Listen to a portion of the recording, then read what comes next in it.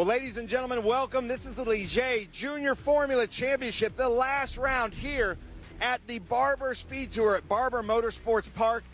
It has been such a fantastic season, and why not just throw a little bit of wet track at these drivers? As you can see, all of them are wearing their hand-cooked rain tires, everybody that I'm seeing. We've got the Felber twins right up here in position 1 and 2. Roman Felber has switched. He's still number 73, but he's in the car that we've seen Cash in all season. And then Cash is easy to spot because look at this. He's got the dollar sign right on his helmet. We love that. Running with the Phantom Fireworks Town Hall out of Cleveland, which is, I've heard, a really cool sports bar, organic food sports bar out of Cleveland. So the Felber's doing really well. It was really cool for me to see. We had two identical twins yesterday on our podium. Harbir Das, watch out for him. He loves these conditions. He loves the rain. He loves the wet. So he's actually excited to see what's happening here. Pablo Benitez back with us with Scuderia Buell, doing very, very well. Love seeing these cars out here. We come back here to Crosslink as Gil is giving William Rohan a handshake. Keep it cool on track, he's saying. Then, ladies and gentlemen, right here, check this out, with the Aliyah Group. So great to have him out here. Our champion, Gaston Irasu, all the way from Uruguay, yesterday after everything folded out, is now, not even provisionally, is our Ligier Junior Formula champion. We are going to talk to him at Winner's Circle after the race. So excited to talk to him about that. Congratulations. Then we've got Ethan Beckham Jasir right here with Stonica. Drew Such, I believe, second in points for the championship.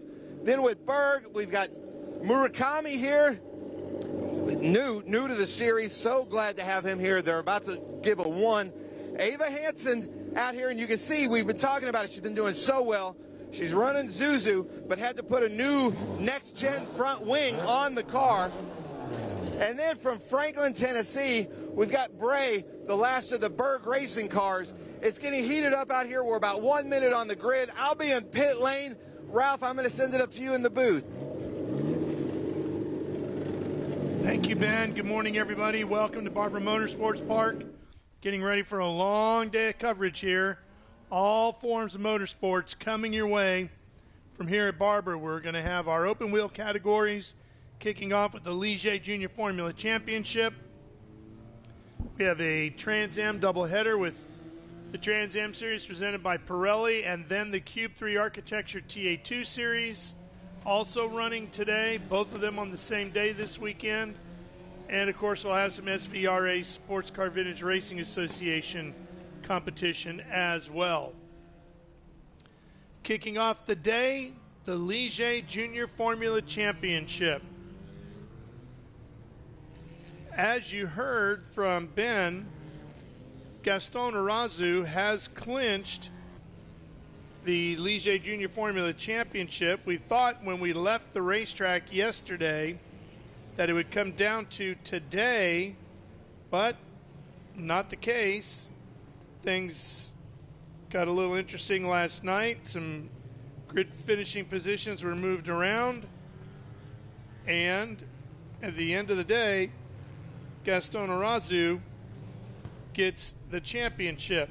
So what happened was Gaston got a 5-second time penalty for making a false start, but Drew Such got a drive-through penalty, which was converted to a 30-second time penalty for causing the collision with Irasu down at the exit of turn 1 near the end of the race yesterday. That's the one where Irasu got up on 2 wheels.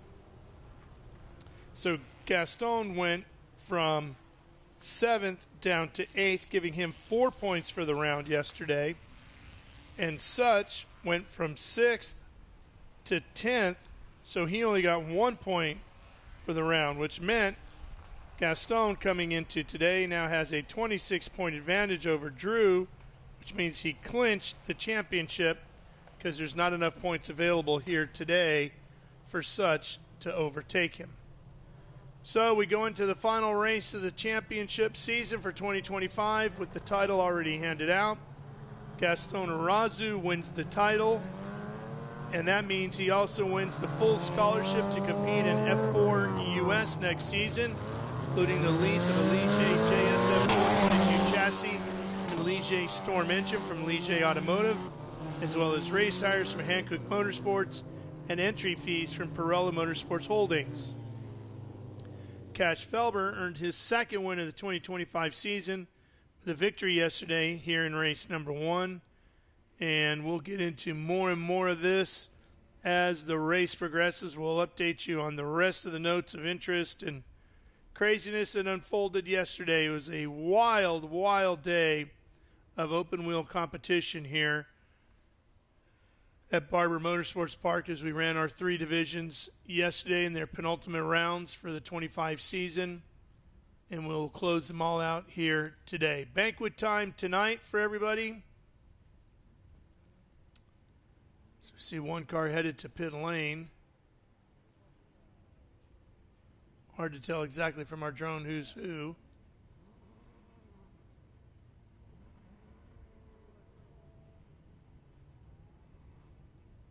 You see the damp conditions on the racetrack. Doesn't look like too many significant puddles, certainly on the racing line. You see a few off to the far right there and up along the wall.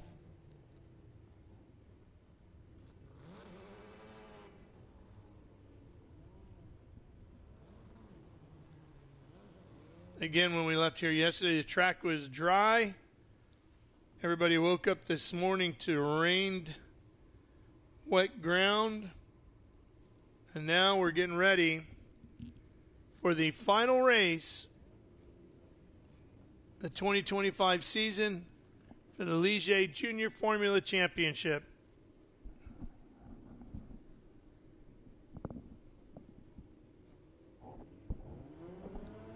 Field is set for the standing start. Here we go. And we are underway.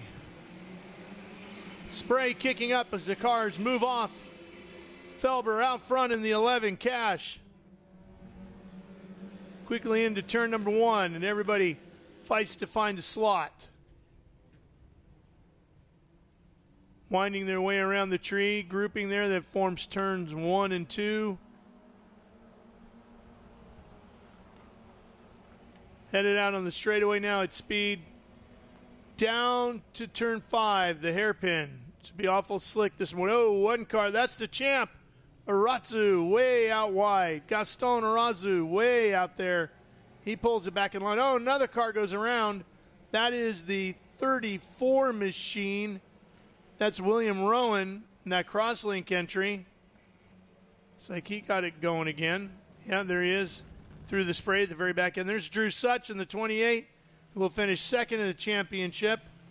The 98 is Tasai Murakami in that Berg Racing entry, making his debut with the series here this weekend. Coming over from Japan. Oh, big puddle over there. Didn't see that one earlier. So everybody's splashing through there with those Hankook rain tires on. Good look at Habir Das in the 23. Habir back in second behind Beckham Jasir in the 67. Tight racing through there. You can see it back in third, fourth, and fifth. The champ coming through. Oh, he looks like he had a little contact there with the 44 Pablo Benitez. Aratsu in the 42, Benitez in that 44, and Benitez, Pablo was very quick yesterday, so we'll keep an eye on him as he sits in fifth right now. It's Felber, Jasir, Das, Aratsu, Benitez, top 5, Drew Such up to 6th, Bray, Rowan, Murakami, and Hansen, Ava running in 10th. She was pretty quick yesterday, even with the missing front wing. Here's a look at that battle again. You could see Gaston got a little squirrely coming off the corner. Looks like he tried to get on the power a little bit and it spun up on him. That was coming off that final corner. Felber now getting pushed pretty significantly by Jasir. Beckham trying to find a way around.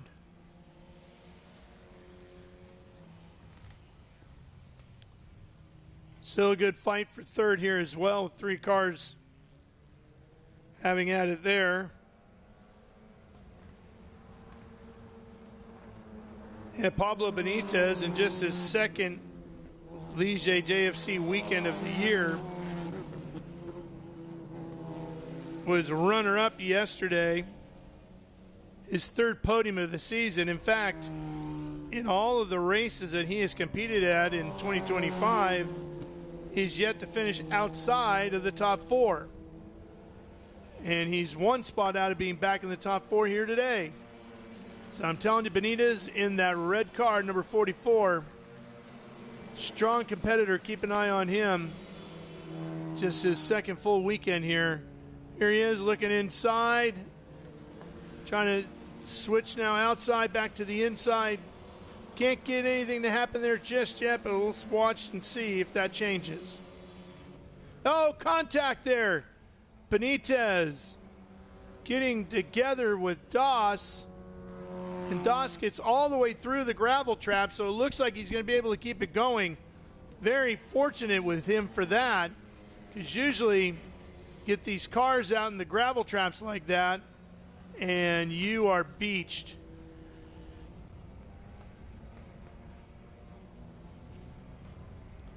You saw the gravel come out from the bottom side of the car as he returned to the track.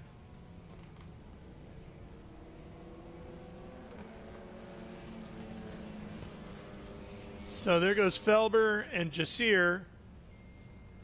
Oh, and you see Felber sliding the back end around on the 11.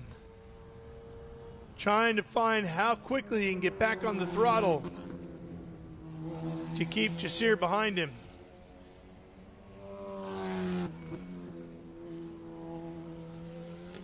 And Jasir continuing to apply the pressure right under that rear wing. Cash Felber's number 11.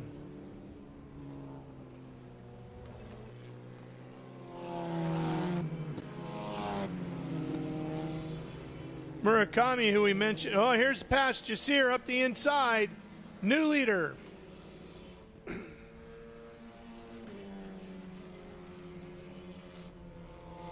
.24.5 minutes to go. Beckham Jasir becomes the new leader here in our Ligier Junior Formula Championship season finale.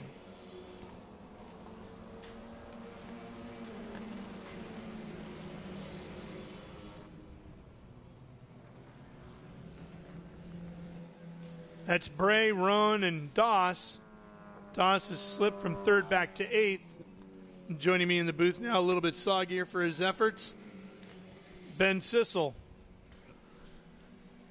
Yeah, great start here in the Ligier Junior Formula Championship, and there are some drivers that are much more comfortable in these conditions than others, so we should see some good driving today. But I don't... Oh, one around here in the 34. Rowan going around. Well, it's fun to have Ben for a second. Outstanding job, Ben Sissel, as always.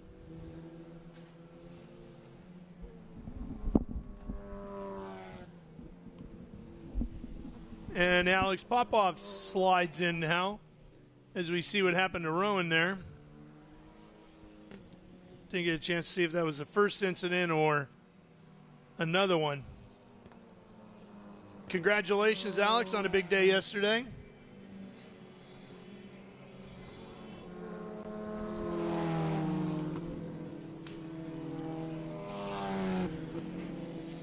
So Zach Forey joining us in the booth.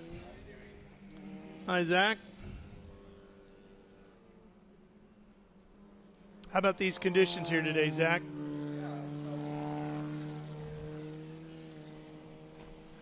Try that. No?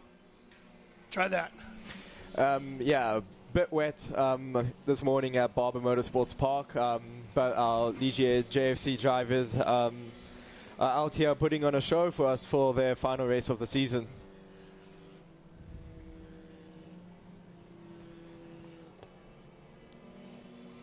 Problems here for the 26.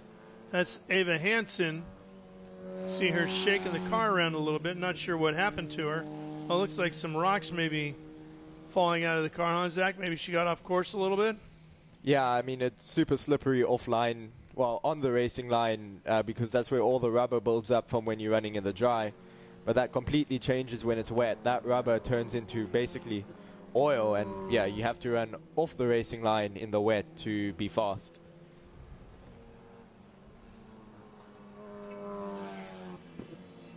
Ava was quick yesterday, had that front wing knocked off of her car. She battled through it.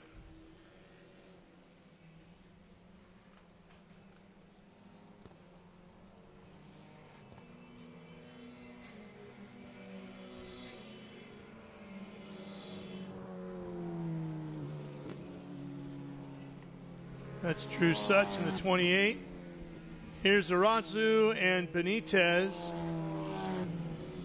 Yeah, you can see Benitez there going offline, just trying to cool the tires. That's probably saying that the track is starting to dry more and more, and these wet tires, they operate in a very small window, so you have to try and keep them cool now when the dry line starts to form. Yeah, you can see him really fighting the front end of that car, really working that steering wheel. Even with the downforce of that front wing, Zach, you're really struggling in these wet conditions to get some bite up front. Yeah, you're really struggling in these conditions, especially as soon as the tires start to overheat. As we see Beckman just here, they're wrestling the car into turn 7 and 8, down the complex into the Barber, where the Barber Motorsports Museum is. You can see him really wrestling the car in there.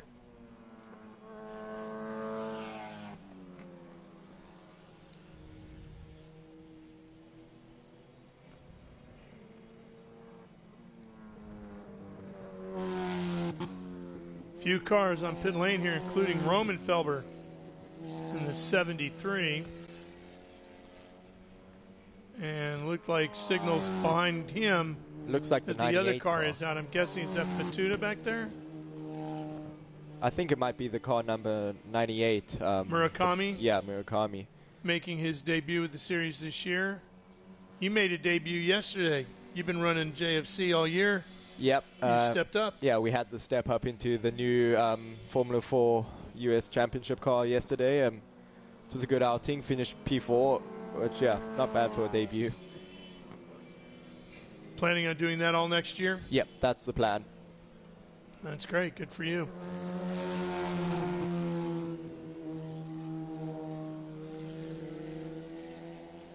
You can see our drone up in the clouds, low level here, as this rain moves on through. We knew it was coming. We didn't know exactly how much we were going to get, how long it's going to last. It looked like it was getting better as I was driving out to the track this morning, Zach, but boy, now it is really hanging right down on top of the circuit, isn't it? Yeah, it's just hanging around the circuit. You can see there's not a whole bunch of wind today, so the clouds are just going to sit there, and obviously we have forest all around us, so it's just going to sit in those trees longer and longer also. Yeah. With our cameras, I know it just looks gray, but when you're here looking at our broadcast position window, it looks a lot more ominous than it does on screen right now. Oh, yeah, for sure. Not sure what that means for the rest of the day. It's not wasn't supposed to rain all day, but you never know. It had been beautiful all the way up until late last night when the rain moved in. We can see just here dealing with some traffic now. It looks like he's caught Ava. Out onto the front straightaway. She moves over. He comes by on the inside. No problem. Yeah, there is Murakami out of the car. Well, there's Murakami's car. Looks like he's gone. A long flight back to Tokyo from here.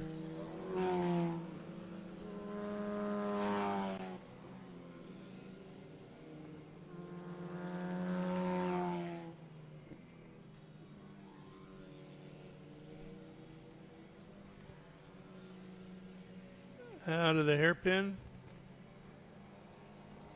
Which portion of racetrack do you think will be the most challenging in the wet?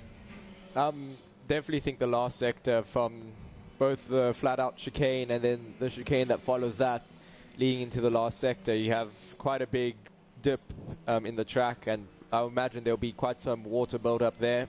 So yeah, pretty easy to have the car aquaplane, and also there's a quick change of direction. So that will also play a factor in, you have to almost turn the car into an understeer to get the car to go in there. Yeah, right where Jasier is now on camera. Yeah. And there's not a lot of runoff there either, is there? No, there's not a lot of runoff. We saw some cars go off there in practices earlier. Yeah. I believe that's Roman's car, right next to our microphone.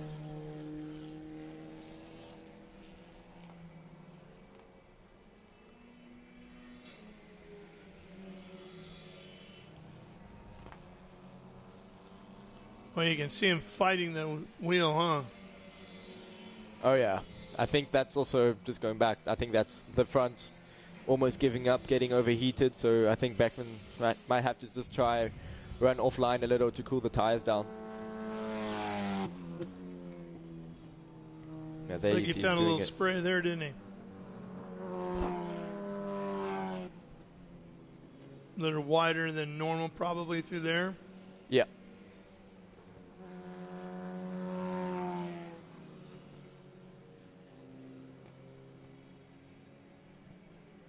See if we can get those hand cooks to work a little better for him.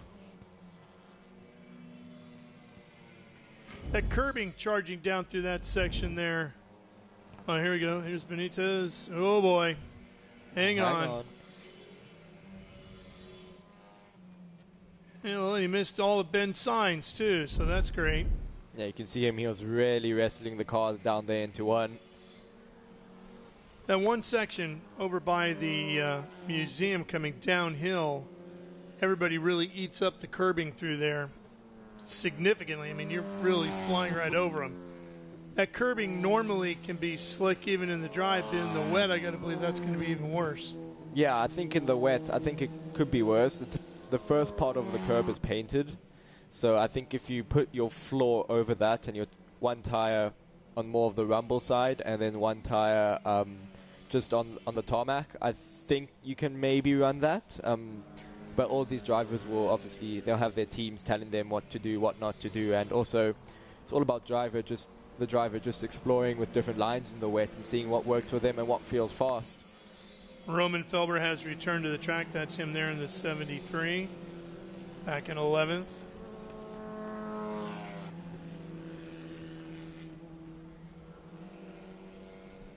And we have a slippery surface flag coming into turn 5. I wonder if there's debris or something there on track. See that?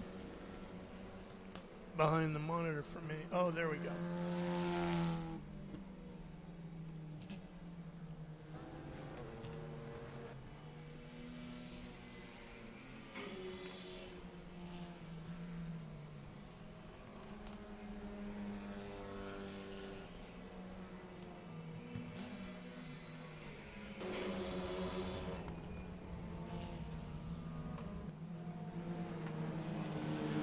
This, I would think, if Beckham can hold on for the win here,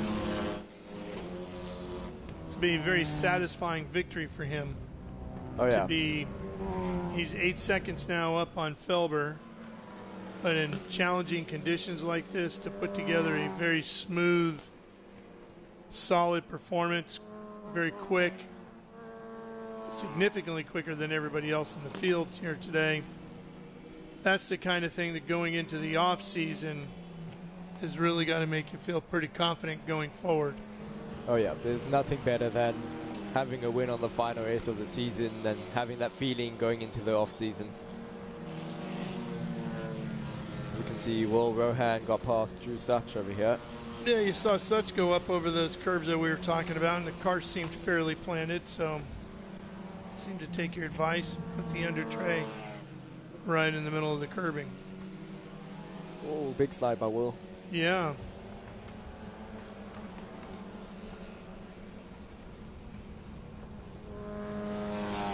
That's been a fight right there for 6th. Roan has gotten around Such and taken the spot.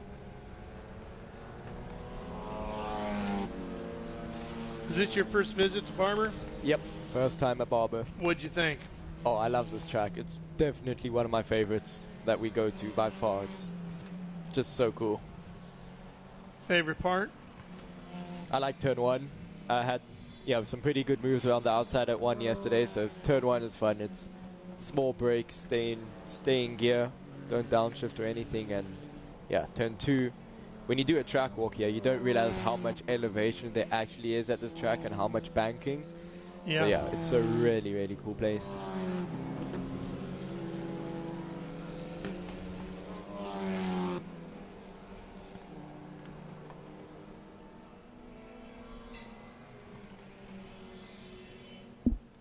Did you do anything fun while you've been in the Birmingham area this weekend?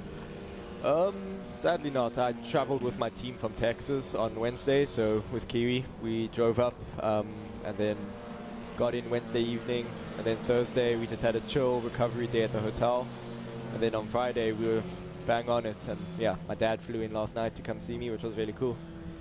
Oh, that's great.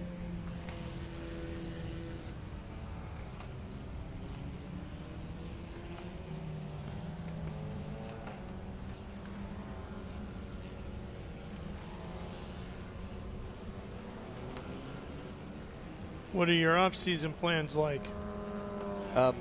Head back home to South Africa, go and see some friends and family, and still have school, still in 11th grade, so junior year. Focus on that and try and get some laps in, and maybe head to New Zealand with the team for the Oceania Championship over there, just to go and watch and just absorb. No racing? No racing in the Oceania and the FR, not yet. One day, hopefully. Yeah, yeah. And tell me again what part of South Africa you're from? Johannesburg. Johannesburg. Okay, so I'm making my first trip to South Africa in December.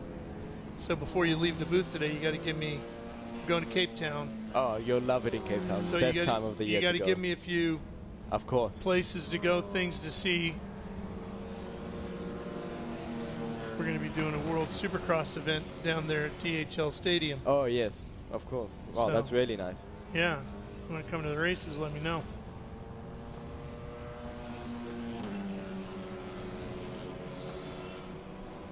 You're not going to try to stick me in one of those great white shark cages, are you? No, funny enough, that's something still on my bucket list to do. Really? That seems like a good idea to you, huh? I think it'll be fun. Well, hey, is that such again, I guess? Yeah, Drew mounting the curb. Yeah, he's not afraid to get up there, is he? Not at all. That's an interesting section of curbing over there. I think Indianapolis on the inside of turn 1 has maybe the most abrupt curbing we've seen all year. It's very squared off. It's not the kind of curbing you can really take advantage of like here. Oh yeah. Here you can really get right up on top of it, and we got one around down in the hairpin. I think that looks like Roman Falber looking out of the commentary box. Poor Roman's had a rough race. How's it? Two teammates going at each other and two great friends, Drew Such and Javier Das. Yeah, that's a battle for 6th. Javier inside, gets the pass done. Yep, you were right. That is Roman. And he's spinning up that left rear there. You see that? Yeah, best thing for him to do is try and rock the car back and forward on the clutch to see if he can get any type of movement. But the grass will be super wet right now after all the rain we had. Well, and where he's sitting could cause a full course caution here. We got a local yellow out over there right now.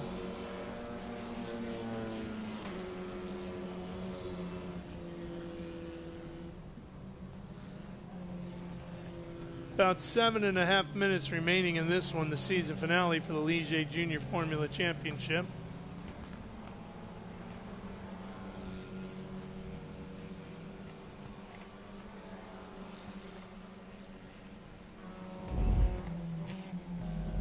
Replay coming. Oh. And there he goes.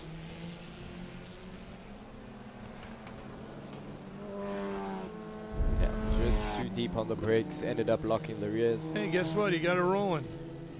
There he goes. There we go. By the looks of it, full course yellow has been called, however, though. Yeah. Boy, they just missed the window on that, didn't they? Yeah. Well, at least it should be short. We get everybody lined up and then back underway. Yeah, get everyone stacked up for maybe a 2-lap dash for the season. Yeah. Beckman Jessier will be kicking himself right now, I think. A 13-second lead. Yeah.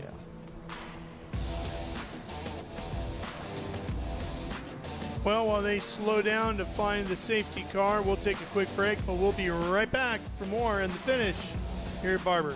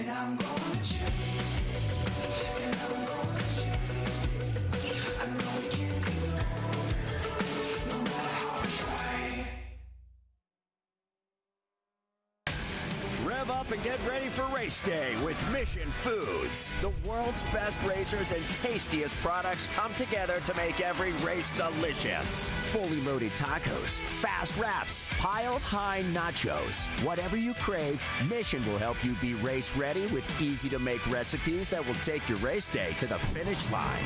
Keep your racing delicious and enjoy all the mouth-watering action. Brought to you by Mission Foods. Too fast, too tasty.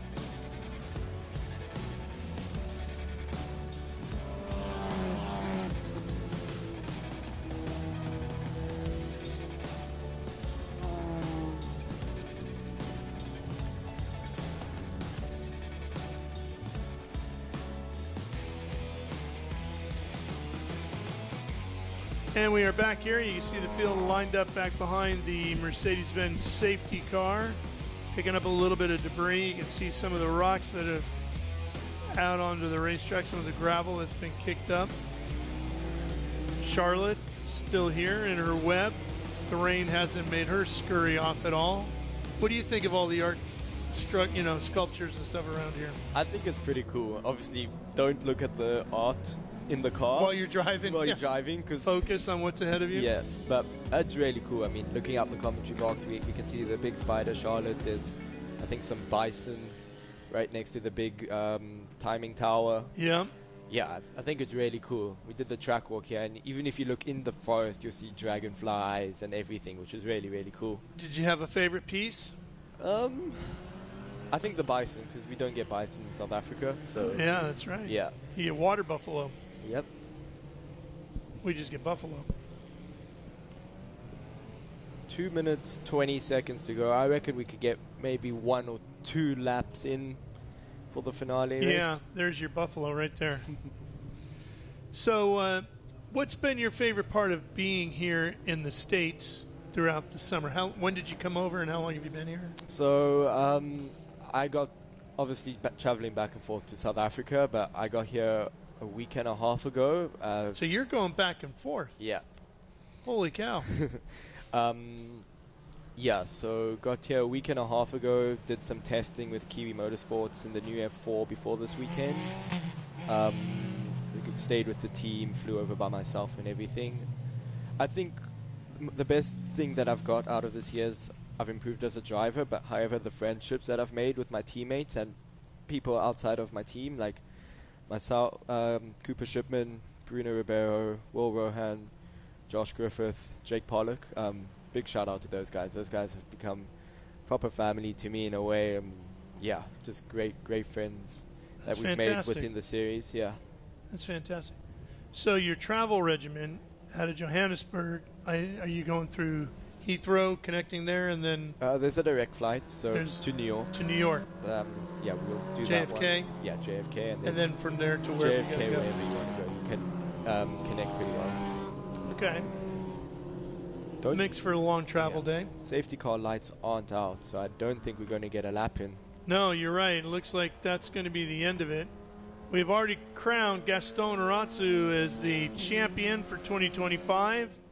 And now it looks like Beckham Jasir is going to get the win in the last race of the year.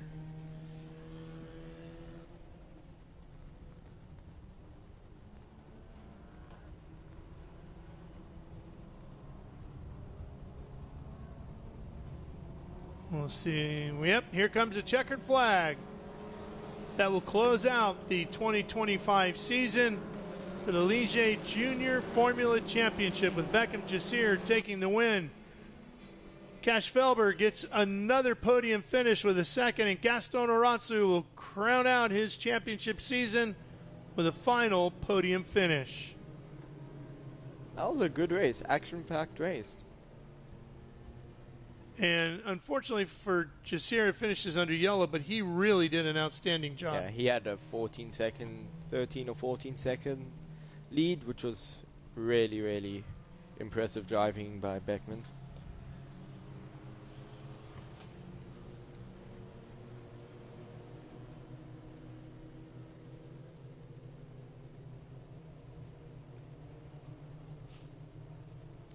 How did you feel about the competition in this Ligier Junior Formula Championship 25? The racing in this championship is fantastic. You can really follow race cars very closely, and yeah, lot of action-packed racing, and the drivers in this field are the next generation of IndyCar drivers, and that for sure. So really, really good racing overall. Good, clean racing most of the time, yep. And this is really the first win for Beckham Jasir in 2025. He was first to the checkers at Mid-Ohio in one of the races there. And I think he got penalized. Yeah. So he ended up losing the victory. But today he put it all together and in dominating fashion. Yeah. So great way to close out the season for Beckham Jasir.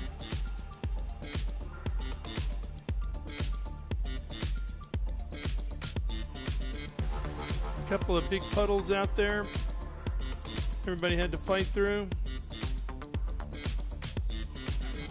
but for the most part a fairly clean race.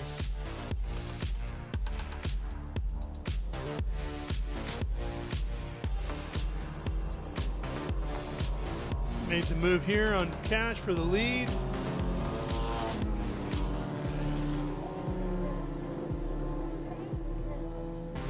Couple of spins due to the weather conditions, but nothing too serious. A good save right here.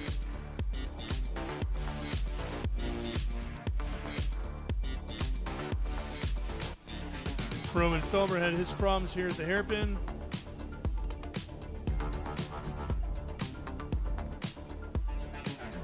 And we'll finish this one under caution. You wave at the kids as you come on pit lane over here? No, the first time I heard Barrett saying that, speaking about that yesterday, the first time I saw them also, I got a big fright. I was like, oh. I thought those were two real kids for a second. I was like, you can't sit there. Yeah, shakes everybody up. Pretty creative idea.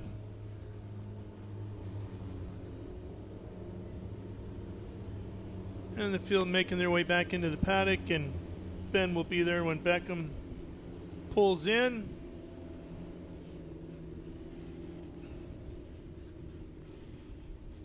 They've got to come all the way around behind the building. We're on the third floor there, just to the left of the staircase in that first grouping of windows. And you can see the folks gathering at the far left end of the building. That's where the podium is in Parc Fermé. You see the tiered levels of the paddock behind us. Here comes everybody. There's Cash, and there's the champ rolling in. Yep, got to change that number.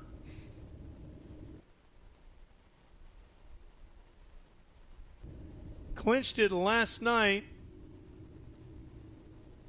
but puts an exclamation point on it here today with a third place finish. And Drew Such, who is battling him in the championship, finished 7th here today. So Gaston certainly put a period on it. Yeah, great driving by Gaston the whole year. I think his breakthrough weekend was Road America. He was just on the pace the whole time there, and after that, no one's really been able to catch him up. However, Drew Such gave him all the way to the end. A big fight by Drew, and yeah, well done to both of those drivers. All right, let's go down to Ben. Well, ladies and gentlemen, we are starting with our third place finisher, and you can see Champagne Racing has already put the number 1 there on the front of the car, but Gaston Irasu, our champion here in the Ligier Junior Formula Championship, how does it feel? It feels really great. We had a really good year with Champagne, so I'm really happy. Nice. Now, talk to our Spanish-speaking fans in Espanol, please. Bueno, buenos días para todos. La verdad, muy contento de poder salir campeón otra vez. El año pasado fue en Nefara y ahora en la Ligier. Y bueno, hay que seguir así. Vamos con todo para el año que viene. Y vamos arriba, con todo. Nice. Well, Gaston, congratulations. Great season, hard fought. Awesome watching him.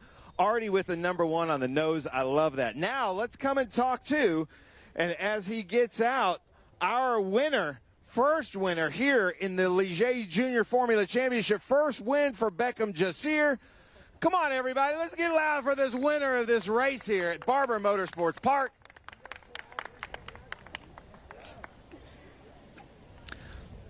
Here, take your helmet off, Beckham, and we'll talk to you here. But, you know, we could point out P1docs.com. P1, that's pretty appropriate here today.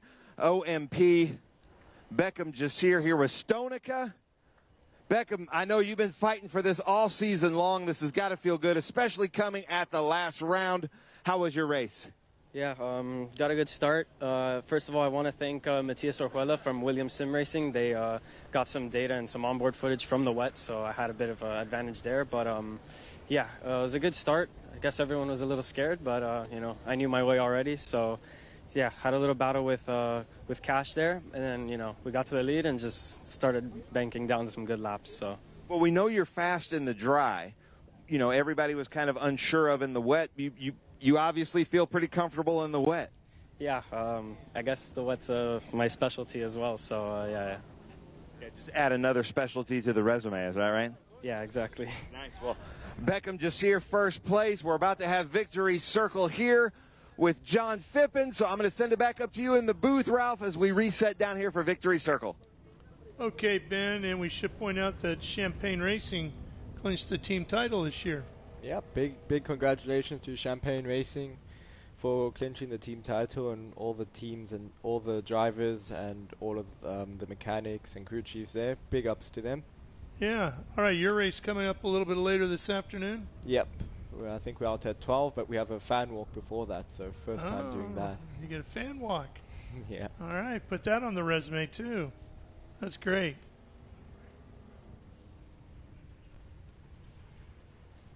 Yeah, looks like the Optima Battery Challenge cars rolling out onto the circuit for their activities. We'll go back for the podium here in a second once John Phippen and everybody is ready for that.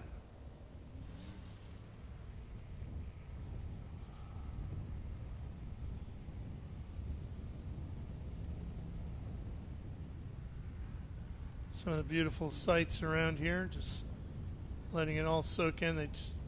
I mean, everything is so beautifully manicured here, isn't it? Oh, yeah. The hedges. Barber Motorsports Park and Road America have the best scenery outside of the track for sure. All right, John, we'll send it down to you at the podium.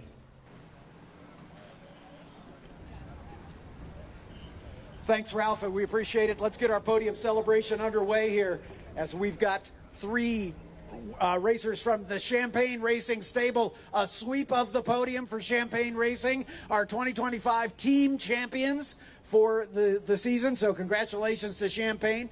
But first, may I be the first to introduce you to the 2025 champion of the Ligier Junior Formula Championship, finishing third, Gaston Irasu. Gaston, a fantastic season, 5 wins. This is your 5th podium in these tricky conditions. You did a fantastic job. Well, thank you. And yeah, it was a really great year with Champagne, and we can win the championship, so I'm really happy. It sounds like our public address system is a little dodgy, but is there anyone you'd like to thank for your team, your championship? I'm sure it's your team as well. Well, my mate, I Hollywood, all the team, and my father and sponsor to give me the chance. Congratulations again. Gaston Irasu, ladies and gentlemen. Mo Murray from Ligier Automotive North America making the trophy presentation. Thanks, Mo.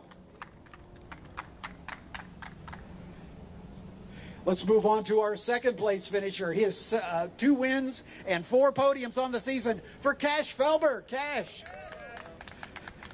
you kind of inherited the pole when your brother had some problems this morning. Yeah, I didn't expect that going into this race. I thought I was going to be starting second, but, you know, we just kept the lead, and then Beckham got past us on, like, I don't know what lap, but after that, after he just passed me, I was, like, saving, not trying to go off track or anything, because I think we inherited third in the championship now, so I'd rather keep on track and keep third in the championship than go off. Well done. Anybody you'd like to thank? I'd like to thank the whole team. They did an amazing job, especially this whole season. This round, we got to win second place. So I don't think that's too bad. I'd love to thank all my sponsors: Town Hall, Rebel, Bio Longevity Labs, Next Gen, Mind, Body, and Matrix, and then I think that's it. All right, congratulations, Cash Felber, ladies and gentlemen, your second place finisher. Mo, once again, making the trophy presentation. Well, in addition to introducing our champion, my favorite part of this job is a chance to introduce to you a first-time winner. He moved over to the Champagne Racing stable. He is the Rainmeister, ladies and gentlemen, Beckham Jasir. Beckham, congratulations. Obviously, moving over to Champagne has been a good move for you this weekend. How does it feel for your first victory? Yeah, I want to give the team a big thank you for making this weekend possible. For sure, couldn't have been done without them. But yeah, for sure, yeah, it was a nice change, I guess. The weekend was pretty good. I think we were running top 5 the whole weekend, so yeah, it was just good consistency. But yeah, I want to thank all my sponsors, you know, Stonica, Bell, P1 Docs, OMP, for making this possible the whole year. Clearly, you're comfortable in the wet weather conditions. You came from 7th to finally take the lead, and before that full course yellow came out, you were pulling away. So have you had some experience racing in the wet? I think in this car, I've probably had just 1 race. So yeah, I mean, it's all right though. I have experience on the sim, so. Well done, my friend. Beckham Jasir, ladies and gentlemen, first-time winner. Mo Murray once again making the trophy presentations. As we begin the hat dance, we've got Hankook hats on all 3 of our drivers, as these Hankook rain tires doing a fantastic job here today to keep these cars on the island. And we thank Hankook for all the great work they do with us all season long. And of course, Mountoon, who provides the power plants for these cars, the Honda-based K20 normally aspirated for these drivers. And Mountoon keeps them humming for all of our championship in this and as well as the Formula Regional Americas Championship, which we'll see later today. And we could not do what we do, obviously, without Ligier. This beautiful car has been with us since the series inception back in 2016. And with the introduction of the new second-generation car, which we'll see a little later in the F4 Championship, this car is still doing yeoman service in the Ligier Junior Formula Championship, and it's great to be able to extend its life. But now for the time for the champagne celebration, and with good reason, because it's a champagne sweep of the podium. Let's hear it for the new champion, Gaston Irisu, Cash Felber, and first-time winner, Beckham Jasir. Thanks, Ralph. We'll send it back up to you.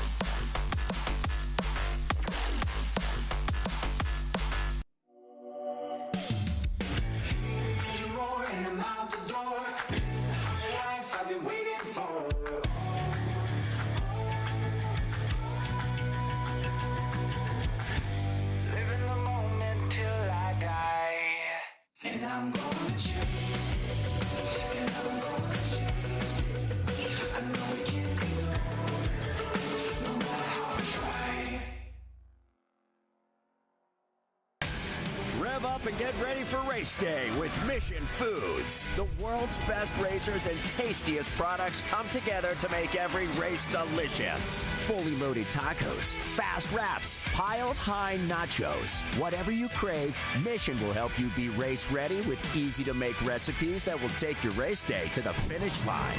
Keep your racing delicious and enjoy all the mouth-watering action. Brought to you by Mission Foods. Too fast, too tasty.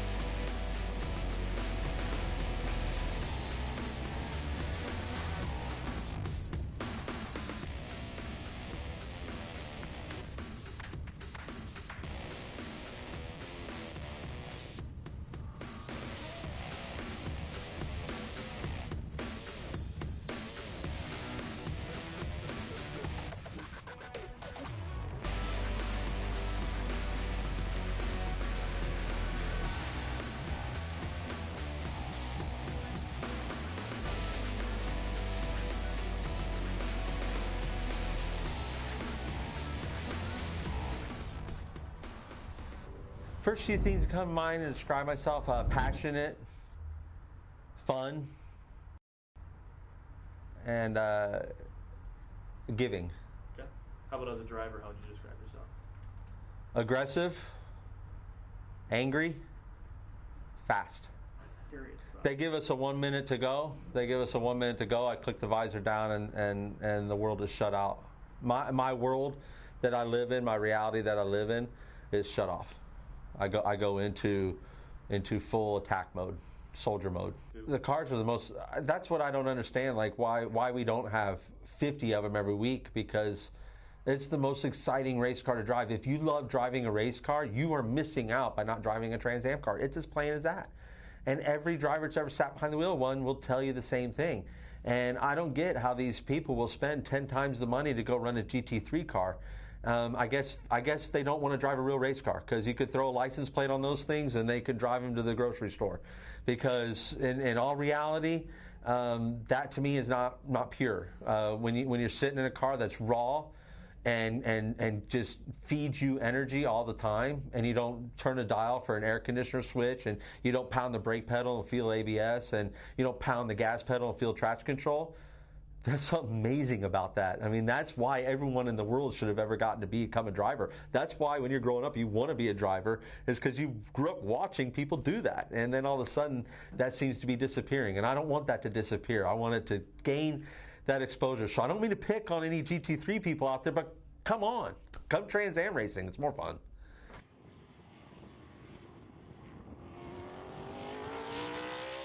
I'm Chris Dyson. I'm a 3-time Trans Am champion, and we're here to start the season. Well, this morning always starts like every morning with good breakfast. Woke up, sort of got my mind focused, remembered it's a race day. We're at the race weekend. It's the happy time, it's the happy place. We try to focus on what's ahead, which is a great day here. Our Mustang, our number 16 Jim Weed car is ready to go. The team is here. I came and checked in with my engineers, and we've talked about our plan for the day, and it's exciting. This is the best time of the year. This is New Year's celebration starting in February for us. Yeah, so I mean, we spent the winter training. Racing never shuts off. You're always on it mentally, and you want your body to follow. And I think always having the ability to be ready to go at a moment's notice is something that we all racing drivers want to do. We don't want to be left behind. We want to be first. We want to be the fastest. And a lot of our focus away from the track is on making sure that we're at our absolute best, and when we're not at our best, that we can still get back to our best. And I think that's a key thing for any athlete. One of the big things in the off season is focusing on stamina and focus. And having a couple months off is a great time for the mind to decompress, getting in the gym, putting in that little extra, pushing to try to build up and create those reserves you're going to need when it matters, whether it's in the race or whether it's over a course of a long season. That athletic preparation is a big part of the sport. This is a high-risk, fast, and dangerous game. And what you want to make sure of is that you're not letting down the team and that you're keeping yourself in one piece. So focus is everything. The Trans Am Series has been around since 1966. What it has evolved to in that time is right here, a 900 horsepower, 2,800 pound beast. This thing produces over 2,000 pounds of downforce and flies around the track on 18-inch Pirellis. They're 14 inches wide at the rear, 13 inches wide at the front. It's an 18-inch wheel. Hauling tail around here. They're one of the most vicious cars around here. No traction control, no ABS, just a fire-breathing V8 flying around at 200 miles an hour. We have a wide variety of examples to run in our XGT class. This is a Corvette. It's got 600 horsepower at the wheels, and it's running on the 18-inch Pirelli tires again. It's making a lot of downforce, and you're allowed a lot of variations in XGT. So we're going to see cars from all over the world competing. High horsepower, high speed. These cars do have ABS, but they are not allowed traction control. Fitting right between our GT class and our XGT class is SGT. This is a very versatile car right here. This is a Howe chassis TA2 that it started life at, but it's eligible for SGT. You add 100 pounds, it's still the same Chevy LS motor, same Pirelli tires, same everything, but it's eligible to go race against the Porsche, the Mustang, and the Corvette that were more popular cars in this class. The 3 GT classes that we have in the Trans Am series is GT, SGT, and XGT. This is an example of our XGT cars. We've got a lot of different makes in this class because we're catching cars from all around the world. This is a Mercedes. It's producing about 550 horsepower. It's going up against some cars that have over 600 horsepower. This car in particular makes a ton of downforce. We're on our 18-inch Pirelli tires, and we've got probably 1,500 pounds worth of downforce that we get on here. And now moving on to our GT class. Here we've got a Mustang, 475 horsepower, 6-speed paddle shift. It's big downforce with the wing. It's got a huge splitter up front here. Also on our Pirellis, like every other car in our Trans Am series here, this car is going to go up against a wide range of marques here. We've got an Aston Martin here. We've got Maserati here. We're racing against Porsches. We've got an Audi GT4 car here. Our GT classes encompass cars from around the planet, and the racing is amazing. You know, you see, you know, we have TA1, then you have TA2, which is, you see a lot of young talent learning, either being a road racer and showing their skills to move to IMSA or NASCAR, or, you know, development drivers, Brent Cruz, for example, Connor Zilic, who's amazing, and Thomas Annunziata, a lot of young guys that have the talent to move up, and this is where they get their feet wet. I like to see TA1 kind of become the next step for them to, you know, feel more powerful cars and a little edgier cars. The TA2 cars, you can slide around a lot. The TA1 cars are much less forgiving, more on edge. So I can see TA1 kind of becoming what TA2 is now, as far as the young guys getting big car experience. Adam Andretti, I drive the top liner Chevrolet Camaro in the Trans Am series presented by Pirelli. It feels amazing, but at the same time, it doesn't mean anything 2 races into the season. It's obviously a cool accomplishment. You get the great pit spot, and you get some of the perks that come along with being a points leader, but none of it matters until we're in COTA and we're at the banquet, and they're sitting there, and then you're the points leader. That's when it matters. So there was a lot of racing left to go, and that's what we're working towards, is to get to that goal of COTA and celebrating the ultimate celebration. Leading the points at any point in your career feels amazing. I mean, no one doesn't want to be the points leader. That's what we're striving to be. We've been consistent. You know, it's again only 2 races in, but the change from our past to now would be consistency and having a good start. Honestly, in my entire Trans Am career, I've never left Sebring with a decent finish when going for a championship. I've had some great finishes at Sebring, but it was always like one-off races, and I was never going to go. I wasn't going for the championship that year.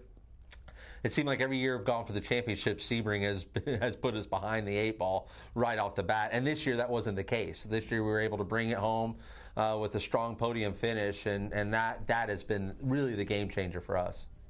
When you start thinking about other teams and what they're going through, and you lose focus of what your own operation is doing. We're just heads down on what our own operation is. You have enough to deal with focusing on your own program than having to worry about anyone else's program, as nobody out there is worried about our program either. So it's the champions really put their heads down and focus on what they're doing and exit that outside noise. That outside noise doesn't mean anything.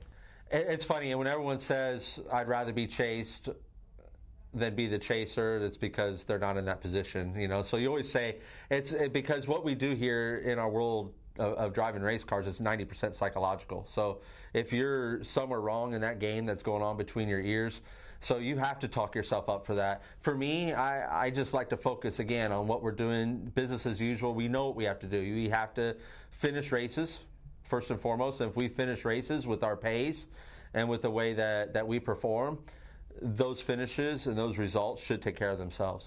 After the California swing, we still have 2/3 of our races left. So you get into that last third of the races, then yes, maybe some of the mentality will change, but you got to be careful changing your mentality driving, because when you make those adjustments, it can create other errors because you're taking yourself out of your rhythm. You know, the rhythm of life and the rhythm of what you're doing, especially in our sport, is so important. So it's really a fine line, a fine balance that you have to be on at that point. The Trans Am Series is all about high horsepower and a big focus on the cars. The TA2 Series is driver development. We get a huge car count, we get great battles on track, And with me right now is Tristan McKee. He's a Chevrolet development driver, and he's going to help tell me and you guys about what we do to make these TA2 cars fast and how you go about winning races here. So yeah, we really have to be perfect with everything. You know, the competition is super stiff around here. So we really have to have all our cambers, air pressures, and everything right with our Pirelli P0s. You know, they're great tires, super reliable, super consistent throughout the race. We also have to make sure our balance is correct throughout the race, aero balance, mechanical grip, stuff like that, because race pace is super important. Sometimes we have long races with long runs, and sometimes we have caution-filled races like Sebring. So you're playing with shocks, springs, you're adjusting rear wings, so that, and your thought is, maybe this is going to be a short run race with a lot of yellow, so I've got to be able to fire off really good, or man, maybe this is a race every year that doesn't have a lot of yellow, so I've got to have my rear tires still hooked up at the end of this race so I can come through these guys, right? Yep, exactly. We missed it a little bit at Sebring. You know, we were expecting some long runs, so we had a little bit of a long run setup, and we just missed it because there was a lot of caution. And another one around the 61 machine. Our TA2 cars are over 500 horsepower, a little over 2,800 pounds, and so as a development driver and you're coming up through the ranks, being able to just rake, tow, Ackerman, all sorts of things on this. This is the full package, so I imagine you're working with engineers and learning as much as you can from them, right? Yeah, I've learned a lot driving these cars. You know, I come from circle track world, so this is very different from what I'm used to. I'm really enjoying it. So the difference from running the circle track cars to running the road course stuff, what has been your biggest thing that you've been learning with your driving style? I've had to work on myself a lot because usually driver's fine, it's more the car, so I've had to, you know, redo all of my braking techniques because it's all different for this style of racing. So I've learned a lot doing this, and I think it's helped me a lot in the oval world, so I think it's really cool. Awesome. Well, thank you. Good to see you and good luck this week. Thank you.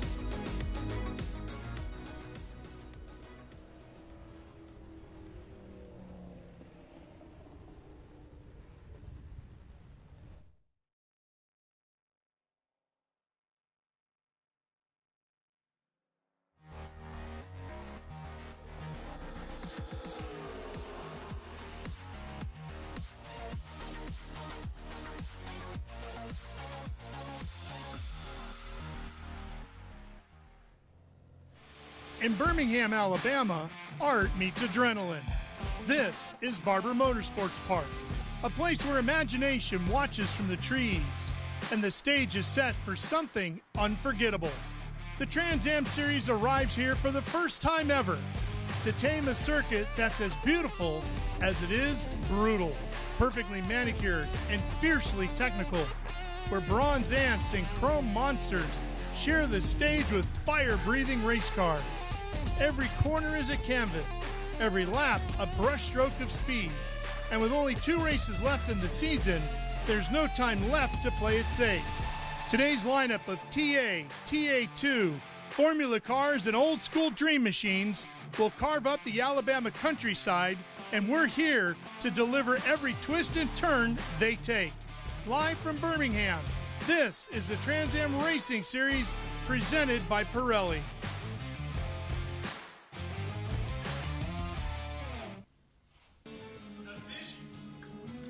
The vision was to build a beautiful park with a very fast road winding through it. Mission accomplished. Barber Motorsports Park is a 17-mile, 2.3-mile stunner.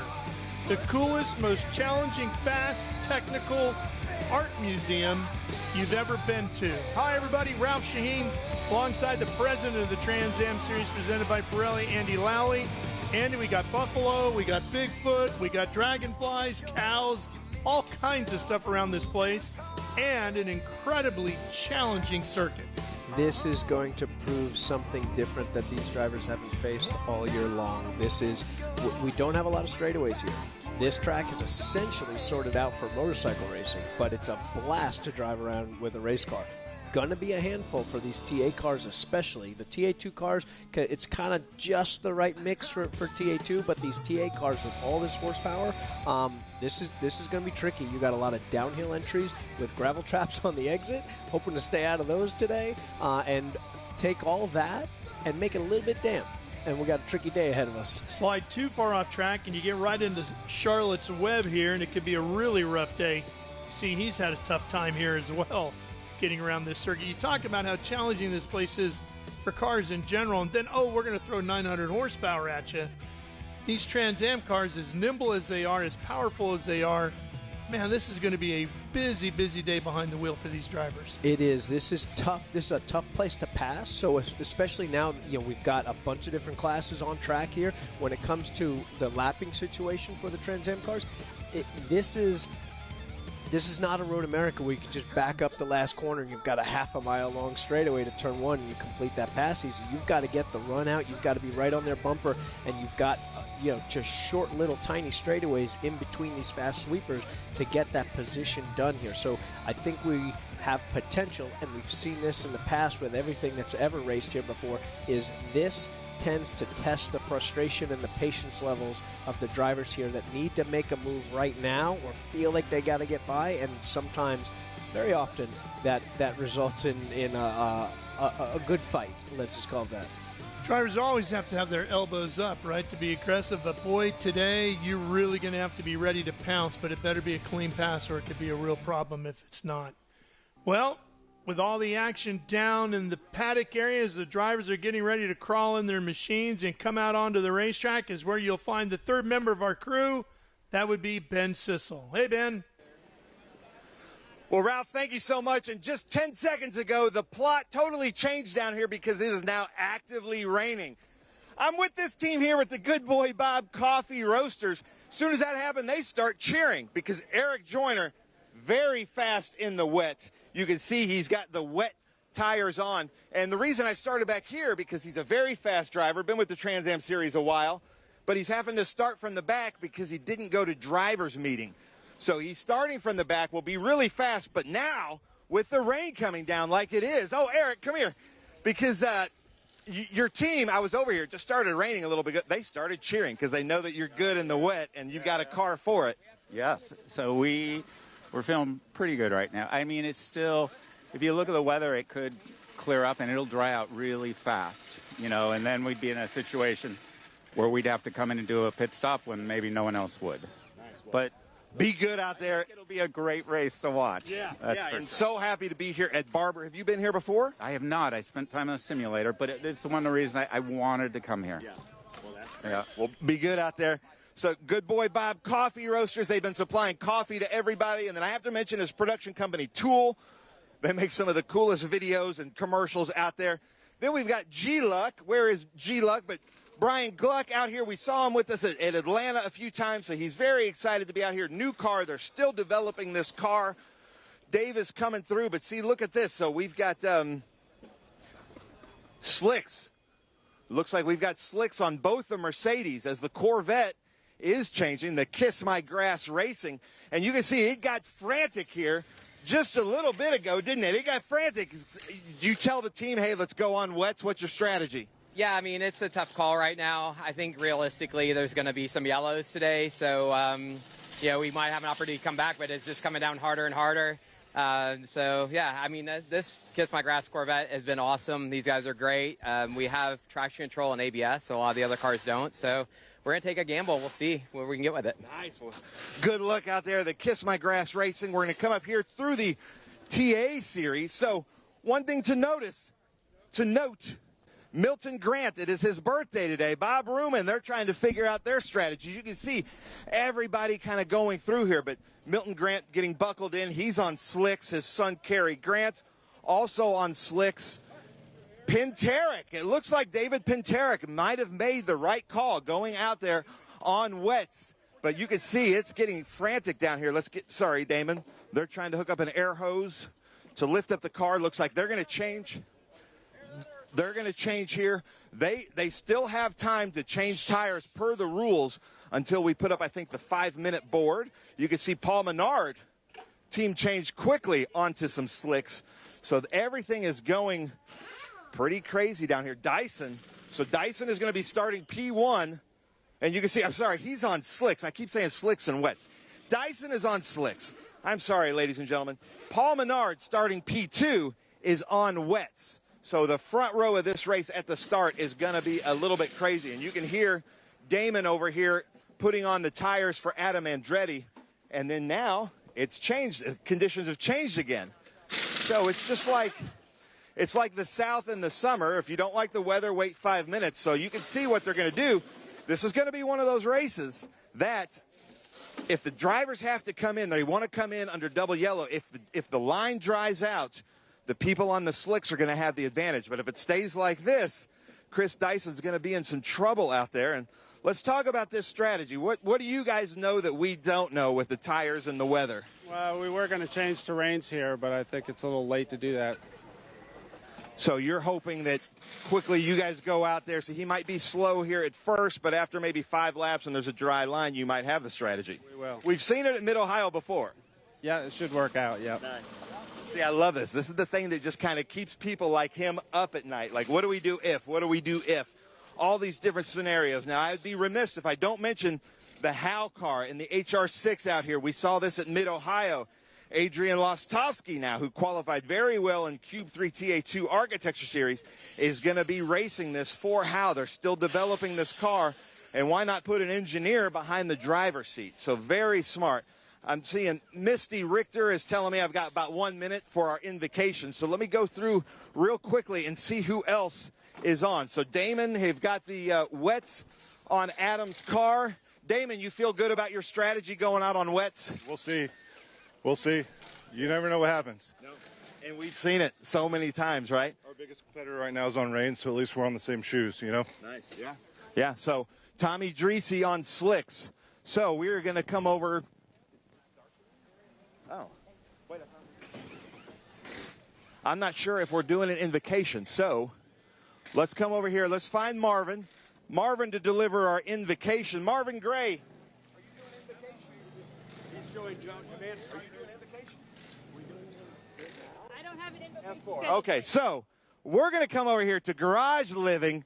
Unbelievable. Conway is out here with us. We've seen the Stack Auto lifts out with IGT. But Conway, to deliver the most famous words in motorsports with all these air jacks and everything going on in the background, he is going to deliver the most famous words in motorsports. Conway, take it away. Racers, start your engines. Nice. Nobody did. Because they're all worried about tires.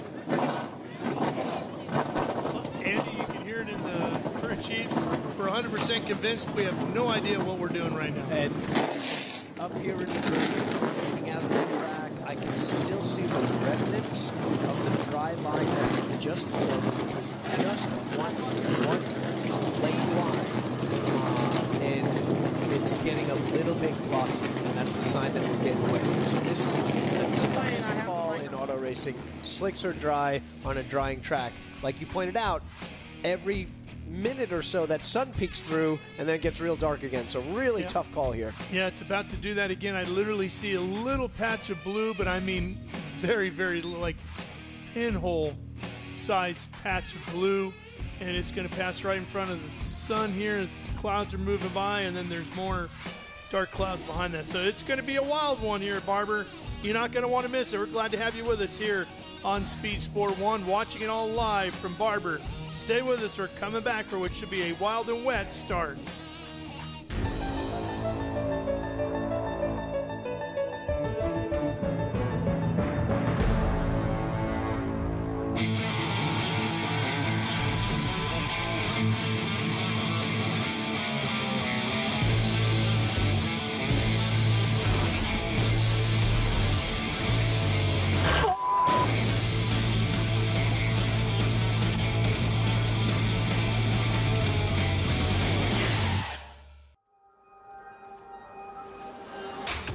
Good is this? Look at this view from Losowski.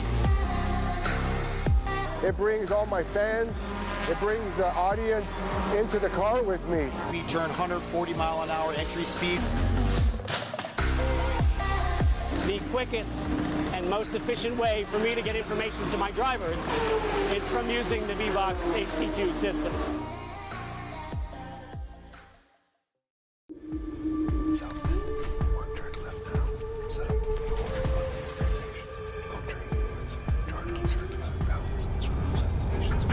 Southbound, work track left now. Set up for harder braking.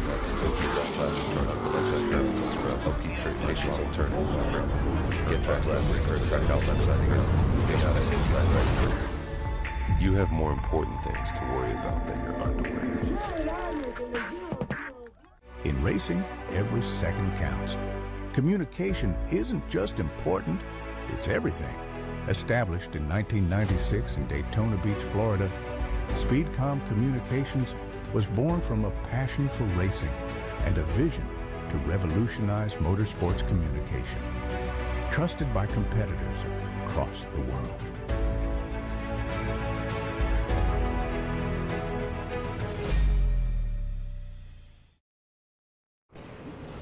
Back here at Barber Motorsports Park, live on Speed Sport 1, there's a good look at the main tower.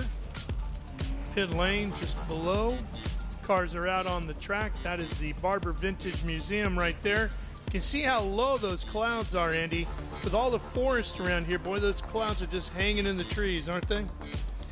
Low clouds, but then spots of sunshine over there. That's what the drivers on slicks want to see. They want that wind to pick up. They want these clouds to move out.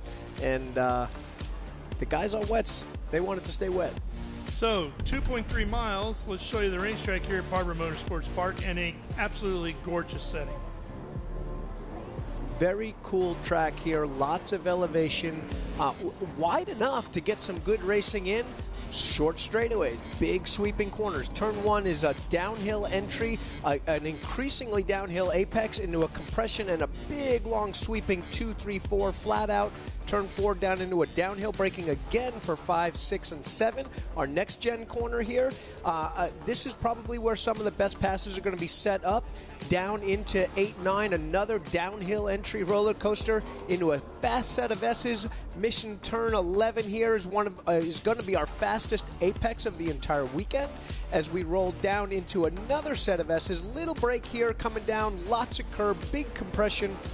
Up and over for another long continuous right-hander that we're calling 14, 15, 16, and a quick 90-degree left in turn 17 to finish up this 2.38-mile track. And coming out of 17 and coming out of 6 can be two of the most challenging areas because We see cars all weekend long going very wide. They're getting out into the grass, and on a day like today, you get off into that grass, you're going for a ride.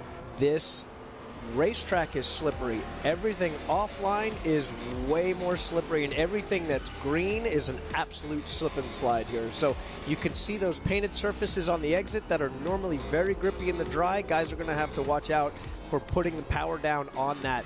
You can see also, look for the shiny stuff. That's the real slick stuff. You look at the racing line, and that's got like a matte finish. That's where all these drivers are going to want to be, whether they're on slicks or rains. As this track gets, they're looking for the driest portion, the highest amount of grip, and that's the big telltale around any racetrack. You see it shiny, that means there's a little more water on the surface. We haven't knocked away. You don't see the dips and peaks of the aggregate of the asphalt. So that's where you want to have your tire until those wet tires are getting too hot from being too dry, and then you'll see the drivers kind of come inside down the front straightaway and any straightaway that they can get a little bit offline to cool those tires off before they get back in the corner and rely on that big Pirelli grip.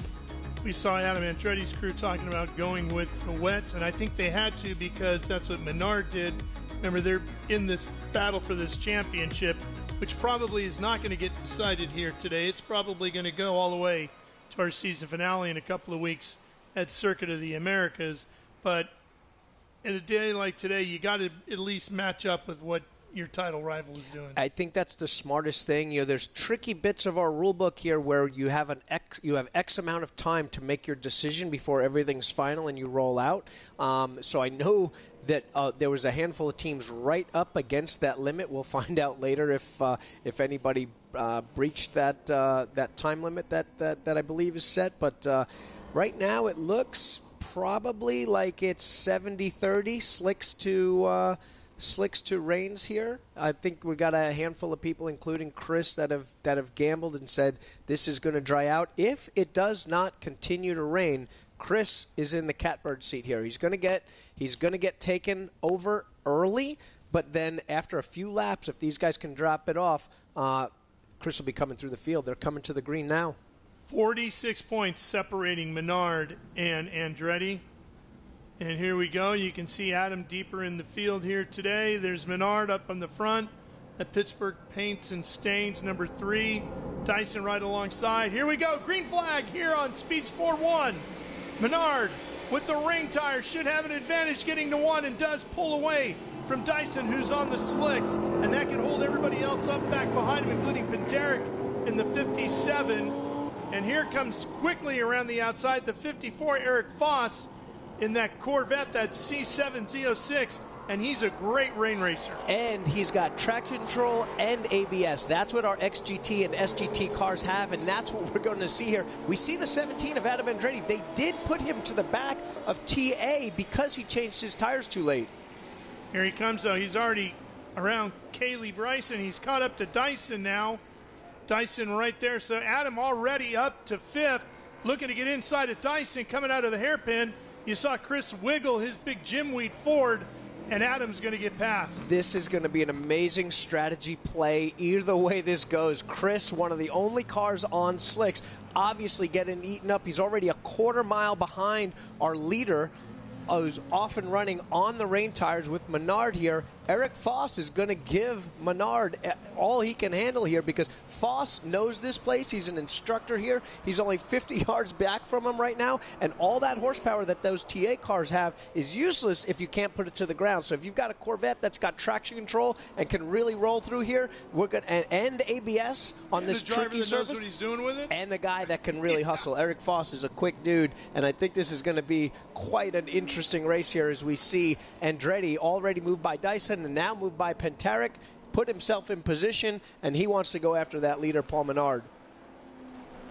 Adam working his way out onto the front straightaway now as Menard is already down to turn 1. Adam is just coming off at 17. Let's see if he can reel them back in. Kaylee Bryson, we're seeing her move down to the middle of the track here, looking for a little bit of water for her rain tires. Might feel like that block on that tread is moving around a bit.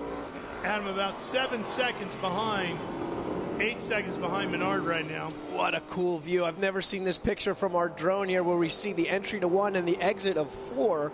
Yeah, here comes Andretti out of 4, headed down to 5. As you see some of the GT cars getting down into turn number 1. And boy, Foss is right there, looking at going over to cool his tires down. He goes right over to challenge Menard here. Foss, look at him jumping the curve, even in the wet there. Knows he's got the brakes, knows he's got the TC, can try to take it to one of these cars. Eric, one of the most experienced guys at Barber Motorsports Park, but an all-around excellent driver in any series, anything that he's ever jumped into here. So with the proper car and the crazy conditions, it's always been possible for these TA cars that are monsters in the dry to have their hands full with that much torque and that much power in the wet here. We're even seeing right GT here, cars. Dyson continuing to have issues here. Chris has fallen all the way down now to 7th or 8th as he fights with one of the Maseratis and loses another position there, which in the dry it would easily be the other way around with Dyson lapping the Maserati. But as we sit here, our broadcast booth faces to the east, and Andy, you and I right now both being blinded by that big bright orb in the sky, the sun poking through again.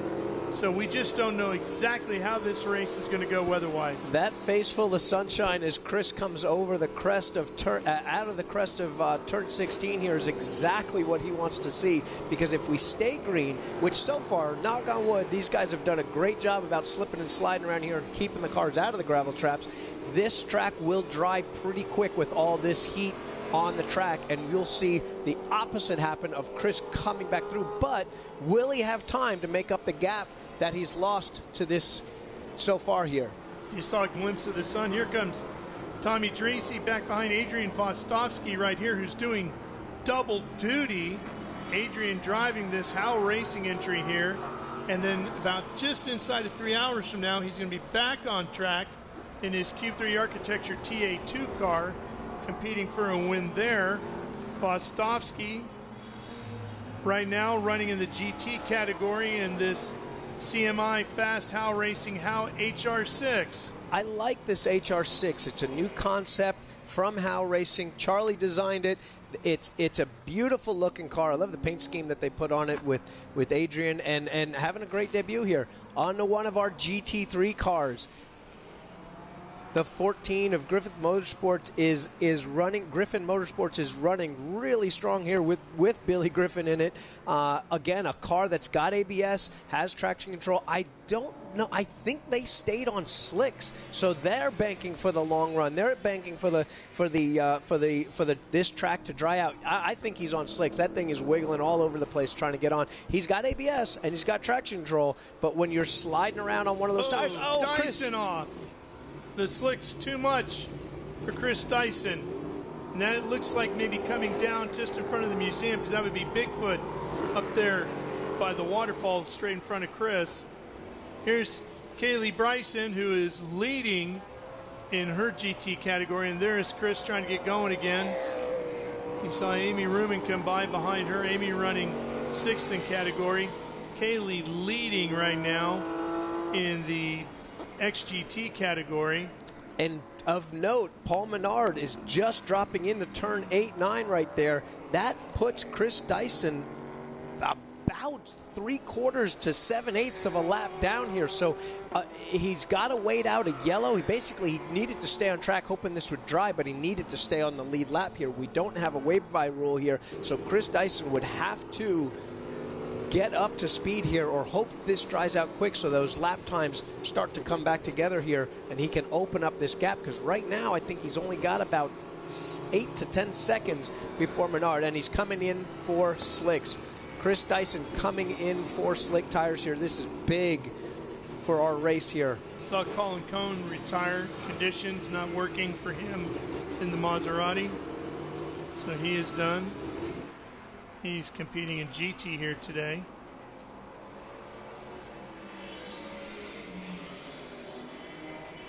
Paul Menard right on the dry line there. Eric Foss keeping him honest here, pushing him here as the track dries out. The more this track dries out, the easier this is going to be for Paul to be able to pull away. But while we probably at this point have a bunch of portions of this track that it's better to be slicks on, and a bunch of portions that it's better to be on wets. the Pirelli tire is going to perform strong either way, but like if we're looking at Paul now here coming into the hairpin, this is one of the trickier places to put power down. Also one of the trickier places to brake since it's so downhill. So obviously, oh man, so this is tough. Those new tires. That 16 Jim Weed car, Chris, now a lap down. They want to make sure they don't go 2 laps down. They could potentially come back from 1 lap down if later on these other cars have to come in. But at this point, this is a tough day for Dyson Racing in that Jim Weed car. Struggling on that right front right now. That's what's holding them up. Off the jacks and away he goes now. Menard making his way around Grant, possibly also on slicks there. Tough time for any of these guys that made the choice to stay on slick tires here. Chris is just going to make it before falling 2 laps down. So our TA class as it runs is Menard, Andretti, Pinteric with his first potential podium shot here of the season, Ruman, Dreesy, and then Dyson. Split up in there, Eric Foss overall P2, Kaylee Bryson leading XGT with Joyner not far behind, and Griffin taking up the final podium spot there. Here come the top 2 out onto the front straightaway. Menard with Foss right behind him. Of course, Foss leading in category as well as he's in front in SGT.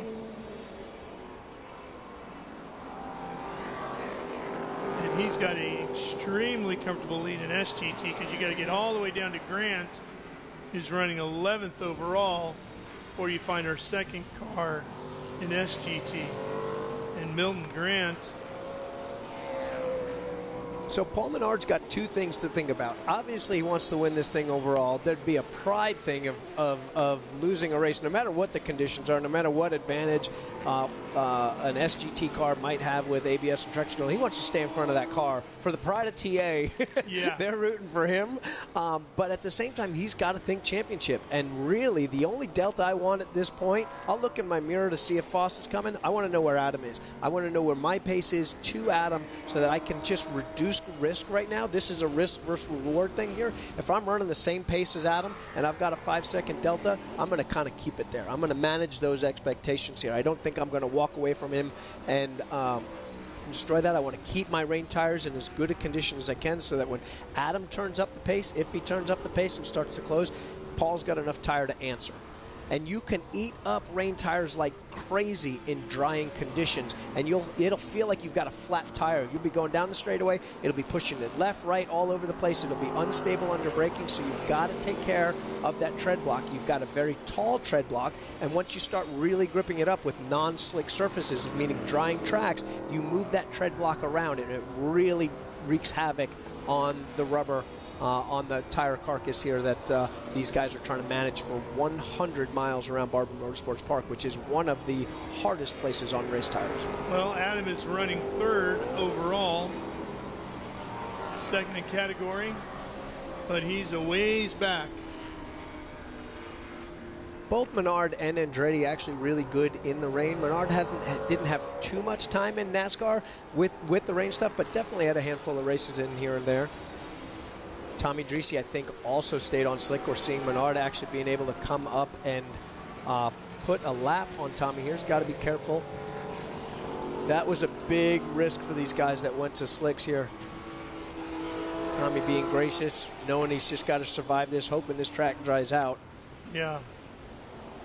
It doesn't look like it's drying that fast, though. It sure is not, and that sun is gone again. It is. The wind is up, which is good, but, you know, I hadn't raced at Barber in a few years. I tested here a couple of years ago, but yeah, the dry line, you can see that sort of matte finish through the corner here, and the drivers want to stay right on that. We're not getting that part where you start to see the really light gray parts show up as it starts to dry out. That's what you're looking through your visor for. You want to see those little light gray parts. That's the tell that in 10 minutes from now we're going to be on dry tires. So you say, oh, Mr. Weatherman. We'll see. We're also taking a look at those laps Paul Menard is doing in the low 140s here. That is 20 seconds off the dry time. So Paul Menard with a 141.4 is his best lap. It was a 120 that Chris Dyson did, so 21 seconds. Normally you're not even thinking about going to dry tires from a wet tire until you're within about 9 to 10 seconds of what that lap is. That's almost always the magic number for every track that's around 2.5 miles long here, and is pretty much indicative of the time that you need to change over before you start doing damage to a rain tire, or when you see the slick start being faster than the rain tire. You know, Andy, Paul Menard was a very good, really good NASCAR driver. He's turning out to be an exceptional Trans Am racer. What is he doing differently that makes him so much better over here? And don't just say it's the competition, because the competition here at the top of this spear is really good. It absolutely is good, and Paul's an elite driver, but what Paul was able to do that even the guys that have way more Trans Am races than him is Paul, for 36 weekends a year, was dealing with almost this much horsepower, but with a smaller tire. So your power to grip was actually, it was even worse. You know, they didn't have as much downforce as the Trans Am cars. They didn't have as much actual contact patch. So Paul's throttle management with a lot of horsepower, smoothly putting it down, is really what gives him a huge advantage here. Year in and year out, 30-plus times a year, he did long stints where those tires were getting ripped off the car and not performing very well from the halfway point on of their tire life out, and he had to be able to manage that throttle. And on a wet track, it's like driving with 3,000 horsepower on a dry track. So you've got to take your time. It's sometimes 3, 4, 5 seconds from your initial tip in of throttle before you're at full throttle. If you can just, everyone's watching at home, imagine that in their head. You tip into the throttle, count to 5 before you get all the way to the floor. If you make it there a half a second faster than the next guy, you've just introduced that much power. You've pulled that far away, and you're doing that all in hopes of not spinning that tire up. You're trying to stay right on that edge. And if you do that just a half a second quicker than you need to, around you go, right? And that's and at Barber Motorsports, that's going to happen 12, 15 times a lap. Yeah. And when you can roll into that little half a second each time, that's why we're seeing Paul Menard with a 10-second lead on Eric Foss and an 18-second lead now on Adam Andretti. Adam in his Burton Racing entry. Top liner car. Second in the championship, 46 points behind the guy who's leading the race, who is our reigning champ, looking to go back-to-back as titleist for the Tour. Something we're seeing in time and scoring here. Joyner has overtaken Bryson for the XGT lead here, 6th and 7th overall. I wanted to point something out there. It's not just your driver here. If the crew really quickly can and go and puts all their money on wet, you can disconnect the front bar, you can disconnect the rear bar, you can really let the shocks bleed out here and open up everything. If you go all in, this is going to be wet and this is going to stay wet, you want to soften that car up. And maybe that crew reached in there and made the gamble. And normally you're talking with the driver on that, like, hey, are we ready? Are we ready to go all in here and take this gamble? And maybe they softened that thing up and were able to come up with a quick wet setup that Paul would be able to kind of take the point here and go away.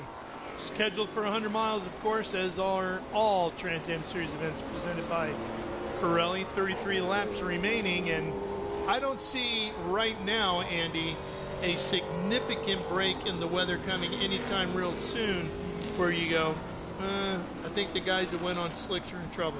33 laps is still a lot of laps, but without a doubt, even if they are in trouble late in the race, they can manage this gap potentially here. Yeah, especially Menard, who's significantly up front right now. We're going to take a quick break here on Speed Sport 1 and step away to take care of some business as we watch Paul Menard. We'll be right back to see how the number 3 Pittsburgh Paints and Stains machine weathers the conditions. Stay with us.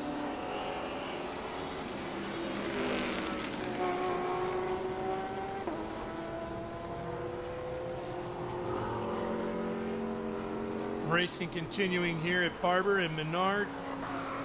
Extremely smooth. That car has been so dominant in literally every type of conditions we've thrown at it this year. And that's a testament to the driver. That's a testament to the team. They've got their strategies worked out. and they've got patience and determination behind the wheel there. So this is a patience race. This is a slowly feel that line out, like with no practice in the dry, no practice in the wet, just everything that we've done so far this week in the dry here, and then having no other notes because Trans Am's never raced here before. They're learning on the fly. Paul's learning on the fly here. Paul's never raced here before. Most of these guys haven't done a lot of laps at Barber Motorsports Park before here because Trans Am, this is their first stop here. And it's been a rousing success, I would say. Everybody has really enjoyed coming here to Barber and being a part of the weekend here. And as Andy points out, the weather has been bone dry and hot all weekend long until literally today. Championship will gather up once again in just, 2 weeks. Circuit of the Americas in Austin, Texas to close out the 2025 season. And then to crown our champions and celebrate them Sunday night in the Austin area.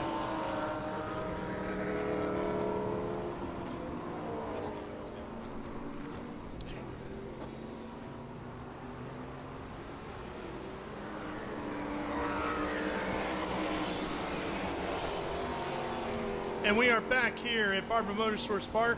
There is Amy Ruman in her big red McNichols Corvette, currently running 5th overall, 4th in the Trans Am Series presented by Pirelli category, top of the series. Eric Joyner has made an impressive run from the back of the pack to come through again with the perfect car here, actually gaining on Amy Ruman here, trying to work his way in the top 5. You see that white Porsche in the background just flashing in the view. His last lap was actually right on par. Amy Ruman turned it up, did her best lap on the last lap, but we're going to see that over and over here. We've got the number 8 of Dreese here. Smart guy. Charlotte. Yeah, kept his foot in it after, you don't want to hit the brakes coming into the gravel trap right there. You want to keep your foot through it. On board with him here, slipping and sliding. Remember, Tommy, one of those cars on slicks here. Got that trench showing Motul back number 8.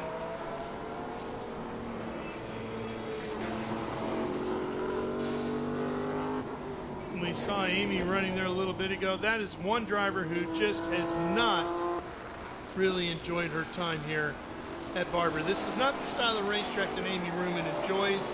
She likes Road America. She likes Watkins Glen.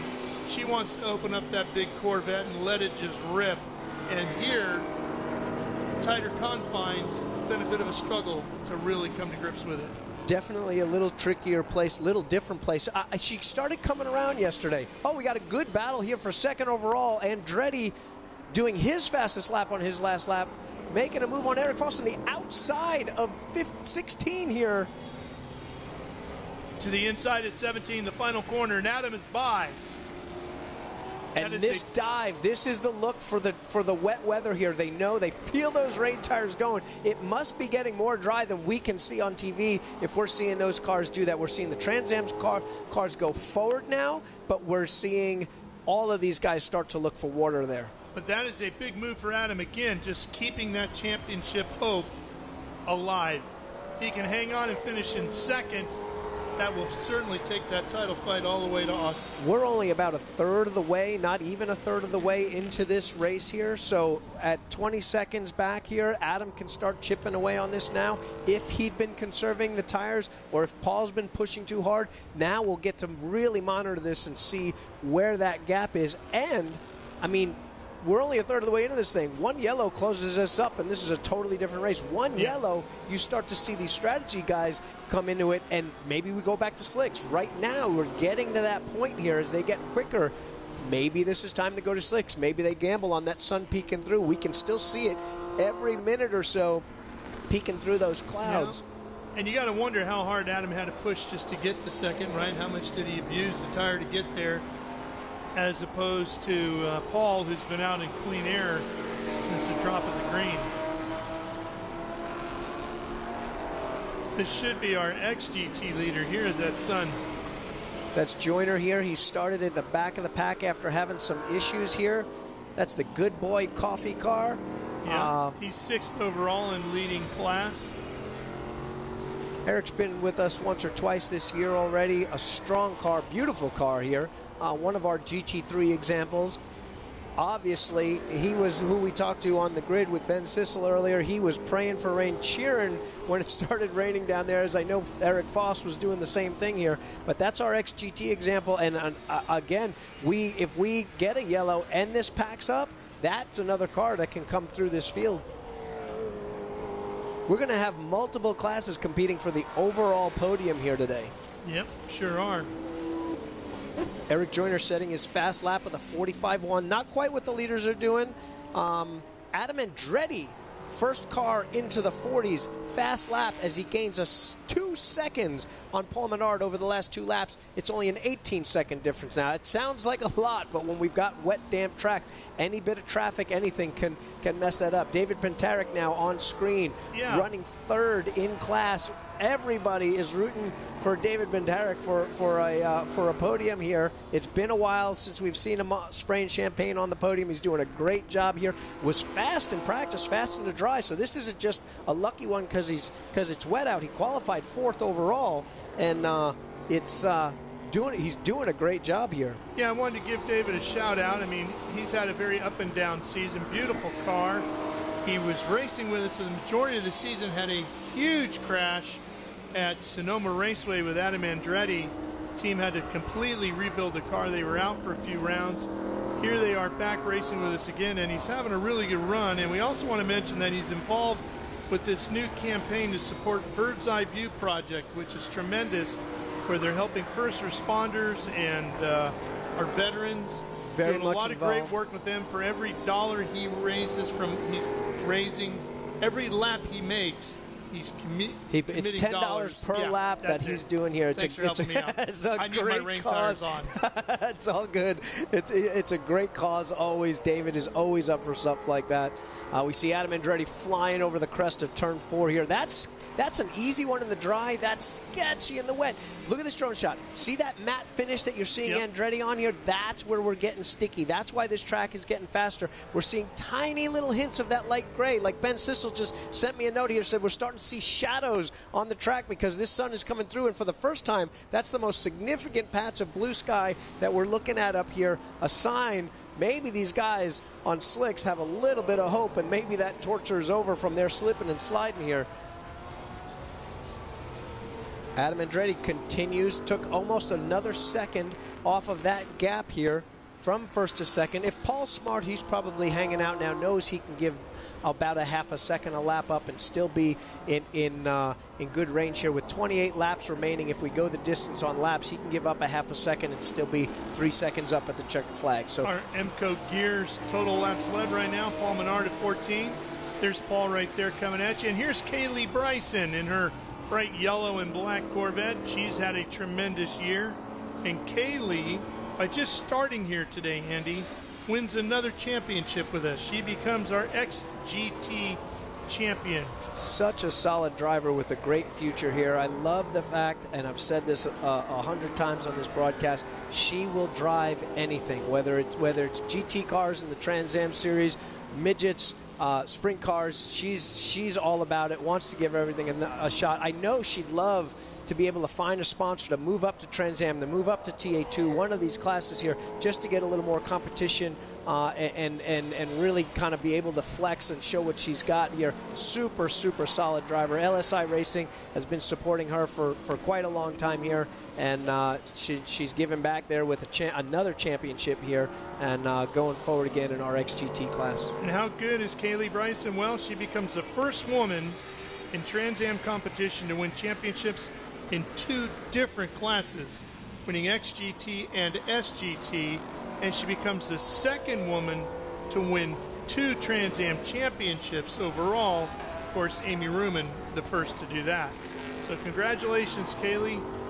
Nice job. I'm watching that car, and as we see those very dry spots here, that car's got a lot of horsepower, but it's also pretty heavy, so it's going to abuse those tires. I can see the back end of that car. She's being very ginger with how she has to go to power there because she wants to be able to take care. Knows we're not even halfway here, and on a set of rain tires, dive into the bottom here, looking for those puddles here. We're almost dry on that dry line, or on the normal line that these cars would be running here, and you can see she's definitely starting to lose the rear tires on there as we see the GT car here on her tail. That car a little lighter, a little more nimble, probably a little more sturdier rain tire. I'm seeing that sun popping through here more and more, so this thing is going to start drying out for now. See how long it lasts. See some sunlight glistening off the paint, actually. Wow. Jack Latham there, we saw in picture. Want to give him a welcome to the Trans Am Series. His first time running with us here. He's doing an awesome job here. We're going to take a quick break here. We will be right back with more racing with the Trans Am Series presented by Pirelli on Speed Sport 1.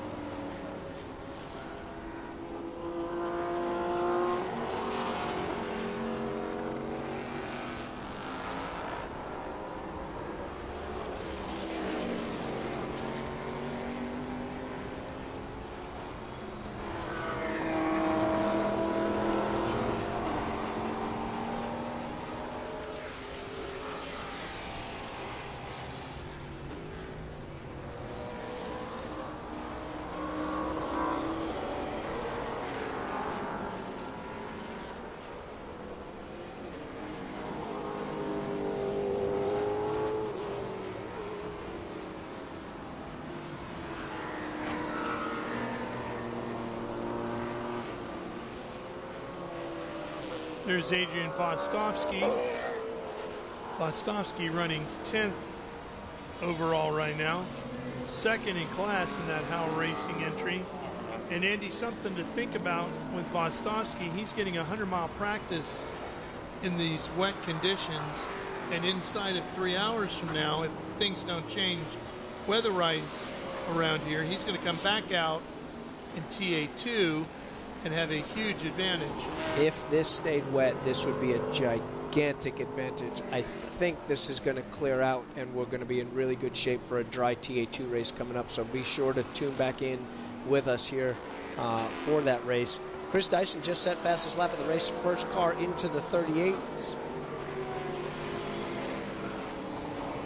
Back here on Speed Sport 1 as we watch Adrian Vostovsky. We were just chatting here a little bit about Adrian coming back within 3 hours of the finish of this race to run the Q3 Architecture TA2 race. So depending on what the weather does, he could have a huge advantage with his 100 miles of practice in the wet here today. I think he was hoping that we'd be same conditions for each, but he's getting some good experience here. We see that dry line getting more and more cleared out here as Paul Menard, just the first car to dip into the 37s with a 37.98. He answered Adam Andretti's 38.9, a clear 1.01 seconds, as he's actually now maybe taken a couple of laps to relax, but now he's chilled out as we see Eric Foss still third overall, diving for some water.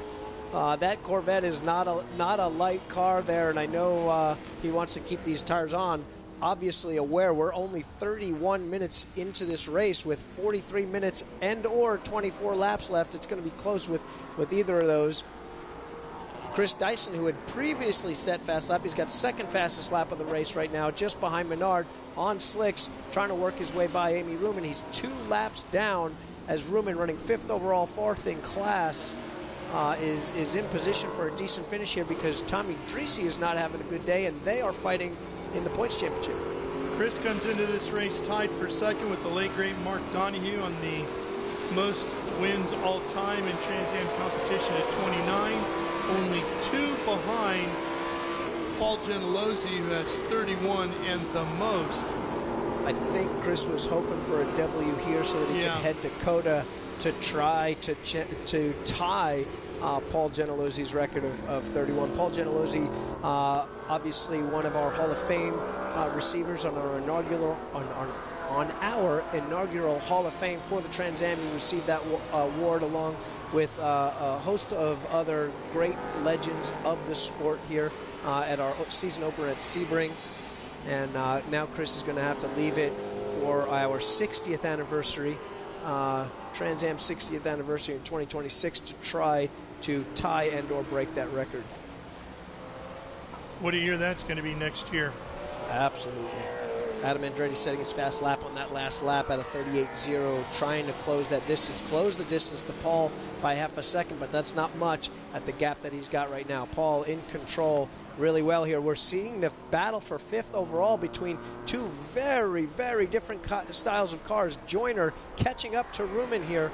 This is the closest that he's been so far. Again, Ruman, ton of horsepower, but no ABS, no traction control. Joyner obviously missing about 200 horsepower from what Amy Ruman's Corvette puts out, but where he lacks in horsepower, he makes up in a huge amount of downforce and driver aids with the ABS and the traction control. Well, she can just hold him off to the front straightaway, and then she can gap him again, and then I think rinse, wash, repeat, I think right? that's the goal. Here we go. That's the goal. As we see Joyner also feeling the pinch there, feeling that handling going away as he dives for that water to just try to shock and cool those Pirelli rain tires.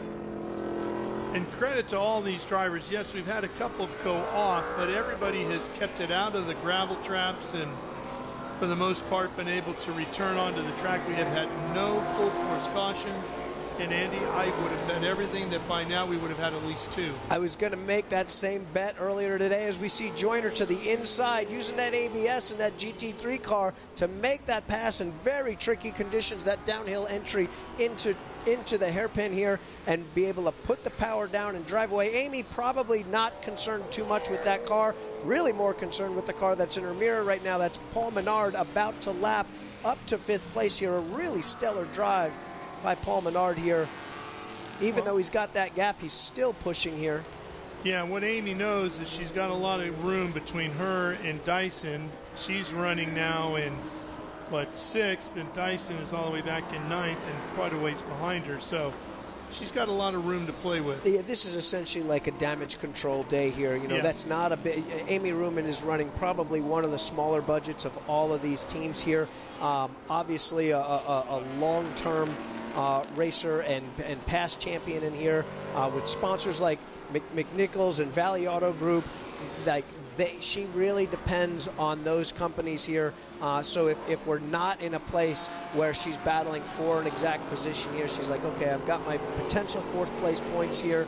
And as I'm sure she wants to push forward and go catch Penteric for that final podium spot, there's a logic that's got to play out with risk versus reward, like I mentioned before, and how she treats the rest of this race. No, there's those light spots really getting dry out of turn 2 there. Same thing all the way down here. I'm seeing a little bit on the front straight, not too dry, but where we see those tires really load up mid-corner, those Pirelli wets are drying this track off. But you look out the window and there's still literally every shade of gray in the sky somewhere. Exactly, and we see with those times, Adam Andretti now really throwing down a 35.8. We're still not quite in the spot that we would put slick tires on these cars, but we're getting very close. All of the top 5 just set their fast lap on their last lap. So no matter how bad these rain tires are getting worn by being in these semi-dry conditions, it's still creating more grip, and they're still going forward, setting their fast lap of the race here. Looking at the radar here, there's this tiny little patch of green that might be teasing to drop a little bit more rain on us, just to throw another monkey wrench into the craziness of what is already very, very tricky conditions here. Here's Adam. He's got a cool competition on his own if you get the QR code going the right way, right? You can go absolutely battle with Adam. Go tune into Adam's social media on his Instagram. There's right down the road from my house on next month or this Monday.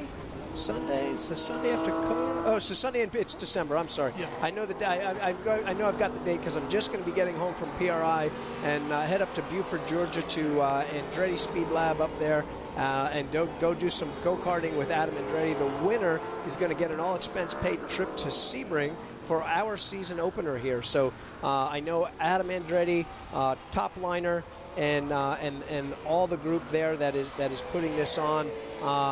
All of his associate sponsors are chipping in and helping these guys out, put on a really cool show at a little bit of the family business there and go have some fun and get some fans out to Sebring. Yeah, or if you can't get on his social media but you're coming to COTA, there's a giant stand-up in front of the Burton Racing hauler, and there's a QR code on it. You can take a picture of it on your phone. You can do it there. Adam Andretti again answering the first car into the 34, so we're creeping down and down, and he's taken another 3 seconds. Yeah, he's off. chipping away at it, isn't he? He is, and I can't imagine that Paul's so much on conserve mode as he's just on, probably at 98%. Okay to give a little bit back, but that's a lot for last lap. Adam was 2 seconds quicker on that lap, and that's a little bit too much to give back right now with 20 laps remaining in this race.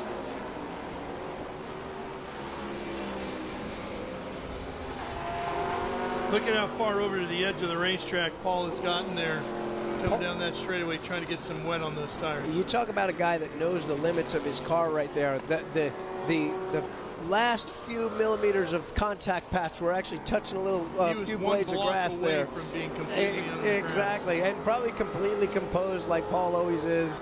Heart rate low, just chilling out. That helps you in these situations when you can just stay cool, calm, and collected in very, very tricky conditions. He doesn't seem to get rattled much, does he? No. And that for sure helps. We got a great drone view of those Pittsburgh paints and stains entering the little roller coaster section in the back corner by what is definitely the coolest museum ever to show up at a racetrack. Oh, yeah. As we come through Museum Corner here, under the bridge, you see the track drying out here. There is the Barber Motorsports Vintage Museum. Race cars, motorcycles, you name it, they're in there. Outboard motors, all kinds of cool stuff. Aesthetically, one of the most beautiful racetracks I've ever been to. The people at Barber keep this place pristine. From every blade of grass cut meticulously around here. The artwork, the scoreboard, the museum, the pit area, everything just absolutely top notch. Did you have a favorite in the museum? Yes. Bobby Allison's Miller Genuine Draft Winston Cup car.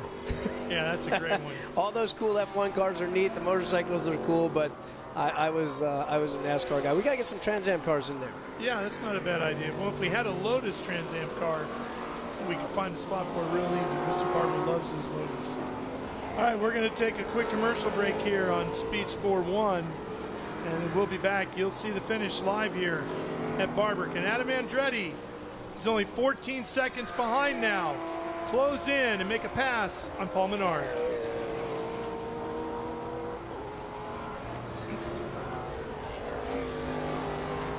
So Andretti continues to chip away at Menard, down to 14 seconds now. It was over 20 at one point. Set a fast time of a 33.9. That is almost 2 seconds clear of any other car's fastest lap on track. Adam jumping over there. He's seeing that this track is drying out, and he's finding places to go here. He's taking care of his tires enough now to be able to put down some big laps here. So you combo that gain and then maybe a little luck in traffic as Paul gets caught up here and there, and we've got this race is coming right back to him. Got 18 laps to go. Plenty of time. And this is some of that traffic I talked about. Man, he didn't want to get caught. He wanted to catch these guys coming onto the front straightaway, not through a long set of sweeping corners as he works his way by one of the grants. Now back onto the tail of Joyner. He's almost to the point of being able to see Paul in front of him. Man, for Adam to cut that line that much, those tires must be all over the place as he looks for every bit of wet that he can get, but he's got the bit in his teeth. Lost a half a second to Paul on that lap just from traffic, but still moving forward here. Chris Dyson now fastest lap of the race at a 33 flat. Nothing to lose, 2 laps down, just on pride. Wants that fastest lap so he can load up the trailer. He's had quite an up and down weekend, from an amazing pole to some other crazy antics going on in the paddock. He's definitely been all over the place in his Barber Motorsports Park experience.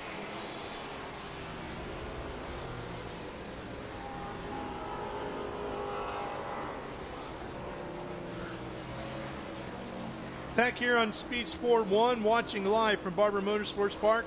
That's Adam Andretti right there in his top-liner Chevy, chasing after Paul Menard. 14 seconds in front of him is the Pittsburgh Paints and Stains number 3, the reigning champ. These two embroiled in our title fight. 46 points separating Menard and Andretti as we are here today at our penultimate round of the 2025 season for the Trans Am Series presented by Pirelli.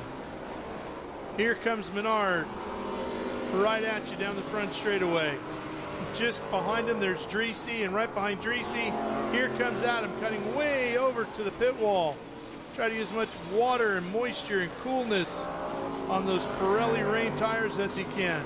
Man, he's sacrificing a lot out of turn 17. 3 seconds. Oh, a 31.5 again. 3 seconds reset. Off of him, We've got we are way back in contention here. Adam is on it and going. I don't know. This is the neat part of the strategies and what everyone gets to watch at home, including us. You know, normally we know where these tires are going to go on the Pirelli slicks in the dry. Over 100 miles, we can take a guess at an approximate fall. We have no idea how each one of these drivers is pressing. Obviously, Adam's on it. We don't know if Paul's fallen off because he had such a good early pace, or if he's managing this to let Adam get to him so he's got a good, strong tire to finish the last 10 laps or so. We know Adam's on 100% right now. We don't know where Paul is, but boy, I tell you, next time around, if they haven't already, Gentilozzi is on that radio with Paul going, hey, a little too much, get back there. Let's turn it up, make sure we got a good pocket to finish this thing. If you can. If you can. We don't know. We don't know what's going on inside the number 3 right now. We do know what's going on inside the 17. Red Mist. Exactly. He is fired up. Adam is on the charge, and he has been all season long. Here we come again. Out onto the front straightaway. Let's see what the gap is now. And here's the tricky part. That gap could close really well, but that's 3 cars in between Adam and his target. 137. 130.3. That was 3.3 seconds faster than Menard that lap. Okay, now at this point, Paul has got to get moving. He does, but at the same time, Adam's got to stay patient as he works his way by one of those 3 cars, but that was a second at least that he lost right there, and he knows time is winding down here, and he's got to make his way by Dreesy, and he's got to make his way by the next car there. That's Pintarek as well. Those two not fighting for position, but also don't like anybody passing them. This would have to be one of the greatest comebacks in a Trans Am race I have ever seen. Somehow, from how far back he was in these conditions to this point. Absolutely. I love when Andretti's on the chip and going. We've seen such great battles between Menard and Andretti, Dyson Andretti, Menard, Andretti and Dyson. I mean, all year these 3 have really, really stepped up. Oh, man, Tommy doesn't want him by. Tommy trying to get around Pintarek. Absolutely what the last thing Adam wants to see here. 2 cars, tough to pass, that are fighting each other. They're not even on the same lap here. No. That is really holding him up. Pintarek gets out of the way and lets him by. Adam and Dreesy came to blows on track in turn 4 at VIR at our last race. Did. And they're probably thinking of exactly that again. Adam lost 4.7 seconds to Menard on that lap, just dealing with that traffic there. That is everything. That's almost half the gap there. That's a killer. Well, there are 14 laps remaining, so he's still got a long way to go to get it back.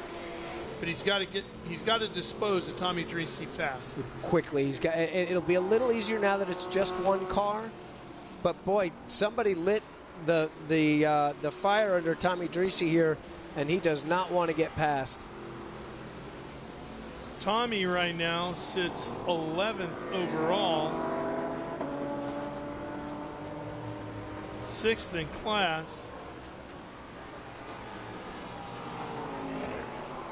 Man, there's still a lot of laps to go. Paul Menard just set his fast lap, so he was able to come close to answering Andretti's quick lap within about 1.1 seconds. But I know if we can get Adam by Tommy here, we're going to have something to talk to you guys about in our closing laps. Trying to set up a good run down the front straightaway here. Yeah, we'll see if Adam actually sacrifices that exit this time to try to be able to make that move on Tommy. Probably not. He's having a little trouble. Tommy's turned it up here. Tommy, remember, is on slicks. That's why this is becoming a problem, and that's why this is such... Tommy's been on slicks this whole time, 2 laps down. The track is finally coming to the cars on slicks, and they're going to get a chance to go for it and set quick lap here. So, boy, Adam does his quickest lap as well as Tommy, whose tires are coming in. Tommy Dreese and Adam within a tenth of each other, 130.0. Adam closed it back down another second and a half, now within 10 seconds. Tommy Dreese, second fastest lap of the race, only 500ths off of Andretti. This could get into a position where if Adam can't get around Tommy, maybe Tommy can pull him up. They can work together, go get Menard. Either way, Adam wants him to either go real fast or get out of the way. But it looks like in these last couple laps, you see that light gray, those patches I was talking about, that's grip, and that's everything that guys on slicks want to see. Oh. 13 laps remaining. This is a tough spot. That's enough room right there where it's not really impeding Adam at all. He's probably just still fuming mad that he lost all those seconds there. As it seems like just as the track came in, it was allowing Tommy to pick back up from the time that he'd been losing as the track kind of swapped from being fastest. And it's just what I was saying. 10 seconds is that window where all of a sudden the slick gets faster. Our pole time was a 120. And now they're running 129. He's down to 8 seconds. Wow, big time. 2 seconds off again as they work their way around Grant here. Dreese ran a 129.1. A slick tire, and that's the first time we've seen it. A slick tire has set the fastest lap of the race. There you see a little bit of patch of blue. You see every shade of gray possible. What a wild day weather-wise. So our brake zones are fully dry, and that's where those slicks are really going to make up a lot of time here.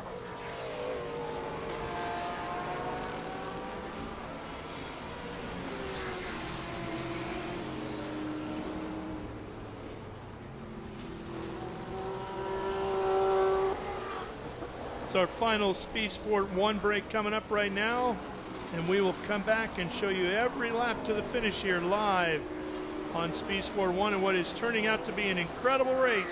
Trans Am Series presented by Pirelli.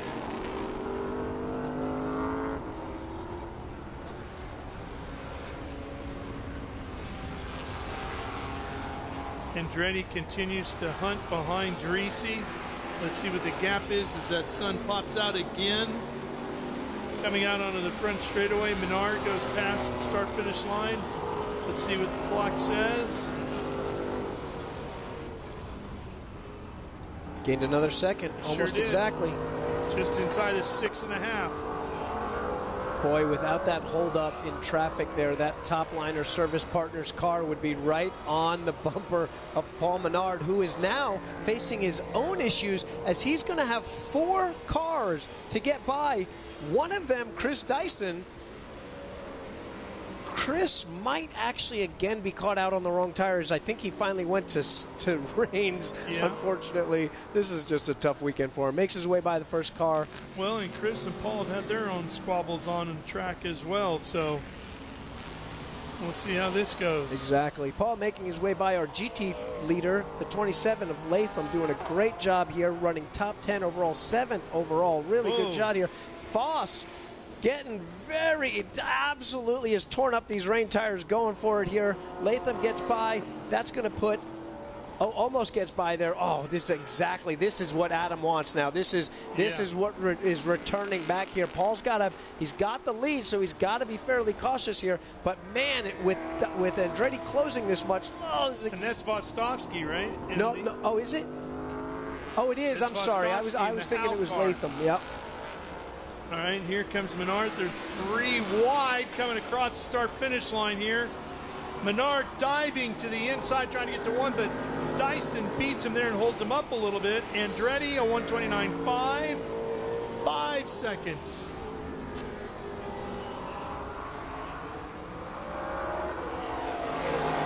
Paul Menard held up a little bit here behind Chris Dyson. And even closer now is Adam Andretti, who has cut it to 5 seconds to him and Menard. Chris Dyson not wanting to let anyone by. Cracks out the throttle a little bit, especially with those rain tires. Paul's going to get the run. But you can see Andretti back there. He's got to work through the same traffic, so we'll see how quickly he can dispose of these cars. This is where the patience is absolutely going to wear thin. For the first time, we're seeing Menard. Haley Bryson is off. Could that be the full course caution? It could be. They're stopped on track. They're going to likely have to go full course yellow if she can't restart that car and get it rolling again.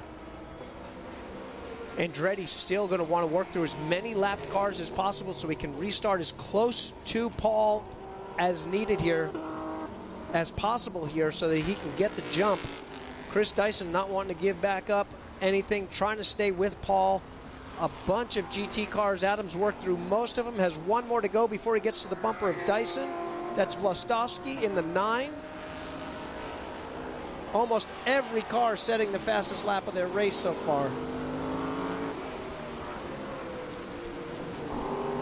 Here comes Andretti, still sitting behind Dreesy. 3.8 seconds, the gap between Andretti and course Menard. yellow. Full course caution comes out. Menard, Ben Sissel just gave us a report. Menard's team is on the wall with a jack, putting their gloves on, slick tires out and ready here. Good work by the camera crew to go catch that. If we go yellow here, the gamble to go to the back of the pack to put on slicks. Oh, this is tricky. This is a tricky call here because, and Adam gets to be in the catbird seat. I would basically, as Adam, do the opposite of whatever Paul's doing here. Whatever Paul does, I'm going the other way. Whatever Paul does, I'm going the other way. If Paul makes the call to go to pit and go to slicks, I stay out on my reins, and I hope all those GT cars block the heck out of them. Yep. Or that maybe we go back to yellow again or something. You know, yellows breed yellows, as they say, and that might be the thing that he does. Or he comes with them and rockets and hopes that his pit stop is better. You know, these guys are not used to doing pit stops day in and day out. So when these pits open, this is going to be a little bit of a new call for Burton Racing and Gentilozzi to get a good car on here. Well, also under this full course caution, Adam can hunt out some really wet pieces of racetrack in areas that he wouldn't under heavier speeds. He can drive through the grass if he wants. He literally could. And really cool those tires down as much as possible. And he's whittling away laps right now, too, that if Paul does do this, Paul might end up with 6 to 5 laps to come from the back to the front, whereas Adam, when he was doing it, had quite a few. Let's go down to Ben Sissel, who's made his way down to the pits. Yeah, thank you very much. I'm down here, and we're looking at 3GT. The team, I'm seeing Paul Menard go back by around, but the team is trying to communicate. They've got their tires ready. They've got the gun ready, the cable's out. But then also, if we come down here to Adam Andretti's team, I'm seeing they're shuffling around a little bit too. With Damon, Terry, what's your strategy here? Are you going to do what Paul does? We're trying to figure it out right now, like literally. It's nerve-wracking. Get missed. Yeah, we're trying to. They're trying to figure it out. So they're basically saying, stop bothering me. We're trying to figure this out right now. So, Tabitha, maybe you could tell me, are they going to follow Paul's lead, or are you guys going to go on your own thing? Oh, as far as the restart? Oh, well, I mean, it's a little bit of both, right? You got to go with your own decision, but at the same time, you have to pay attention to what the leader's doing. So, to be honest, we don't know. Figure it out.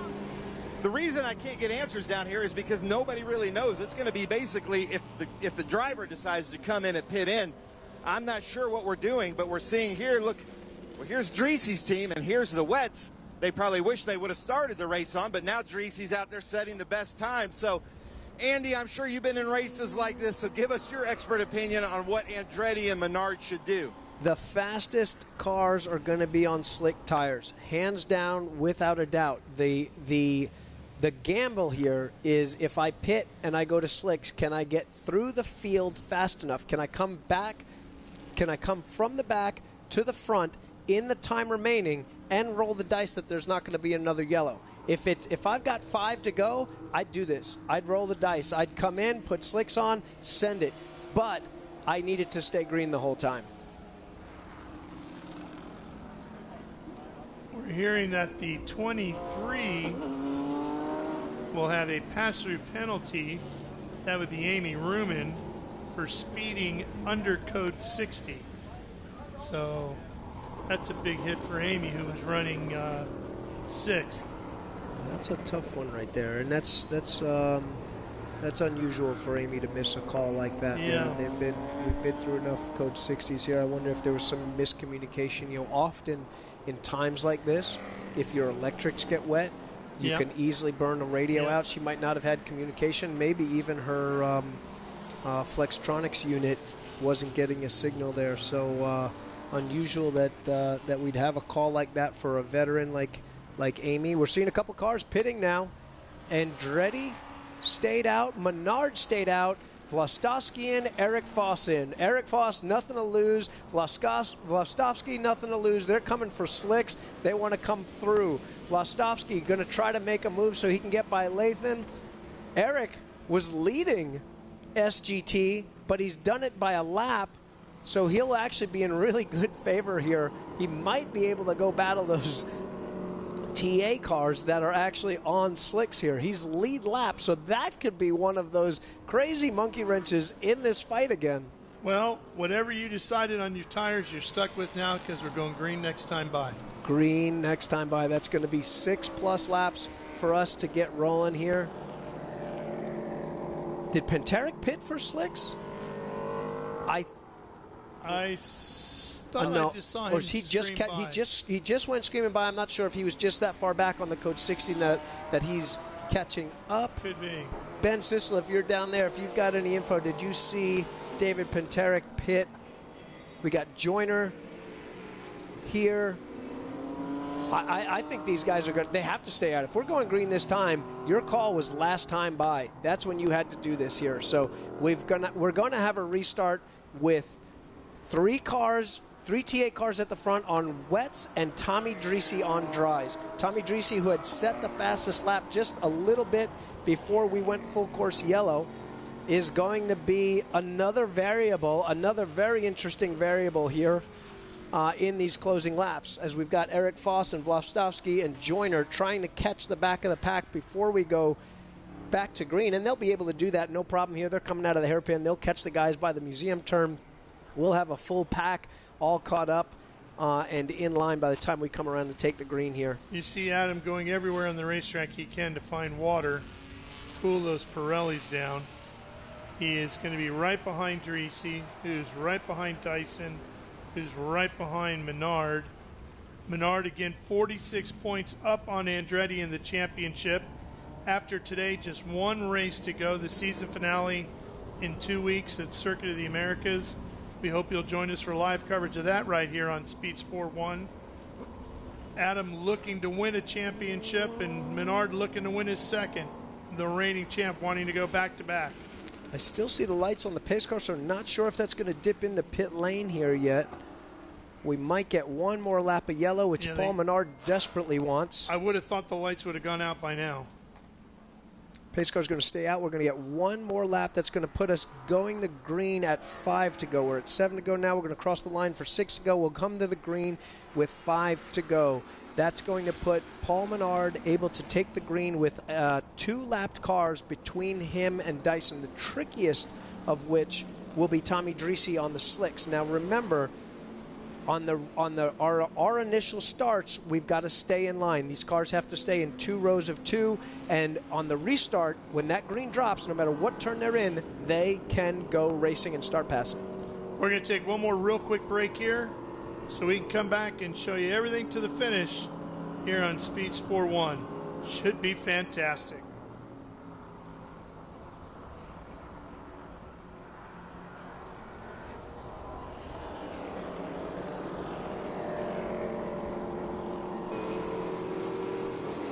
Watching from our drone down there in 1 and 2, and now they're headed over to 5. See how you come over that crest and drops down pretty significantly to the entrance of 5. It is, as you sit here and look at it, it doesn't look as much. In the car, it is a handful, a huge handful. For our people watching at home that have not been to Barber Motorsports Park, that is one of the more intense elevation changes, for sure. Told now that we will be coming back to green flag this time for sure.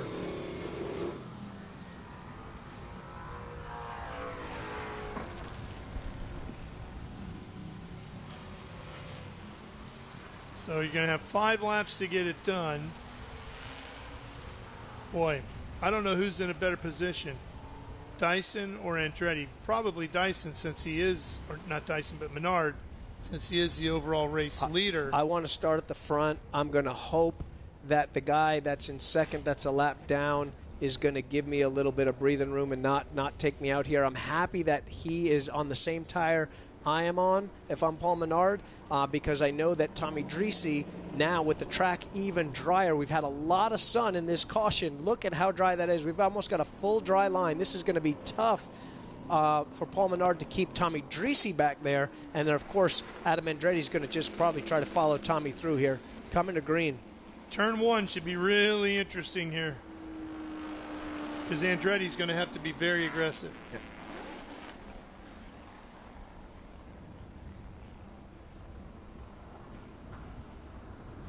Back here live on Speed Sport 1, just in time as the field comes out of turn 17 onto the front straightaway, looking for the green flag. We'll have 5 laps to go here at Barber. There it is. We're racing towards turn number 1. Andretti's back and forth. Menard the lead. Here comes Andretti inside of Dreese. Remember, they had contact at VIR. Smooth through there for now. Tommy Dreese on slick tires has probably the best potential to go forward here. Adam, the best potential to take the win here with 2 lap cars between Paul and himself, needs to get by these guys. Andretti looking to get to the inside of Dreese, getting down into 5. He's there. He could clear Dreese and Dyson. Gets them both in one corner. It's now between Menard and Andretti to the finish. 4.5 laps remaining. 46 points between the two in the championship. That was an incredibly strong move by Adam. Obviously, really wants that W. We've been empty in the win column for Andretti, and this is his best chance of the year. He's had the strongest car, and that was amazing on range to pass a car on slicks in the dry. And if he hunts him down and passes him today, after everything he's been through this year, going in Dakota, he'll have so much momentum. Keeps the championship alive, but honestly, as a driver, you just want that win, and he's there. He is on it. Look at this. I don't know. There's got to be more going on with Menard's car than just a tire. Did he make the right choice or not? Because Adam is eating him up. Like we talked about before, they might have gone full range setup. Adam might have left the dry setup on and just put on slicks that take care of that tire a little bit better, and then when it dries out, he might have the advantage. Obviously, these two have checked out. Half a second the distance as they cross the start-finish line between the two. At this point, as a driver, you don't want to hear intervals anymore. You see him in sight, you've got him locked in, you just want quiet and let me work, let me go to town. Adam's been so strong into this hairpin, we'll see how much he closes up. He's there again, look at that, diving so deep into turn number 5.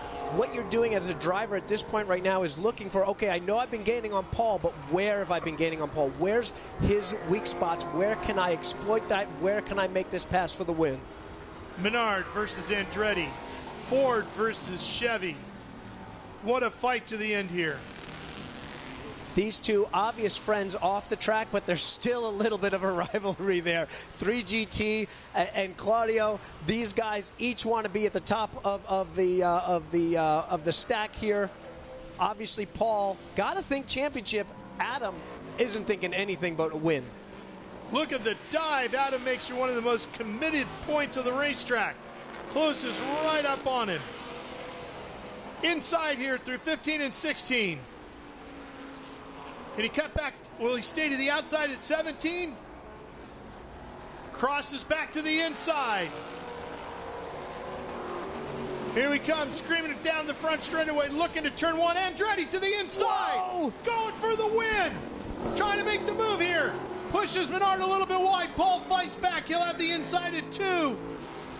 And hangs on for now. Boy, that was everything there by Adam. Both of them showing great control, great respect for each other.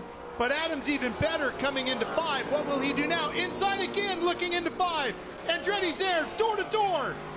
He's got him. Adam Andretti from over 20 seconds down to the lead, but Menard battles back. Incredible fight between these two. Side by side, headed down to the next set of corners, and Andretti is there. He's out front. He has secured the lead here now. Can he hang on with 2.5 laps to go? Incredible move, great desire, great respect and racing between those two. Awesome racing. Rain tires in the dry often produces awesome moments like this. This is a season-long highlight reel for Adam Andretti and going to the front. Look at the gap already, Andy. I mean, he is pulling right away. We've known Adam's been quicker. He was patient, but that battle was so good, so highlight-worthy there. Love it here. But now you know what happens. Adam knows he's got this in the bag, but he's going to start hearing every little gear crunch, every little noise, every little header broke, every whatever, as he tries to get this thing home. Got to relax your hands on the wheel. Got to bring the heart rate down. He knows he's got the pace. He's just got to bring it home at 99.9%, not give anything back. Now he wants to hear his intervals again. Now he's going to check that mirror a little more than he's been doing all race long to make sure that gap stays good, and he's good to the checkered flag here. 1 3/4 laps left in this race. He was over 20 seconds down to Paul Menard, trying to find out if there's ever been a bigger gap overcome by a driver to win in Trans Am. But this has been an incredible drive by Adam all day long. White flag next time by. Adams opened up to 100 yards here, but again, that pressure is still on here. When you haven't had a win all year long, this is the toughest lap and a half that you're going to do. You've got to keep yourself composed. Not let those emotions flood in. Stay cold. Stay cold-hearted. Hit your marks and just do your thing like he's been doing all race long, but now with just all that extra pressure on him. I can't imagine what Victory Lane is going to be like here today in our Jim Weed Winner's Circle, because Adam is always a high-energy guy. He has been so fired up to win this championship this year, and he is going to be feeling this after coming through here and pulling off, hopefully, what could be an incredible victory. White flag is awaiting for him as he comes onto the front straightaway. One more to go, be his first win of 2025. His wife, Tabitha, you heard from her, Ben talking to her earlier, here to cheer him on, the entire Burton Racing team. There's the gap as they come through 2 and 3 and headed down to the hairpin at 5. He actually closed, Paul actually closed up a little bit there. It is not over. He is closing. I don't know if Adam's backing off or Paul is turning it up, knowing he can use these tires up and destroy them for the last half a lap here. Well, this has been a wild race, so no surprise we're going to have a little bit more drama coming to the finish. There are a couple of slower cars in front of them as they work through traffic. Let's see. Paul has closed, absolutely has closed. This is not over. The top liner car leading the way here, but that Pittsburgh Paints and Stains wants that P1. And Dreesy pushing from behind. You're right about the lap traffic here. Grant being very sportsmanlike, moving over, letting these guys battle through.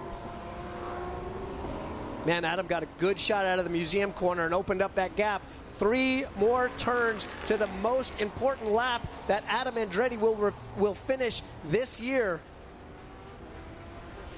Adam through the final corner, onto the front straightaway. Here he comes, the top liner. Chevy takes the win at Barber Motorsports Park from an incredible 20-plus second gap back from Paul Menard. Andretti overcomes it all.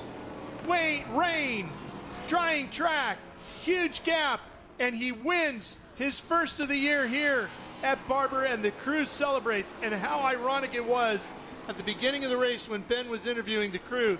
They had literally no idea if we should go with wets or dries, but where they are going now is Victory Lane. They are driving to Victory Lane, and this it's so hard to put into context how much this means to Claudio Burton, Burton Racing, Damon, Adam, all the people at Top Liner and Service Partners. This is a big race. This winning at Barber, this is practically home for them. They're just down the road or up the road in Georgia here, just north of Atlanta. A big day for Andretti, and he keeps the championship hopes alive heading to the season finale at COTA in just 2 weeks. And what I also know for Adam, knowing him very well, is how thrilled he will be to put the Andretti name back in the winner's circle of any circuit anywhere in the world. That means so much to him to carry on the family legacy and to make the family proud, and he's doing that here today. And I brought up the gap and how big of a fact that was that he overcame that 20-plus seconds. In the history of Trans Am, it's widely thought that Parnelli Jones in 1970 at Riverside made the biggest comeback. He got knocked off course by another car, started 8th or 9th, got past his teammate, won the race, the championship for Ford, but don't know exactly how many seconds down he was. But PJ doing one of his heroic drives back in the day, and Adam now doing it here today, and winning by over a second over Paul Menard when he was 20-plus seconds down. I mean, that was just a phenomenal drive. Absolute highlight reel for Adam Andretti, and a huge shout out to our 4th place qualifier, our 3rd place finisher, David Pentarek, putting in an amazing drive here. Obviously also a season highlight for him. Amy Ruman coming home 4th in the Trans Am class. Chris Dyson coming home 5th. Congrats, huge congrats to Eric Foss in only his 2nd TA start this year, taking the SGT win. Jake Latham in the 27 winning GT. Really good start and good finish for our guys there. Really strong. Chris Coffey obviously having troubles this weekend, but a teammate bringing it home. Great job on that side here. Eric Joyner obviously was super strong here, winning XGT. Oh, and I'm sorry, I got that wrong. After the pit stop, it was Vlastowski that was able to come through and win the first race for the Howe HR6. That Charlie Penn there, congrats to them. Adrian gets a Trans Am win, top of the podium there in the GT class for Vlastowski, in 8th overall. And now he's got a 2.5-hour break before he comes back out in our Cube 3 Architecture TA2 category. He might have a huge day here. Don't drink any of that champagne, Adrian. You got a race to run in just a short little bit here. Adam Andretti, we're trying to signal him. We've got an amazing podium here at Barber Motorsports Park, and we're trying to get Adam just placed right underneath our Cube 3 Pirelli Trans Am banners over here. Our Jim Weed winner's circle set to hand out some drinks. I'm sure these guys, this is a tough one. These drivers have had a tough go at it, a lot of stress. You're squeezing the wheel a lot harder than normal here as you're flying around and sliding in these races here when it's wet and you're on slicks, or dry and you're on wets. This is about to be a wild celebration, I promise you. Here he comes out of the car. Look at the excitement level, the adrenaline still raging through him. Adam with a huge win here, keeping the championship alive. We're trying to do some math here to see if we can get the exact number. Here comes Tabitha to hug her husband. Congratulations. He was thinking of jumping off and letting her catch him, but I think he thought wiser. Trying to kiss her through the helmet there. Very happy Burton Racing crew. Tabitha, David right there you see in the background. That's the engineering mind on that side. Be careful, David. He might try to kiss you too. Yep. Claudio celebrating We don't see him in picture yet, but a well-deserved win. I mean, this is honestly, this is as much relief as it is pure joy. Hugely. You know, you own, as a driver, your only relevance in the back of your head is, can I win races for my team? And regardless, and so as much as it is pure joy to win something like this at a race like this in conditions like this, it's also in the back of your mind like, whew, maybe I got a job next year. And he was so close at numerous events this year, right? Watkins Glen and so forth. Let's go down to Ben, capture the moment. All right, well, ladies and gentlemen, here, let's get you guys both to just turn around. I don't know if I've ever been more excited. Hold on, stay here, both of you, because that was unbelievable. First, I'm going to go to Adam, though, because Adam, unbelievable. What a great race with both of you guys to race cleanly like that. I know you're running for a championship, but this race has to feel good. Tell us about this race. Oh, this is amazing, Ben. I mean, this is a win that myself and this team needed about 5 races ago, but obviously better late than never. And my uncle always tells me, like, our family's kind of late bloomers, so maybe we had a late blooming season, but we're catching momentum to take into 2026, I feel. 2 in a row for Trans Am to come from the back to win races. What an exciting time to be a Trans Am fan. Thank you to all the fans that are here, all the fans that tuned in, everybody that supports us. Burton Racing is an amazing group to work with. Top liner, and then we have service partners. You earned it. Great job. That's from the most winning Trans Am driver ever, Paul Gentilozzi. That's got to feel good. Always. You know, it's just you earn these accolades in Trans Am. They're not given to anybody. And Paul and I, to race that clean at the end on worn-out rain tires that are hot and slick and gooey and not make contact with each other, and that just shows a great deal of professionalism and respect that carries off in this series as well. But again, thank you to all our partners, Top Liner service partners, which are here visiting us today, Rig RX, all of our team, the families from the team. You know, this is kind of a second home race. Last time they were all at a race, you know, when one rode Atlanta, so we got to put that in the budget, that they come to every one of them from now on. Would be probably a pretty good thing. But dear friends of mine from Tennessee, friends from all over have come to support us, and these fans. And Bell Helmets, Hinchman Racing Suits gave me a beautiful new suit. Nancy always says she makes good luck suits. If you wear it for the first time, you're going to win. Nancy, we did Hinchman proud. So thank you to everyone, Trans Am, the series, Pirelli tires. I mean, I can't say enough. 100 miles, and I still have tread left. Go get yourself some P0s. Adam Andretti, ladies and gentlemen, but Paul Menard finished P2, but a great championship day. But I got to ask you, we were talking about this in the booth.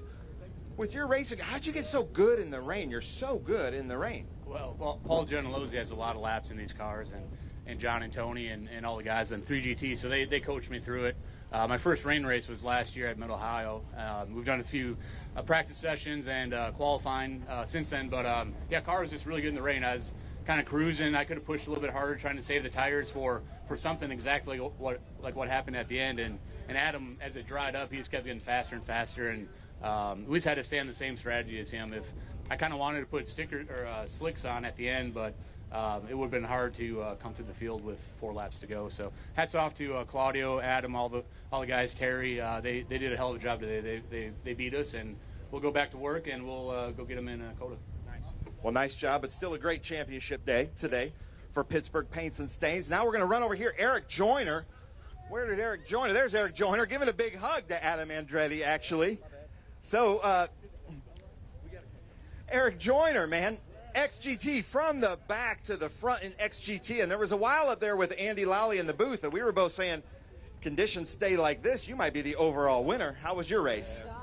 There were times in the race that I wish it just stayed like that condition, and then it kept drying, and I kept talking to the crew and looking at our times, but I think in the end there were a bunch of laps I was full lock.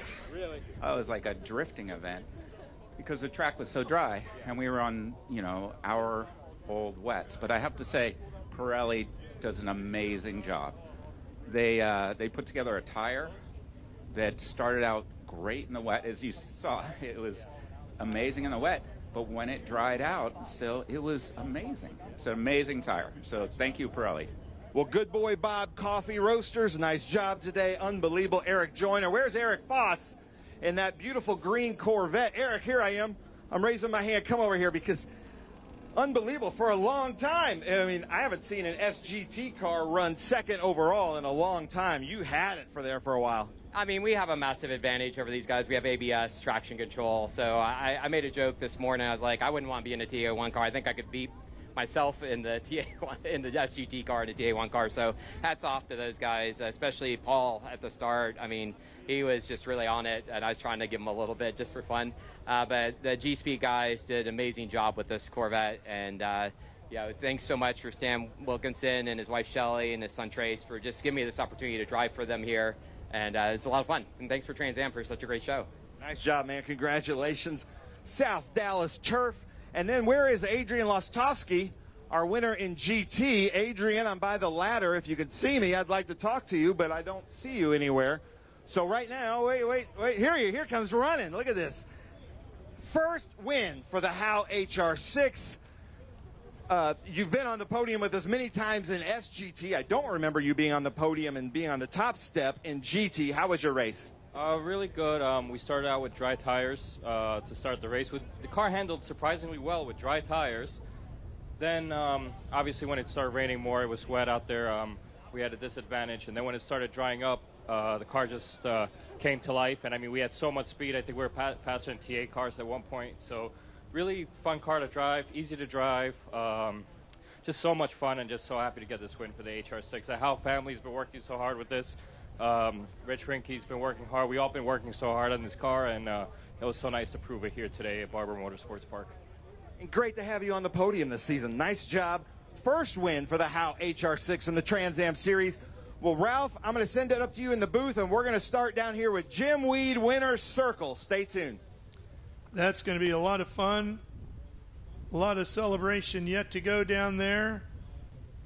Boy, what a race, Andy. Certainly one of the top 3 exciting races of the season.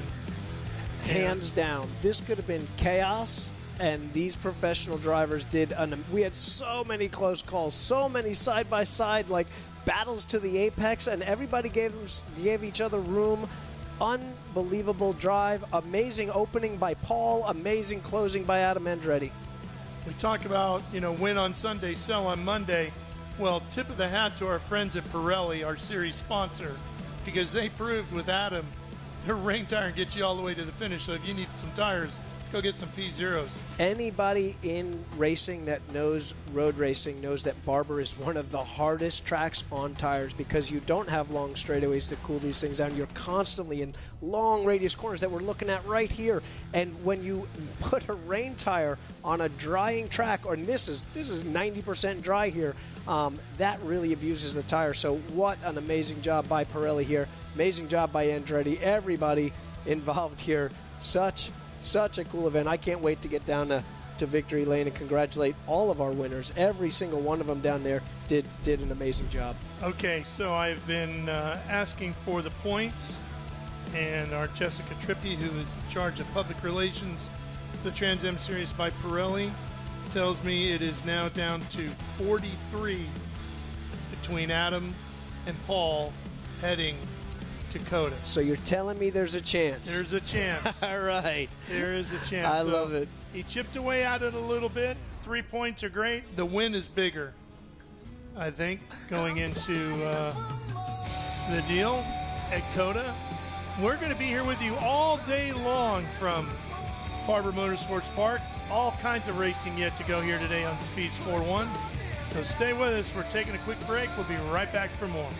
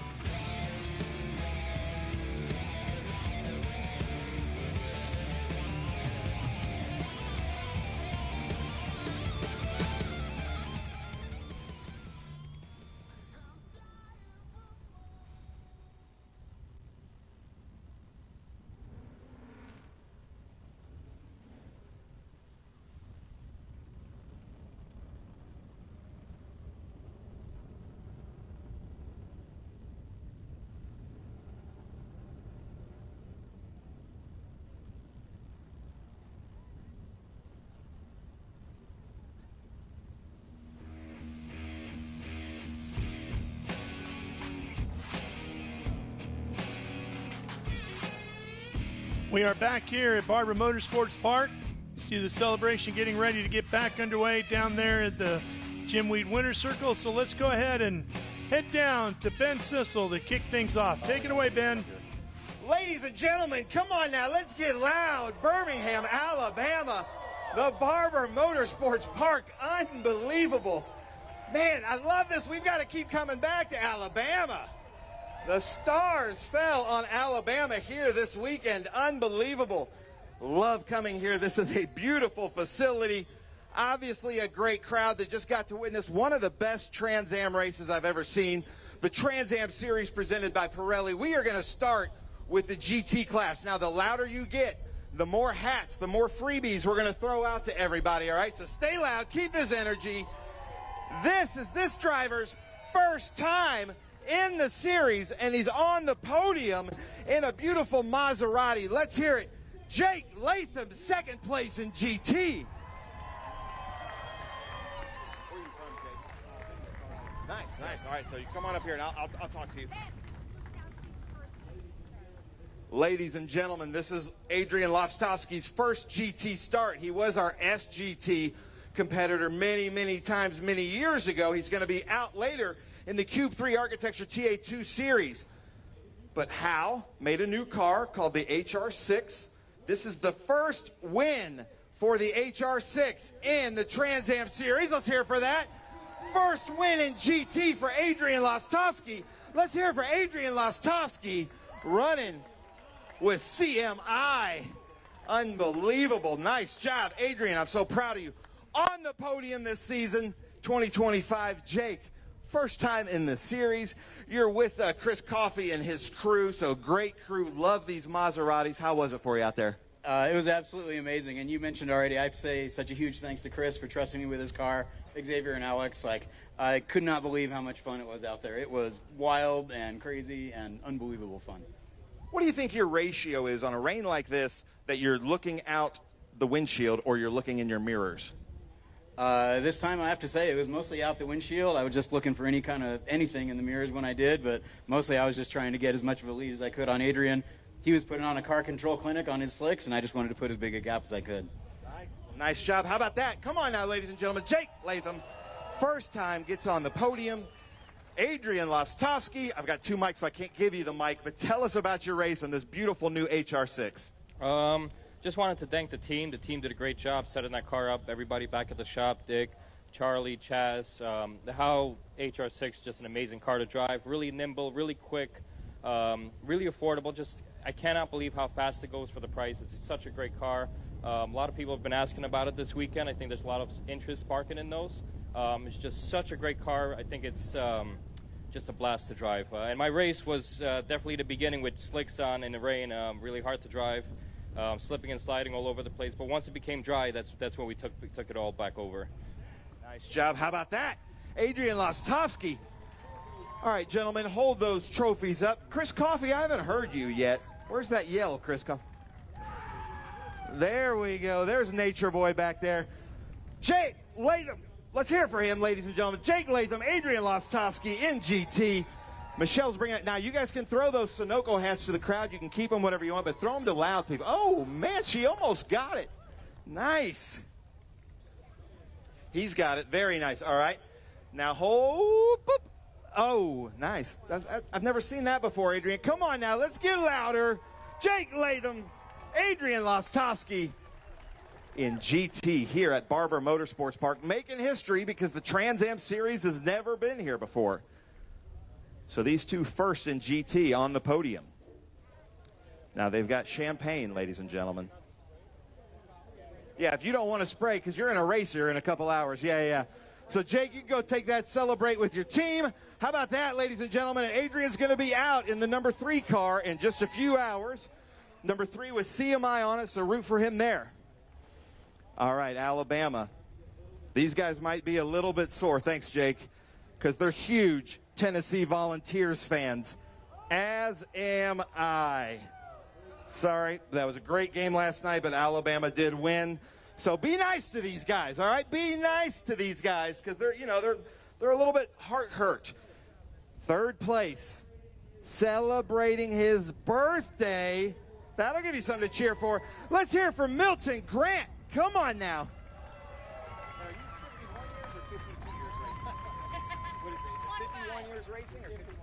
51 years racing, ladies and gentlemen. You know you're living right if you can be doing this for 51 years. In second place in Super GT, his son from Memphis, Tennessee. Let's hear it for Cary Grant.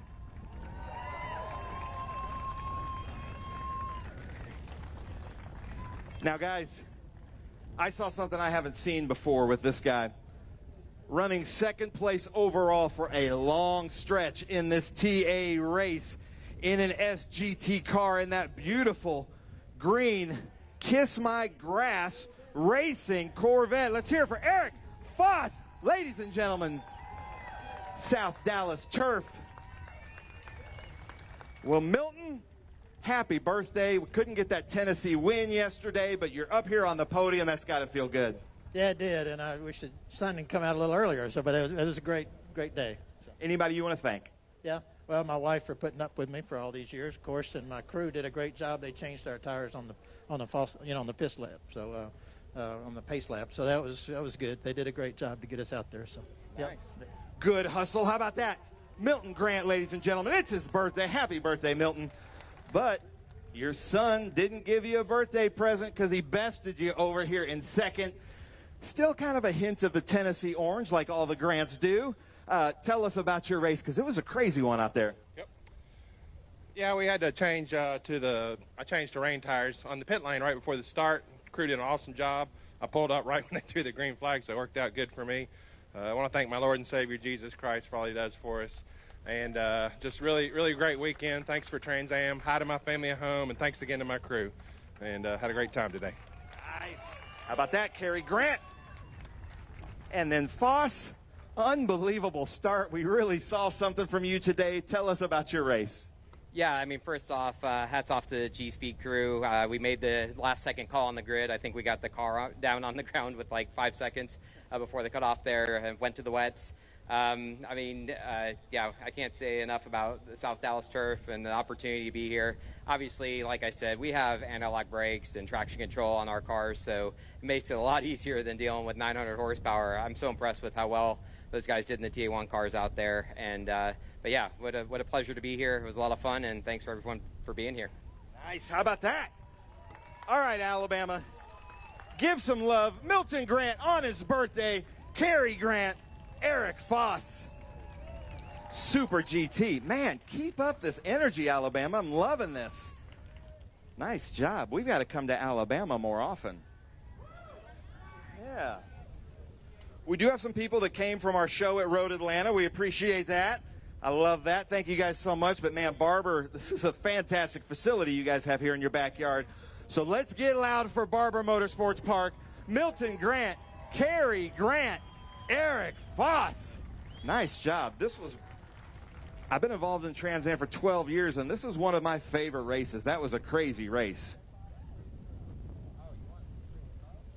You guys can, all right, so get loud. They're spraying some champagne at you. Whew. Nice job, Alabama. Keep it up. I love you guys. I'm now going to smell like alcohol on my drive home. I hope I don't get pulled over. Extreme GT. This is her dog right here, you guys. You got to wave to her dog. It's a beautiful dog. It was on the stage with us at Road America. Taking that green flag, she clinched the championship. How about that? She won the championship last year in SGT. She moved up to Extreme GT. From Broken Arrow, Oklahoma, let's hear for Kaylee Bryson, ladies and gentlemen. Hey.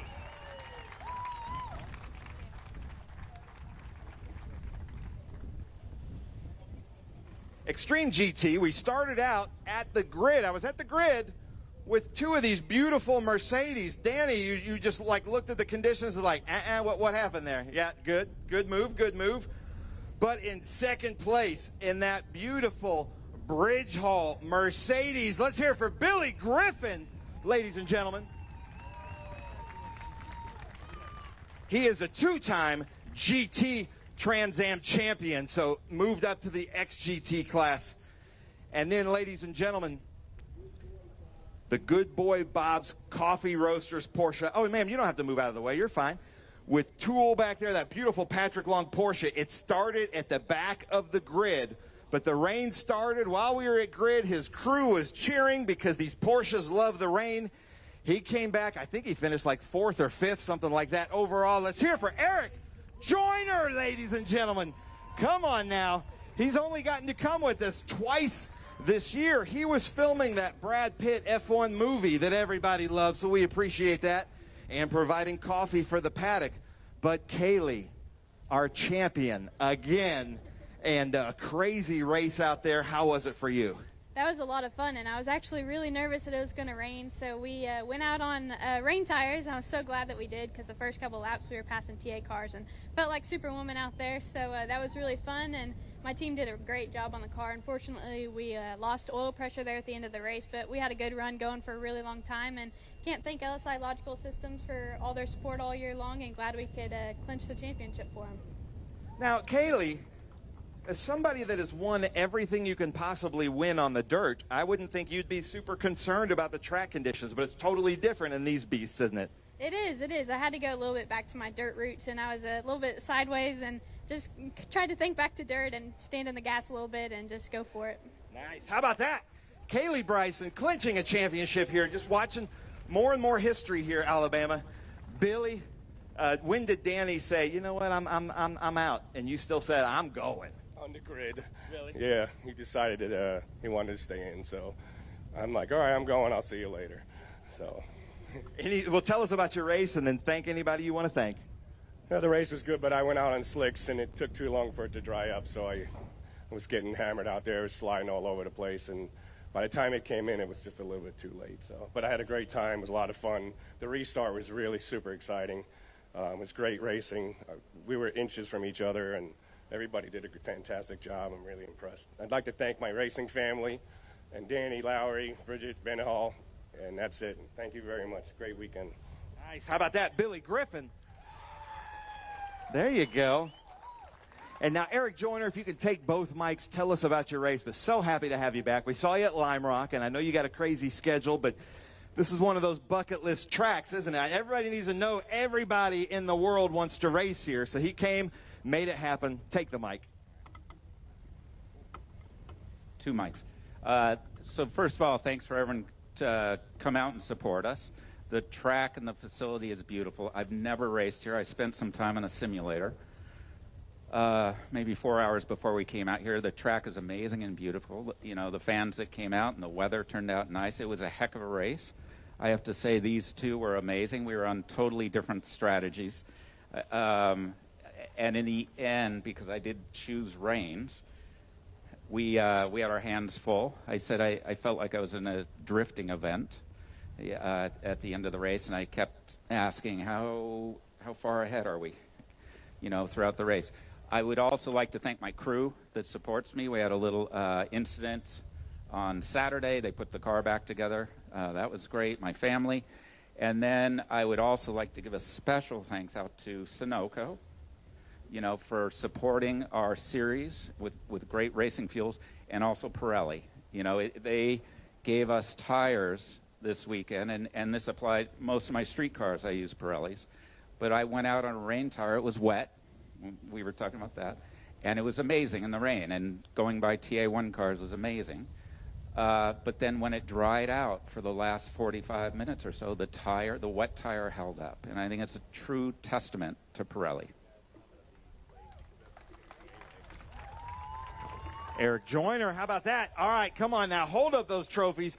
I'm sure you had Pirellis on when you were filming the F1 race, too, on your movie cars. Come on now, let's get loud. Our new champion, Kaylee Bryson, Billy Griffin, Eric Joyner. Eric, thank you so much for providing coffee for everybody in the paddock. They loved it. My wife said best coffee she's ever had, so she loves that. You guys can throw those Sunoco hats out if you want. And Kaylee, what's your dog's name? Izzy. Yeah. Nice, I love it. Oh, she heard us. Hey there. I love waving at dogs. There we go. Here's a hat for you. All right, now Eric Joyner's about to throw a hat out there for you. If anybody wants one, you can come get it. It's all right. You can come get it. Anybody? All right, come on now. Let's get loud. Kaylee Bryson, Billy Griffin, Eric Joyner, Extreme GT. First time making history here at Barber Motorsports Park. I'm loving this crowd. Keep it up. This is a great crowd. We need to come here more often. All right, let's see what they do. Come on now, Alabama. Get loud. Billy uses his knee. Unbelievable. Nice job. Well, Kaylee, another championship. I don't know what you're going to do. Are you just going to try to win everything? Is that what you're doing? That's the goal right now. I love it. Ladies and gentlemen, that was one of the best TA races I've ever seen. These 900 horsepower plus behemoth monsters in third place. He was on the podium with us at Road Atlanta, but that was the last time you guys were there. Let's hear it for David Pinterick with Kreider Racing. Bird's Eye View Foundation. I love it. Andy Lowley, our president out here. Andy, you've watched a lot of TA races, as have I. You were in the booth. That was so much fun. That was intense. The Trans Am class needed that. Absolute awesome battle between Adam and Paul there. Congrats to David here. I was in the booth going crazy. Anytime you get one of these half dry, half wet races, it can completely turn to chaos. And for these guys to be as professional, as fast, and put on such a good race was just a testament to the depth of talent that we've got in the Trans Am series. I love it. I love it. How about that? Andy Lowley, ladies and gentlemen, a legend up here. Speaking of legends, in second place, our current points leader for the championship. But now, if we do the math provisionally, there's only a 43-point spread going into the last round at COTA in 2 weeks. Ladies and gentlemen, racing with Pittsburgh Paints and Stains with 3GT. Let's hear it for Paul Menard, last year's TA champion.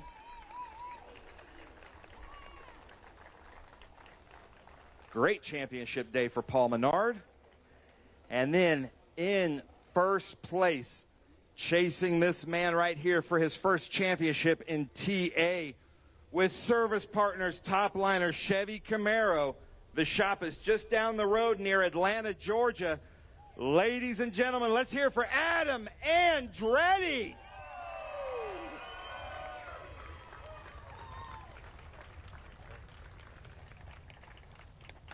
How cool is that to have all these motorsports legends out here, ladies and gentlemen? Pinterick, man, you have been putting in the work this season. You know, we're Facebook friends. We talk to each other through the season.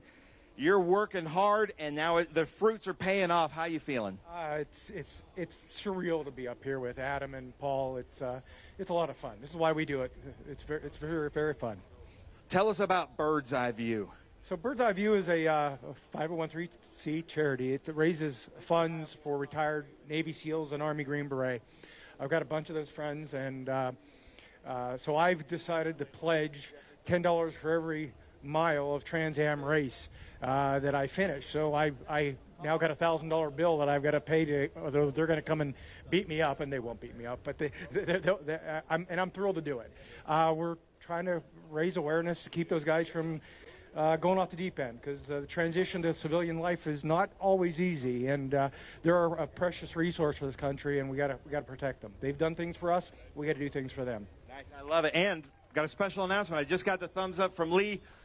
Lee heard Andy announce that in the booth and said, "Hey, the Trans Am Series, you get on the podium. We would like to match that as well." So we're coming with a match for that. How about that, ladies and gentlemen?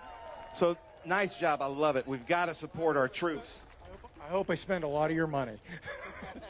He says he hopes to spend a lot of our money. Yeah. Keep racing with us. Paul Menard, great championship day. I know you'd want to be on the top step, but, you know, when you're running for a championship, sometimes you got to take what's given. Yeah, I mean, a good day. We had good pace all weekend. Beautiful facility, man. I've never been here before. And, you know, I did a little bit of iRacing stuff just to try to familiarize myself with the track, but it's so, everything comes at you so close. It's with these big heavy cars, you're out of one corner, you're right in the next corner, so it's really hard to find your rhythm. But I felt really confident in the car coming in. You know, the guys did an amazing job all weekend long. We had them covered in the rain, and then just started drying out, and Adam just had more pace than us. And congratulations to those guys. And I don't think the points hurt us a whole lot today, so we go on to COTA and try to capitalize. How about that? Ladies and gentlemen, Paul Menard. And it was really cool because I was down here when Adam pulled in. Paul was the first one to come over and congratulate him. And then his team owner, Paul Gentilozzi, comes over because it was such a great race. And one of the most dangerous things to do in motorsports is give Adam Andretti the mic. So, Adam, take it away. You can take them. Am I taking these? Yeah. You're going to work? Yeah, I guess I'm working. But, no, thank you, Ben. But, yeah, it was an amazing day here at Barber Motorsports Park. As Paul said, a beautiful facility, and I've been watching races here for a lot of years with IndyCar, and to get to here to come and apply my craft and to go out here and race and execute here to be inaugural winners in the Trans Am Series at this beautiful facility. I mean, it's hard to put into words, but I can't thank Burton Racing enough. This group is an amazing group to work with. There's so much fun. We enjoy each other's company. We laugh, we joke, we have a good time, and when it's time, we put our heads down and we get the job done. And to bring this thing from the tail of the field, we had to make a last-minute decision to put on wets, which ended up being the right call. And again, we make these calls as a group. And our leader Claudio is just such a sound leader, such a great sounding board over the radio, and just gives us the full support and everything we needed to go out here and execute. And Top Liner and service partners, can't thank you enough for what you all do. You're putting out the best products on the planet, Rig RX. We love this partnership and look forward to where it's going to head in the future, and it's super exciting times for us. And again, Bell helmets, Hinchman Racing uniforms, they've been so good to me over the years and keeping me protected, and all our family and friends that showed up that made the trip down here to be a part of this. I can't thank you enough again. This has been just such a special day, and to race a guy like Paul Menard, someone I've looked up to for a long time. His career's an amazing career. It's a storied career, and to race side by side, clean, hard, and we're the same age. I mean, we just got done talking. I said, I think we have more in common than actually we give each other credit for, because we haven't spent a lot of time together because we're fierce competitors. But nonetheless, we keep this championship alive. We'll go to Coda and see if we can't push this thing and to the very end and see how that goes. But congrats to these guys. It's been an awesome fight all year long, and we're building momentum, and it looks like 2026 is going to be another epic year for Trans Am. So looking forward to that. But thanks to all you fans that came out here to support us at this wonderful facility. I see you on the hill over there as well. You're all looking good. Thank you again, and we really, really appreciate it. All right, Birmingham, keep up this energy. And after this celebration, make sure to come down here to pit lane for F4 fan walk. But come on, let's hear it. David Penterick with Bird's Eye View Foundation. Pittsburgh Paints and Stains with Paul Menard. Service partners, Top Liner, Adam Andretti, making history here in Alabama at Barber Motorsports Park. And then if you guys want to throw those hats to the loudest people you can. It's windy, though. It's tough. Yeah, come and get them. Oh, that's a boomerang. Hitting the Emco Gears truck. All right, Alabama, just a few more chances. Let's get loud. David Penterick, Paul Menard, Adam Andretti up here on the podium. The Trans Am Series presented by Pirelli for the first time at Barber Motorsports Park. And as you can hear, all the drivers absolutely love this facility. Champagne. Come up here to Eric. There's some free Jim Weed energy drinks up here, and they're spraying the champagne, ladies and gentlemen. Get loud, trying to hit the crowd. And then Paul Menard is our Emco lap leader as we get a picture there. But ladies and gentlemen, I got to send it off to a break. Thank you guys so much. Come down to the F4 fan walk.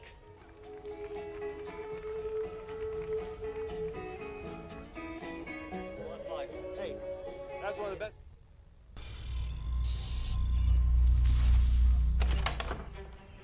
Yes. Hon, the WeatherTech's here. WeatherTech is the ultimate protection for your vehicle. Laser measured floor liners, no drill mud flaps, cargo liner, bump step, seat protector, and cup phone. What about my car? WeatherTech.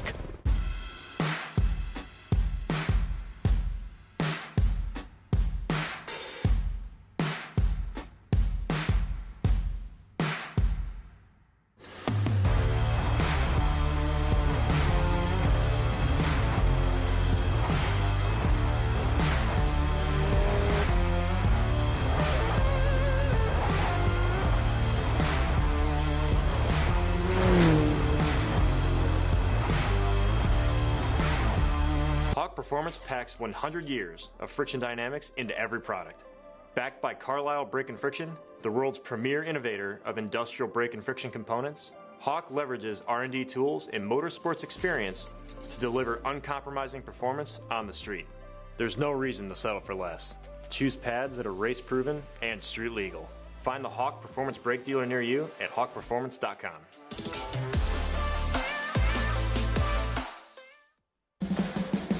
What does it mean to be built with Summit? It means you're hitting the autocross, drag strip, road course, trail, dirt, or open road with confidence. Because built with Summit means you're using parts from the top names in performance, priced to make your project affordable. And it's all backed by trusted tech expertise and blazing fast shipping. Summit Racing Equipment. Let's build it together. SummitRacing.com. Back here at Barber Motorsports Park, and look at that, blue skies popping through here. It's unbelievable. What a weather day we have had here so far, just outside of Birmingham, Alabama. Ralph Shaheen with you, and joining me in the booth, the champ, Cooper Shipman, is here. The F4 champion for 2025. Congratulations, Cooper. Now you're big-time Formula Regional Americas driver, because winning F4, you automatically get a ticket, a full ride in Formula Regional Americas next year for 2026. But you jumped ahead on that, got some practice in yesterday, racing there, put it on the podium in your first race, and you're going to do it again today. Yeah, no, good day yesterday. When I woke up this morning, it was a little cloudy outside. I was nervous we weren't going to get the best weather, but skies have cleared up, and it looks like we're going to have a beautiful day of racing. So excited to get started with this F4 U.S. Championship. I raced with these guys earlier this year for most of the season, so it's cool for me to now be sitting here in the broadcast booth, being able to watch the race go on from the sideline. Yeah, nice of you to give somebody else a chance to win here today, huh? Yeah, no, Alex has been really strong this weekend. It looks like he's found the balance with the car and had really good speed this weekend. So I think it'll be his race to win today, unless some of the other guys have found some speed from last night. Well, I know you're already committed for 2026, but we do want to show all of our fans that have been with us all morning long watching our Trans Am Series presented by Pirelli. Next year, it's the 60th anniversary of the Trans Am Championship, which began in 1966 on a Friday afternoon at Sebring International Raceway before the running that year of the 12 Hours of Sebring. And here's a look at where we are going next year. We're going to go to Sebring and kick the series off there as we always do. Then it's Road Atlanta. Sonoma is going to be a doubleheader. Lime Rock. How about Indianapolis Motor Speedway? Not just with SVRA in the Formula Series, but we're taking Trans Am there, and then we'll be at Road America. Another doubleheader at the Great Circuit at Watkins Glen, Canadian Tire Motorsports Park, Virginia International Raceway, and your home track, Circuit of the Americas. The Western Championship will be at Sonoma, Laguna Seca, and COTA as well. So we'll see those folks a couple of times during the year. Outstanding schedule for next year, don't you think? Yeah, those are a lot of great racetracks. A lot of that I've been to and I love, and a lot that I haven't been able to get to but really are on my bucket list. So, yeah, that's a great schedule they put together there, and I'm sure the drivers are really excited to go to all those places. Get that $100,000 check in Formula Regional Americas next year, and we'll see you in the 61st season of Trans Am Series presented by Pirelli. But for now, let's go down to Ben. Thank you so much, Ralph. Down here on the grid for the fan walk, we've got 10 F4 cars for the F4 United States Championship that are going to take, actually not the green flag, when the lights go out. And then I'm going to come over here and talk to Oliver. Oliver joined us for the first time at Canadian Tire Motorsport Park, signing autographs. We love CTMP, but Barber Motorsports Park, what a facility. How you feeling? Feeling great, yeah. It's a lot of blind corners, a lot of commitment at this track, but it's really fun once you get the flow. Nice, I love it. Well, look out for Oliver from Canada, ladies and gentlemen. Then Dimitri Nolan over here running for Crosslink. Very good driver, signing autographs, which we love to see, trying to get new people into motorsports.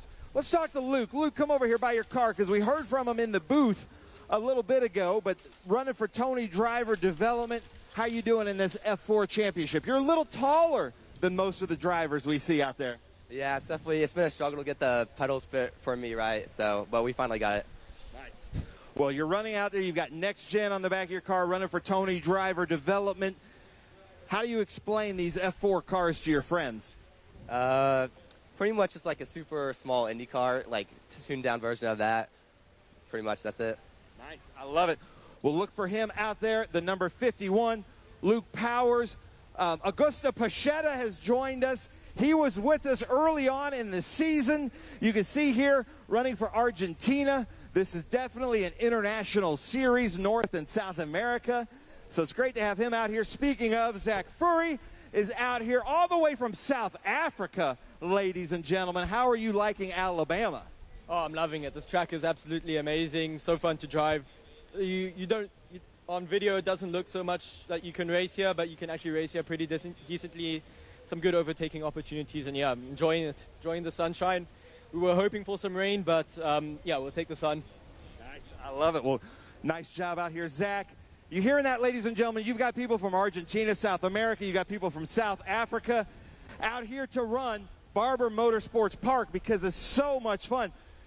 Cottrell is out here in this car, and don't confuse it with Popoff up front, but that's the number 5-4 is Cottrell. Then we come over here, Kekai Hawanio running with Anywhere Transport. Love the livery on this with Crosslink. So Kekai Hawanio signing autographs. Kekai did very, very well in the championship. You're going to go out there and have some fun in the last race of the season? Of course we are. You know, the last race of the season, we're going to have fun, just focus on the championship. So that's about it.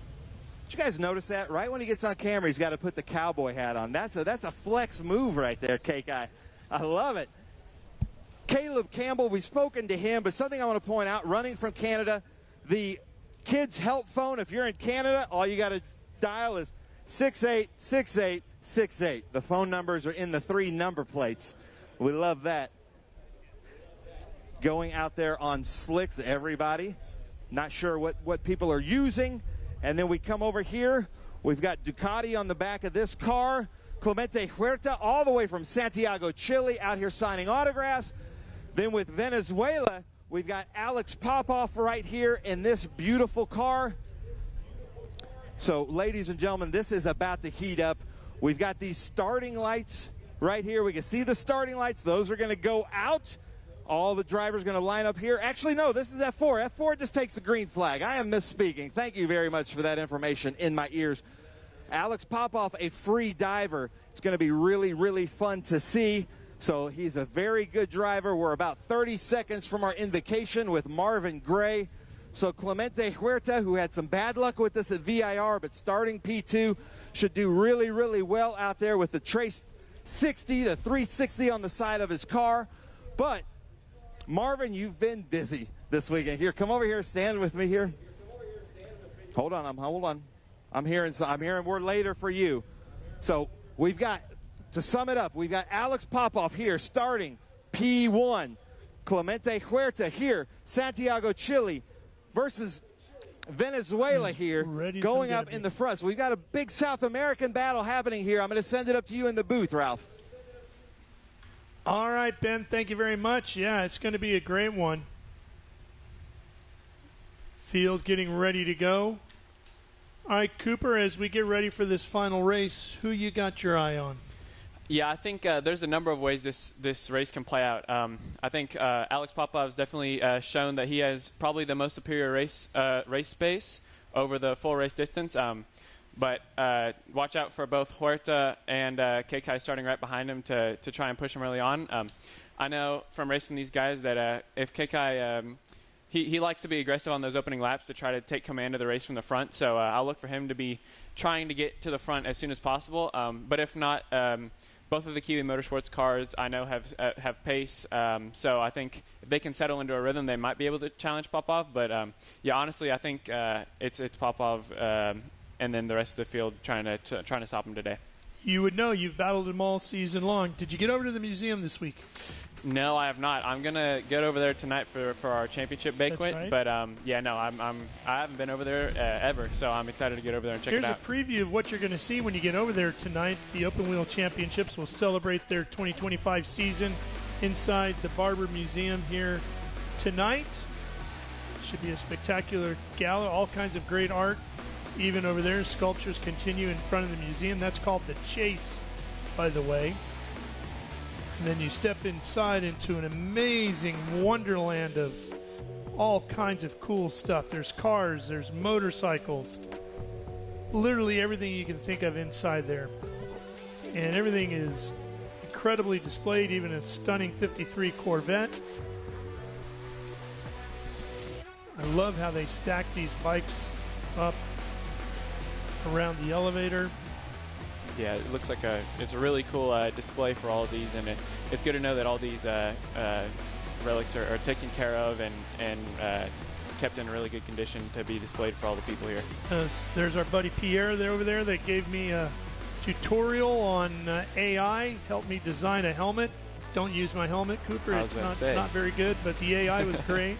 Pierre was a legendary designer for Ducati, working on the 999R for those of you that are Ducati fanatics. Showed us how all that stuff works. There's the Briton, one of only 10 in the world. That is Kenny Robert Jr.'s MotoGP championship winning Suzuki. Plenty of Suzukis all around. You see a Hayabusa in the background. Of course, historical machines as well. The story behind the museum, this is one of the Beatles cars here. I believe it was George Harrison's machine. John Surtees. Can't start talking about one thing because there's so much to show you. Of course, Surtees, world champion on 2 and 4 wheels. His championship winning Ferrari in there. Dirt bikes. Of course, I've had a long career with Supercross and motocross, so we enjoyed this portion of the tour as well. It is in the Guinness Book of World Records as the biggest museum for motorcycles. There are some of the great flat trackers, including Freddie Spencer's and Jay Springsteen and Bubba Schobert's machines right there at the front. The Barber Vintage Motorsports Museum. I can't highly recommend it enough. Get over there early tonight, Cooper, and take your time walking around. Okay, let's go back to Ben so we can get this one underway. Well, thank you so much, Ralph. I'm here with my friend Marvin Gray as we watch the Vincent Middle School High School Junior ROTC coming through here. We love it. Love the chrome helmets. Ladies, love it. But Marvin Gray to deliver with Road Race Ministries to deliver our invocation. Let us pray. Father, we thank you for the opportunity. It's amazing, amazing facility, and it's a beautiful day that we've gotten now. And Lord, we pray your blessing upon the drivers, the crew, the officials, the staff, the workers. And thank you for our fans, blessings on our fans. And Lord, we pray especially now for our troops, our safety forces, for all those emergency workers, all those that protect us. And Lord, we thank you for the return of the hostages. We pray for an end to the war in Gaza and an end to the war in Ukraine. In your name we pray, Lord Jesus. Amen. Thank you, Marvin Gray. Now, we've got a special treat. Lucas, if I can come over here, we'll reset the Vincent Middle High School Junior ROTC. And then she sang with us at Mid-Ohio, wanted to come back. If you'll stand here, Nikki Dunford in the most beautiful national anthem singing ensemble there. So, Nikki, if you'll take the mic, take it away. Oh, say, can you see by the dawn's early light what so proudly we hail at the twilight's last gleaming, whose broad stripes and bright stars through the perilous fight o'er the ramparts we watched were so gallantly streaming, and the rockets' red glare, the bombs bursting in air, gave proof through the night that our flag was still there. Oh, say does that star-spangled banner yet wave o'er the land of the free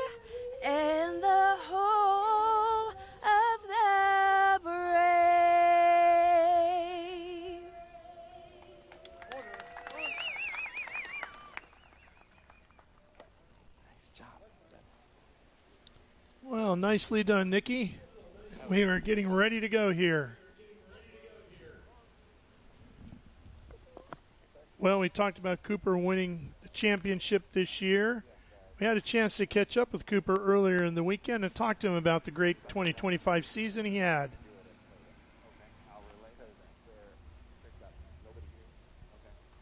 My name's Cooper Shipman. I'm from Austin, Texas, and I'm here racing in FR Americas with Kiwi Motorsport for the final round of the championship at Barber Motorsports Park. This season in F4, it was kind of like a last-minute call to run it in the first place. I was kind of bouncing around trying to decide what series to end up running.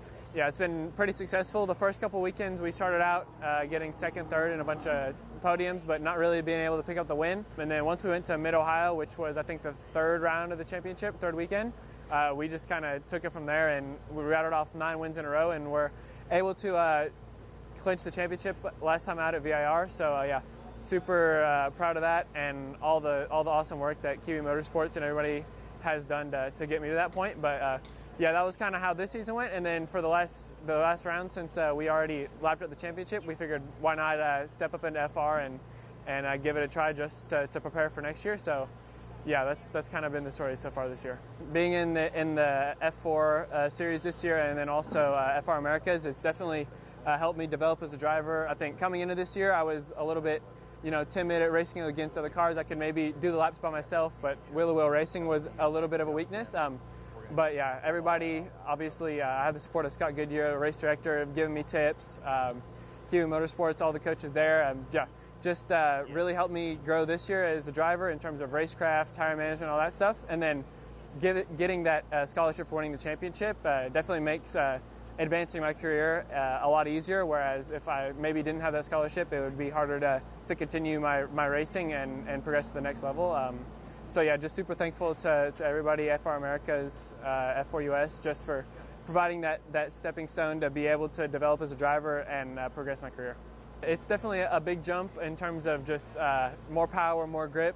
So it's just definitely a bigger beast to tame, but everybody at Kiwi has done a really good job at preparing me for this, and I've got a bunch of great coaches that are leading me through it. So yeah, they've made the transition super easy. So starting third for tomorrow's race, and my first ever race in FR. So hopefully we can convert that to a podium and go from there. It's a little bit nerve-wracking at times, just thinking about sometimes the pressure gets a little bit high, and I have to do well this race, and that'll set me up for the next couple of years. But I think honestly, I have no idea where I'm going to end up in a couple of years. So it's just about controlling what I can control, doing the best every weekend, and then the opportunities will come.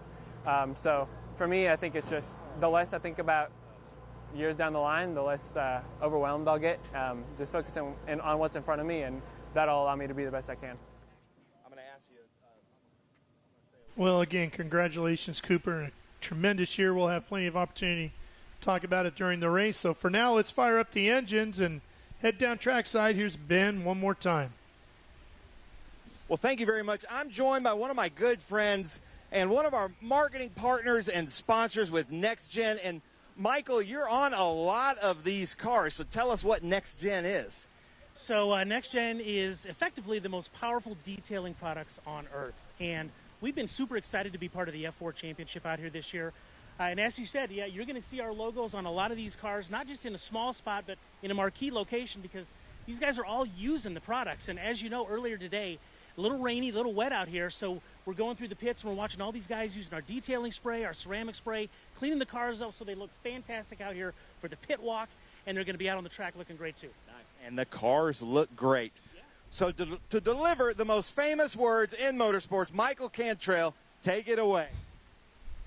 For the thousands in attendance and the millions watching worldwide, drivers, start your engines.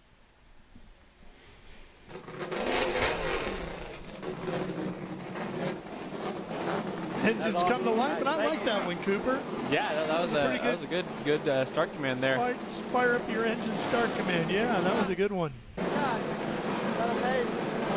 I do say I miss the sound of these cars coming out of the F4 car and into the Formula Regional. It's got a little bit more grunt and a little bit more visceral of a sound. So that's one of the things I miss about racing the series. But yeah, no, excited to see them go racing today. Yeah, it definitely does, and they're going to be fun to watch here today. as they battle out for the final race of the 2025 season for the F4 U.S. Championship here at Barber. Stay with us, coming back for the green. Rev up and get ready for race day with Mission Foods. The world's best racers and tastiest products come together to make every race delicious. Fully loaded tacos, fast wraps, piled high nachos. Whatever you crave, Mission will help you be race ready with easy-to-make recipes that will take your race day to the finish line. Keep your racing delicious and enjoy all the mouth-watering action. Brought to you by Mission Foods. Too fast, too tasty.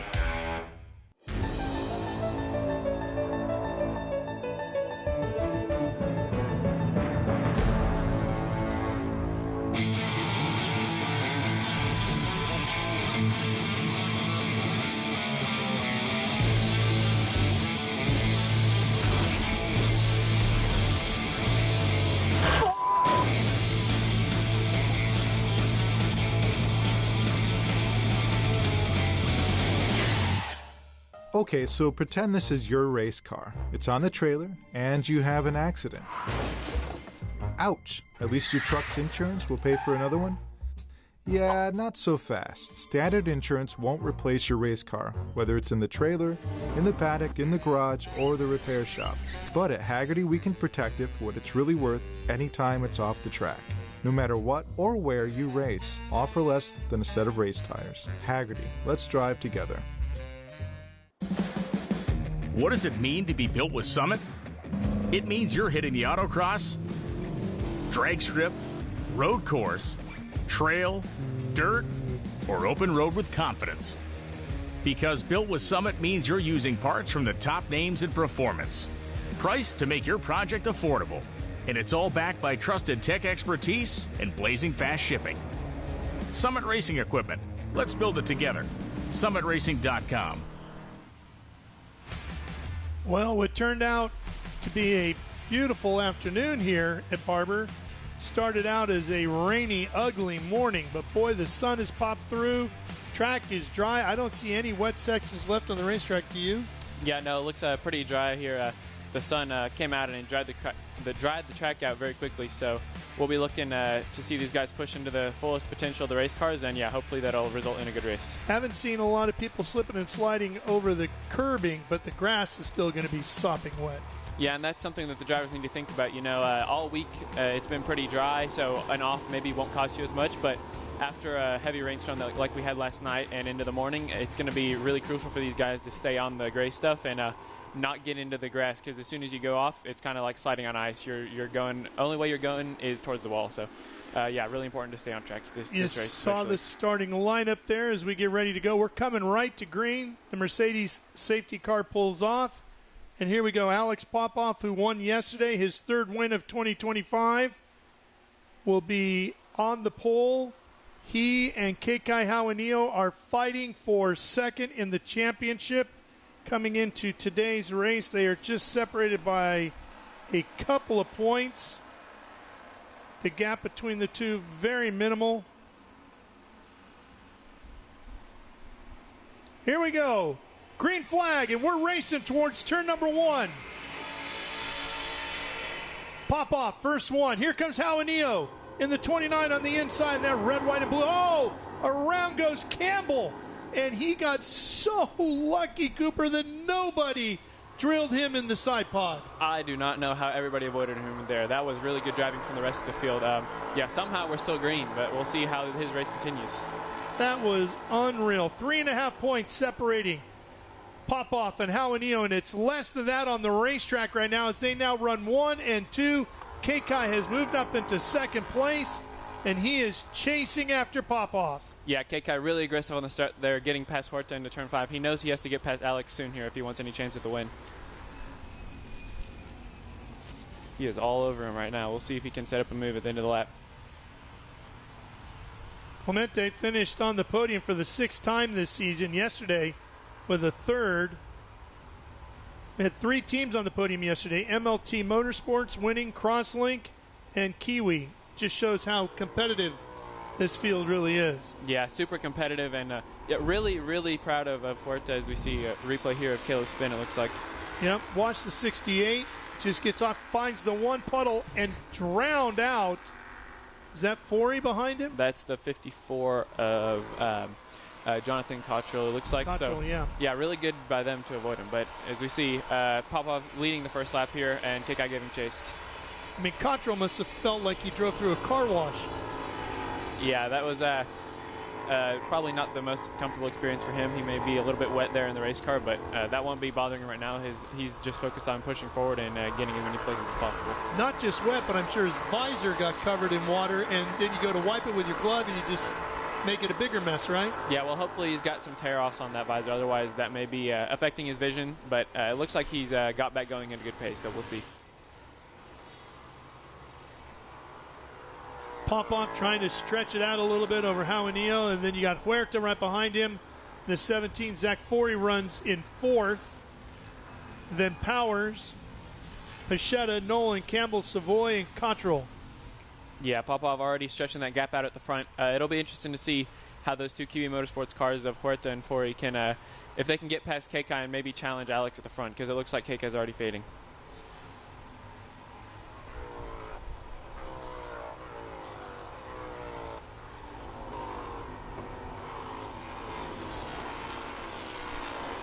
That's Powers in the black 51.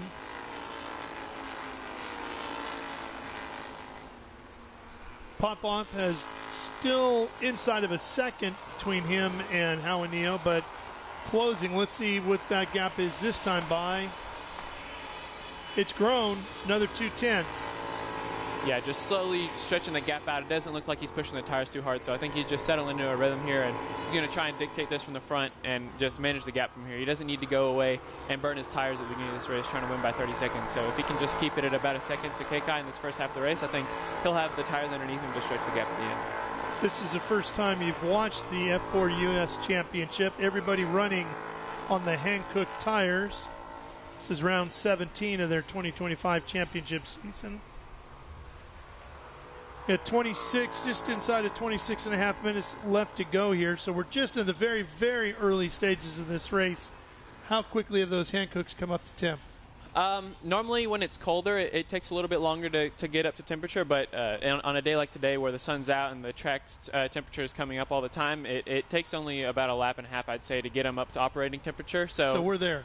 Yeah, they should be there already. This is the pace pretty much for everybody. We'll see. Now it'll be about who can manage them the best and take care of them, because they're very sensitive on overheating them if you push them too hard early on in the run. Huerta running in third right there in the orange and black. Yeah, really, really impressed with his progression so far this year. I mean, his first time in a race car was in practice one at the first round of the season. So being able to, and Nola. So being able to see his progression this year, he's had a lot of bad luck, some mistakes, but he's always kept his head up and kept getting faster all year. So it's good to see him finally up here challenging at the front and hoping to get a couple places up and challenge for the win. In your opinion, who gave you the biggest fits throughout the season? I mean, it was kind of between Popov and KK all year. It was kind of alternating, just depending on the weekend, you know. So I think, yeah, it was kind of us three all at the front battling it out. Shared great battles with both of them. So, yeah, it's no surprise for me to see them both up here leading 1 and 2. They were definitely my biggest competition this year. And only separated by 3.5 points here today as they fight for what is called the vice champion in the series. Second place in the season standings. Yeah, I know both of them have had some bad luck. In particular, Alex, I think he had 2 engine failures in Road America. At least one of them out of the lead, maybe both of them. But yeah, I definitely, if he had a little bit better luck this year, I probably would be staying here in F4 trying to wrap up the championship around later. But yeah, no, super impressed with him. He's been fast all year, so no surprise to see him leading like this.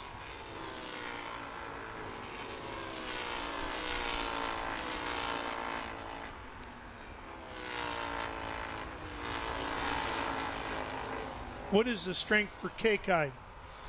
Yeah, I would say early race pace, he's normally pretty strong, and then just anytime he gets in a racing situation, his racecraft's really good.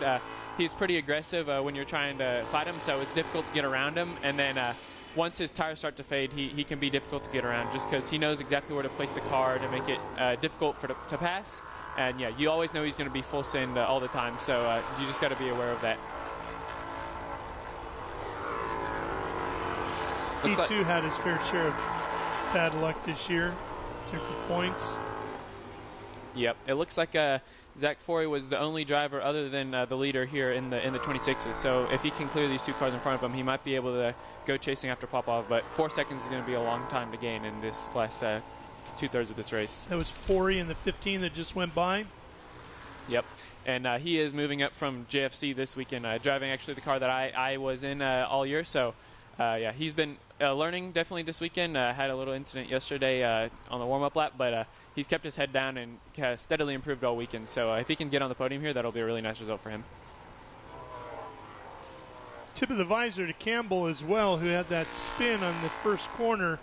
He is moving his way up. Here he is behind Nolan now, fighting for 7th. So he's chipping away at it. Don't know if in 22 minutes he'll be able to get himself into the top 5, but he is certainly clawing his way back. Yeah, no, he had pretty good speed yesterday. He was fighting for the podium until a late race spin, but it's good to see that spin hasn't affected him mentally. It's really easy as a driver to lose concentration and get frustrated, but it's good to see he's keeping his head down and slowly working through here, so maybe he can come away with the top 5. Well, just your heart rate of being turned sideways and seeing all those nose cones coming straight at you. I don't know how he weathered that. Yeah, I don't know how much of that he saw. He was kind of doing a 360 there all the way through, so it was probably a lot of a blur to him. But yeah, no, good to see he's getting his head down and going forward. Popov, Jaramillo, Huerta, Forey powers your top 5.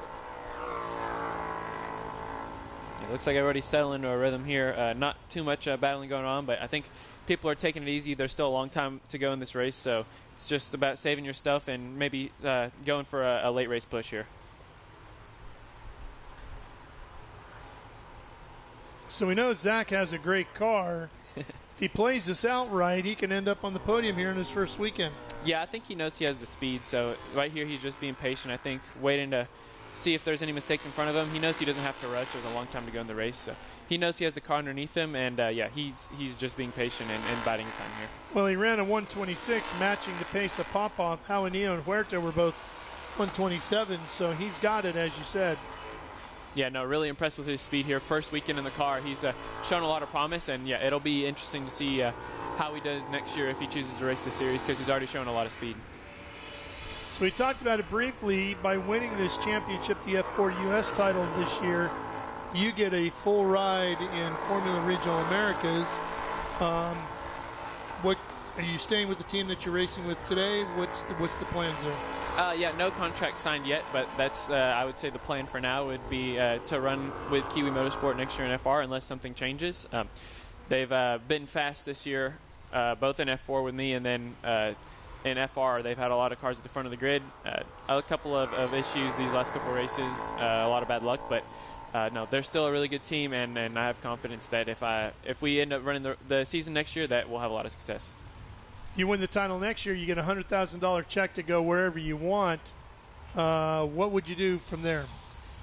I am going to be honest, I have no idea. I'd like to keep progressing towards IndyCar, so if there's a seat in maybe Indy Next or some form of a Formula car, that would be probably where I look to first. But if that ride there doesn't align, then I could look into sports cars or Trans Am. So there's definitely a lot of options. But the important thing is to keep winning, to keep those options open, and then from there it'll kind of decide itself.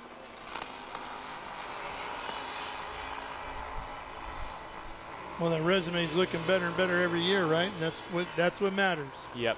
It looks like Alex really getting that pace down here. He just ran a 26.3, half a second quicker than Jaramillo behind him. It'll be interesting to see. I think he's too far out for these guys to challenge him here. But yeah, super impressive pace from him. He's just rattling off those low 26s, not making any mistakes, just driving smooth and consistent the whole time. And what makes these championships interesting in these ladder series is that they can turn over pretty dramatically from year to year, because you never know who's going to do what or go where or who's going to get what opportunities. So, I mean, as we sit here right now at the final race for 25, you're looking at it going, okay, well, Alex and Kekai will certainly be the title combatants for next year. Well, we don't know. Right. Yeah. They both might join you in Formula Regional Americas, you just never know. Yep. No, at the beginning of the year in F4 here, the entire grid was rookies. So we had nobody that raced the series last year. So, yeah, it's a lot of turnover, especially in the lower series on the ladder. So, yeah, I have no doubt that wherever they go, they'll be successful. But, yeah, I have no idea what any of their plans are for next year. They probably don't know either now. Probably not, no. It looked like Campbell was battling. I caught a glimpse out of our broadcast window of Campbell fighting with Nolan. That might be switching for 6th. We'll check that when they come by. As the leaders are now just crossing, start, finish, and heading back off on another lap. We got 18 minutes yet to go. Taking a quick break here on Speed Sport 1.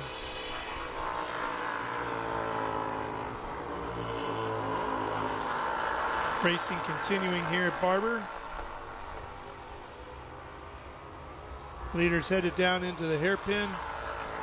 Pop off in and out already. Yeah. Oh, we got one car here on the pit lane. That's Pachetta's machine, unfortunately. Looks like maybe a suspension problem here. Let's see, they're working hard at it, trying to find the problem.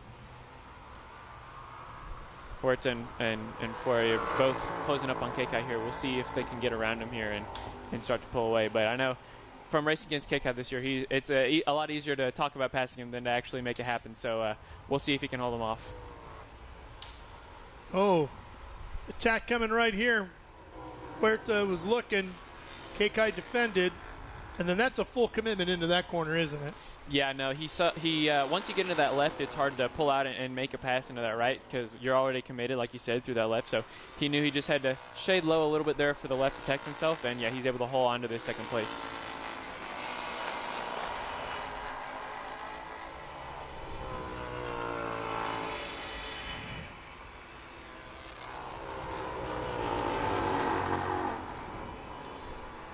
A little lockup from Kekai. He's wide. Clemente's trying to get underneath him, not quite going to be able to make it done. And on tracks like this where you get stuck in the dirty air a little bit, it can get frustrating sometimes just following, and not being able to make a move. So it's just important for them to stay calm. As he switches from outside to inside, looking everywhere to try and pass Kekai. And now Fiori's going to go around the outside of both of them maybe. That's a bold move there. Yeah, it's really kicking off. Not going to work.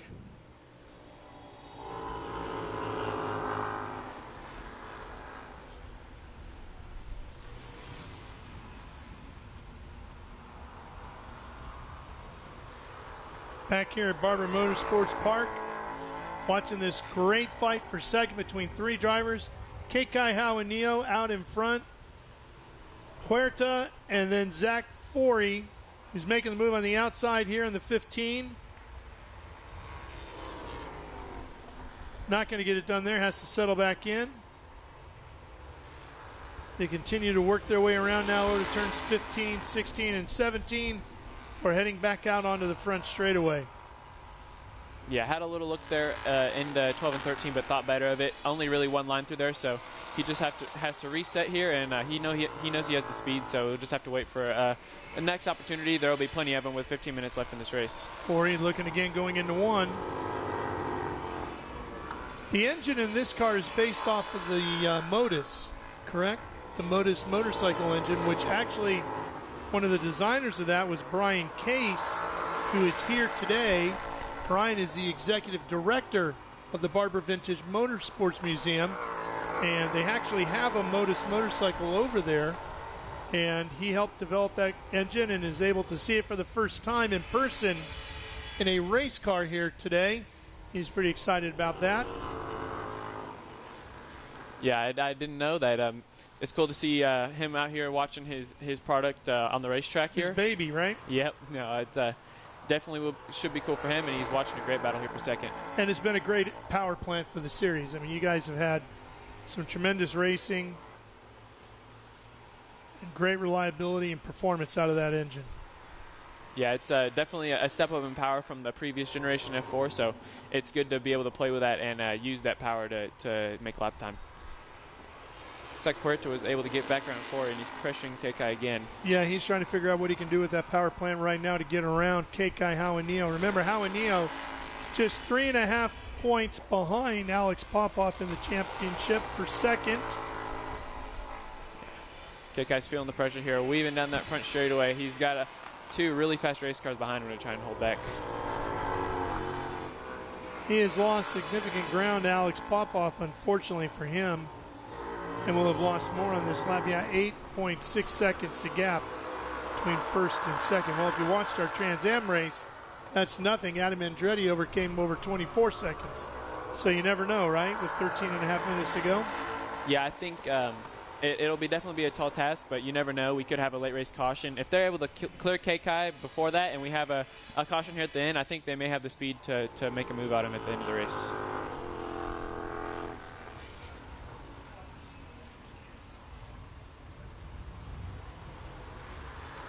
Nolan in the 5, Campbell in the 68. Powers in the black 51.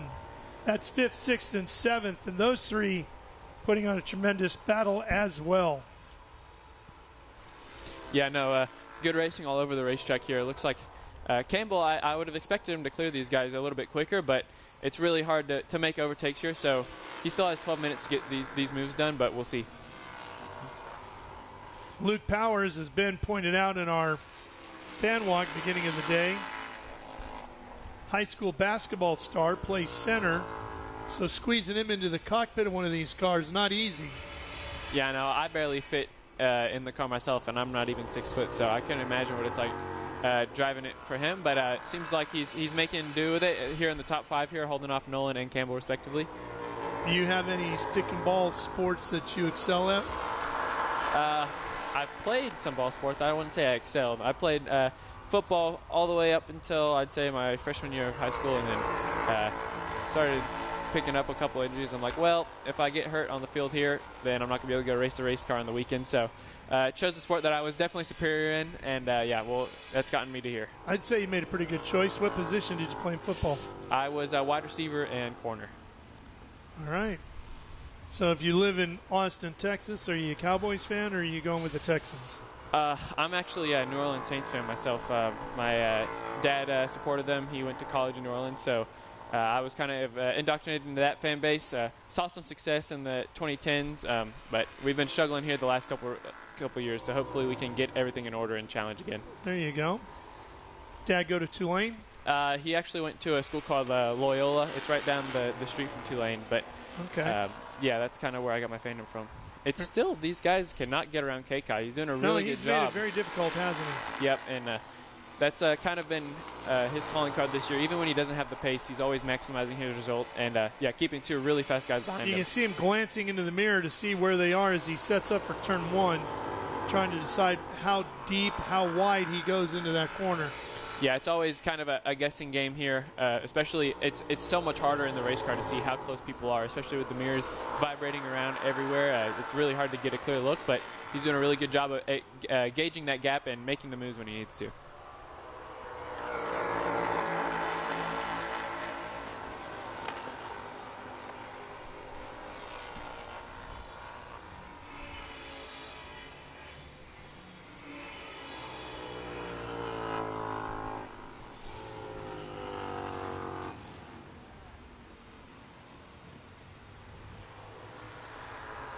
Meanwhile, way off in the distance, you can barely catch a glimpse of Alex Popoff. 9 seconds in front of this battle right here between Jaunillo, Huerta, and Forey. And it looked like Huerta might have dipped a wheel there and kicked up a little mist out of the little spray out of the grass. Is that what I saw? Looks like he dropped a wheel there on the exit. Luckily, there's some concrete there, so that won't affect you too much, but definitely pushing hard to try and pass these guys. Here's Alex coming right at us. Can't even see the rest of the field. He's so far ahead. Just coming out of the last corner as he goes into turn 1. It was his 3rd win in the Formula 4 United States Championship yesterday. Paced both practice sessions and got the pole for MLT Motorsports for the start of race number 1 yesterday. Yeah, it's been an absolutely dominant weekend for him here at Barber. I mean, he's really shown no signs of being beat. I mean, taking the pole by over a second is really difficult to do, and just shows how much pace he has here in his car and in his driving to be able to do that. Kekai getting pushed here. Huerta to the inside.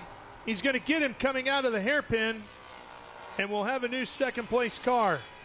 Yes. But for how long? Kekai trying to fight back. and Forey looking anywhere he could go, and Kekai gets him again before they get into this complex coming downhill here. I have no idea how Kekai held on to that position. He was almost clear, Huerta was, of him going into 6, but he just sent it down there on the inside and was able to get the position back. Really impressive from Kekai. And that turn-in before it drops away is very tight, and you need to be able to get to the left to get to that curbing on the far left. Yeah, it was really impressive that he was able to get in there, and then everybody was able to get in single file and not go side by side there, because that's kind of a one-line part of the racetrack. Well, it's that kind of grit and determination that has gotten Kekai 12 podiums this year out of the 16 rounds contested before today. Here's a look at it again. Watch this. Looks like Kekai just locked up there and went wide. It didn't look like there was any contact, but Huerta did a great job getting inside, taking advantage of that, but then look at how Kekai stays. Our replay goes away a little bit before, but he just hung in there, fought all the way into that next section. This is Nolan, Powers, and Campbell here. Powers just in front of Campbell. Yeah, it looked like Nolan was able to clear them. Campbell's still having trouble getting around Powers. We'll see if he can do it here into 5. Powers and Campbell now fighting over 6th. Campbell's got him. And remember, that's the same car that had that big spin going into turn 1 at the start. Yeah, really good recovery from him, being last off the start. If he can maybe go get Nolan and get a top 5 out of this day, that'll be a really good recovery. That would be huge, considering where he was at the start. For sure. Well, he's got 7 minutes to get it done. Yeah, it's quite a big gap there. We'll see what it is over the line, but he had a lot of speed yesterday, so he may be able to get him just before the end.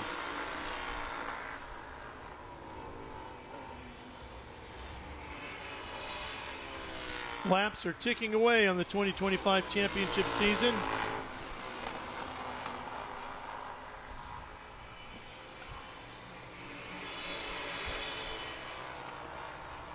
Popoff, Jaunillo, Huerta, Forey. That's your top 4. Nolan running by himself. 2nd, 3rd, and 4th are still all running together. Then Nolan by himself, and Campbell and Powers here fighting. There's Campbell. Yeah, they're squabbling over 6th. Looks like the 2 Kiwi cars are battling here over 3rd place, the last position on the podium. The more they fight, the easier it's going to be for Kekai to maybe score away from these guys and come away with a P2. Yeah, it's not a full second gap between 2nd and 3rd, but Kekai has definitely opened it up a little bit.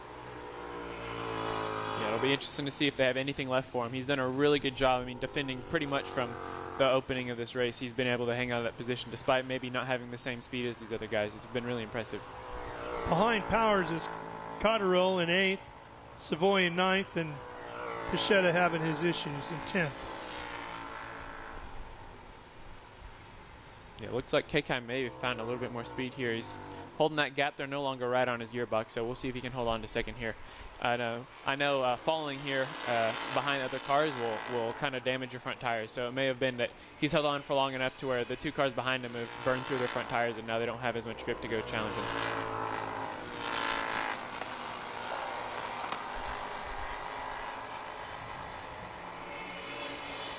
Once again across start-finish line, 5 minutes remaining, and Kekai 12 seconds behind Alex Popoff. They stay the way they are now. Alex will lock up 2nd in the championship, the vice champion position. Something you guys will celebrate tonight at the big banquet. Trans Am Gala will be the final race of the year at COTA, Circuit of the Americas. Oh, looks like a little bit of wing damage there from Forey. Kekai squeezed him out really aggressively there. We'll see. Yeah, you can see the big damage. Left side of that kicked up. What's he feeling right now with that? Honestly, I think I would be pretty frustrated with that. We'll have to see the replay, but it looked like he was far enough alongside, and Kekai kind of drove him there to the outside of the track. I know it's the end of the race here, so they're being aggressive, but yeah, have to take another look. But if I was him, I'd probably be pretty frustrated right now. He's had the speed to pass him pretty much the whole race, and right as he got alongside, he kind of got crowded out there, so we'll see. What's he feeling inside the car, though, with the wing like that? It'll definitely be a loss of front downforce. I'm not sure exactly what direction he'll feel it worse at, but yeah, definitely be feeling a lot of understeer, especially in the high-speed corners. So, but it looks like he's hanging on to it for now. He's got about 3.5 minutes yet to go. Here's a look at it. Let's see what happened here. Coming down into the hairpin. Oh, just clipped his tire there. Hard to tell if it was Kekai coming out or him trying to get in. Yeah, I mean, I think it was a little bit of a combination. It looked like Kekai gave him enough room. He was just trying to slide in behind him to get the run into 6, and it looks like he just was a little bit... a little too soon. Yeah, a little bit over optimistic about that. He holds on to the podium spot for now. 3 minutes to go, so maybe 2 laps? Yeah, I'd say probably 2 laps, maybe 1 extra if we get 2 plus the white, but I've actually been very impressed with his speed, even with that damage. He hasn't lost that much time. We'll see if he can mount another charge. Well, Alex just went by, and the white flag was not displayed, so looks like we'll get 2.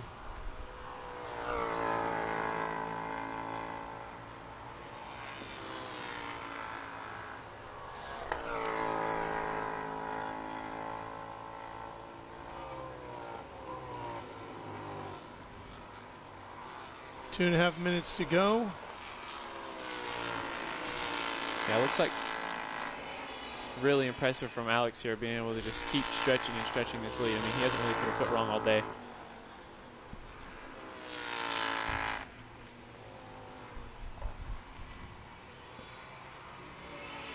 There goes second, third, and fourth across the line. Yeah, it looks like that damage is affecting him quite a bit. He's lost touch with Kekai. You can see him really struggling on the wheel there. Yeah, it's unfortunate for him. He was having a really good race, but he can still come away here with a podium. That'll be a really good result for his debut weekend in F4 U.S.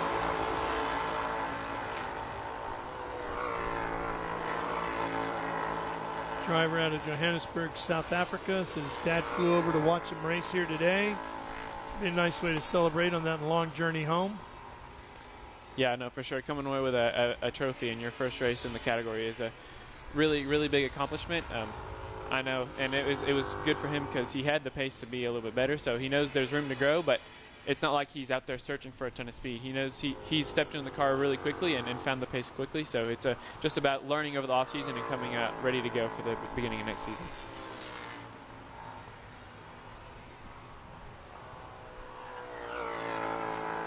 Wouldn't have thunk we'd have shadows around the racetrack today, the way the day got started. Everything was covered just in gray. There's the white flag for Alex. 1 lap away from locking up second in the championship. Yeah, really impressive season by him this year. I mean, he's pushed me and KK all the way, so good to see him getting a nice finish to his season. It was really strong. Yeah, my guess is you guys are all going to see a lot more of each other over the next few years, right? Yeah, no, for sure. I expect to see all these guys as we progress up the ladder, so don't want to make too many enemies because we're going to have to be able to... You might be teammates somewhere. Yeah, exactly. So good keep good relationships with all these guys, and we're all really close, and yeah, haven't let the competition get in the way of our friendship and relationship. So good to see. Hopefully they'll treat each other with respect after this race. I know Zach may be a little bit heated after that contact, but no, I think he'll keep a level head and be happy with the weekend overall. And the overall goal for you is IndyCar? I would say the overall goal is IndyCar, but really just wherever I can find a ride that I can do it professionally, I'm good with that. But yeah, IndyCar would be the main dream.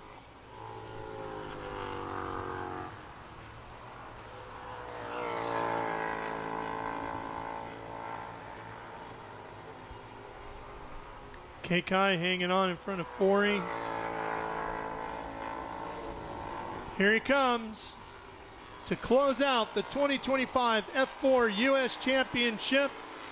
Alex Popoff takes his second win of the weekend, sweeps the weekend here at Barber Motorsports Park, and locks up the vice champion's position in the 2025 title fight. Kekai Hauanio will finish third, adding another podium finish to his great season. Zach Forey will get the podium as well with a fine third-place finish in his debut in the series. For Kekai, that's his 13th podium in 17 races. Outstanding performance for him. And for Alex, his 4th win in the 2025 championship. Yeah, really impressive weekend by both of those guys. We'll see almost 15-second win there from Alex. Very dominant. Yeah, just never really put a foot wrong this weekend. So that's a really impressive campaign here all year, and especially this weekend for him.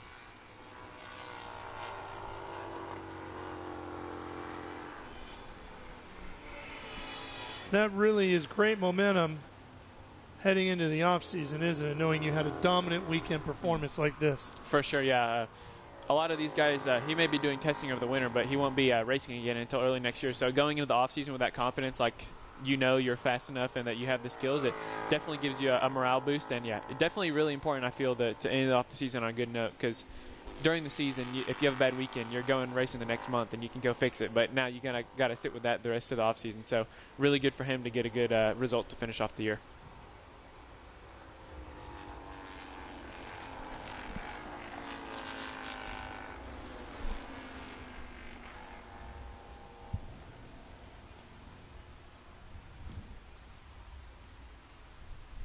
So what are you doing to celebrate your championship this year? Treating yourself to anything?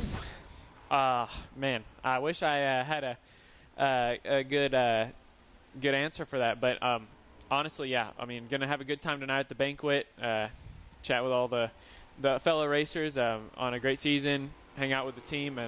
But I got to drive back to Atlanta tonight to get on a flight back home. So we'll party hard but party short, and then get ready to go back home. There you go. And you still in school? Yep, I got a deadline coming up on me tomorrow evening, so I also got a lot of schoolwork to get done. Procrastination kind of bit me, but yeah, we'll get it all done. Can't say, hey, I was busy wrapping up a championship here. Yeah, I wish I work? could. No, they don't really like that answer, so we'll see. Well, there's your vice champion, Alex Popoff. Gets another win. Mo Murray from Ligier. Of course, all these chassis are Ligier's. Mo there to congratulate him on a great season.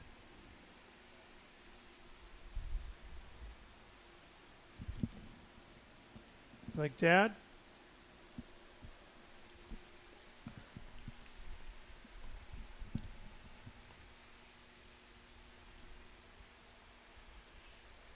He did. His dad, of course, is a great race car driver as well. For sure.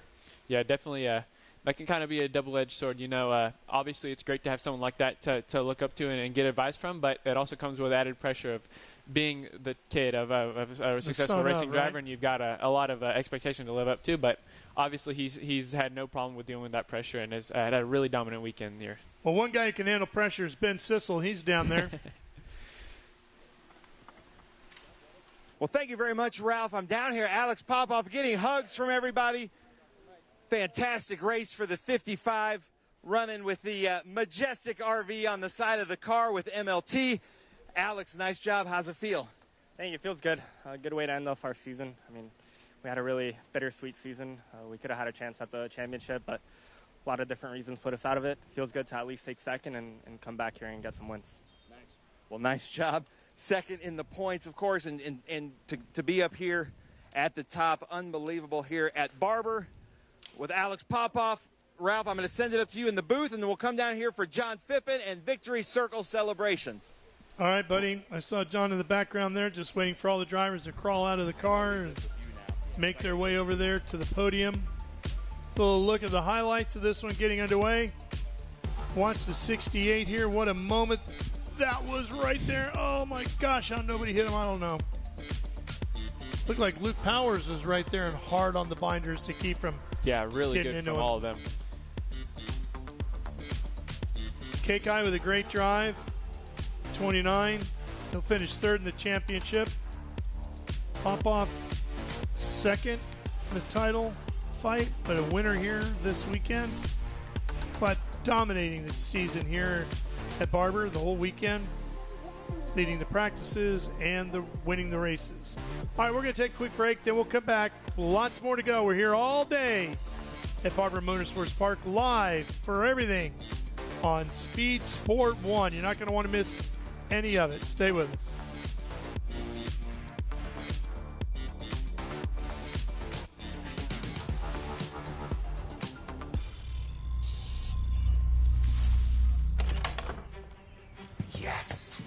Hon, the WeatherTech's here.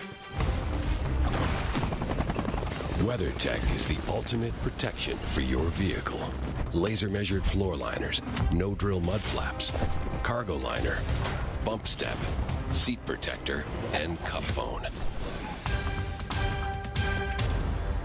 What about my car? WeatherTech.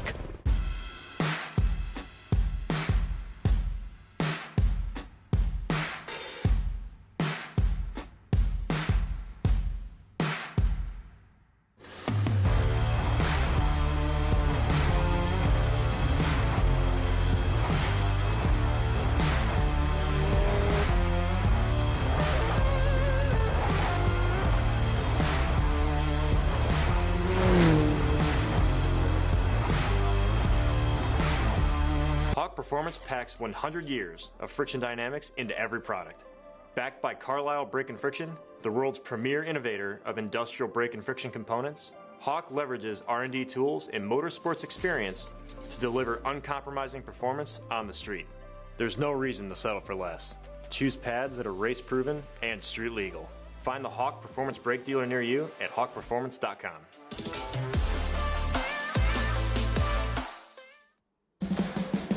What does it mean to be built with Summit? It means you're hitting the autocross, drag strip, road course, trail, dirt, or open road with confidence. Because built with Summit means you're using parts from the top names in performance. Priced to make your project affordable. And it's all backed by trusted tech expertise and blazing fast shipping. Summit Racing Equipment. Let's build it together. SummitRacing.com.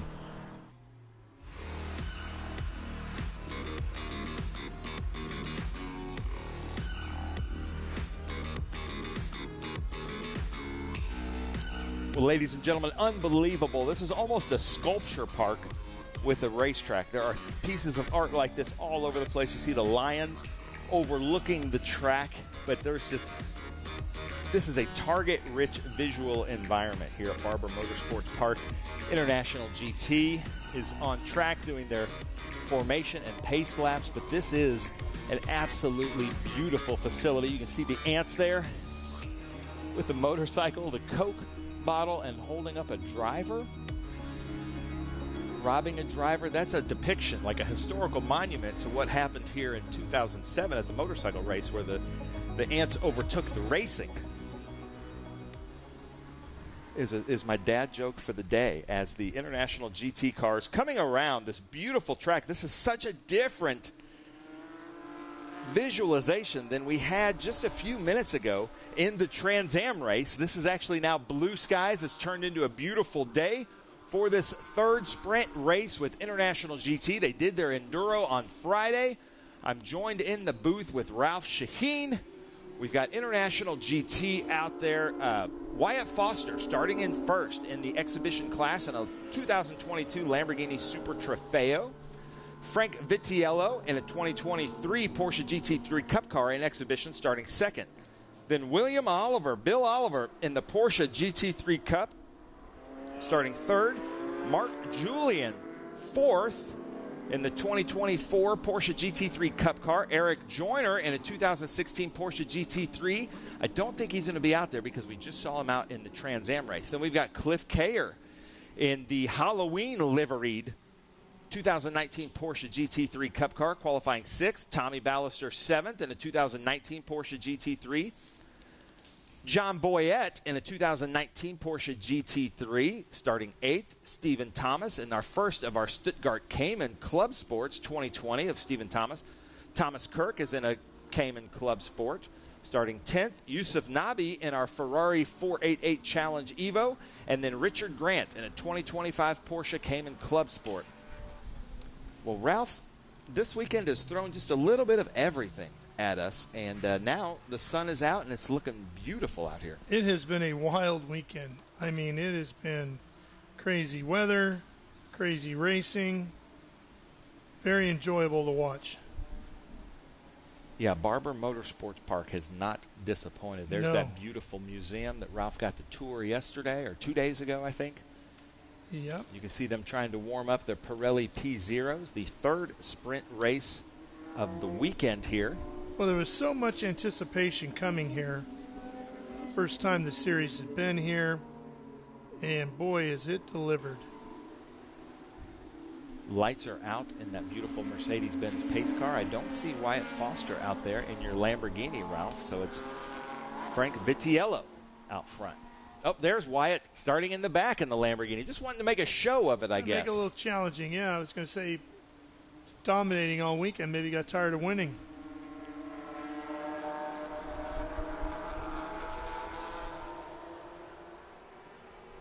Here we go, green flag, International GT underway on this Sunday here in Birmingham. Ooh, one of the Caymans getting off. Yeah, Stephen Thomas in that 710.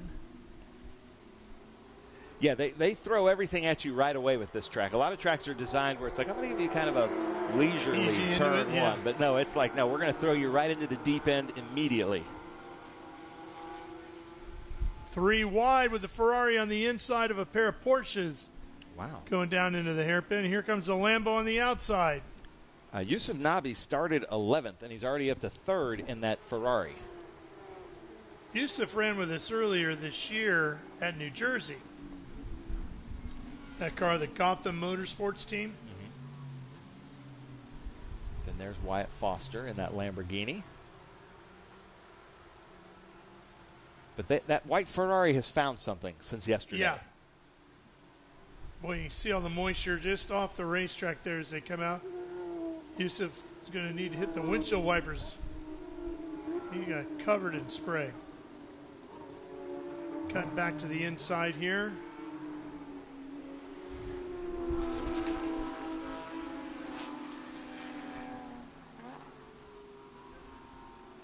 The Lamborghini of Wyatt Foster moving through the field, trying to catch up to that white Ferrari. But again, Wyatt in that Lamborghini Super Trofeo running in the exhibition class with Kaizen Autosport, also one of our Zapata racing members that we mentioned in our Group 1, 3, 4, 5 race. Yusuf driving a 2017 Ferrari 488 Challenge Evo. I like the 488s. I do too. I think it's a beautiful car.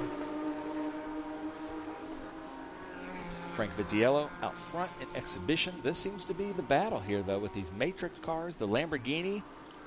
So we might have Porsche, Ferrari, Lamborghini in the top 3 here in a couple of turns. I'm good with that. Lambo gets around here. The Lambo is a 2022 Super Trofeo. So William Oliver, the first of our points Porsches, but Yusuf Nabi is going to be running for the Maranello Cup trophy here with the 2017 Ferrari.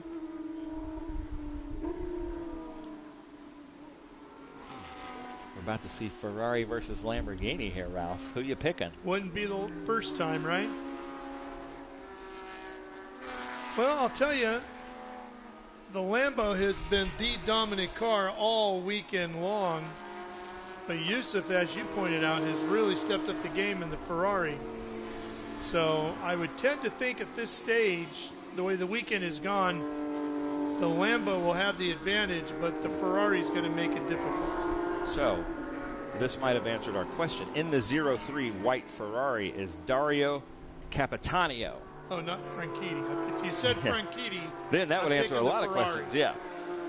So it's not Yusuf Nabi in the car. It's Dario Capitanio. But that sounds like he's driven some Italian race cars. Name, yes. Yeah. Wyatt Foster in that Lamborghini with Kaizen. Wyatt Foster and I have known each other for about 5 years, like I said, because he's a member of the Zapata race group with Roger. He's an instructor. He's an instructor at Kaizen. And every once in a while, they let him get in the cars. You can see the moisture you're talking about that's on that curbing. Yeah. You dip a wheel there and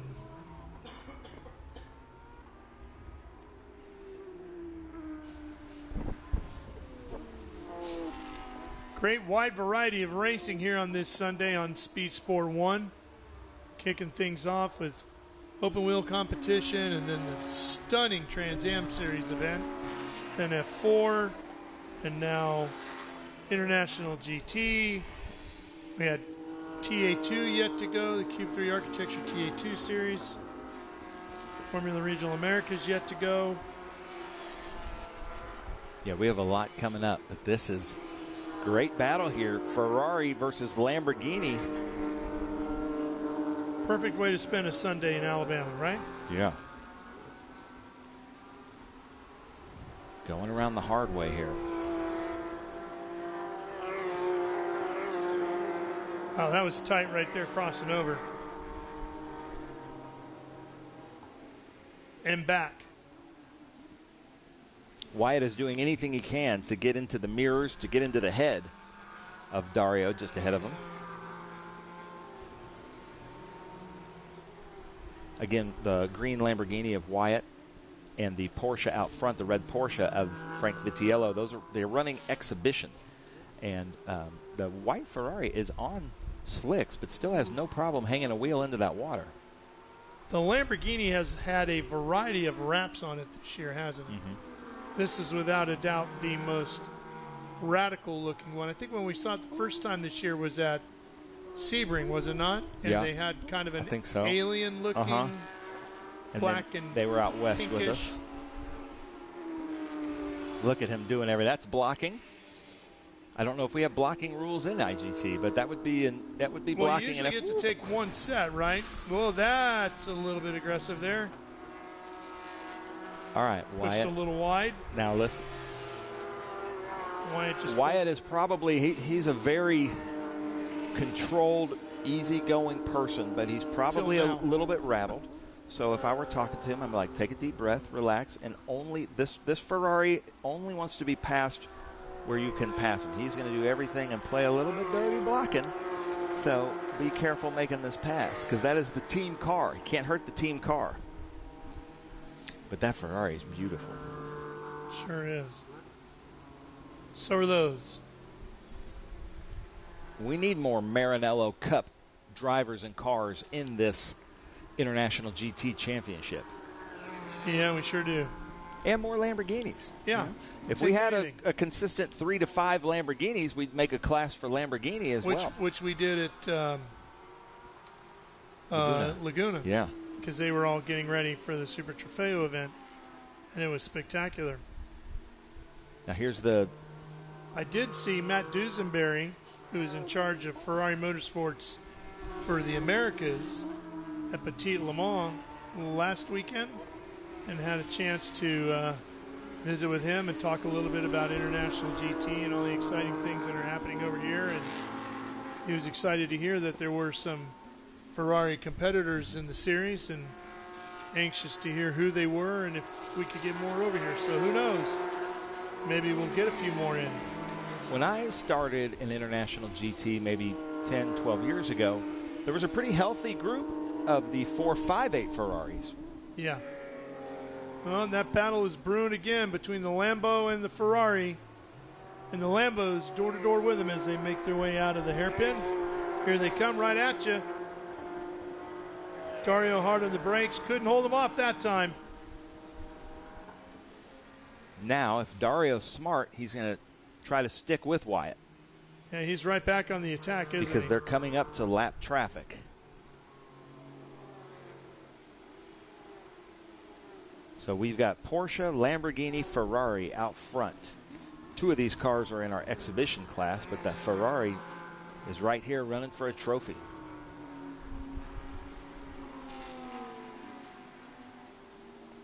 Coming up on Richard Grant, whose brother Milton and nephew just on the podium with us in Trans Am.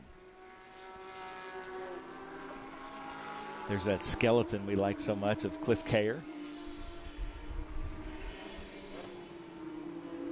I gotta say, International GT, I think they have the best wraps. They always have really bright, vivid colors like that Lamborghini or Cliff Kayer with that Halloween livery. I like that.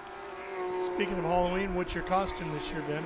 I don't know. I was thinking about Ricky Bobby. We're going to be at COTA during Halloween.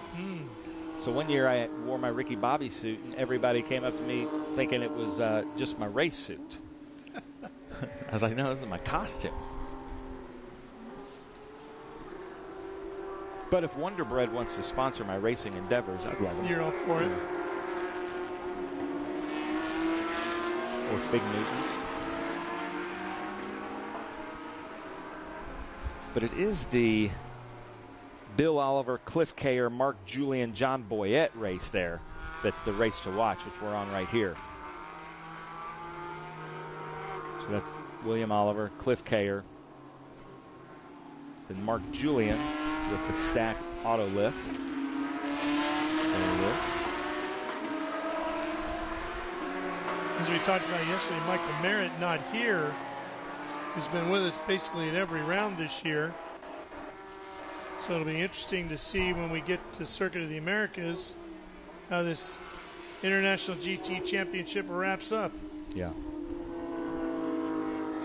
These are really fun championships as International GT. Ken Fangler has done a great job bringing it here. A couple months ago, passed the torch to Julie Bentley, who's been a long time, basically running International GT with Ken for the last probably 8 to 10 years. And it is in good hands with Julie Bentley and the Lamborghini out front, Ralph. Yeah.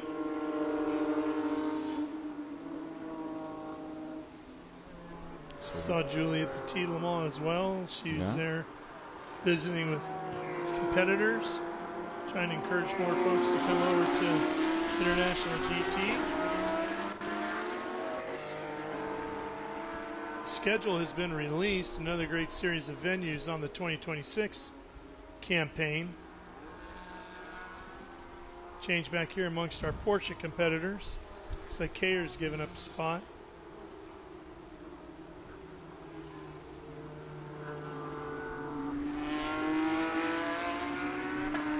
Grant and his Cayman getting out of the way. And John Boyette, the last of those Matrix cars in this top group, coming through. Inside 8 minutes to go here.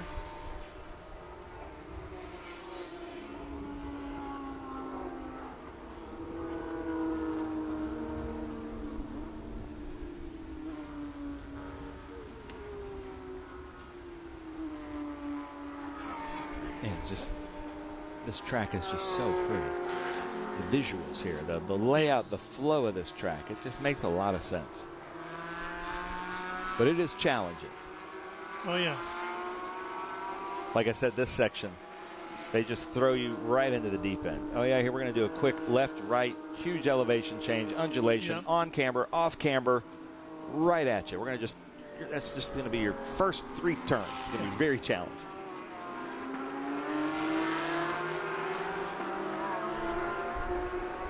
Usually tracks are designed to get harder as the lap proceeds. This one, they're like, nope, we're going to give you a little bit of everything. And this track does have just a little bit of everything. And then as you come out onto that straightaway headed to 5, it's like, well, if you think that was tough, get ready for this. Yeah.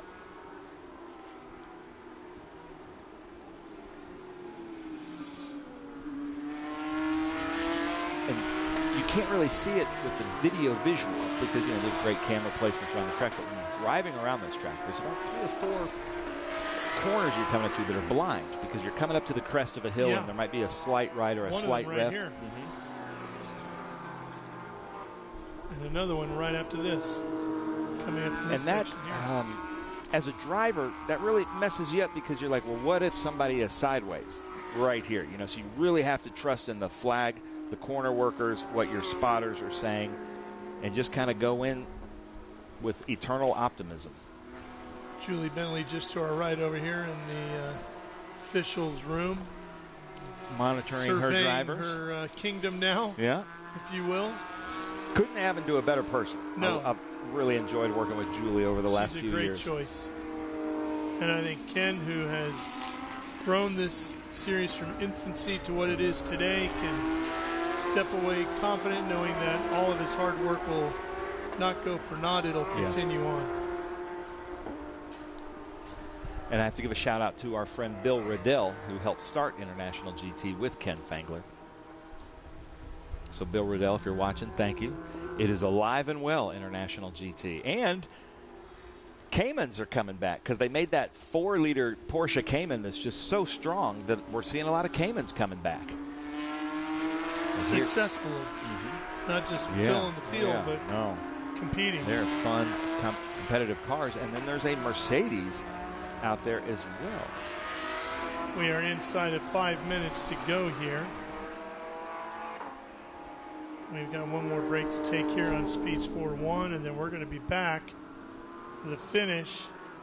International GT Sprint Race number 3 here on this Sunday at Barber Motorsports Park. Henry out in front in the Lamborghini. Stay with us.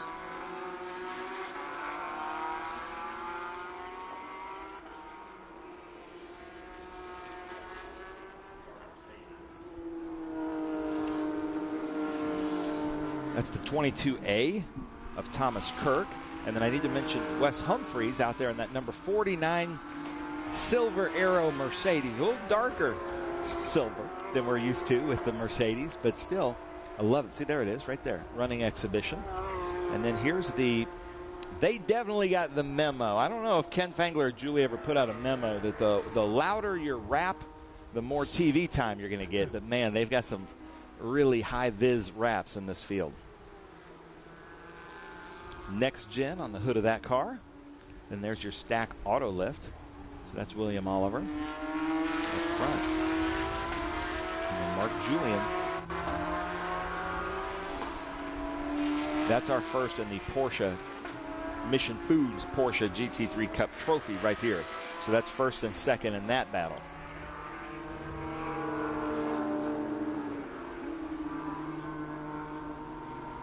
Juan Gonzalez will be with us in 2 weeks at COTA. I was just going to ask you that. Is he scheduled to come back? I hadn't seen the entry list yet. And that is the Mission Foods COTA Speed Tour over Halloween weekend. So if you're in the Circuit of the Americas area, Austin, Texas, come on out. It's a fantastic event. Back here on Speed Sport 1 at Barber Motorsports Park, inside of 3 minutes to go. International GT Race number 3. I like the way you said race right there. That wasn't like race. That was good. They're great. I like that. I've learned a lot from you this year, Ralph, so I appreciate Everything not to do, Ben? No, I appreciate all your patience because I've not done commentating 101 with anybody. No, but look at this been a great season. This is for first and second here. I just met Mark Julian at our grid for Trans Am with the stack auto lifts. Well, with all the cars you need, you could probably use that. Yeah, I was just telling him I'm actually in the market for a 4-post lift in my garage. So I'm going to have to get a stack auto lift. Now, the cars that they hold are like 1,500 pounds. So you can really stack some stuff on that thing. Most of yours probably don't weigh 1,000, some of them.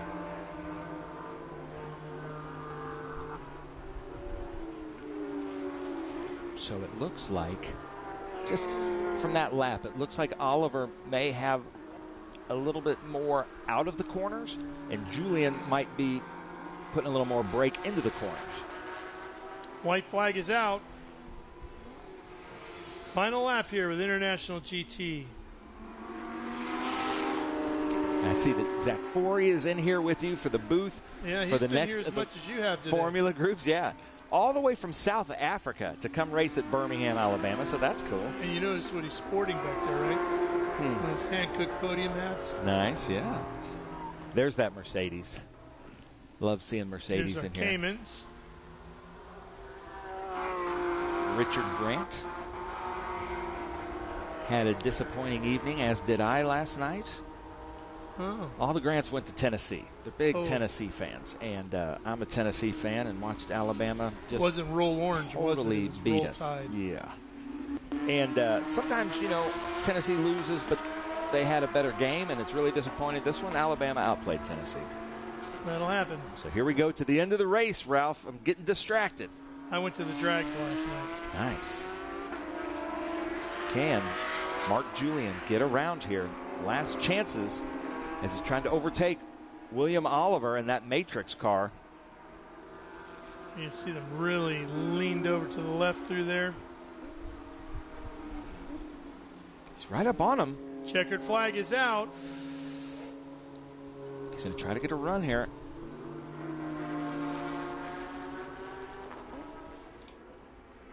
Henry grabs the overall win.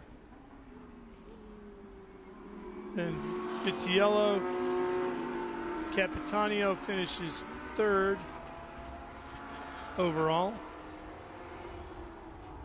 Ben is on his way to handle the podium. We're here watching the rest of the cars across the finish line from our drone. I think that is just about everybody.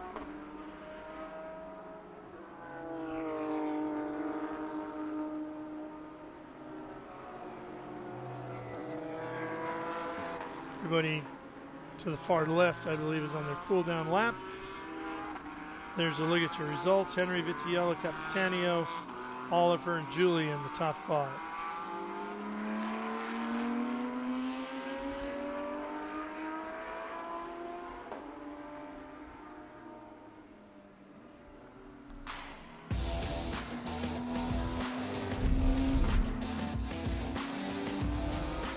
Little look at the highlights here as this one got underway.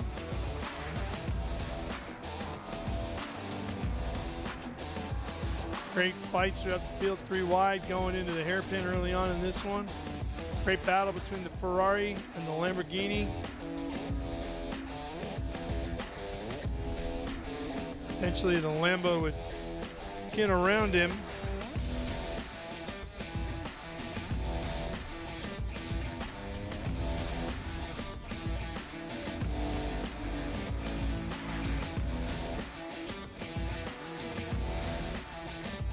And the checkered flag waves. And we close out a great one. Top 3 making their way into the Parc Fermé area, in front of the winner's circle.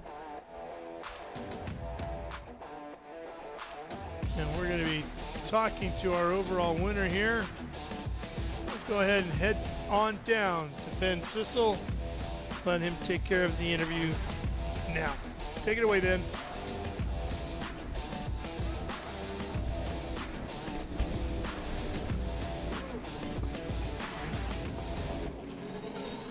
All right, so unbelievable race there. I'm looking at Seth Henry actually in here. We had some say Wyatt Foster, some say Seth Henry. Seth Henry won in the Maranello exhibition.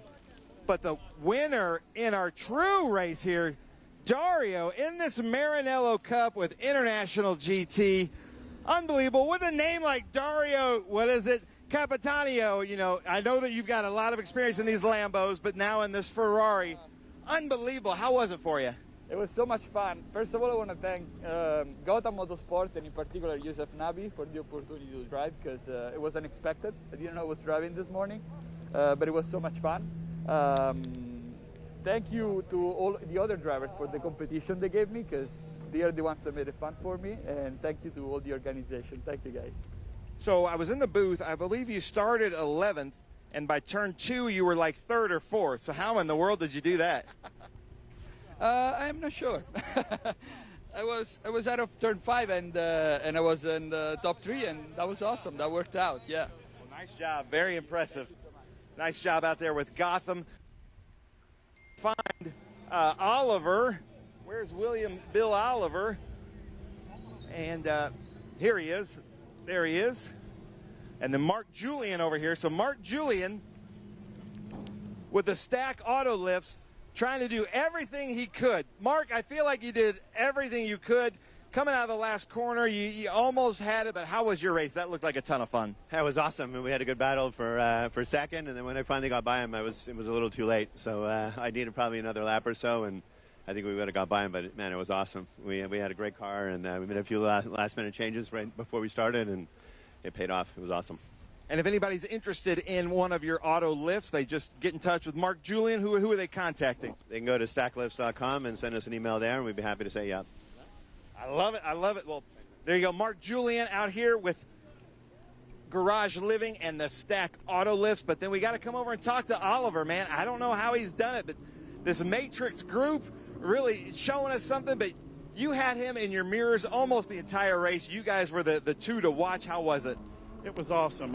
Track was definitely different today. For some reason, I don't know my tire pressure or what, but I could see him back there, and I was trying not to make a mistake. But I just got to give credit to my team and the Lord Almighty. So, all good. IGT is awesome. Great weekend, best weekend ever. Best weekend ever. Man, I love it. I like it. I like the emotion because this is supposed to be fun, and this should mean something to you. Man, you're on the top step. That's awesome. I love it. Well, congratulations. And I know you've been working hard, and Matrix have been working hard to make that happen. They have. Thank you. I had some health issues early in the year that we're beyond, but it's been just one of those keep building. So, awesome. Thank you so much. Thank you for being here in more ways than one. Great to race with. He's an awesome competitor. I like him a lot. All right, well, I'm going to send it back up to you in the booth, Ralph. We're going to have a celebration down here. All right, Ben, thank you, buddy. That's great to see. We are getting ready for our next event. Zach Forey joining me here in the booth. Yeah, just push that one all the way down. See green. Should be good to go. So you're on air. Howdy. Welcome back. How was that last race for you? Wow, first podium ever. Yeah, really happy. Really happy. Good way to close out the year? Yeah, fantastic way to close out the year. Standing on the podium, considering it was my first weekend in the new F4 car. But yeah, looking forward to this, the last race of the Formula Regional Americas Championship. Yeah, and with your dad here to see it, I'm sure he was thrilled. Yeah, I mean, I just give him a big hug. I'm super happy.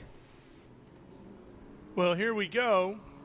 As you see the starting lineup, Formula Regional Americas. This will be our final open wheel category of the weekend, their final race of the 2025 year.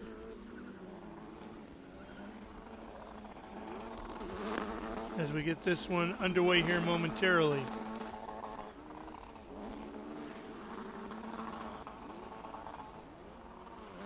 Now, I noticed the marks, this will be a standing start, and the marks on the track are gone. They got washed away with the weather. So the crews will use marks on the wall to line the drivers up properly where they're supposed to be. Yeah, it got washed away this morning from the rain and obviously all the cars on track. So I think there'll be a little more leniency on where the cars are positioned on the grid. You see the crew members leaning out over, trying to tell their driver exactly where to stop.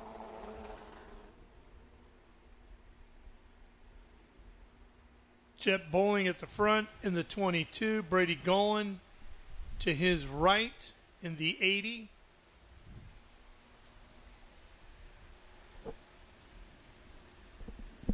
Cooper Shipman in his debut in the series this weekend. Titus Sherlock, the champ.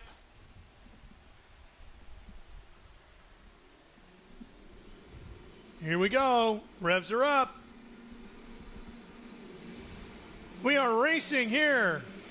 Final race of the year for 2025. Round number 20, Formula Regional Americas. Jet Bowling, first one to the corner, just squeezes out Brady Golan. Golan the winner yesterday.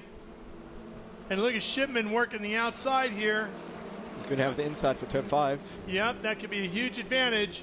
So we head down to the hairpin for the first time. Yeah, he's going to, no, not yet. Still side by side as they come out of the corner.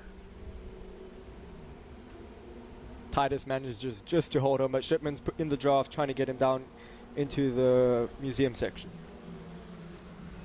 Cooper saying, whoa, we go off course here. That's the 46 machine. Wally was in the 88, and the 46 is Connor Roberts.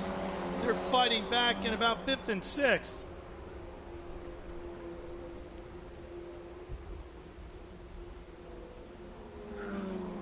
Things got pretty wild. They're pretty fast. Here's Shipman.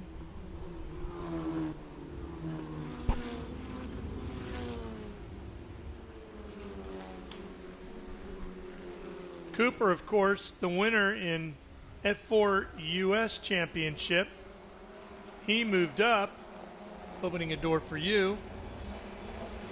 Yeah, I got the call up a week early because we were doing JFC, and then we were lucky enough to get the drive once he secured the championship. That was always the plan, and I mean, both of us have had great results in our new respective classes. So yeah, you get a podium. He got a podium yesterday. He's looking for another one here today.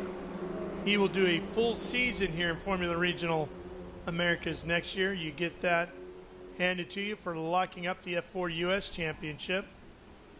And you get everything. You get the car, you get the tires. Basically everything in the season is paid for. Yeah, it's a great thing that we have on our ladder system in all 3 of our championships. If you win the lowest championship, you get to move up and up and up, and it's a great ladder system that we have. Yeah, Ligier Junior Formula Championship goes to F4. One car off. Is that Jansen? Yeah, it's Kevin Jansen. He was going super slow on the first lap. Might have to throw a full course caution there because... Yeah. Yep, and full course yellow is out. If you're looking at the boards down outside our commentary booth.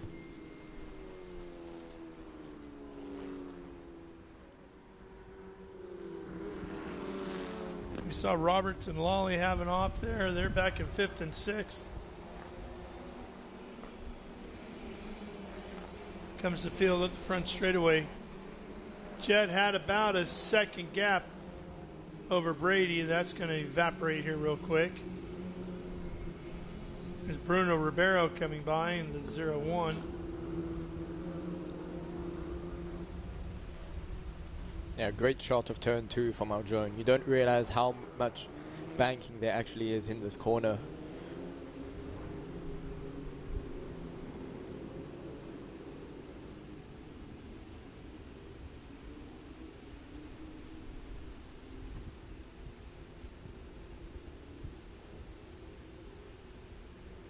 Sherlock has been working his way up this ladder system as he started in F4 U.S.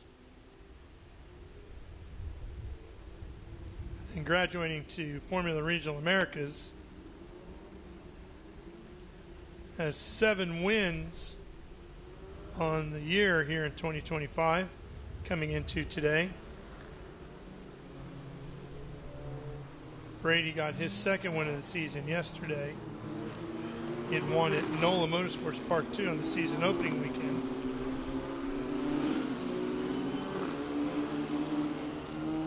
Well, I should say he was on the podium at NOLA, got his first win at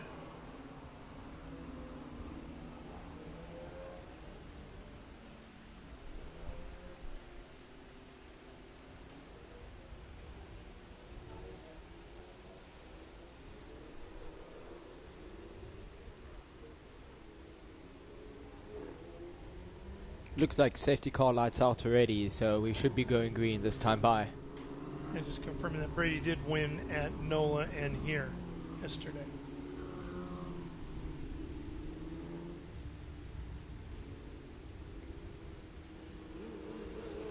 Jet was the winner in Indianapolis earlier this year. Leading here in race 2 now.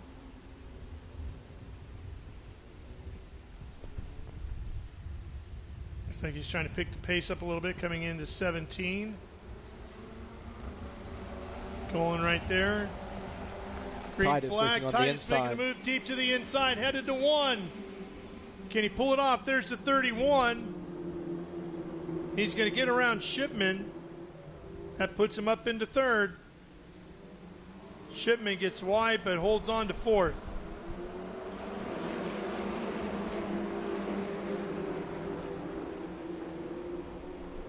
And Ribeiro down the inside on James Lawley. Shipman, oh, we got one off here too.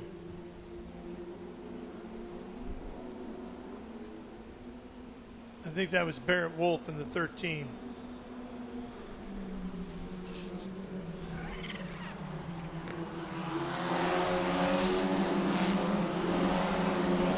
There he is. Coming onto the straightaway, headed to 5, which is the hairpin. Our booth, we can see Barrett up along the tire barrier. That, I'm guessing, is going to bring out a full course caution as well, and it does. Barrett's had a frustrating weekend here.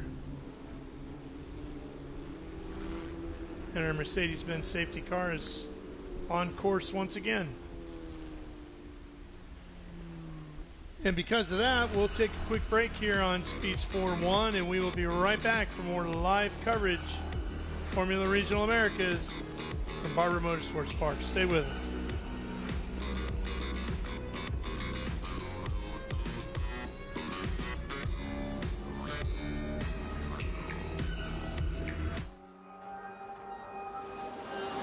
How good is this? Look at this view from Losowski. It brings all my fans, it brings the audience into the car with me. Speed turn 140 mile an hour entry speeds.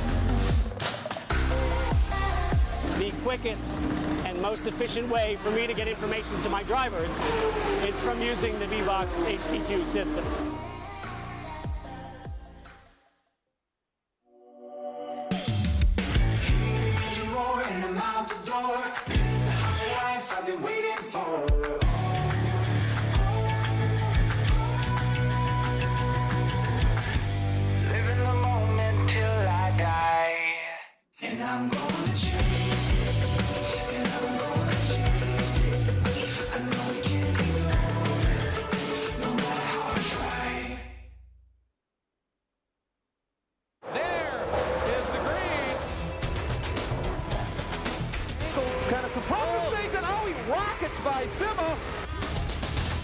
Said. One of the ways you overtake here at Sebring is really good in the braking zone, like this one right here. Both go around. There's the green. We are back and at it. Watch this. Oh, look out, Miller, look out.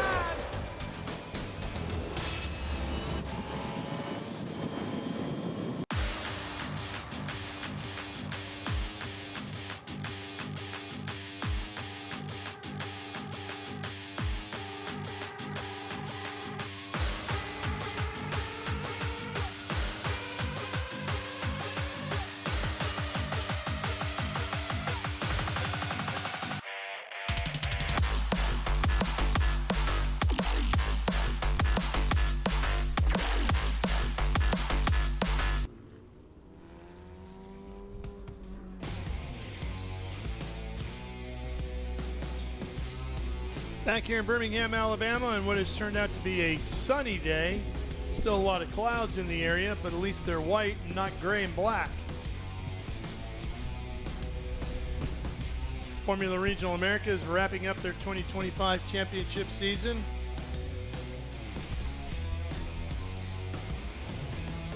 Chet Bowling has led every lap of this one so far, with Brady Golan hot on his heels. Cooper Shipman and Titus Sherlock there as well.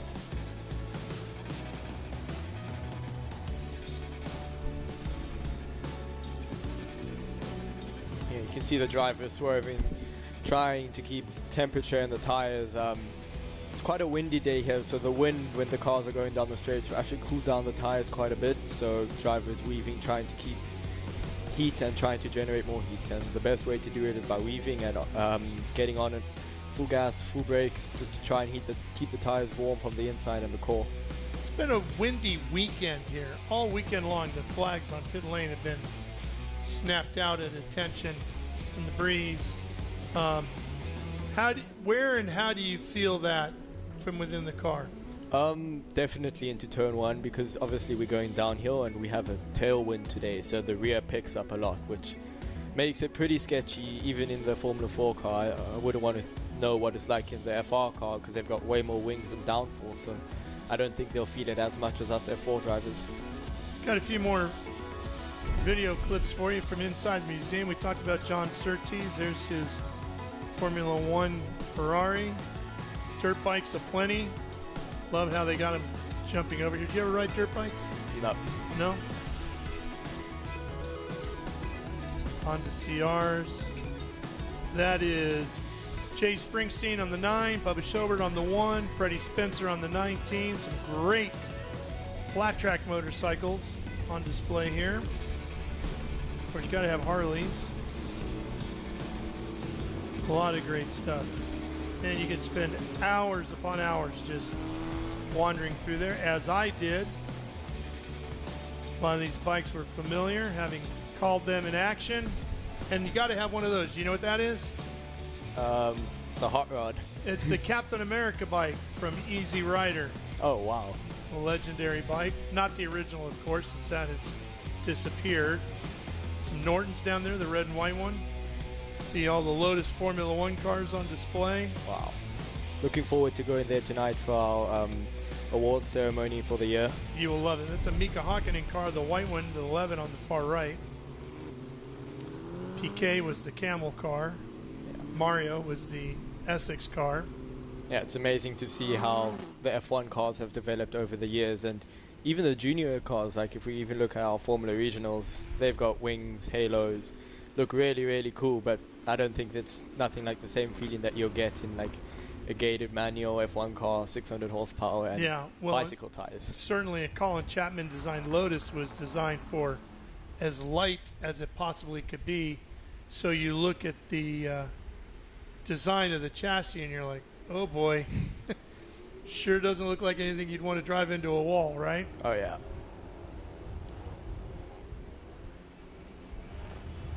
In fact, I asked Mario Andretti about that once. I said, you know, your Lotus are floating around. There's guys that have them that I'm sure would love to have you get back behind the wheel of a major vintage event anytime, anywhere in the world you so chose to do so. Why don't you do it? And he said, because I know how hard I would want to drive it, and I know the safety of the era, and they don't add up anymore. I'm like, I get it. Completely makes sense.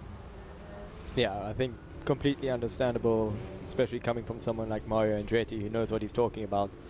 But even the tracks nowadays, I mean, we have way better tire barriers, we have like the Tech Pro barriers, we have deep sand traps, so safety's come a long way in motorsport.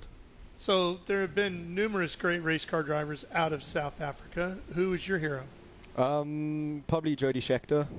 Great one to choose. Yes. A lot of famous circuits there as well, like Kyalami. Yeah. Do you have a favorite circuit back home? Probably Swartkorps Raceway. It's about 40 minutes from Pretoria. 11 corners. I basically grew up there watching my uncle race. Okay. So, yeah, that's got a special place in my heart. And your uncle raced what type of vehicle? He raced Shelby Can-Ams and VW Polo Cup cars. Yeah. He actually won the championship last year, really? So he's still racing. That's great.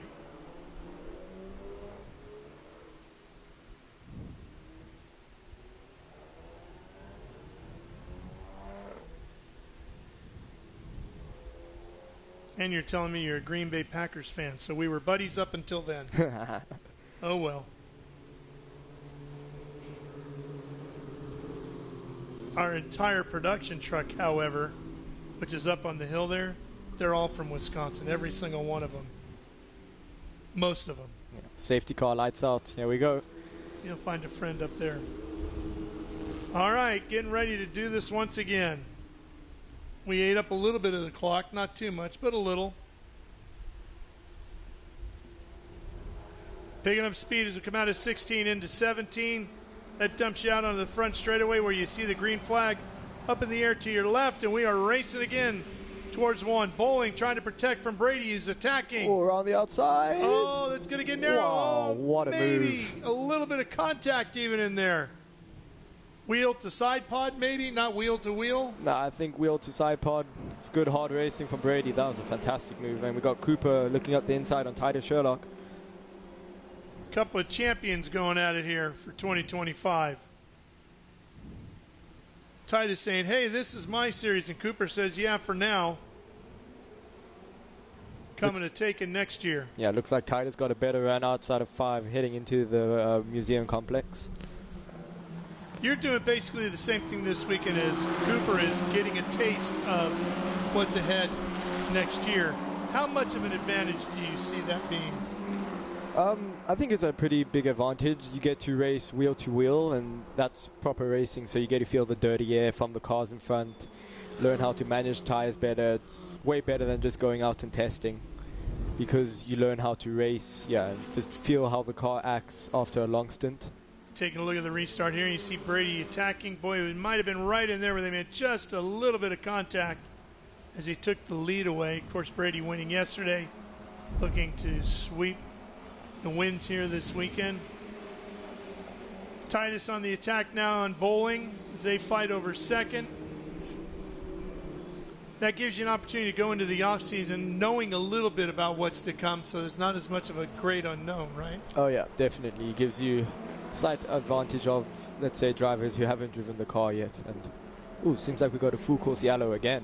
Again. Oh, Kevin Jansen. Yep, things not getting better for him. Well, it might just be a local yellow. I think it's just a local yellow down in turn 1 and turn 2. Yeah, he kept it rolling. Or got it rolling again. Sherlock attacking on Bowling. He's going to make the pass. He's come down into the front of the museum.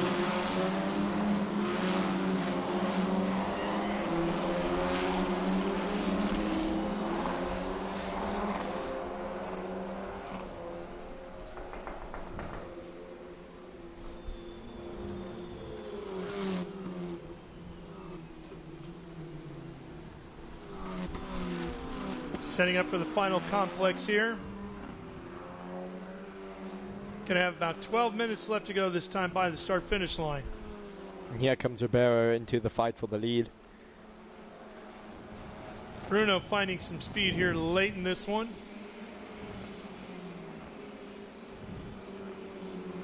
He's worked his way up to 5th.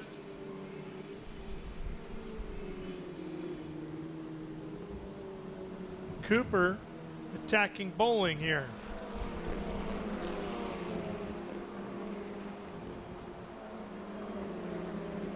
Bowling defending to the inside. Cooper going to try and hang it around the outside and try and switch back to get a run on him. Oh, Cooper over the curb. Yep. That's going to cost him, isn't it? Yeah. Ribeiro trying to pounce. And he will complete the pass. So move Ribeiro up to 4th.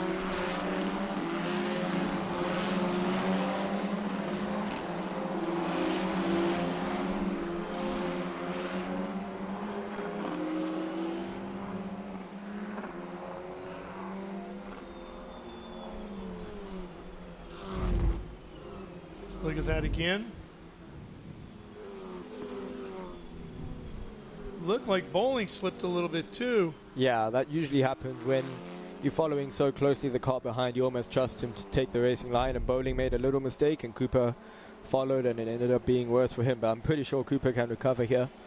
Yeah, I'm wondering if with Bowling making that mistake, it took Cooper's focus away just for a second from where he was headed and got him to more of an avoidance situation, and he ended up being wider than he thought. Yeah, especially these Formula Regional cars are way wider than the Formula 4 that Cooper was in, and obviously he's a really good driver. He won the championship in that. So first weekend, still learning how to race this car. Oh, Golan goes wide into Brady 5. Making a mistake there. Titus looking to pounce. Not able to do it yet. Swings out. Brady to defend. This is where the track plunges downhill.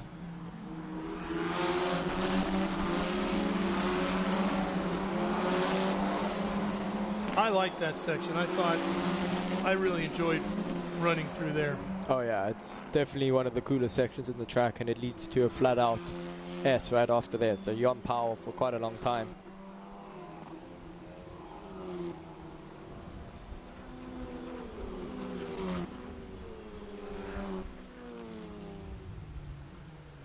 Do you know what kind of top speeds you were seeing in your races this weekend? Probably about 210 kph. I'm not sure what that will be in miles because my dash is set to kilometers per hour. Well, I can tell you. 210, you said? Yes, somewhere around there. It's got to be about 150, I'm guessing. Let's see.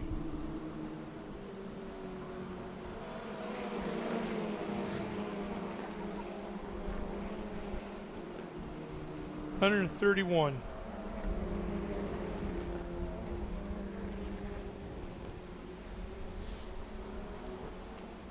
Thing is, there's not really any very long straightaways to here really stretch your legs out on horsepower, is there? Yeah, no, we don't get to 6th gear. The highest gear we'll get to is 5th. Ambiado looking around the outside of James Lawley. Yeah, and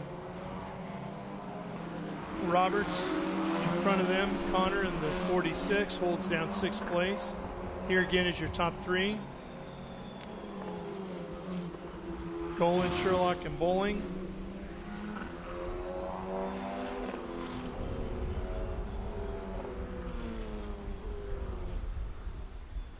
Then Ribeiro and Shipman with inside of 8 minutes to go now.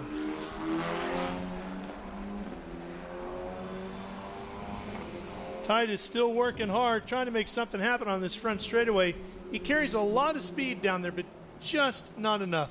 If he could find a way to get off of 17 a hair better, he could probably make something happen at turn 1. Yeah, I think the key for the main straight is actually to line up turn 16 better. Sacrifice a little bit of speed in turn 16 to try and open up 17 just a little more. Titus having a look down the inside. Brady gets spooked, moves out, and Brady still holds the lead heading into the museum section. And Ribeiro is right up against Bowling.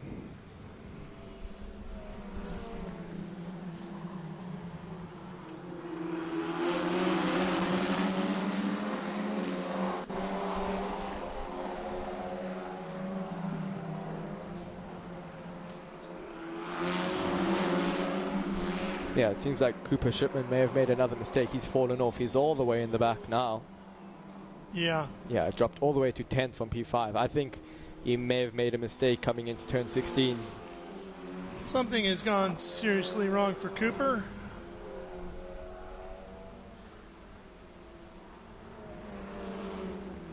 I wonder, you know, he had that moment where he got off course coming out of the hairpin. Yeah, I'm looking outside the commentary window. He's got very slow. Yeah, he's got some wing damage. I saw him just in the last shot at turn 16. I saw him have a lot of oversteer. I reckon he may have just tapped the wall there.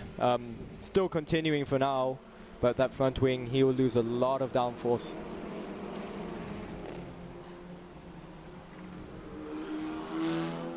That's a tough break. Fine podium effort yesterday. Running strong here today. By the way, if you see all those phone booths, or what you think are phone booths, English phone booths around the racetrack, they're not. They're porta-johns. Really? Yes. I thought they just took them from London. No, there's one right there. It's just a fantastic way of decorating the racetrack and spiffing things up a little bit. It looks way better than just a ugly blue porta-john, right? Wow. I did not know that. I love it. One of the many little tricks you'll find here at Barber Motorsports Park. Love coming here. Have you ever been to Disney World? No, I have Disneyland? not. Well, one of the things they have there is what they call hidden Mickeys all around the park. People go in search of little Mickey Mouse logos that are kind of hidden all around in various odd ways and shapes and sizes. And Barber's kind of the same thing. As you walk around here, you always come across something you didn't see. You might not have seen it in the 3 years that you've come here back to back to back. All of a sudden you'll notice a sculpture tucked away in the woods or something like the phone booths that you didn't realize were here. Titus having a big dive into turn 5. Yeah, he made a move, but Brady got him there first. I'm wondering if Titus is going to set something up at 1 to take Brady's thoughts away from 5, and then he can make something happen there at the hairpin. Yeah, we have Cooper Shipman just coming out of the pits, so he definitely had front wing damage from that moment in turn 16. Unfortunate for Cooper, he's had such a great debut weekend.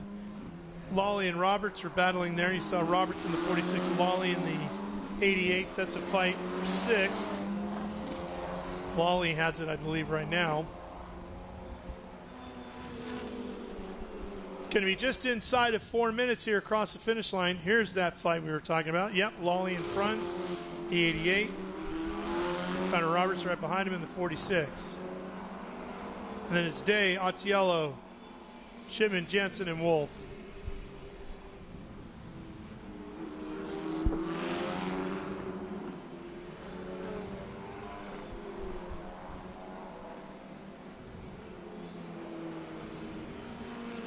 3.5 minutes to go, so we should be getting close to the white flag here. Titus again having a look on the inside. Brady going to cover it off. He's really making Brady think about it. And here comes Bruno Ribeiro on Jet Bowling. Bruno got a better exit coming out of 5. Let's see what he can do into the museum section.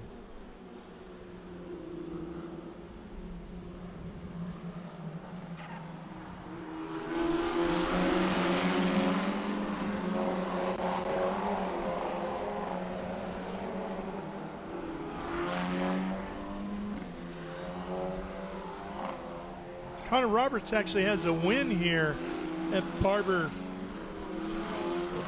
racing a Spec Racer Ford 3. So he's fighting here today for 6th with Lawley. It's a pretty good idea how to get around here.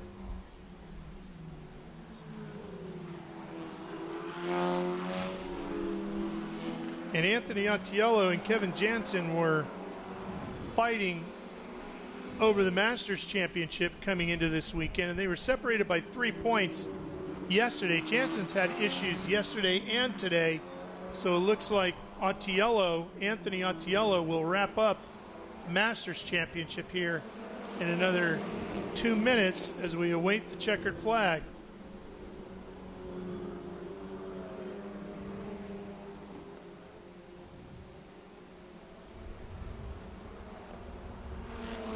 White flag is in hand of our flag man.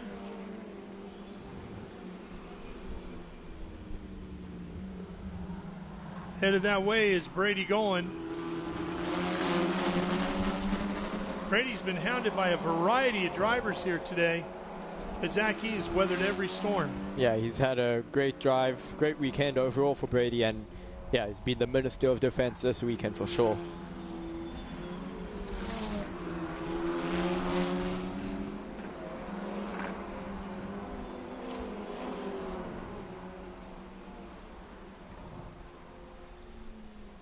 Brady going for win number 3 on the season. Coming out at 17, white flag will be waiting. There it is. One more to go in the 2025 season.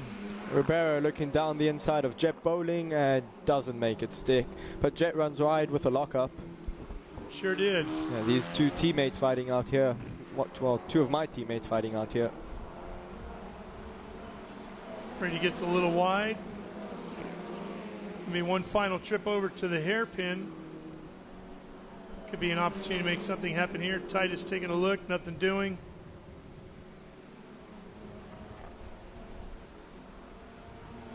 They will continue on.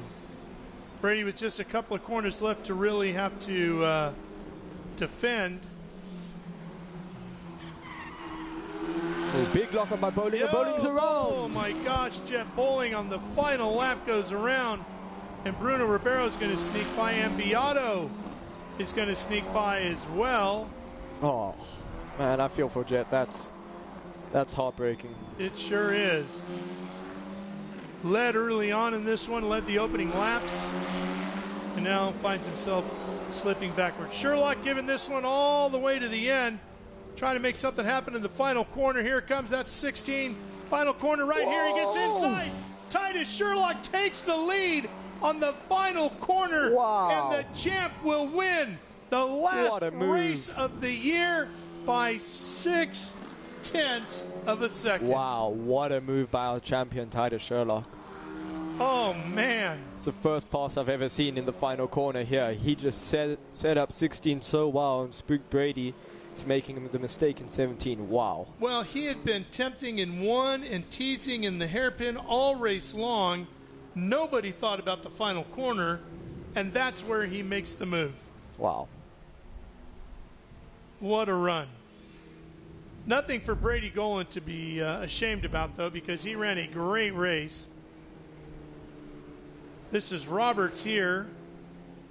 Here it is. A little bit later, pass had already happened.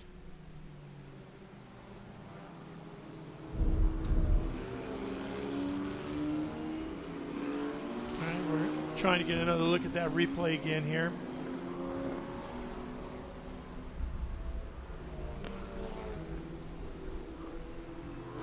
There's Titus Sherlock Boy, is he going to have a lot to celebrate tonight.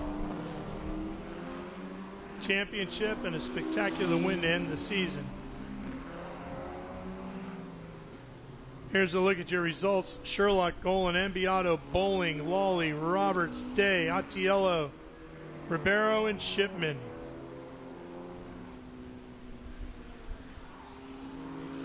What a finish. It's been a great day of racing here at Barber. And we have the Cube 3 Architecture TA2 series waiting in the wings. They're up next. Here it is. Let's take a look at this again. Tell me what happens here, Zach. Yeah, you see Brady defending the inside at 16, leaves him vulnerable at 17.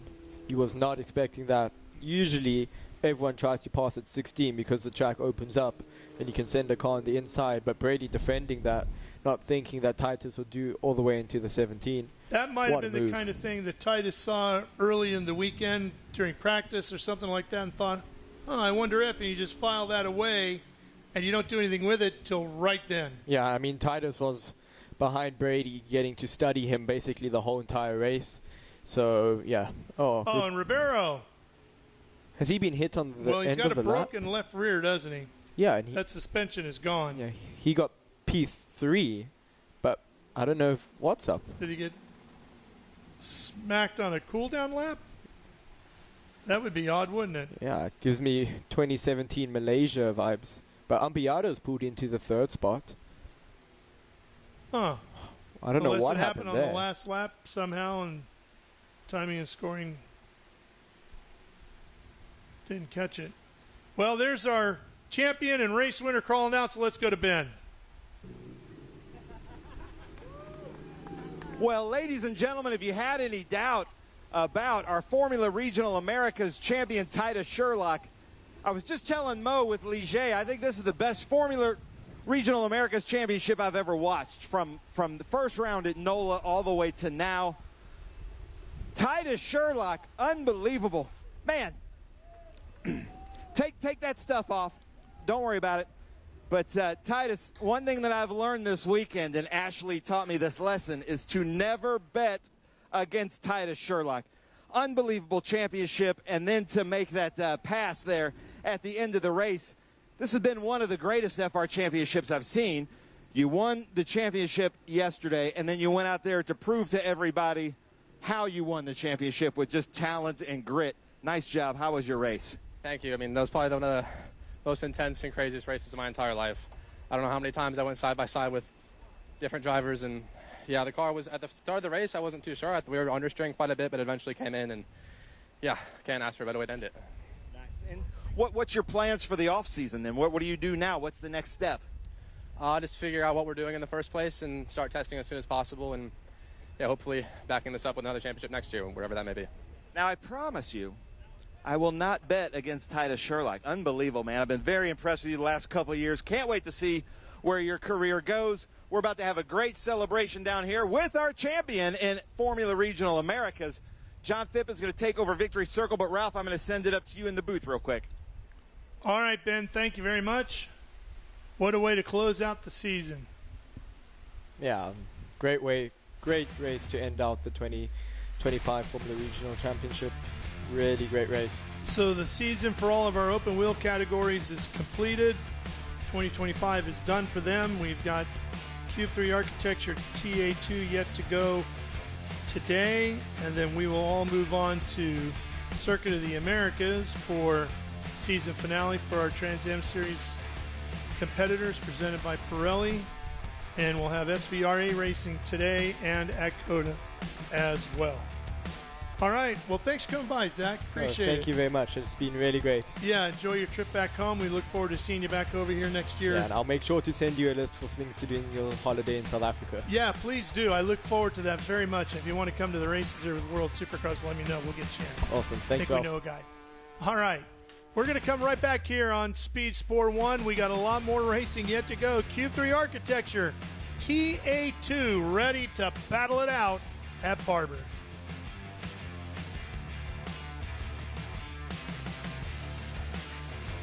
So F4.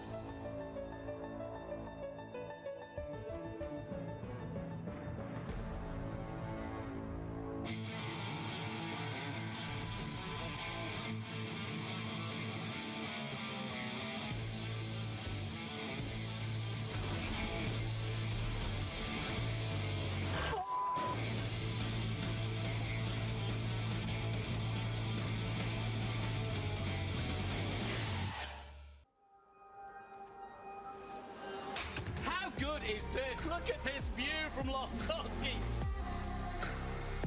It brings all my fans, it brings the audience into the car with me. Speed turn 140 mile an hour entry speeds.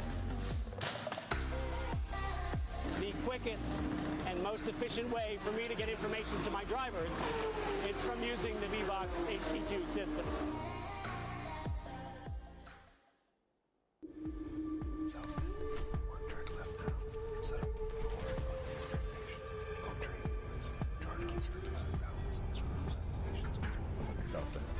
Track left now.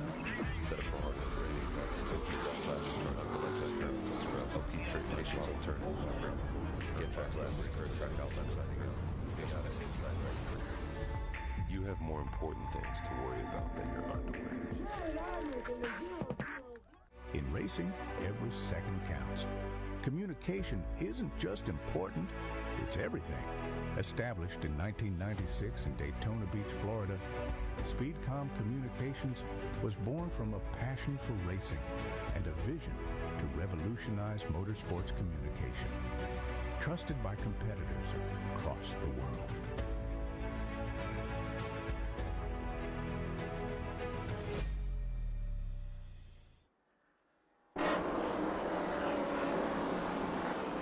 Ready to get at it with Q3 Architecture TA2 cars.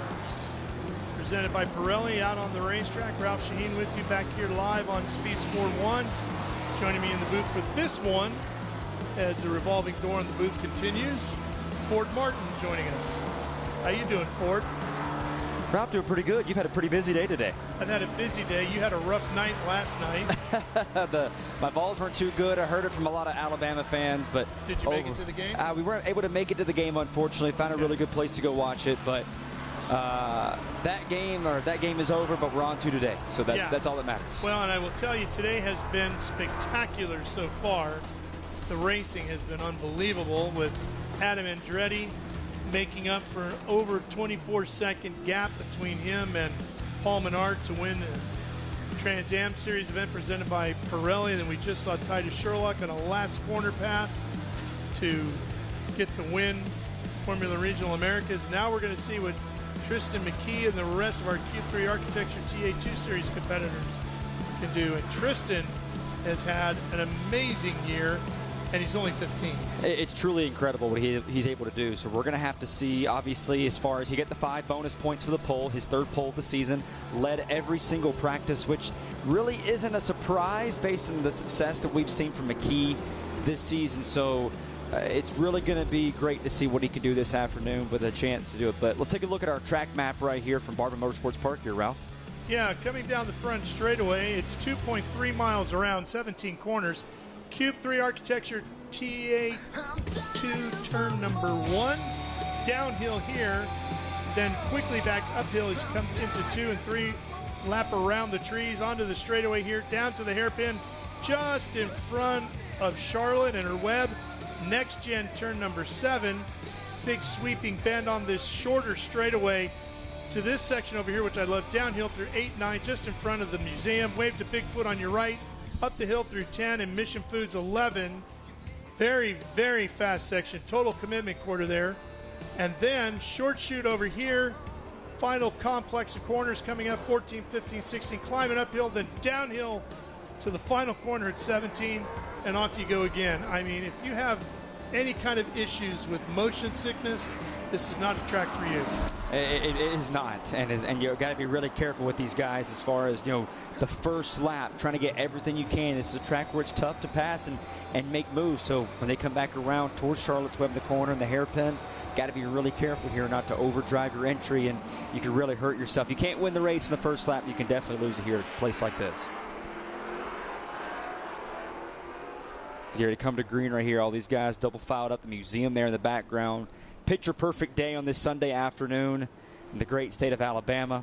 To Jared Odrick right there. Did it? It was a little bit of a rainy afternoon. The skies have cleared up, and it's turned out to be a beautiful Alabama Sunday afternoon. So ready for some TA2 racing here. Ralph, pace car's coming to pit road, and we're about to go green flag racing. And don't forget, Adrian Vostovsky, who's starting right behind McKee, won his category in SGT in the Trans Am Series event presented by Pirelli little over 2.5 hours ago, that Howe Racing HR6, and here he is now in his TA2 car, looking to come to the green.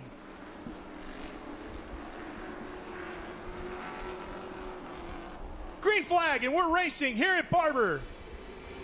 Cube 3 architecture, TA2 headed to 1. McKee, first car there. Good launch for McKee. Oh, and DaCosta gets wide. A handful of cars getting wide. Everybody looks like they're going to be able to get through the gravel trap and back on the racetrack. But we fully expect this to be a very physical race, and not just from inside the cockpit, but outside. It's like they followed each other. Got one car spun right here. Yeah, is that Pro Chuck? Yeah, Pro Chuck, he's around. That's big for championship implications. Headed way down the hairpin. Tuner's car is around. See damage to the 95 as well. That's Corey, is it not? Yeah, they're all spun. We got everyone's got a Buffamonte in the 95 with serious damage. More problems here. That's Jared Audrick around down in the hairpin. Ralph, we got a lot of grass down here in the racing groove. This is kind of what we expected, Ford. We expected this race to be extremely aggressive. The series is that way on a normal basis. We just kind of figured here at Barber, since the confines are really tight, that maybe it was going to get a little rougher than normal here. I also want to note Buffamonte, who you were mentioning right there on our screen. Tough break right there. Fourth in the standings. Has gotten that grass too heavy, not the splitter off. Yeah, right at the start of this race down in turn 1, he got off of the grass there. The one who's clear is the guy out front. Unziata right. The 15-year-old nailed it perfectly, didn't he? Yes, he did. Unziata right there. He's keeping it up there with McKee, the top 4. Vostoski, you got Harmon. You know what? Everybody kept going, it looks like. Oh, my gosh, look at that. It's going to be tough to see there, Ralph. Yeah, that's the 99 of Cale Phillips out of Durham, North Carolina. This thing, I think, is going to stay green. I fully expect to see a full course caution there, but everybody got going again. Jared Audrick is gone. Looks like Prochuk drove off. Buffamonte continued on, so we're going to stay green. Here's DaCosta on pit lane. You can see the splitter off on the left side of the car. I am surprised there was no full course yellow, because there is a lot of grass down there. Yeah, I'm stunned by it, to be honest. But everybody kept going, so the officials keep the green out.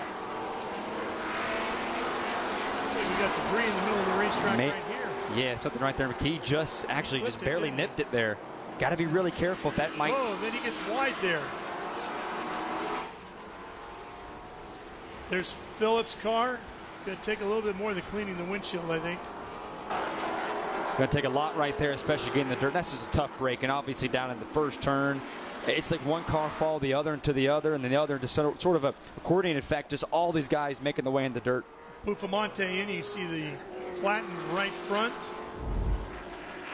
Another look at it right here. This is where it all began. You see DaCosta getting off in the 30. That's where he ripped the splitter. It's like Harmon right there just sort of elbowed Corey Day into that right there. Chuck. It's like he just got off on his own. And Ralph, we have to remember, this is the first time these guys have run like this. This is obviously the first time the TA2 series has been here. They've run all week in practice, but the first time these guys have raced each other on this racetrack. Jared got off going into the hairpin, and he clipped into the 97 of Sheehan. Caught Tom in that Vixen Cycle Company LTK Coke Ford Mustang. Tom continued on as well. So, wow, we told you it's been a wild day of racing here at Barber, and our Q3 Architecture TA2 Series cars continuing the madness. And Ralph, it's funny we're talking about that, because a lot of the guys I talked to before this weekend all told me, we just got to survive the first lap. It's going to be chaos, and they nailed it right on the head. It's like they had the Sawzall out on Buffamonte's car there, trying to get some of the body work pulled away. DaCosta is back out on the track in his vintage Toyota-looking livery. Speaking of that, the great Les Unger, who had so much to do with the history of Toyota racing here in the U.S., passed away this week. Thoughts and prayers go out to Les's family. He was a great guy, huge supporter of motorsports of all kinds, and if you are a fan of Toyota and everything it did in motorsports here in the U.S., such as Ivan Stewart, the Long Beach Grand Prix, IndyCar, all of that. Les Unger was a huge, huge part of that all becoming a reality. He will be greatly missed in the garage areas, pits, and paddocks across the country and around the world. And we're getting word that Buffamante is going to retire from the race. Just too much damage on that Might Toyota. have been suspension damage under there as well. We saw a little bit of body work in the flat tire, but it might have been much more underneath. On board here with Adrian Vostovsky, who again is racing for the second time here today. He completed 100 miles already in the Trans Am Series presented by Pirelli event where he won his class. See Corey Day in the HendrickCars.com machine on pit road, and now exiting back into the race goes Corey. So I was trying to hold off Noah Harmon, who's right there behind him. And as Noah they're right on board running with him here. a very unique paint scheme, a new livery for him this weekend. I know you're involved with that team. Tell us a little bit about what they're doing there with the pink for October. Yeah, right there going for the Cure Bowl, which is a college football bowl they have every December coming up here in a few months. So Noah Harmon, the folks there, has a special connection with the folks there, and Shari Johnson, who's on the race car for this weekend. So very special just to have them on and, you know, rocking the pink colors. Obviously, October is Breast Cancer Awareness Month. So that's a huge month right here. So raising awareness. So it was great to have the Cure Bowl and those guys in Q3 Street Side Classics, those guys in that race car. So all going towards a great cause. Catching up right here, Boris Said. Some split time this season with his son Boris Said Jr., who hasn't run since the Mid-Ohio race. Some Boris Said all since.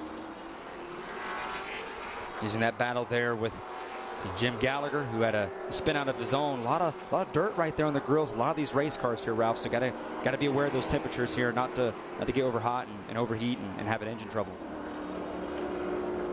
Well, the elder Boris might be quote-unquote retired, but he hasn't lost his pace, has he? He has not. He's had a pretty good run here lately at VIR. He's had a couple tough breaks. We saw Watkins Glen had that tough one where he spun out and hit the wall. But he's challenging right there with Gallagher. But he's come on here as of late, starting to get used to these race cars more and get back in the swing of things. So it's good to see him back out here running P11 right now, challenging for that top 10. Jim Gallagher made a long tow to get here. He comes from Bellevue, Washington, up in the Seattle area. Brought his regulator by Waypoint Cope Race Cars Ford Mustang to battle here. Set in another one of those HendrickCars.com back machines. The number 60 out of Encinitas, California. That's a Nitro Motorsports entry, Toyota Camry. Just trying to set him up right here. Just try to find that way where Gallagher is struggling and Said can just take over that position right there. Back on board with Adrian. He would have had a huge, huge advantage had the day stayed wet all day long, because he got all those laps in the Howe Racing entry in that Trans Am race this morning, but it all dried out, and all that bonus exposure and first opportunity to be on the wet track and put 100 miles in went out the window. But he's got his hands full here with Noah Harmon right on his tail, and behind Harmon comes the 70 is Sam Corey, who's also very good in the rain, as he won at Lime Rock earlier this year. Harmon's got to be patient right here. Just can't make any mistakes. It's really easy to go off track, but he's got to get around him quick, because you got Sam Corey lurking, trying to find and wait for the move. These two possibly might get together, but Noah's got to get around him quick, because Sam Corey is breathing down his neck. Yeah, that's third, fourth, and fifth right here. McKee and Annunziata out front. Just a second plus between those two. But right now, you got McKee and Unziata. They are just driving away. They are perfectly fine with this being a two-car race at the moment. Vostovsky hails out of New York City, Maspeth, New York. CMI Spot-On Services, AMT Motorsports Ford Mustang. Harmon in that 7 comes from DeLand, Florida. Streetside Classics, Flanagan's Chevy Camaro. And then you got Sam Corey in the 70, who hails out of Cornelius, North Carolina, and then Nitro Motorsports Toyota Camry. Noah Harmon had just met him right there. He beat him on entry, but Gostowski had a better exit. Now can Harmon just set him up right here? He lurked last time there. Pope back in line. Just got to be really patient right here. You know you got a faster car. Sam Corey, same thing. He knows he's faster right now. He's got to be patient. Let these guys figure it out. There's obviously another opportunity where we can have a full course caution and set yourself up for a restart. So you're right now, you're not going to catch Unziana McKee right now on speed. They are 11 seconds ahead. That's going to be tough to beat. But right now for these guys, just taking care of your stuff, taking care of your tires. But if that full course caution comes out, you're in a prime position there on the restart. Harmon, of course, running for silver hair. That silver and pink livery machine. Here's McKee getting pushed by Annunziata. That's the fight for the lead right there. And they had to go around some lap traffic. That actually held up McKee there just a bit. It's a wrap back right here. DaCosta, who from that lap one mistake. You can see the damage to the front of that car.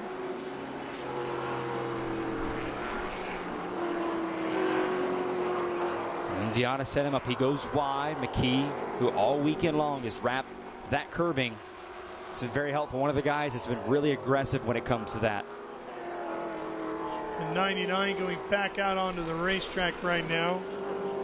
Cale Phillips. 35 laps to go. Still a long way to go. So these guys here, just look at Harmon. He's going to try the outside here. Can he go try in the corkscrew? No, he does not. He thought about it for a second, just trying to make Gostowski look in his mirror a bit, overdrive. Does Harmon try to go too wide? It's going to be tough here. It's going to be tight. Trying it again on the outside. Still not able to get it done as Adrian holds him off. Really sliding those Pirellis through there. You can see those cars really sliding across the track. The difference between Harmon and the other two, his grill is clean. All these guys right here, their grills full of dirt and grass right now for the meantime. Here's McKee, and Annunziata is pulling off the racetrack. Not sure what has happened to Thomas Annunziata, the driver out of Colts Neck, New Jersey. There he is, the Mobil 1 car on pit lane. Oh, my goodness. I wonder if he got a bunch of grass on the front. And you have to think about that, Ralph. It's like I mentioned, with the 3 and the 70, they also have a lot of grass on their grill. Got to wonder if the same thing happened to Annunziata. Well, the only thing is Annunziata was farther up at the start of the race. I just don't know. We'll see if we can get a report from Ben. They're going to jack up that car. The grill's clear. It looks like it must be something in the back end of the car. And Ralph, that's tough because remember, Watkins Glen hit Thomas's last race. He had an issue and was able to finish. Jake Bowman right there, he was about to go a lap down. They're going to fix that car. That grill is a bit messed up right there as he makes his way back on the track. But the best battle on the racetrack right now, 2nd, 3rd, and 4th. The way this season began, you would have thought Thomas Annunziata would be here today looking to wrap up the championship because he was right there from the beginning of the year. They're looking like this one is over. Something went kaboom, he said. Something to control. Maybe some back there, just something broke, and the guy's looking around the race car. That's not usually a good sign. That's a tough break for Thomas, who was having such a good run right here, coming back after a few weeks off. He ran the Xfinity Series. He's been running a lot of these different racing series right now for the meantime. But again, looking for 2nd, 3rd, and 4th. Harmon coming off a pretty good stretch of racing. Obviously, he got his best career finish at VIR, getting 2nd. And then he ran the Miatas and the MX-5s last weekend at Road Atlanta, got 2nd in that race as well. Led that race late. And right here, he's challenging Gostowski for here, the number 2 position with Corey starting to fall back just a little bit. Yeah, so with Annunziata out of the race now, Gostowski moves up to 2nd here. They're 13 seconds behind Tristan McKee. So if McKee can keep things clean over the next 33 laps, he'll wrap this up. But you got to think Adrian's going to be thinking Barber's his new favorite racetrack. If he comes here, it's a winning category in Trans Am, and could get on the podium here with a fine 2nd place effort in the Q3 Architecture TA2 race. That is a strong weekend. Ralph, we talked about the expression a lot. Nice Sunday drive. Everyone likes a nice Sunday drive. Tristan McKee literally is on a nice Sunday drive. He is pulled away. He can save his tires in case he has a restart. Just takes care of his stuff. He doesn't have to do anything crazy, with a chance to lock up the championship this afternoon. Yeah, and Annunziata heads to the paddock. He is done. Back to the hauler he goes. What a shame, Thomas Nunziata. I don't know about you, but I think Noah Harmon's getting really tired of looking behind that Ford number 3 with Adrian there behind the wheel. Getting a little impatient, but you just got to stay, it's got to stay humble right here. You can't make any big move that's going to really end up hurting your race. Just got to set them up and just learn. Same thing with Sam Corey. Just be patient here. Let these guys see what they do. You're not going to go catch Tristan McKee. Right now the battle is all for second. They're right there in front of you. Save your stuff here a little bit. We'll see what Sam Corey does. Is he starting to pull back a bit? Maybe he just wants to let these guys race here. But right now, Avastasi doing a great job here handling Noah Harmon for that P2 position. Updating a few of the cars that are out of the race now. The 95 of Gian Buffamonte is out due to crash damage.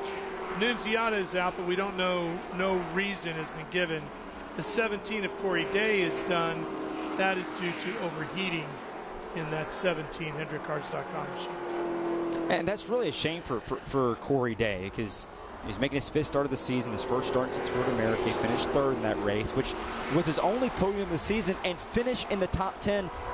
He's qualified in the top 5 of every race, but he's wrecked out or had an issue in every race but that Road America event. Yeah, and he's had a pretty good sprint car season too, winning in the big 410s throughout the year.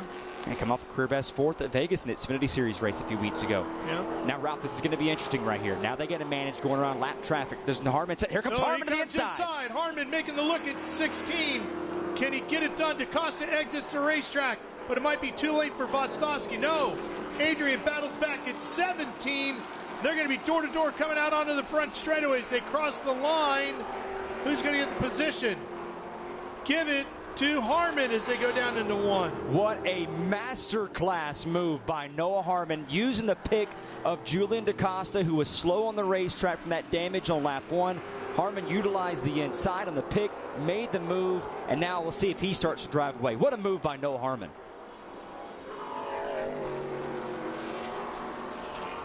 Now it's Sam Corey's turn. What does he do now to get around Adrian?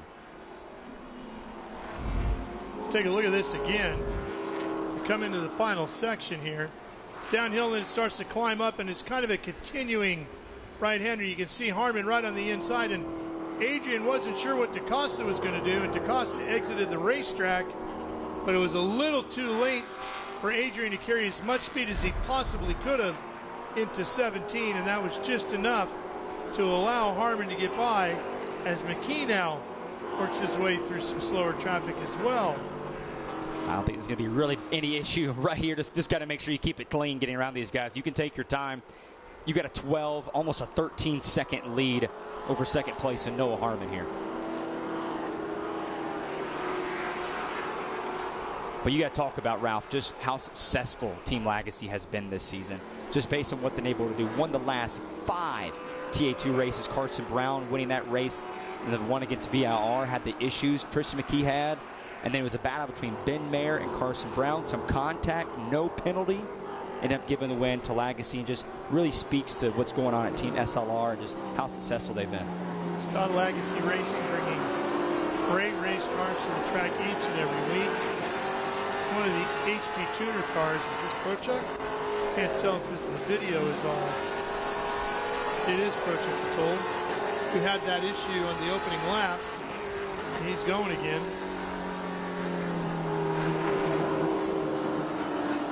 There's a lot of blinding corners just around this racetrack. Just a really tough facility here. 17 turns, about 2.38 miles. In the first race for the TA2 series. Now the question is, we're at 30 laps to go. Are we going to see that caution that could possibly come out right here? I think, in my opinion, it's going to take a lot after what we saw in the first lap with a bunch of grass and debris we saw.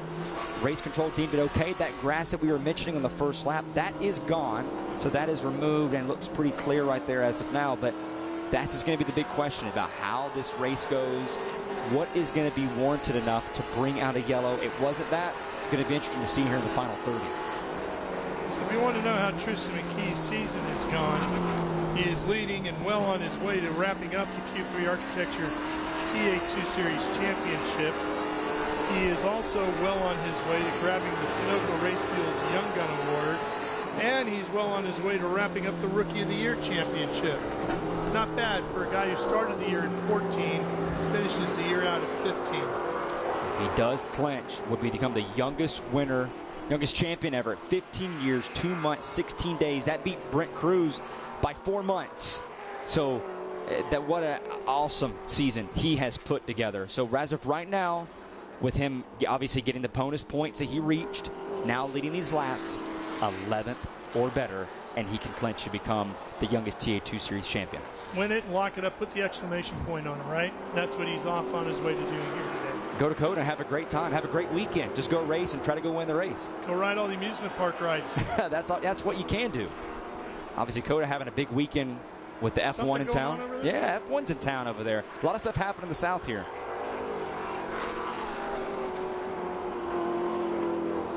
Here's the 70 machine of Corey, another young, great driver in this series who he too is having a good year, just a few points shy. He is literally second to Tristan McKee in every one of those categories that we listed. The overall championship, the Sunoco Race Fuels Young Gun Award, and the Rookie of the Year standing. Sam sits second in all of those categories. The driver out of Cornelius, North Carolina, racing for Nitro Motorsports, driving a Toyota Camry. Winner at Lime Rock this year. I want to mention Ralph, right as on our screen as these guys came by right there. Sam Corey looked to the inside going in one after a slow lap car. That I want to say was Matt Griffin was in the way, trying to use him as a pick the same way Harmon did. Wasn't able to finish, but Noah Harmon starting to drive away from that two-car pack right there. See it right here. Yeah, there he is, starting to drive away a little bit more as he heads his way back down towards the corkscrew.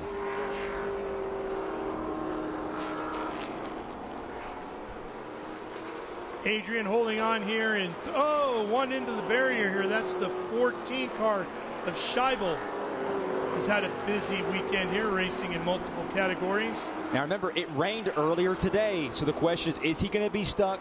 Is this going to bring out a full course yellow? He is right here as I look at our broadcast booth. He's just a little bit further up track than where Prochuk went off earlier on the opening lap and on the opposite side of the racetrack. He's going to get it going. This is a dangerous spot right here for some of these guys. He's able to loop it around. He's got to get moving pretty quick because there's more coming behind him. There he goes. Oh, there you see him sliding. Just kissing the tire barrier there. And that grass is soaked. And right there, another one right there. That's the 6 car going around. Gallagher. You can see everything out on it. They do not like their grass messed with here. They do not. I know the folks at Barber are they're excited to have the TA2 series, but obviously getting the grass mixed up a little bit. But well, that's part of racing. They do call it the Augusta National of Motorsports venue. So, as you would say at any golf course, replace your divot there, Mr. Gallagher. And he's going to be able to get it moving here. So it looks like here, Ralph, it's going to take a lot to really bring out that caution. He's able to get it moving, so that's good to see. Glad to see that he's going to be able to get back on the racetrack as we take another look here one more time. He gets a little bit wide here. Oh, there you go. Pounded into the grass. That ripped off the splitter. Did damage to that right front, and around he went. Well, Ralph, he's lucky he kept it off the barrier. Yeah, I will say that if you're in the splitter business, I think you're going to have a very good Monday morning. Yeah, it's a good weekend for you. 27 laps to go. See, Noah Harmon, when those three were all battling together, McKee started really pulling away. Now I got a question is McKee just taking his time, saving his tires, or is Harmon, because right now he's matching right now when it comes to lap time here. These two still going at it. Here he looks to the left. And they're side by side going down the turn number 1. Can he complete the pass? He does. Sam Corey moves to the 3rd position.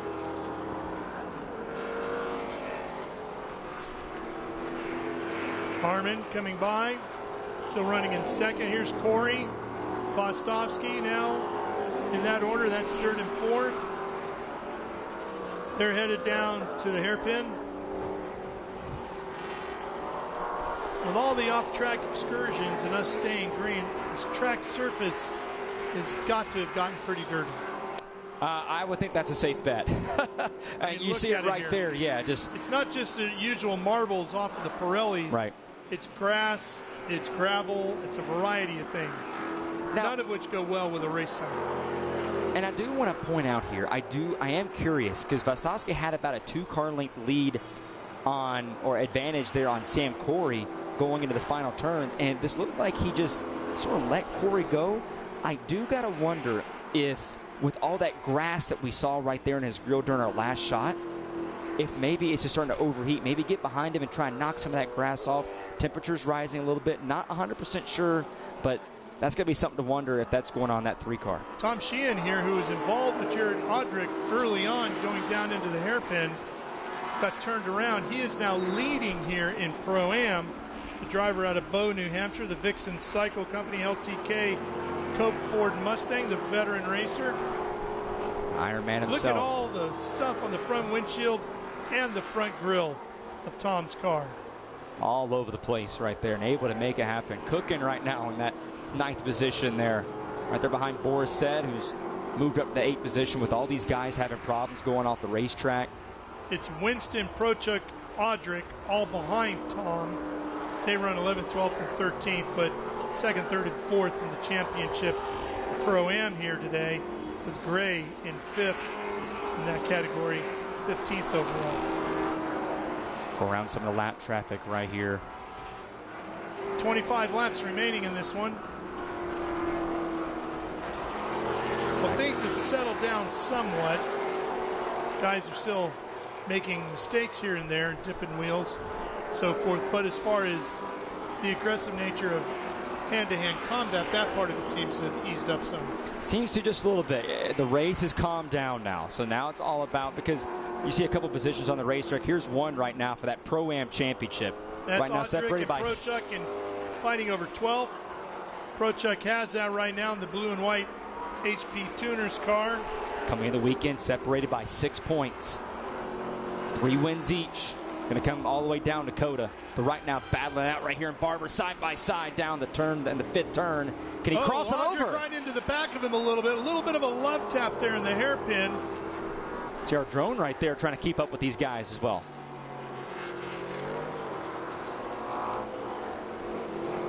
Keith Prochuk just in front of Jared here. Both of them very aggressive up and over the curbing.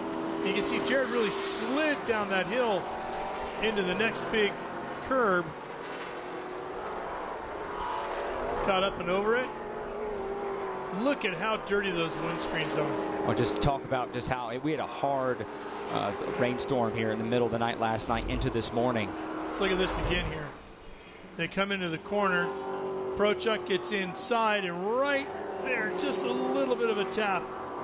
Nothing aggressive, it's just hard racing. I don't know if you saw it right there, Ralph. Right there in the center of the corner, just popped the brake there just a bit. Didn't want to allow the crossover for him to make his way back around him. So great work there to keep him behind him. Those two still going at it right here for, I want to say, 3rd spot on the Pro-Am stage.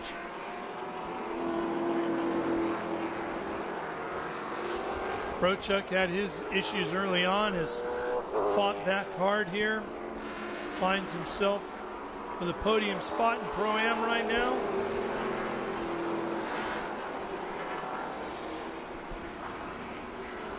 And Audrick, who leads that Pro-Am championship, needs to find a way to get back around Keith to hang. Oh, there's another car around down in the hairpin area. Didn't get a look at the numbers at the 36. Oh no, right there in the dirt. Oh, Adrian gets off as well. And oh, that's a tough break. That's a terrible spot to be stuck there too as he rolls backwards. Right there at the corkscrew. Not sure if he can get it going again.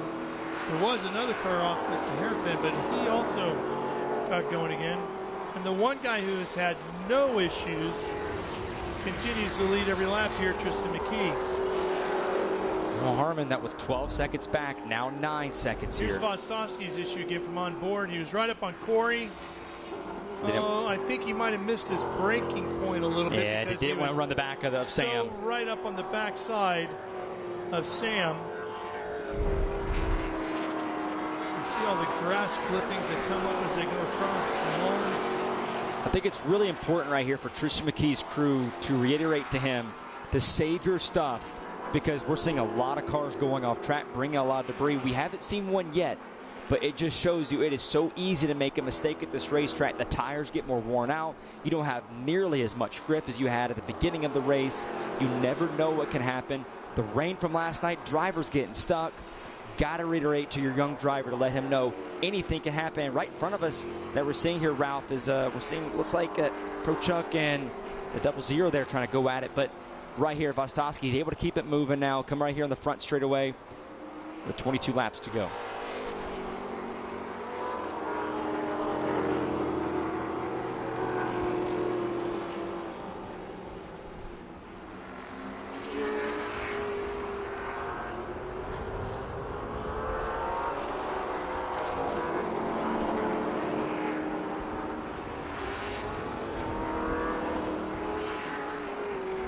Two laps, Vostos going around.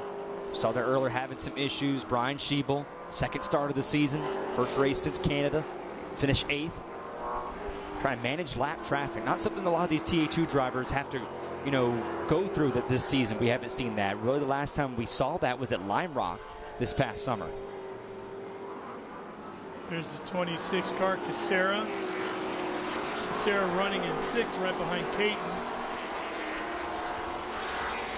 There's that battle I was talking about. Right here with Pro Chuck. Jared getting back around him. That keeps him back in the points lead in the Pro-Am category.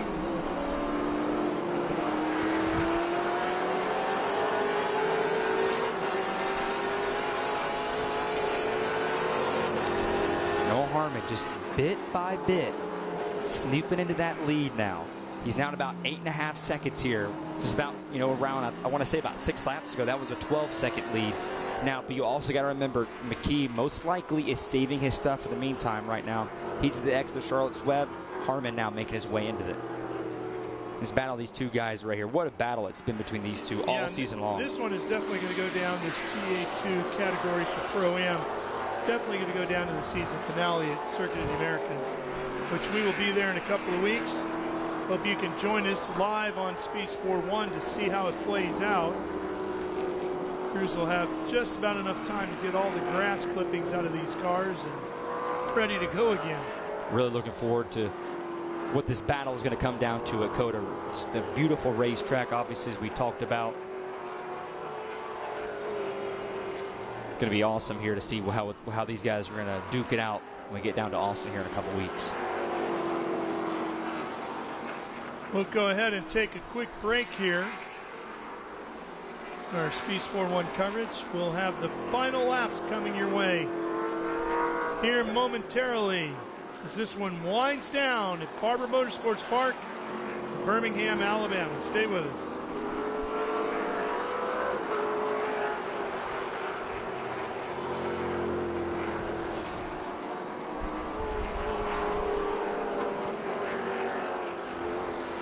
Here's Audric. Jared got around Pro Chuck with a big move through the very fast S's on the back end of the backstretch. And retook the points lead here in our Pro-Am category.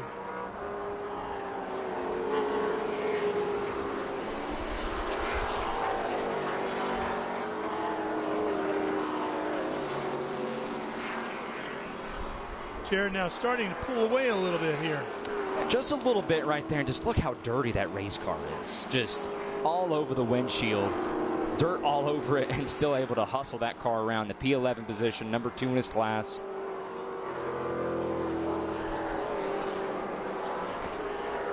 It's been a great afternoon here. The sun has now come out. Crowd's got a great seat just watching this right in between the trees. Bring your own chair out. Enjoy a beautiful racetrack.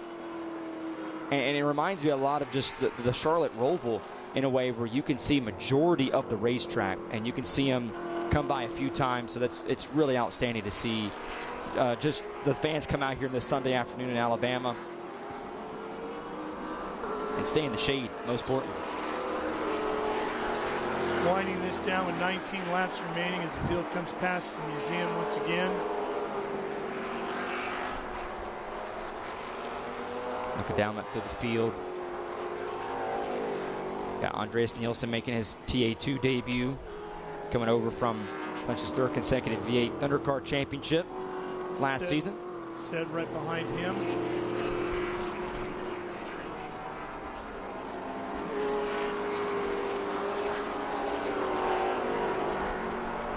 Back here on Speed Sport 1, race leader in the Pro-Am division is Tom Sheehan right there in that orange car. And he's got a lot of cars around him, including Sed, who makes the pass here. And the 90 in that grouping as well, Ayers, who's running 9th in TA2 overall. That lap time right there at the very top. Noah Harmon now cut it to about 7.5. He's nipping him bit by bit. But Harmon's has got to be very careful right here. As if at this pace, he is going to run out of time. However, you just got to make sure you don't go off racetrack. We've seen it with a lot of these guys, super easy. And Ralph, I think we're trying to keep up with all these guys that have stuff on their grill. I think it's easier to figure out who doesn't have stuff on their grill. Not many. And we want to give a shout out to Casera right here as he moves past. Tyler Casera in that 26 is running 5th, and he started this race in last. So strong performance in the second HP Tuners car by Tyler Casera, doing a great job here, running 5th overall. Put 4 new tires on it this morning. Had to start from the rear, obviously. In the Trans Am Series, you start on your qualifying tires. Went to the back. Now charging his way up to 5th. About 3.5 seconds there behind Mostowski.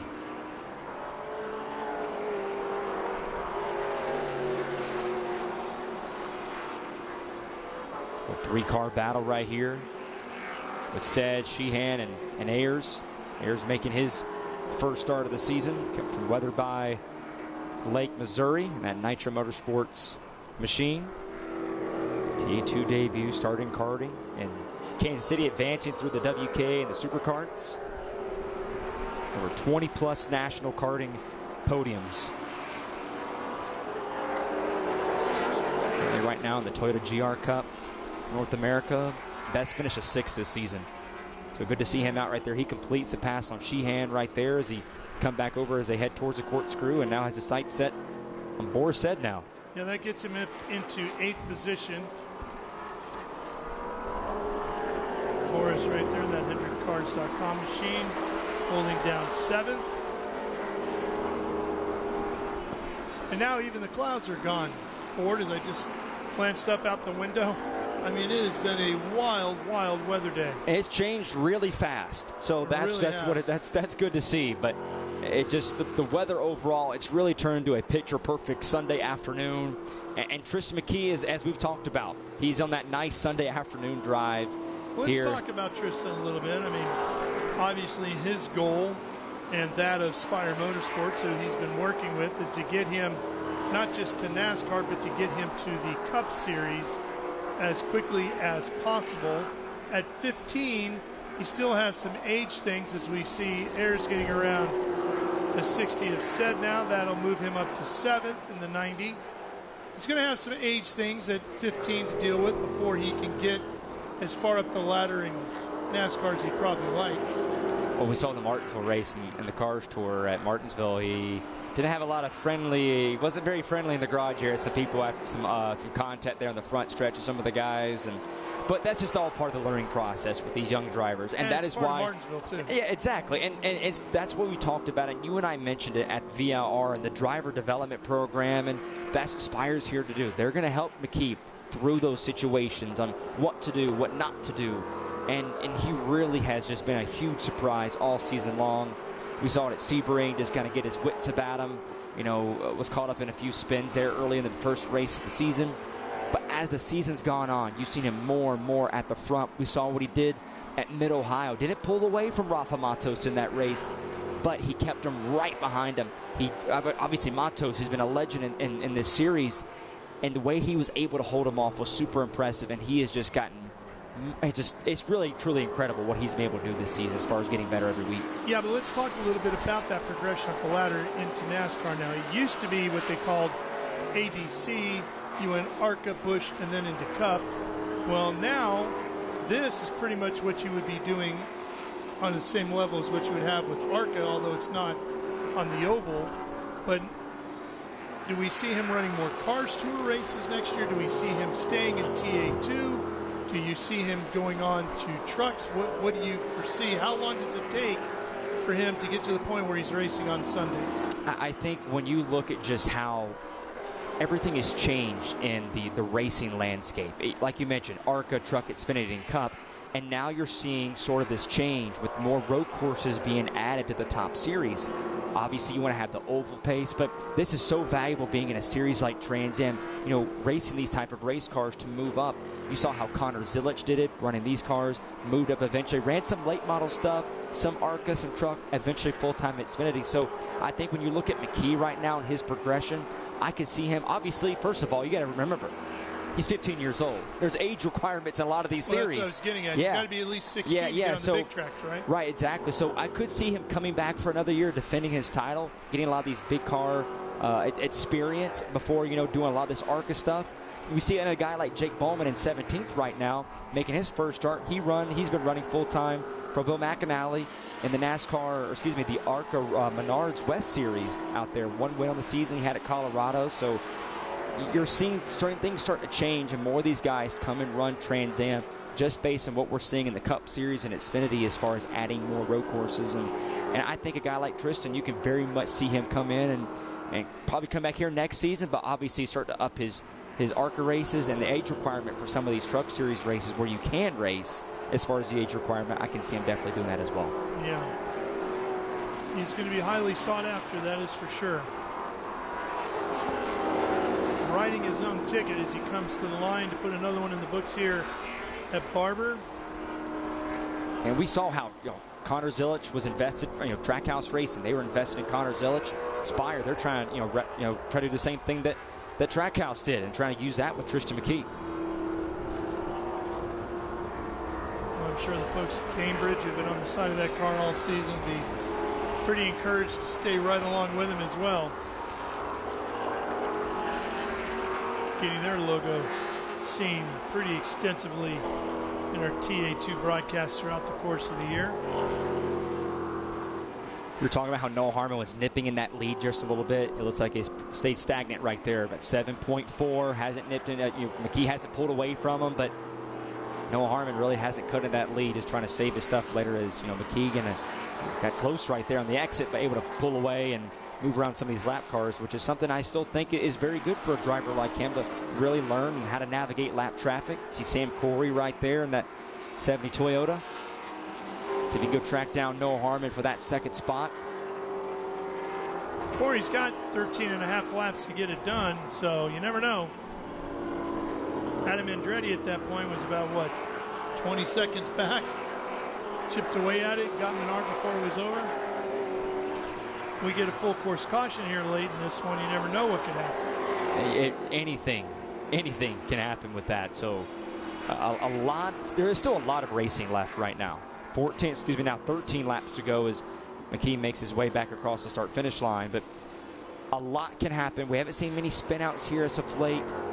I think it's going to take a lot for a caution to come out right here, as we've seen how a lot of these races have gone in that opening lap, no caution, a lot of debris everywhere, but able to move that grass off the racetrack, which I think was okay. And you know what? We've talked a lot about Tristan. We haven't talked much about Sam. He's another extremely young driver who's done a tremendous job this year and has really brought a lot of attention to his skill set. And I think a lot of people up the ladder are looking down at Sam going, okay, this is somebody we need to see if we can't get on our team as well. And it just speaks to what Nitro Motorsports has been able to do. He's, Nick Tucker, obviously, him and Sam have a very tight relationship, and it just speaks to what Nick Tucker has been able to do with Nitro Motorsports. And right now, you're looking to see what they're going to do, taking over from Venturini Motorsports in the ARCA series. So that opens up a lot of doors for a guy like Sam to maybe get some more ARCA starts. We talk about how some of these guys are looking to move to bigger things, but now the pipeline is opening up where the bigger things might be run by the same organization you're racing with here. Exactly, and that's going to be very helpful. That pipeline, essentially, to have where you can move up and go at some of these tracks where, you know, you look at it like how Toyota's been able to do. You have a guy like Sam Corey who can go in and go run for Venturi in the ARCA series. Then you got Tricon and just what they have been building over here. Tricon Garage, you know, has Tony Breitinger. You know, you see Gio Ruggiero, who got his first career truck series win on Friday at Talladega just down the street. So just that pipeline really helps. And Nitro Motorsports, you know, them moving into and taking over the Venturini side. Who, by the way, Venturini Motorsports, it's great to see, you know, what they've been able to do for a long time, but now Nitro Motorsports takes care of that flag going forward. All right, we're going to take one more break here on Speed Sport 1. This one is winding down. 11.5 laps remaining to go here. We'll have the finish for you when we return to Birmingham and Barber Motorsports Park.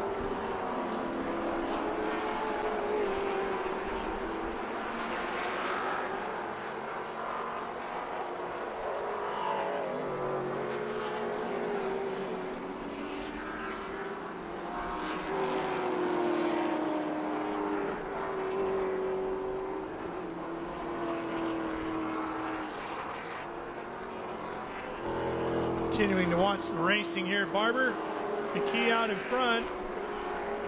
Ralph was able to watch last time through the hairpin. Tristan McKee bobbled there just a bit.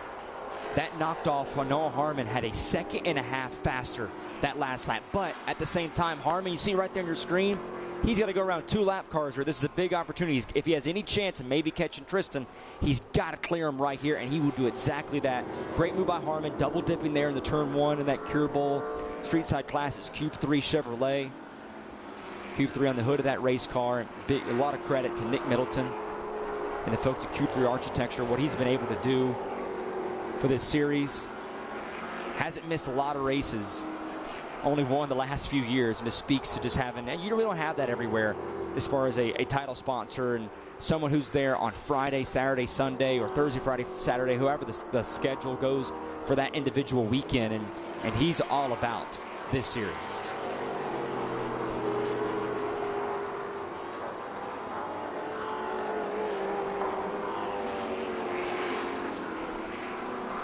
Harmon, who got stuck behind those lap cars there, as McKee gets some favorable help right there from his teammate Olkowski there.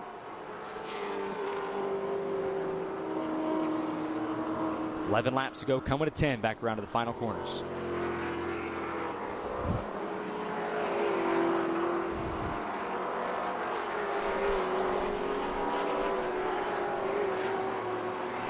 Back here at Barber Motorsports Park, and nothing has changed. Kristen McKee continues to lead another lap. 10 laps to go here now. McKee got his 3rd pole of the year yesterday, was quickest in every practice session this weekend, and well on his way to winning here today at Barber also. Noah Harmon, that pink Chevrolet right there, as we've been talking about it today. A special weekend, special month in October, supporting breast cancer awareness. So many have been affected by that, and great shot of our drone getting some of that race cars, that pink ribbon right there, carrying a lot of the people on the Silver Hair Racing team that have been affected by breast cancer, and Shari Johnson with the Cure Bowl on the door of that race car. And it's great to see what Cure Bowl's coming here and sponsoring and helping out with Noah this weekend. Surprised Noah on Friday with the wrap. Had no idea that this was going to be his paint scheme this weekend. And just great to see what the folks at Silver Hair Racing have been able to do to put that program together. That's a beautiful looking pink Chevrolet right there, Ralph. Sure is. Noah right now, he's trying to make it his last 3 races. He's been the runner-up. Or excuse me, make that 2. He's trying to go for 3, that is. 2nd at VIR, 3rd, or this last weekend, 2nd at Road Atlanta in the MX5 race. How he's progressed through the season, it's just been really great to see. A young 19-year-old from Florida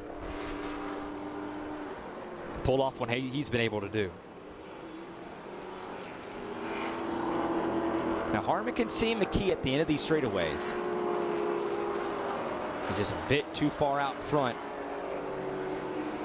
With 9 laps here remaining as he makes his way down here in the hairpin. Yeah, it's going to be tough. 9 laps to go. And we don't know if Tristan is throwing everything at it right now that he has, too.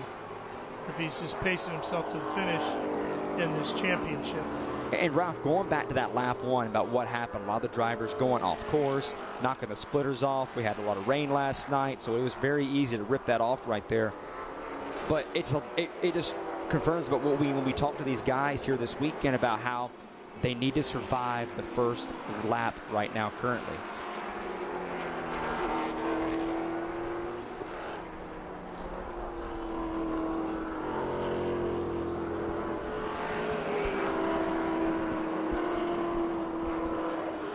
See it right there, Ralph. Look at that, the whole right side. You talked about us having a huge parachute on that race car. The hood's off after being caught up in that incident on the first lap.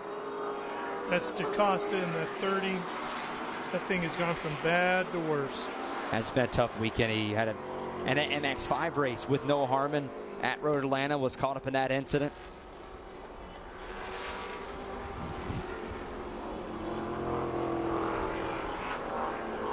But 1 race to go as we head in Dakota for the championship race down in Austin, Texas, before we set our sights on to next season. Obviously, they released a schedule a few weeks ago. Tracks like Indianapolis coming back on the schedule, which is going to be really exciting for this series. Sure is. Great opportunity for these drivers to say, I'm a winner at Indy. Exactly. Got to work if McKee will come back and maybe try and do that. But right now, look at that. That's just, it's holding on. It's almost starting to have wings now, just about. Yeah. Not much good coming out of that. Be a great door panel for an auction somewhere, right? Yeah, you ain't kidding. Charity auction. Tristan McKee with 3 wins on the season coming into today, looking for victory number 4 and to wrap up the championship in less than 8 laps to go. Got to race control is going to mention that to the 30 crew to try and bring him in, just because there's a good chance that could fly off here as the later laps come on and goes shooting up and brings out a caution here. And that's not what obviously anybody would like to see right here with 7 to go. No, and he's back in 20th position, 6 laps down, so it's not necessarily like it's going to make a huge difference if he pits to remove that. So 7 laps to go. Tristan McKee out front, Harmon, Corey, Ostowski, Casera. We talked about Casera starting from the rear. Made his way through the carnage on that first lap. Here's Tristan coming at you right there. Cambridge 28, still pounding up and over the curbs. Just practice laps now. Just practice laps. Take care of your stuff. You don't need to force anything here. Noah Harmon, he slipped back. Maybe he's used some of his tires just a bit too much. He slipped back to a 10.5 second lead right now. McKee right now. So it's all Tristan McKee. He has just straight up dominated this race this weekend. He's led every single practice. Still can't drive by himself on the city streets, but he's about to become a champion in one of the biggest series in the country.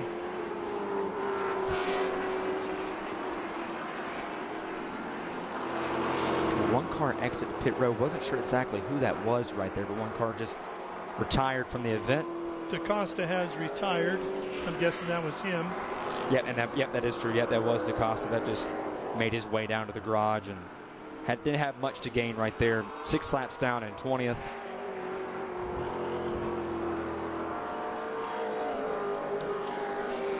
So how do you celebrate a big championship like this at 15? Been a while. That's since a very. I've been 15. Quite a while, unfortunately. It's been so 15 years ago for do. me. So I don't know how you would celebrate at 15. I mean, look, I don't know that the new NASCAR 25 game came out. I mean, a lot of racing games, iRacing. You can do a lot of things right here. So it's I'm not really sure what you can do at 15 years old. He has to have someone drive him around still, get close to the permit. But yeah, well, he'll be celebrated at Circuit of the Americas. That's where the banquet is. Going to be an awesome event out there. Really encourage everyone, if you're in the area, go out there. Good opportunity to go out there and see that racetrack. Great venue. I'm really glad to see that the Trans Am Series is going to be heading back there again next season to end the year. So 60th anniversary tour for Trans Am next year, which began back in 1966 at Sebring International Raceway on a Friday afternoon. Ran a 4-hour race back then in 66. Now, of course, everything is 100 miles. Became the traditional race format for the series. 5 laps of racing to go.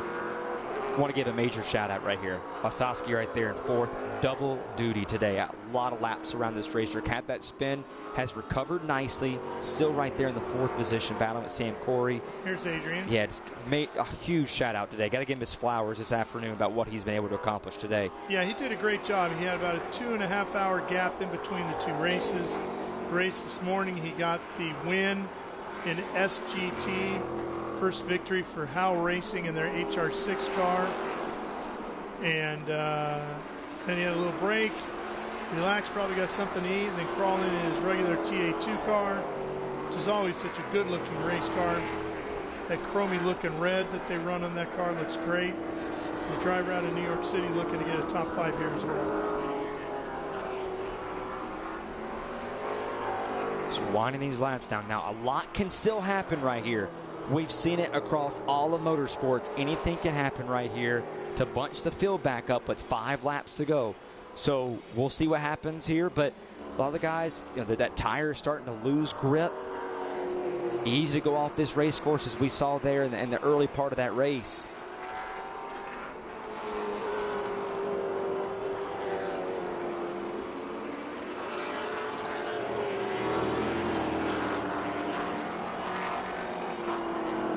Four laps to go for McKee.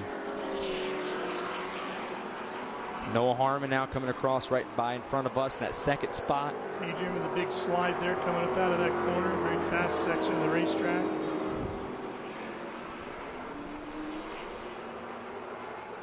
A lot of guys, 3 guys making their TA2 debuts this weekend. Oh, there goes Will Robinson around. Right in front of the leader. Wow, that could have been big. Can he get that car fired? There he goes. He gets it going. We talked about it, Ralph. Anything can happen here. And it happened right in front of the leader. Almost could have taken out Tristan McKee right there. Well, Tristan McKee had to catch his breath. The heart's probably skipped a beat there, but that could have been big. Can never relax.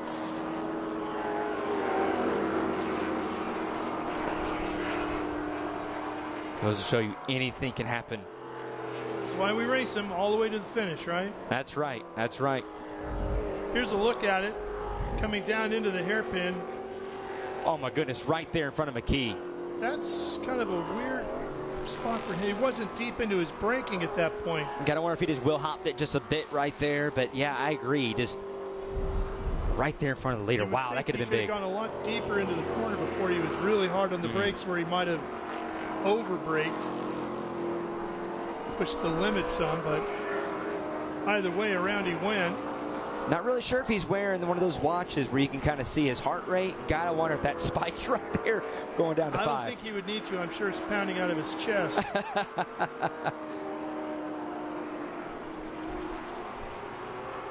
little bit smoother for Tristan this time. Veteran Tom Sheehan a little smoother on the brake pedal. Jake Bowman right there going by. Sheehan and McKee right there following.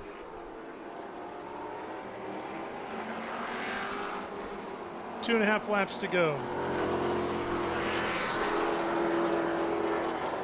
Sheehan's not pulling over here for McKee. He's going to let him earn it here. Tom leading in the Pro-Am category today. Jared has moved up to 11th overall. That puts him 2nd in Pro-Am, and he's got Keith Prochuk behind him, 3rd in Pro-Am, which means that Jared will lead those Pro-Am points going to the final round in Austin. Halloween weekend. You know what you're dressing up as? You know, I don't know. I need to think about that for a little bit. It's usually a game time decision for me. I'll put something together, and I'll find what I have in my closet, and we kind of go from there. But I'm not sure. Maybe I can find something around COTA. We'll see. But it's going to be, we'll try to figure it out. It'll be a game time decision. I'm sure you have something picked out, though. I know you're a planner, right? Yeah, I'm just going to go as an old school announcer. There you go. Get the headset and everything. Same thing I've been wearing all year. Keith Prochuk fighting his way through to keep this championship fight in Pro-Am alive. He'll finish right behind Jared Odrick if things stay the way they are right now, which will give him a shot at that Pro-Am crown when we get into Austin. Tristan McKee working around on these final 2 laps. Got one car right there. Gallagher getting in front of McKee. Wow. Right there in the exit, right at the museum. Tristan McKee, just all these things and obstacles in front of him.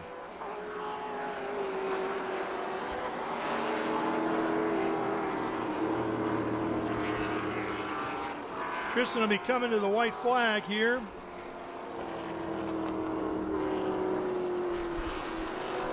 One final time around here at Barber. He has absolutely dominated the weekend. There's the white flag. 1 to go for the young 15-year-old. He has led every practice session. He won the pole. And now he's on his way to winning the race and clinching the championship. This will be race victory number 4 on the year. And he will become the youngest champion in the history of the series at 15 years, 2 months, and 16 days to wrap up a championship. TA, he'll get this Cube 3 Architecture TA2 championship. Greater things ahead of him. It's going to be so much fun to watch this young man, see where he goes. Had his first win of the year at just 14 years of age in Mid-Ohio. And here he is now at the ripe old age of 15, winning the overall championship. What a year it has been. And he still has a race to go. One more race to go. Got to get to Austin and see what he can do at Circuit of the Americas. What a season for McKee. It's truly been a masterclass what he's put on, and coming back around for the final time here, Ralph, to get another win on the season. Final couple of corners. He's got traffic in front of him. But no push there, no rush. He can just follow them through turn 17. He's going to get past another lapper here, and the checker flag awaits. Here he comes, your 2025 Cube 3 Architecture TA2 Series champion, presented by Pirelli. It's Tristan McKee taking the win and the championship here today at Barber Motorsports Park. Tom Sheehan crosses the finish line, taking the win, his first since Worldwide Technology Raceway a year ago, as he takes the victory here in Pro-Am. And Jared Odrick will finish in front of Keith Prochuk, and that will keep that Pro-Am championship going all the way to our final race coming up in 2 weeks in Austin. No Harmon, back-to-back podium finishes, gets another second place finish. Great stuff for him. Yeah, Sam Corey will finish 3rd, so he'll go to the podium as well. Adrian Vostovsky, winning earlier today in SGT, wins now, or finishes 4th here now in Cube 3 Architecture TA2. And Tyler Casera from last to a top 5 here today. Great run for him as well. There he is, the 2025 champion, young Tristan McKee. Just what a season this young man has had. The youngest champion again, and what he's been able to accomplish. Just how locked in he's been through all of these races. Coming here, now he can say he's the first ever winner in the TA2 series at Barber Motorsports Park. On to pit lane to let the celebration begin.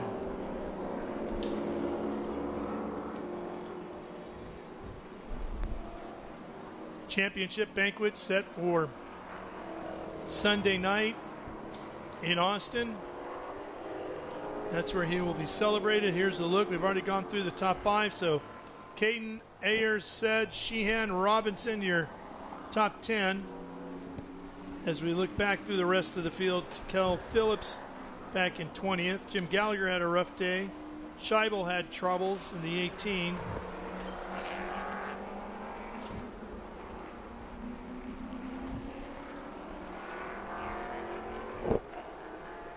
All that down at Gian Buffamati. Tough day today. Corey Day, Unziata.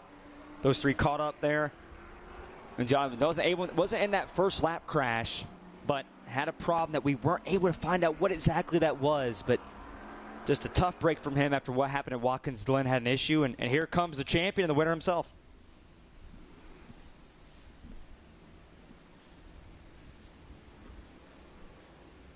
There's Scott Lagasse over to congratulate him. Last Dennis on the PR side getting some video.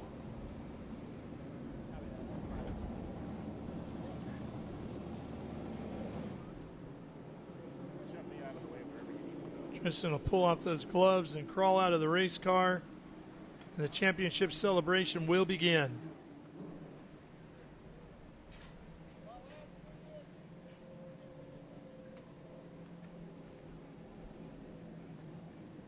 Got the helmet off, get the head sock, and we'll get underway here.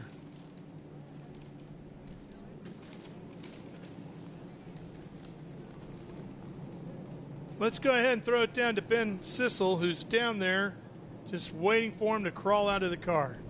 Go ahead, Ben. All right, ladies and gentlemen, as Tristan McKee gets out in the most nonchalant way I think I've ever seen a champion get out of a car. Unbelievable, ladies and gentlemen. Tristan McKee, youngest driver to ever win a Cube 3 Architecture TA2 Series championship. He does it still with one round left to go at Circuit of the Americas for our Mission Foods COTA SpeedTour happening in a couple weeks. Tristan, how does this feel? You've been running and you've been working with this. We've been talking. You wanted to win a championship. You've done it. And has anybody told you you've won a championship? Because right now it looks like you're just parking to go to Walmart or something. Are you excited? What's happening? Yeah, it feels really good. It just feels good to, know all the hard work that we put in over the past year and a half, 2 years with all the SLR crew and everyone back at Chevy, Josh Wise, Scott Speed, and Lauren Rainier. There's just been so much hard work that's gone into this and just polishing all my road race skills. So it feels really, really good to get this done. All my SLR guys brought a really fast Chevy. So thank you to Gainbridge, Spire, HenderCars.com, Jeff Dickerson, all the SLR boys. They worked really hard this weekend getting this thing tuned in for me. And it obviously turned out really good. We won by a large margin, so it feels really good. Nice job. Well, man, so impressed with your skills. I can't wait to brag about knowing you in 5 years when you're dominating any form of racing you want to go to. Nice job. Another championship. Our now youngest Cube 3 Architecture TA2 champion ever. Nice job, man. Congratulations. I got to come talk to Scott Lagasse Jr. M1 Team SLR. First championship. He's always been in the running. How does this feel? I know you've been fighting for this for a long time. Yeah, this is fun. We get the opportunity to work with the best kids in the business, and it's fun for me right now. I am absolutely the weak link in everything I'm doing. I have better people around me than me, and I work with better people than me, so it makes life easy and fun. Cannot thank Cube 3, Franklin Road, GM, Spire, Gainbridge, everybody that helps us program.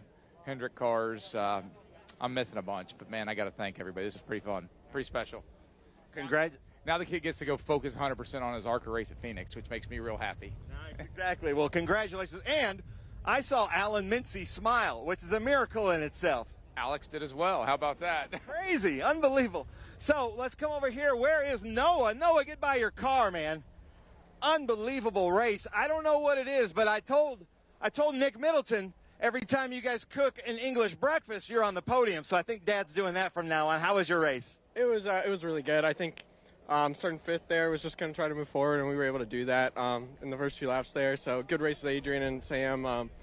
Just tried to hunt down hunt down Tristan there at the end, but still a super good race, and just super happy to represent the Cure Bowl with this pink, beautiful silver hair Cube 3 Chevy Camaro. So good day and ready for the next one. Well, congratulations. The car looks amazing.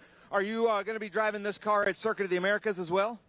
I hope so, but we will see. We will see. We will see, he says. Now we're going to come over and talk to Sam Corey. Sam Corey, unbelievable performance, still doing so well in the points. Sam Corey, unbelievable race. You had a good fight there with Adrian Lostowski. Tell us about it. Tell us about your race. Yeah, no, it was a good race.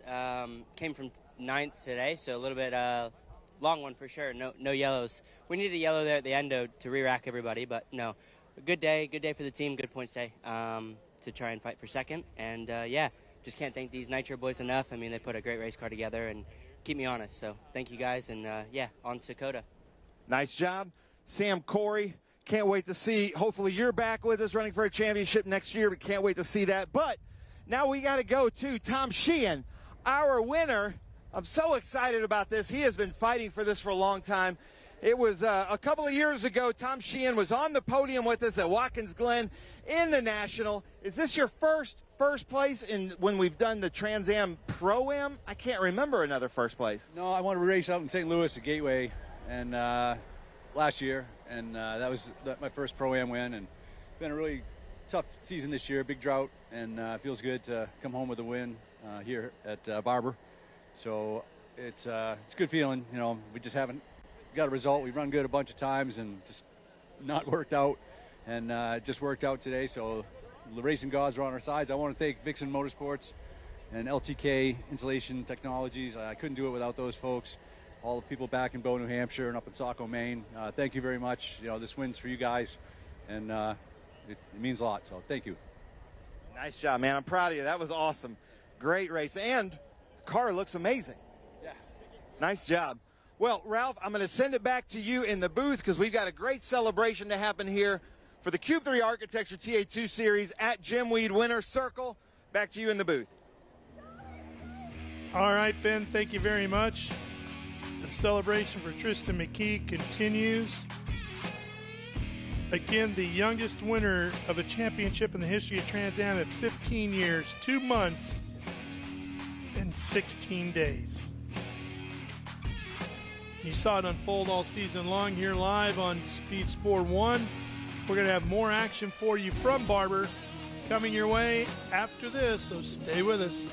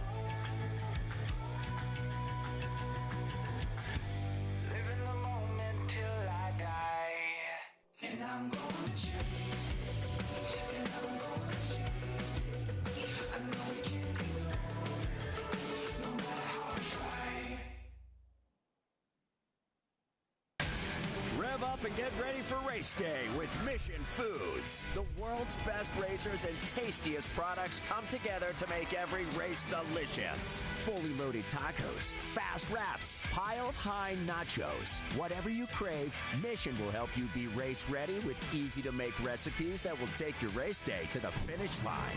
Keep your racing delicious and enjoy all the mouth-watering action. Brought to you by Mission Foods. Too fast, too tasty. Back here at Barber, another one of the beautiful sculptures around the track here.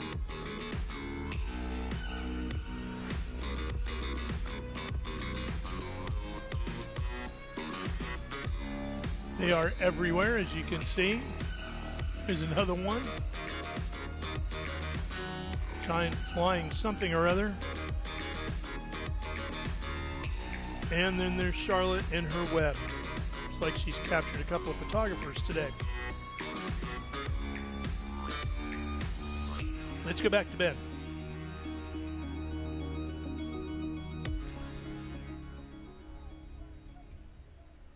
Get loud! Birmingham for the Trans Am Series presented by Pirelli. The Cube 3 Architecture TA2 Series. Now listen here. Hey, Silver Hair. You guys, I love those pink shirts, but come in a little bit closer. Come in a little bit closer, everybody. We're not going to bite. You guys, come on in. You know, get in. Our photographers are cool with this. And then the louder you get, the more hats, the more Cube 3 stress cubes we're going to throw out. We're going to start with the Pro-Am, the Cube 3 Architecture TA2 Series Pro-Am in third place, all the way from Chicago, Illinois, running the number 9 HP Tuners Cope Ford Mustang. Let's hear it. Keith Procheck. There he is. Nice. This is very Formula One feeling up here where you just like duck out. Nick Middleton. Let's talk to Nick Middleton, the founder and CEO of Cube 3. Let's hear it for that, our series sponsor. It was a good day today. It didn't start out as a good day today, but man, the weather broke and that was a good race. How are you feeling? That was a phenomenal race. You know, it's a tough morning with the weather for the TA race, but that was a great race as well. But crowning potentially a new champion today, one of the youngest in the history.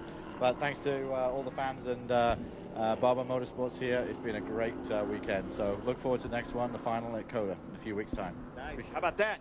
And let's have a round of applause for Nick handing out the trophies as well. These two drivers started out the Pro-Am Championship 6 points apart. I'm not mathletic enough to know where the points are now. We'll figure that out. But in second place in that 00 right here with Troy's team, TRB. Let's hear it. Jared Odrick with the Cool Box black underwear car. Posing with Nick Middleton. And then, ladies and gentlemen, his second Cube 3 Architecture TA2 Series win. His first came at Worldwide Technology in St. Louis. This is his second here at Barber Motorsports Park. Let's hear it for Tom Sheehan with Vixen Cycle Company. LTK Insulation. We got some tall drivers in the Pro-Am. Keith Procheck, man, that was an adventurous race for you Pro-Am guys. Unbelievable. What happened down there at the beginning there at, I think, turn 5? And then tell us about your race. Yeah, turn 5, I think I was just racing too wide with Eric Hayton. Totally clean. I think it was my fault. I just went too wide and got in the grass on the start. Just didn't expect it to be so dirty out there. But Jared and I had a fantastic race. And then, I mean, I went off so hard. I dug so hard in the grass. I didn't think I'd have a car left. But you can see this Cope car completely together. I mean, what a strong car. But I got to say congrats to Sheehan. I mean, fantastic race. I'm happy to see him up here. Great job, Tom. Nice job. How about that? Two teammates right here. Jared Odrick, I haven't done the math. I don't know it, but I know you and Keith are so close in the Pro-Am.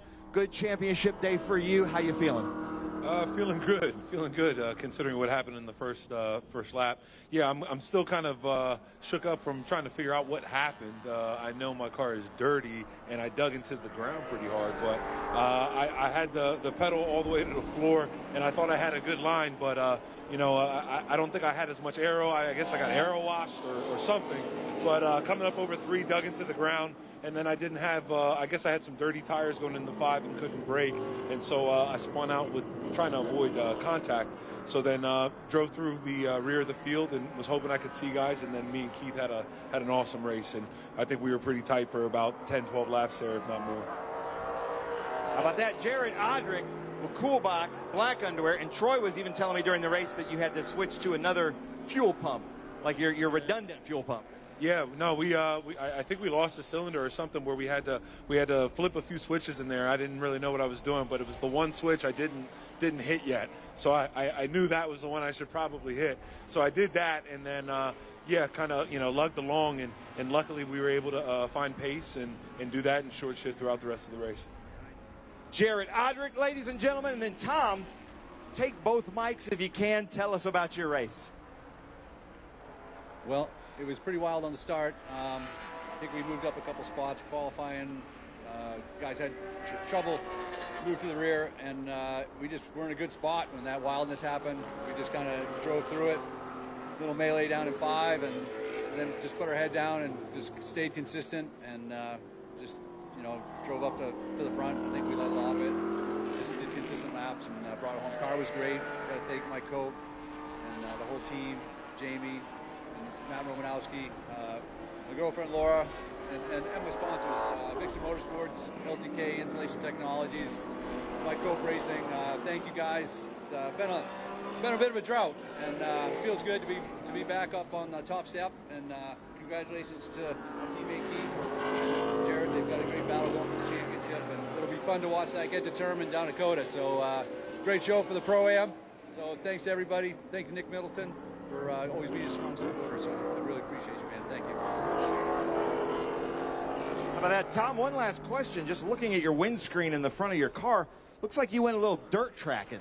You know, that's what the cars look like after a dirt oval. What happened there? Yeah, actually, I got pigged. It was I did not go into the dirt. It was just a couple guys came off and they were throwing sod, and I was just the guy in the back getting clunked with it. So it felt like the old days back in high school in the Ford Bronco, just trying to keep it on the road. So I kept it pretty clean. I think we got spun out down in 5 and a little melee on that first lap, but we got it going again, and it was just pretty clean. Car was great. Just, you know, tried to get the leaders through. Tristan was flying. Looked pretty good. Looked like he was just kind of cruising. So fun day. So fun for me for sure. So really happy. Thanks. Love it. How about that? You know, I'm sure Next Gen makes products that can clean that up too. So come on now, let's get loud, ladies and gentlemen. The Pro-Am. Let's hear it for Keith Prochek, Jared Odrick, Tom Sheehan out here. Tom Sheehan, our Iron Man. I think he has the most TA2 starts of anybody else in TA2. Cube 3 Architecture TA2 Series. Now we've got these beautiful, hate to say this, Tennessee orange Cube 3 hats. Ooh, I almost got that one. You're welcome to come up here and grab that. All right, come on now. Let's go. Oh, now Tom Sheehan, that's pretty good too. The wind is acting against us. Let's hear it for Keith Prochek, Jared Odrick, and Tom Sheehan. Come on, even you, M1. Let's hear you. Come on now. Nice. I like coming to Alabama. Now Michelle's going to give the Pirelli hats.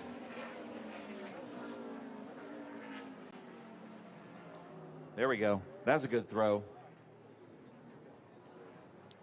There it is. That's the best so far. Top step and best throw. All right, Alabama, last chance for the Pro-Am. Even you, Matt Gray. Let's hear it.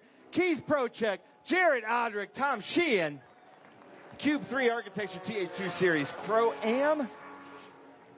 Nice job. Maybe our tallest average podium. They're saying go to the front and spray over it. Look out, everybody. We are racing again. We're back on track in like 10 or 11 days. There you go. He's the only one left. There we go. Keith Prochek, Jared Odrick, Tom Sheehan. Nice job, guys. The championship goes on in the Pro-Am to the next round, Circuit of the Americas. Oh, wait. They've got a shot up here, guys. Hold on. Andy wants you guys to stand here and look up at John up here. Nice. Nice job. See you guys at Circuit of the Americas, where we will decide this Pro-Am championship. Nice job, Tom. Cube 3 Architecture National. This is for a championship.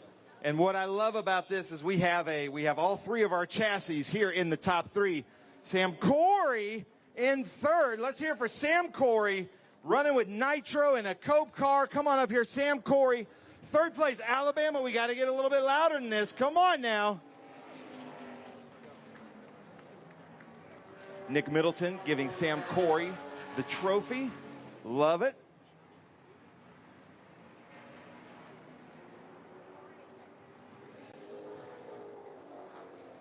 Finishing second on the podium, 2 events in a row, running a new pink livery in honor of October and breast cancer awareness. Doing really well, running Cube 3 with Silver Hair Racing. Let's hear it. Noah Harmon, ladies and gentlemen. Nice. Representing Street Side Classics, Flanagan Sports Pub, Cube 3 Architecture. Running with Silver Hair, 2 podiums in a row for Silver Hair. Laura, Maurice, congratulations. I think English breakfasts are going to be at every event now. And then, ladies and gentlemen, I need you guys to get really loud when I explain this. Our youngest Cube 3 Architecture TA2 Series champion. He has been fighting for this all season long, running with Gainbridge, Spire Motorsports, M1, Team SLR, Franklin Road Apparel, HendrickCars.com. Let's hear it for Tristan McKee, 15 years, 2 months. Getting the congratulations from Nick Middleton. And I say this all the time, but we're all going to be bragging about, in 5 years, about the time that we got to hang out with Tristan McKee. Unbelievable. Sam Corey, such a great race. You were out there battling with Adrian Lostowski for such a long time. First time, obviously, at Barber Motorsports. Tell us about your race. Yeah, no, it was a good day. Came from 9th, so had to kind of drive back a bit today. Yeah, pretty good car from the guys. Just can't thank them enough. These Nitro Motorsports guys work really hard back at the shop. And I can't thank my crew chief and Pete Bird at home. So can't thank any of these guys, Nick Tucker. So yeah, no, good day to, Am Barber, but looking forward to Coda. Nice. How about that? Sam Corey, 17 years old, Sam Corey, 17. And I got to say, a model with Franklin Road Apparel, too. I love that. No, I saw that. Nice. Noah Harmon, 19 years old. 19 years old, running with Street Side Classics, Silver Hair Racing. Man, from the get-go, you were just out there flying around. Looks like you had a great car. Tell us about your race. Yeah, a super good race for us. Had a good fight with Adrian there at the start for those first few laps. And it was a tough weekend for us after the miss. We had a little mishap in practice, but can't thank everybody enough at Silver Hair. It's just been an awesome year. I don't know if it'll be a Coda, but thanks to everybody who's made it happen. Street Side Classics, Cube 3. So, yeah, just super happy with the result. Happy with the result. How about that? Now, ladies and gentlemen, Tristan McKee has been fighting for this all season long. Tristan, you're going to have to hold both mics. What does it feel like to win a Cube 3 Architecture TA2 Series championship? Anybody in road racing can tell you this is one of the most difficult championships to win. Here you are. Congratulations. Take the mic. Tell us how you feel. Yeah, I feel good. It obviously feels good to end it off with still a race left in the season and just to dominate kind of the last half of the year that we've been in so far. So it's been a really good year. Just got to thank all the SLR boys. They brought me really fast cars each and every race, and I've been learning a lot each and every time. All the guys back at Chevy, Josh Wise, Scott Speed, Lauren and Neer have been teaching me so much, and I've really been polishing on my road rush skills. So it's been really good doing all this, and I think it's helped a lot in the oval side as well. So thanks to Spire, Gainbridge, HendrickCars.com, Jeff Dickerson, Bill Anthony, and everyone at Chevy. So just for all they do, and it's been a great year. So we'll end it off at Phoenix. All right, this section over here, you guys can get a lot louder than that. We just crowned a champion. Come on now. Hold up those trophies. We've got Sam Corey, who finished second in the points, Noah Harmon in second, and Tristan McKee.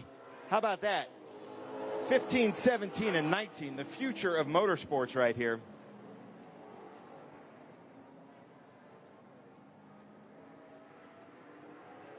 Anything else you want to say?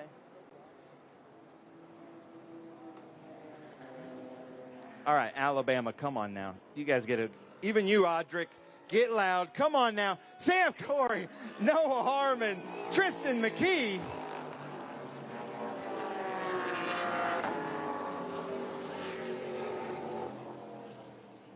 It's the first time I remember TA2 being decided an event before. Yeah.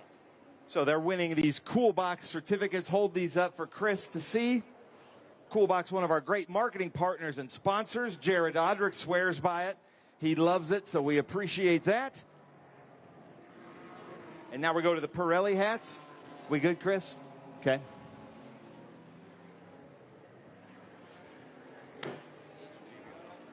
What's that? Yes.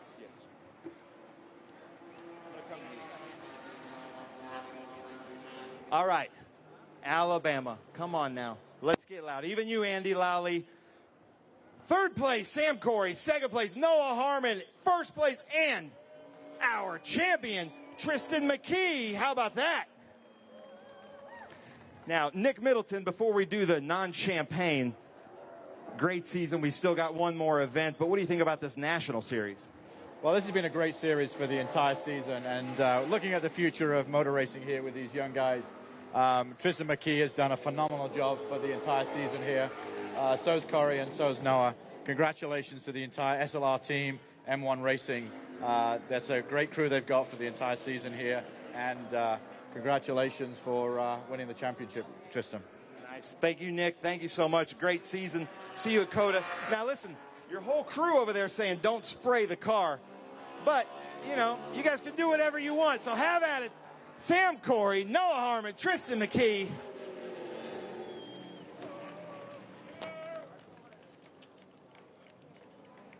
Oh, thank you, Michael. Hold on, guys.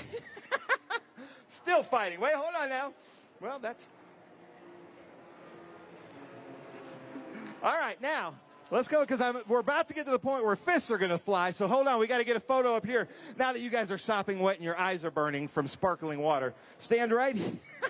He's shooting his car. Hold on, you guys got to look up here at the camera. So come over here. There we go. Thank you, Michael. All right, Alabama, come on, one more time. Sam Corey, Noah Harmon, Tristan McKee. Ladies and gentlemen, that does it for the Cube 3 Architecture TA2 Series and the Trans Am Series presented by Pirelli here at Barber. I don't have a watch thing on my list. So we doing the watch? We don't have one. So thank you guys so much for coming out. Aaron Creed, great to see you here. Thanks for coming out. We love coming to Barber Motorsports Park. We made a lot of history here with the Trans Am Series presented by Pirelli and crowned a new champion. But stay tuned. We've got some more SVRA coming up next. All right, Ben, thank you very much. What a great day it has been here at Barber. Some incredible racing competition. Some of the wildest racing we've seen all year here in 2025. And we've crowned a handful of champions. There's the Porsche Spider. Along came the Spider, picked up a rider. You know the song. Colorful horse up on the hillside.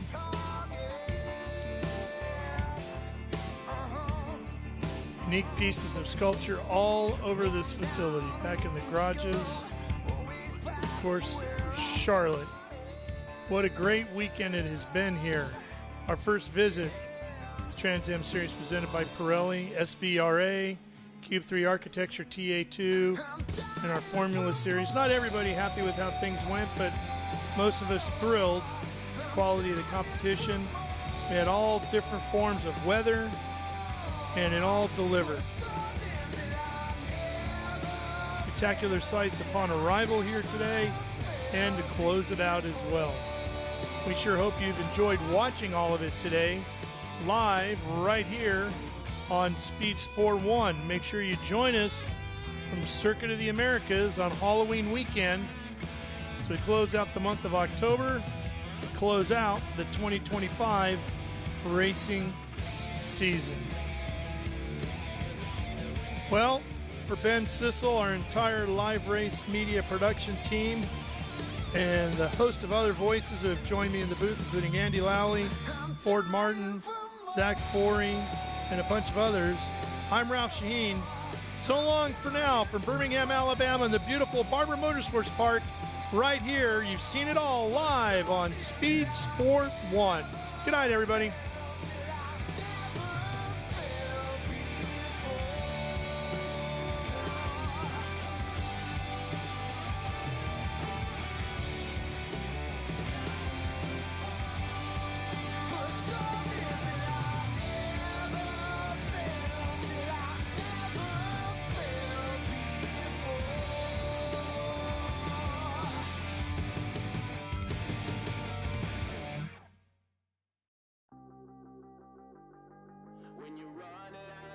To get unstuck, so go off. When you're up against the wall and you cannot fall, so go off.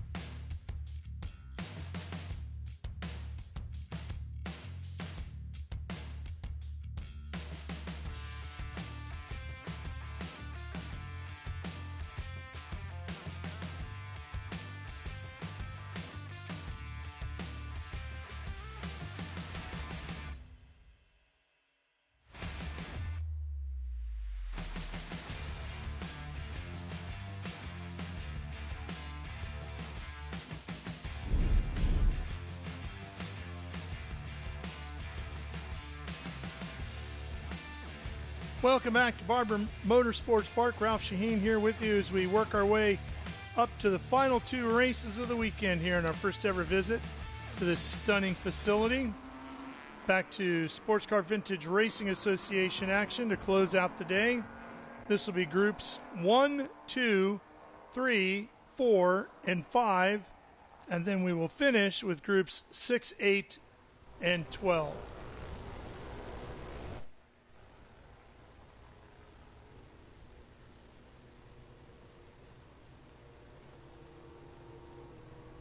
James Steer in a 1969 Winkleman WDF1, that's car 31B.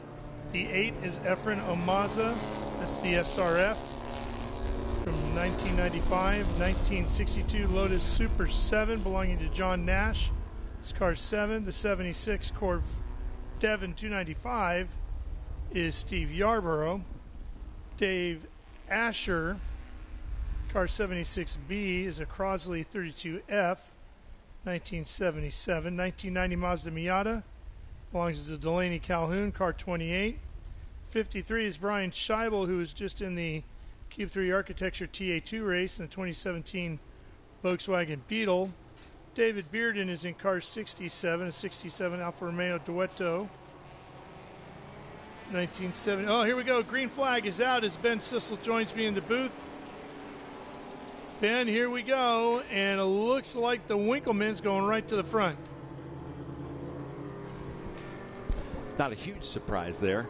Efren Ormaza in second in that Spec Racer Ford gave him a pretty good battle yesterday. I'm sorry I'm late, but we were doing the Cube 3 Architecture TA2 Series podium, and then we have both the Yarborough's cars. And look at this, the Zapata guys are neck and neck with each other. This is my favorite group. We've got 3 Nashville area drivers right here with the Alfa Romeo, the Spitfire, and that Corvair. Michael Levesque is in that Corvair with the Tennessee orange. Mm-hmm. John Nash in the 7. Steve Yarborough right there. This Devon. This weekend is the best that car has looked all season. Yeah, well, it's been through it a lot this year. Michael Levesque through Mark Craig. Whoa, baby. The Devon is loose.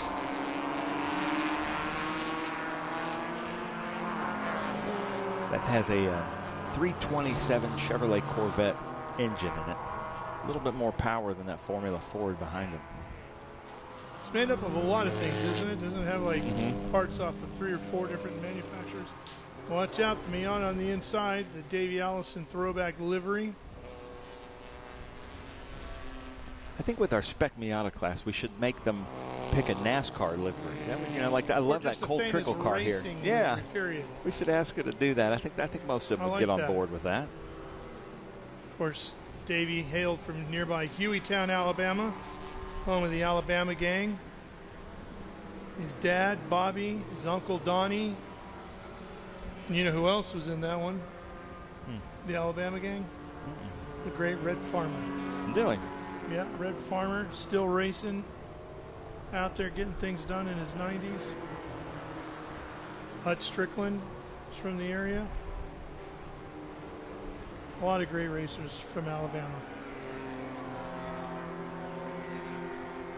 So I'm trying to figure out who's in that Allison car. It looks like it's Dave Asher. No? And of course, Clifford. Delaney Calhoun. Clifford Allison, Davey's brother. Well, we had a great TA2 race. Let's see if the SVRA. A great day of racing, period, haven't we? SVRA groups 1, 2, 3, 4, and 5 are here. Carl George, if you're joining us on the broadcast, I've seen some of your comments. Wish you were here, but your Zapata buddies are having some good times and some good races out here. We might need to get that orange Corvair to join Zapata. He lives in Lewisburg, Tennessee. Michael Levesque. So here's our leaders. James Steer out front with Efren Ormaza. Is your favorite car out there, or he just got out of the TA2 race? I don't know if he was out there. He was supposed to be out there, but I don't see him in the running order. That'd be my Volkswagen. Yeah, that was Scheibel in that Fun Cup car, Volkswagen. Tube-frame center seat Volkswagen Beetle with a big wing. If he didn't want to do it, all he had to do was say, you know. Well, I told him it was your favorite car of the weekend, so we could have had our first Ralph Shaheen in-car commentary. I would have done that. Yeah.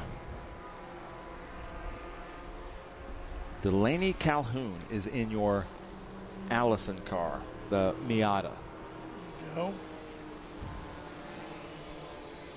So Michael Levesque had to start from the back. You remember he had a mechanical yesterday, never made the start of the race. So on the out lap. So he's moving through the field in that Tennessee orange Corvair. Might be the best finish of anything in Tennessee orange here in Alabama this weekend. Oh man, that's right. That's putting a lot of pressure on him. I couldn't resist.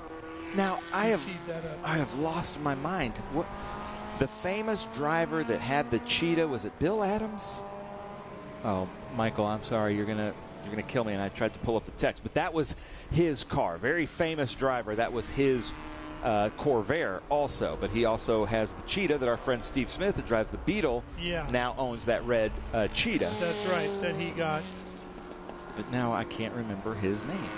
And I'm sure our comment section can give us that information, because we have a lot of our great experts watching that. As John Nash comes through the trees in that beautiful Lotus 7, our Group 3 champion Bill from Thomas? a few years ago. Bill Thomas, that's who it was. Thank you. I'm here for you. Ralph knows everything. Well, I don't, but the internet does. I wasn't going to sell you out on that. Well, I'm not afraid to admit, but I study up on it as much as I can, and every now and then you got something new to learn. It's hard to be an expert on 100 years of motorsports, and that's basically what SVRA represents. There were 4 midgets going around turn 5 together, 4 MG midgets or spridgets. So we've got some great pack racing out here, like the Zapata crew taught me on early on, that even if you're racing for 19th, but there's somebody right in front of you, it's going to be the best race of your life. So here comes my Spridget parade. Check this out. So that should be Gore, Heitzke, Williams, and Williams. Pick your favorite of these. I like the red and the black one. It's kind of partial to the blue and white myself. The Joker one's pretty cool too, the number 1-3. I think in these I would need the open air. And now they have the leader right behind them. Pretty small in there anyway. Roger Williams in that black and gold, looks like the Hertz K Mustangs kind of. Yeah. He is a auto shop teacher, and he teaches kids how to work on these old British sports cars. And you're going to do that quite often. Yeah. You want to learn how to work on a British sports car. So the leaders are coming through, not interrupting too much from that Spridget race.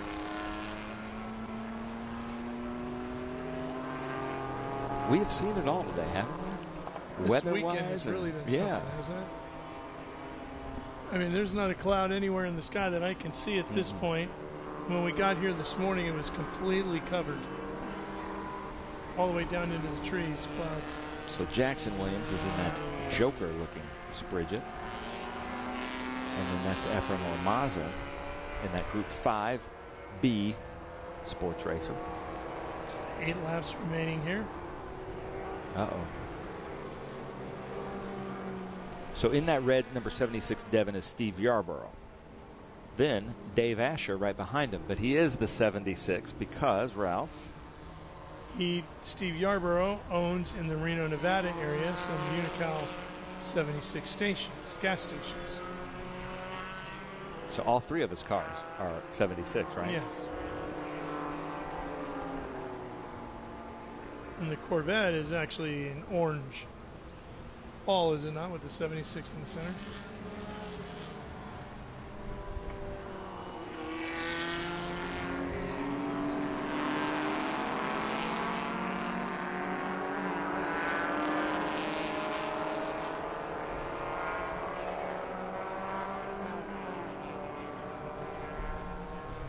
Of course, if you're new to our SVRA. Man, that's a pretty coverage. car. I hate to interrupt you, but that is a beautiful car. It really is. Devon 259, numbered 259 because the body cost you $259 to buy brand new back when this car came about in 1959. Yeah, and a lot of people took apart MGAs, Jaguars, Corvettes, Austin Healey's, and put these, a little bit more different bodies on them just to kind of stand out for street or for racing. Yeah, a little of this and a little of that. Kind of like some of those kits back in the day to put Porsche Spider on a VW Beetle, or also the Dune buggies on the Beetles. Yeah, the Myers makes. Man, it's late in the day. My medicine's worn out. Yeah, Ralph. yeah. Here comes the 82, and right behind him is Christopher Gore in the number 46. This Bridget battle still going really well.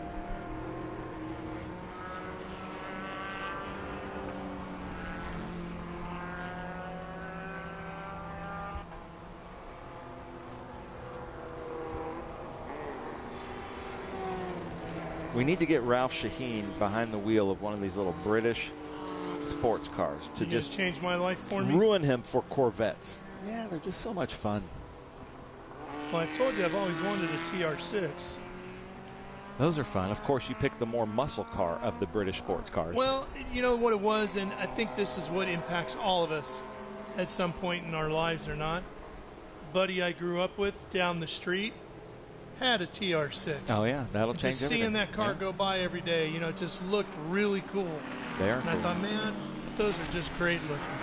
David Bearden here, one of the people that got me into vintage racing. So if you don't like me, you can go call David Bearden. With the Zapata Racing, he always says he's fat but fast. And his daughter was here. His grandson Josh was here this weekend, and they actually lived across the street from me.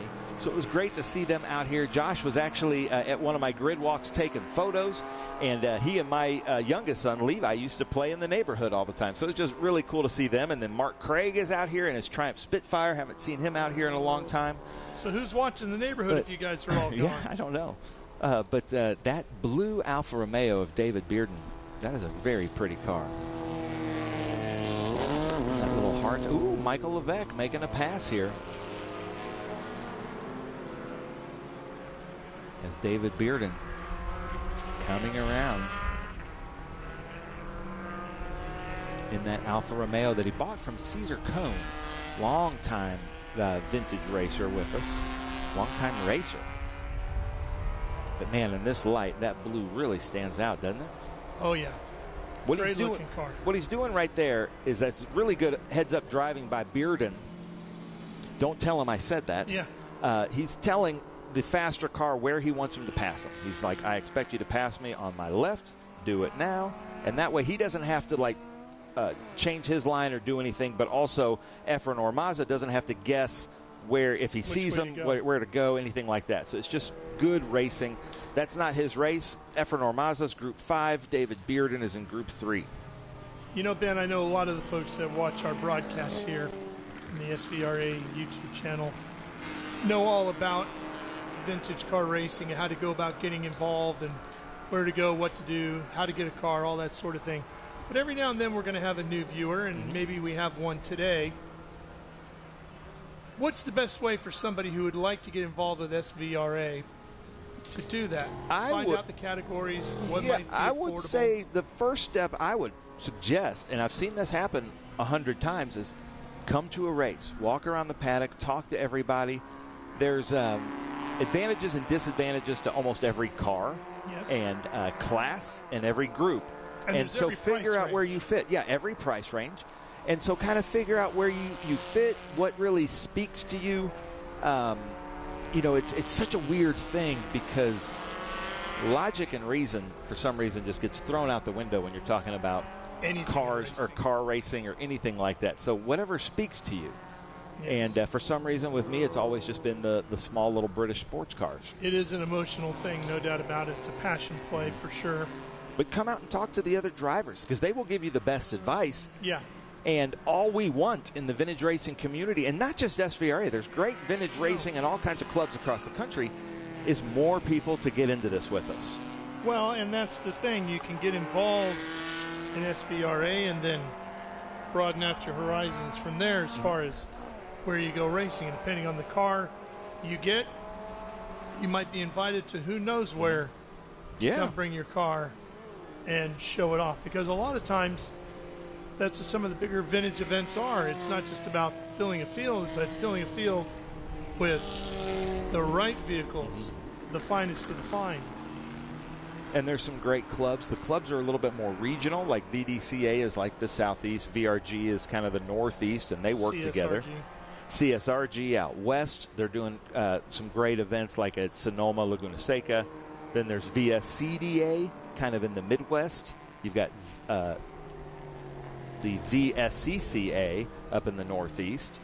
So there's all kinds of places. VARA and FARA to run this SVRA HSR. You will find a great track, a great event to come and run your car. There's just a certain parameters to set it up. But the first step I would do is to come to some of these events and talk to as many people as you can, instead of maybe just finding a car that you like on Bring a Trailer and it might not fit any categories or something. Well, and I can pretty much assure you that almost every car in a vintage paddock is for sale. It might not have a for sale sign on it, but every owner is always looking to maybe move into something else or do something different after they've raced this particular car for a while. So you never know what you might end up going home with. That is true. And a lot of these cars are a lot more inexpensive than you would think. Yeah. So here he is, Yarborough racing his mechanic, Dave Asher, in two totally different cars. Dave's looking a little bit more aggressive here today than he did yesterday. He seemed to be happy to follow the boss around yesterday, but he's making a move on the outside of the hairpin now, and he's going to get him here. Then it looks like he lifted a little bit and let the Devon get back by him. Well, that's a 1600 probably in that Formula Ford and a 327 in that Devon. Well, he proved his point too, right? Yeah. But that Formula Ford should be able to outbrake, outmaneuver, outhandle. So they might be going back and forth. And like I said yesterday, this is a very equally yoked track with handling and horsepower. Yeah. And so you're not at a huge advantage here with horsepower, but is a double yellow out? I'm seeing the leaders go by real slow. Yep, full course yellow. Okay. Oh, that's a shame. 3 laps remaining. That could spell the end of it, depending on how intense the situation is. But I will say, and I'm pretty biased, but if you're going to come vintage racing, look at this small bore production group. I think they have the most fun, and it's, if you're just getting into this, that's the best way to do it. The cars are relatively more inexpensive. You're going to learn how to drive with momentum, but you're not going to be going at super high speeds. And then you can graduate to something like a Group 8 car if you need to, or a Group 2 car, or then a Group 6 car. But this is a great platform to start with. There's Mark Craig in that number 17. I think it might be the 361 of Levake that's off. It's one we don't seem to be able to find. Well, you bring a Tennessee orange car to Alabama, you might get messed with a little bit. Take that back. 28 is off as well. Calhoun in the oh no, Miata. the Allison car. Don't know if they got together or what the situation was, but yeah, tough weekend for that Vol Orange.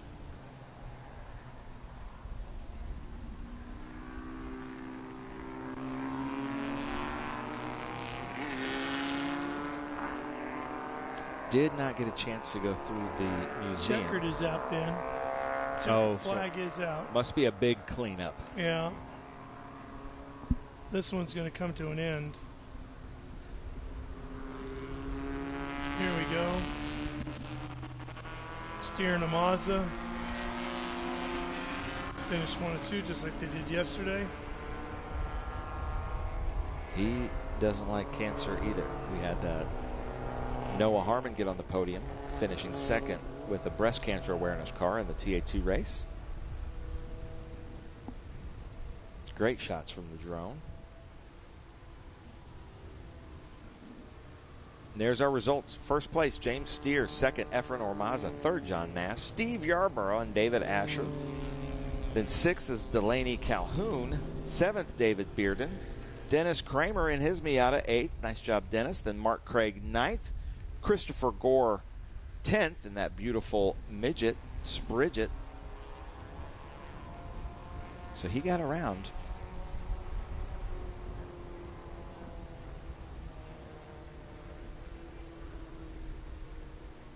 I don't think that's right. I don't think Christopher Gore finished 10th. I think I see a Sprigget in front of him.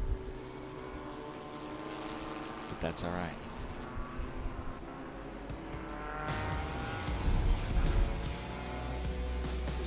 Highlights as this one got underway.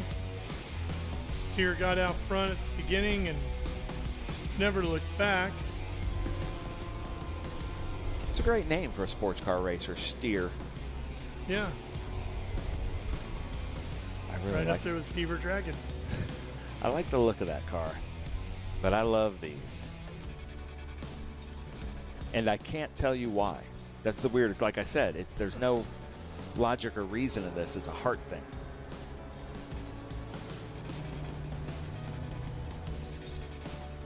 I'm 6'3", 250 pounds, and I like the smallest cars you can drive.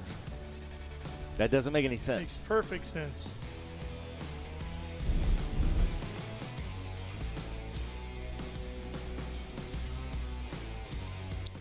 Spider, Charlotte. Charlotte, yes. Learned that from Ralph. Charlotte's web, and I like that they even spray painted a web around it.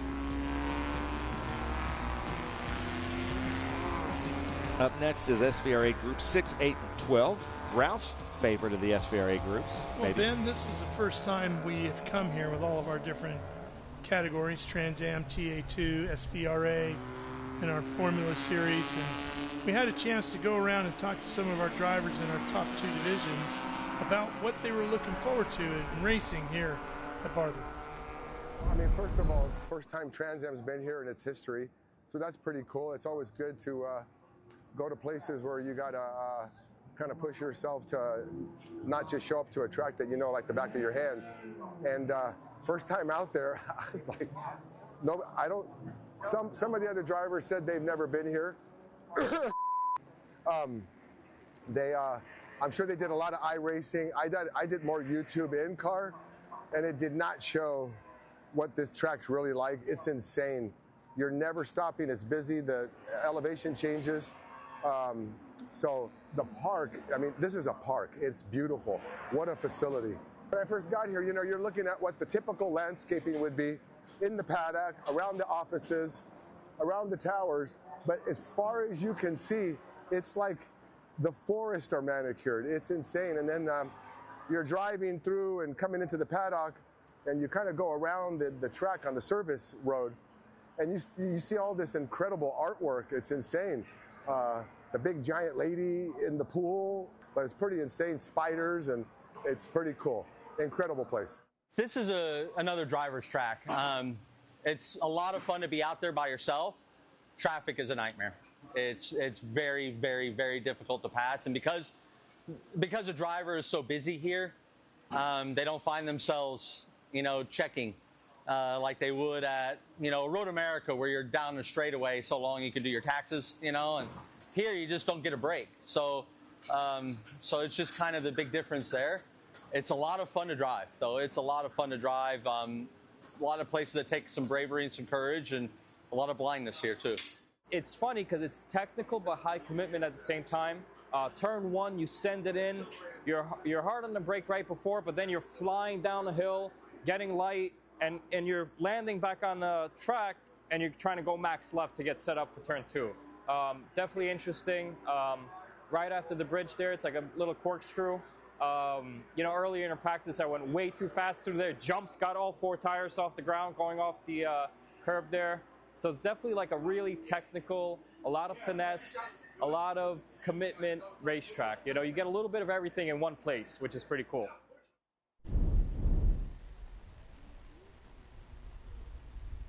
Wait, before we go anywhere, Ralph, I got to tell a funny story because we interviewed three drivers there, Adrian Lostowski, Adam Andretti, and Tommy Dreese. when we come to tracks like this for the first time, I never have more of our Trans Am drivers volunteer to help me set up signs around the track. So I get here, I'm setting them up, the sun's going down, I'm out in my truck alone. Here comes Tommy Dreese and Adrian Lostowski. Hey, Ben, can we help you set these up? And what that means is they get to drive around the track at slow speeds and get out at turns. They're not technically helping me set up signs. They're out there. When I'm setting up signs at turn 1, they're out there walking turn 1, but they also are smart enough to realize there's no track walks or nothing. I'm the only vehicle on track, so if they want to come and see the track they've never been on, they have to volunteer to help me set up signs. And now it's starting to spread throughout the paddock, and I'm starting to get texts of, hey, when are you going to set up those brake markers? Because I'd like to help you. Yeah, well, so just all those little weird advantages the competitors try to get on each other. Yeah, maybe you need to put a requirement on that. You have to physically put in at least 3 signs if you're coming out to help. Well, like I said, up next is Group 6, 8, and 12 for SVRA. Some American muscle production cars, some medium bore production cars. Then Group 12 is our big bore production cars from 73 or newer as we look down at our drone. But man, I tell you what, that Mayor Primo Alfa Romeo was showing us some things I hadn't seen from an Alfa Romeo any other time. That's a very fast car. And then you were explaining to me this cow that Mr. Barber's a dairy farmer, huh? The family was in the dairy business and sold ice cream and milk and cheese and all the dairy products. So if they sold ice cream, I'm at least $1 million of their fortune. Yeah. And that's how they made their money and allowed him to start the collection, which led to the racetrack and the museum. And one thing I learned about the museum today, the executive director was here visiting in the booth earlier today. They have run already in 2025 4,000 school kids through the museum, showing them not just the machinery that's in there, but showing them all the AI computers and all the 3D modeling and everything that they have, and showing them that there can be career paths in the motorcycle automotive industry and in the racing business that maybe they hadn't thought of, getting them excited about it. I love that. And that's something that we aren't doing very well. Like, anytime I talk to SVRA drivers, like, how did you get into racing or whatever, they have stories like, well, I went to the Indy 500 and Bobby Unser let me sit in his car. Or I met this driver here. Or Ron Fellows was super nice to me at this Trans Am race, and ever since then I've wanted to be a race car driver.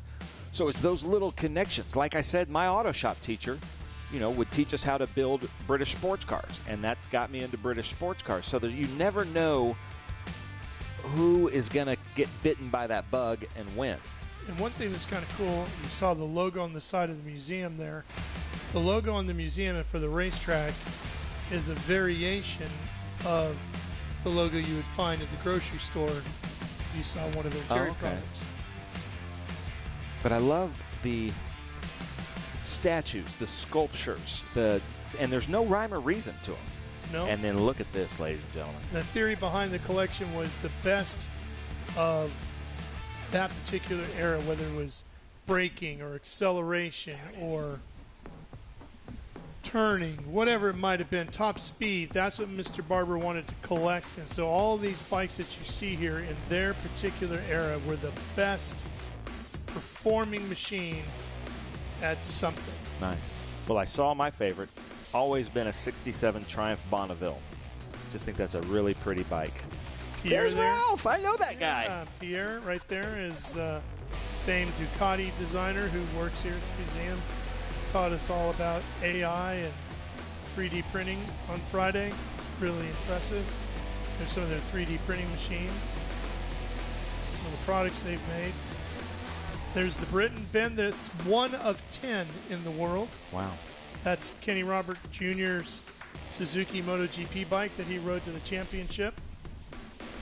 Look at that. GSXR Suzuki. Some great Harley. My great-grandfather was a motorcycle messenger in World War I. George Henderson. No way. Great John Surtees, 2-wheel and 4-wheel world champion. That'll never happen again. They actually have a Surtees Formula 1 car in here as well. Wow. Look at that. Dirt bikes, of course. Supercross and motocross. I need to just make a weekend trip back down here to really It's tour right the down museum. the road from your house. The displays great flat are so trackers nice. here. That's Jay Springsteen's 9, Bubba Schobert's 1, and the great Freddie Spencer, Fast Freddie on the 19.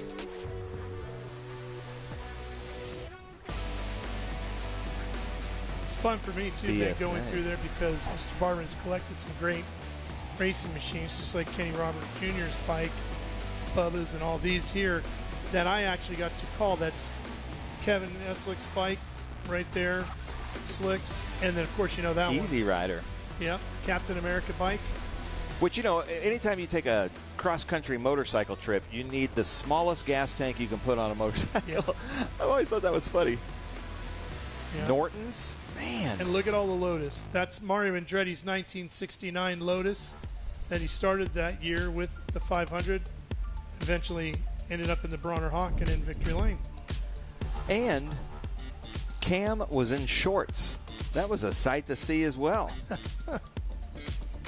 Unbelievable. Yeah, so Barber Motorsports Park, unbelievable. You've got to come out here. 880 acres, 17 turns, 2.38 miles, with an unbelievable museum to motorsports as well. And it continues to grow.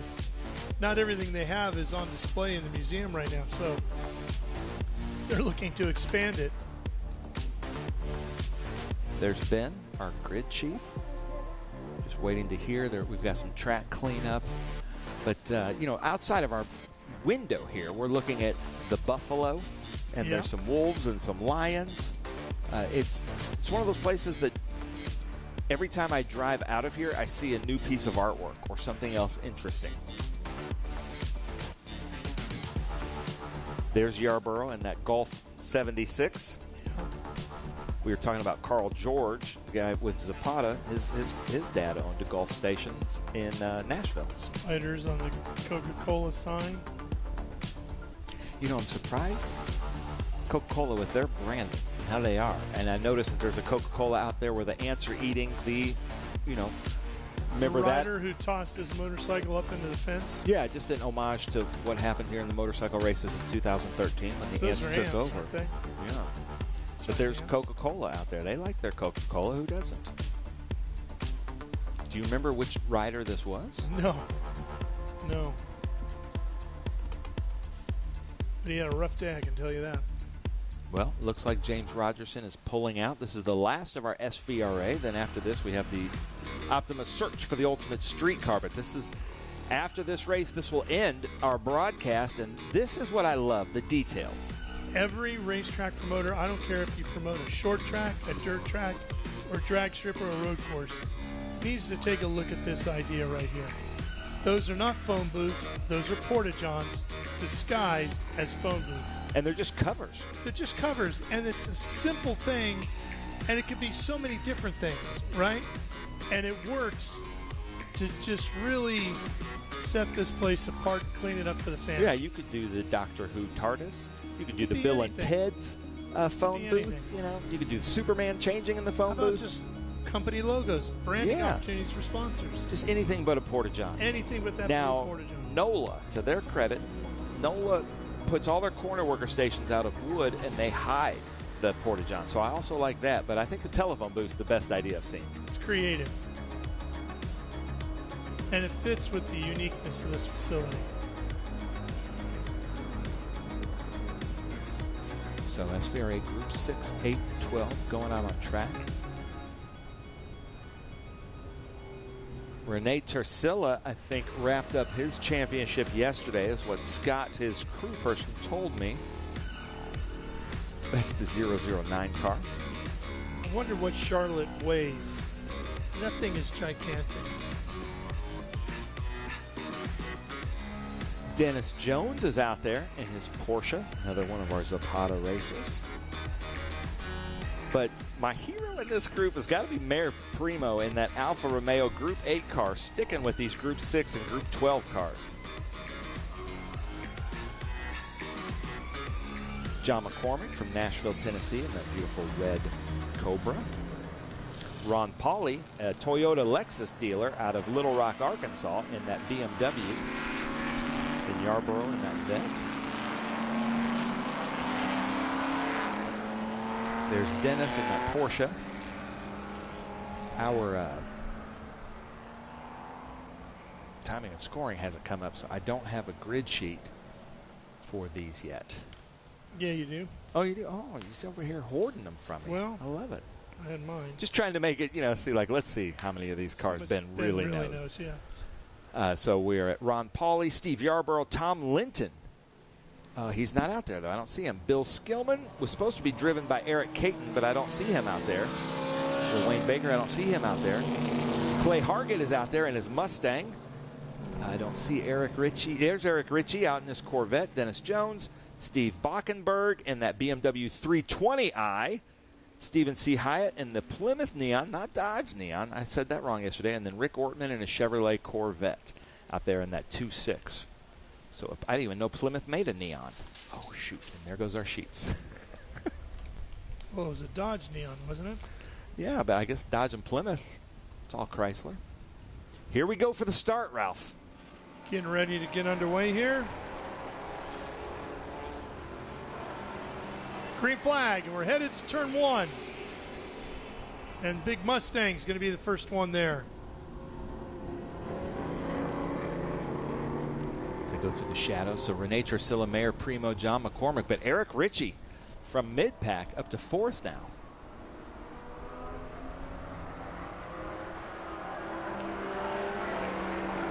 Look at that. Cobra versus Corvette, just like it should be, right? It should be, yeah. Whew, he just got squirrely coming into 5. And that's something that happens with these older C2 Corvettes is when they get on the binders, it's going to go a foot or 18 inches, but you don't know if it's going to go left or right. And I think that one surprised him a little bit. That's just a feature of some of these cars. A feature. Yeah. Comes a no extra cost. Yeah.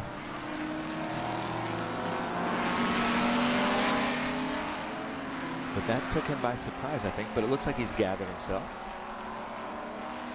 We put extra pressure on him, saying it was Cobra versus Corvette.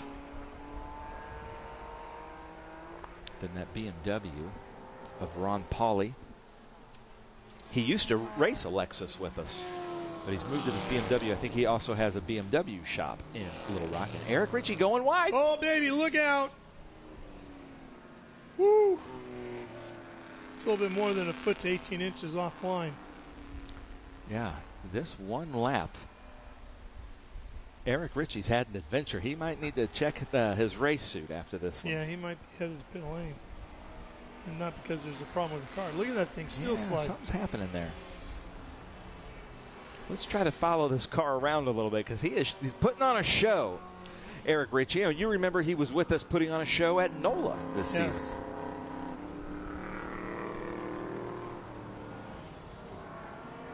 That is a Group 6 AP 67 Chevrolet Corvette. Ralph loves his Lamborghinis and his Corvettes.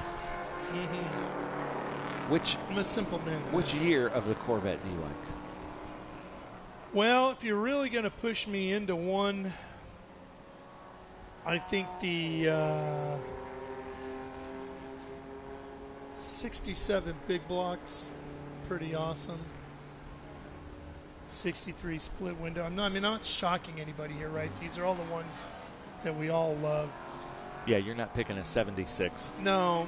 I would love to have a 69 Resto modded up to modern, a little bit more modern suspension and engine and all that sort of stuff.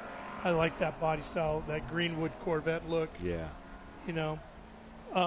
So Ritchie looks like he's, now that you're speaking well of Corvettes, he's looking like he's got it planted now. And of the modern 4, 5, 6, 7s, C7 would be my favorite of that group.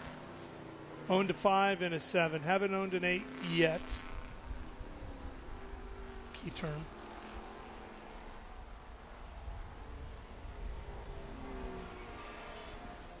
Well, here we go. Ron Pauly, Yarborough.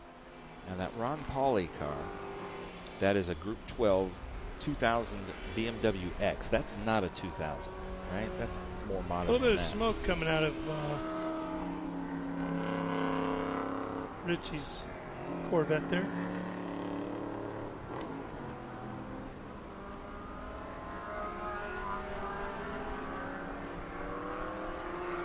Couldn't tell if it was tire rub from getting off track or if there's something else going on. Yeah, now that it's getting late in the day, they're coming in and out of the shadows, so track temperatures are going to vary throughout a lap. And Richie slid through there. That great shot of Charlotte, the Spider. And then there's John McCormick in that beautiful Cobra. Now, I saw something chipped off the rear right taillight. See that? Oh, yeah. I don't know if that was Richie when he got sideways there at 5.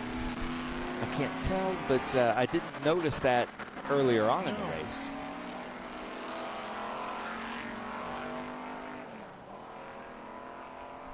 John McCormick has been racing with SVRA since I've been with SVRA. Always a great driver, beautiful car, really well maintained. Ben, we've seen the Trans Am schedule for 2026, but we have not seen the SVRA calendar yet, have we? Really? I thought we did. I thought we released that. Let me look. You can go to our SVRA Facebook page, Sports Car Vintage Racing Association, but let me go to svra.com and see. I thought we had released it, because if we hadn't, I can't talk about it.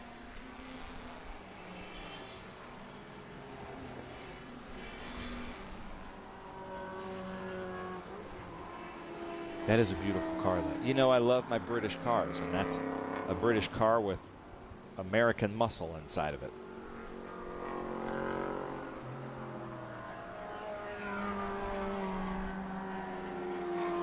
I'm trying to find it.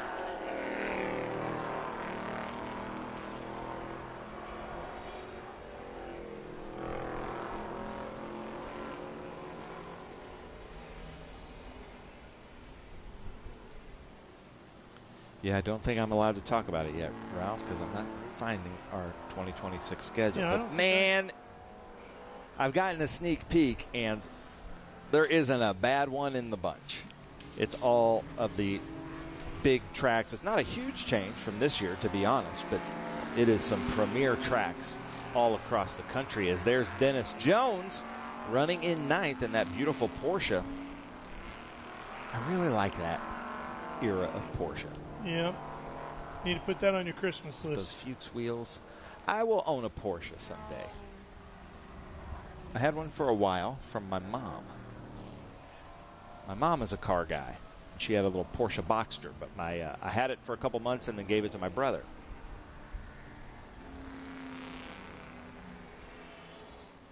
But Dennis is doing very well.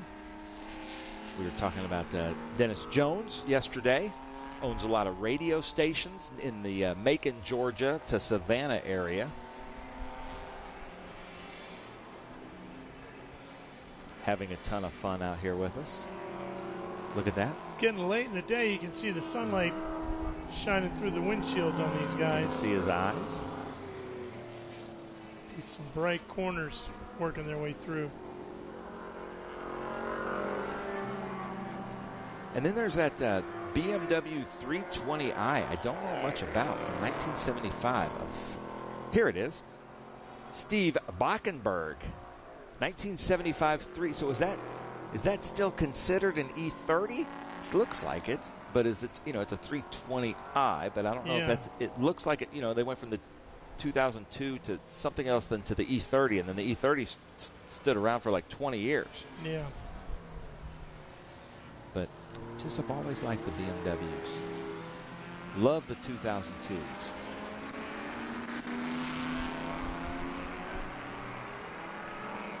In 1975 was just a great year. It's the year I was born. Not a great year in cars, because that's when we all went to the smog, rubber bumpers, all the cars got pretty ugly for the next 4 years in 1975 until they figured out how to fix bumpers and make the smog a little bit better.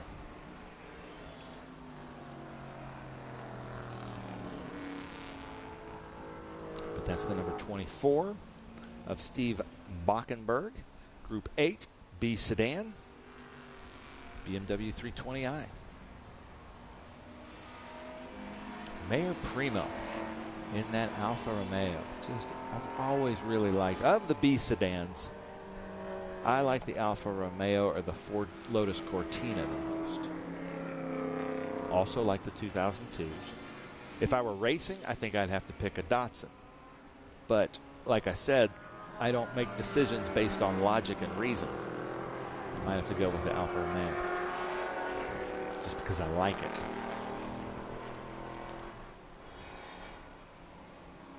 Now, Andy Lally, we were talking about this yesterday. He joined us in the booth. True racer. We asked him which one was his favorite car, and just instantly, like, whichever one's winning. Yeah. Yeah, I'm seeing a little bit of smoke from Eric Ritchie. It looks like some engine smoke. Yeah, no emotion involved in that at all for Andy, huh?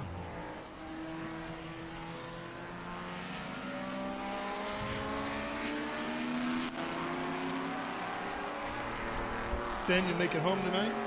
Yep. Yeah, we have our banquet tonight for FRF4 and JFC. Ben and Hannah are with me, and then we'll drive home, stay at my house, and then I'll take them to the airport.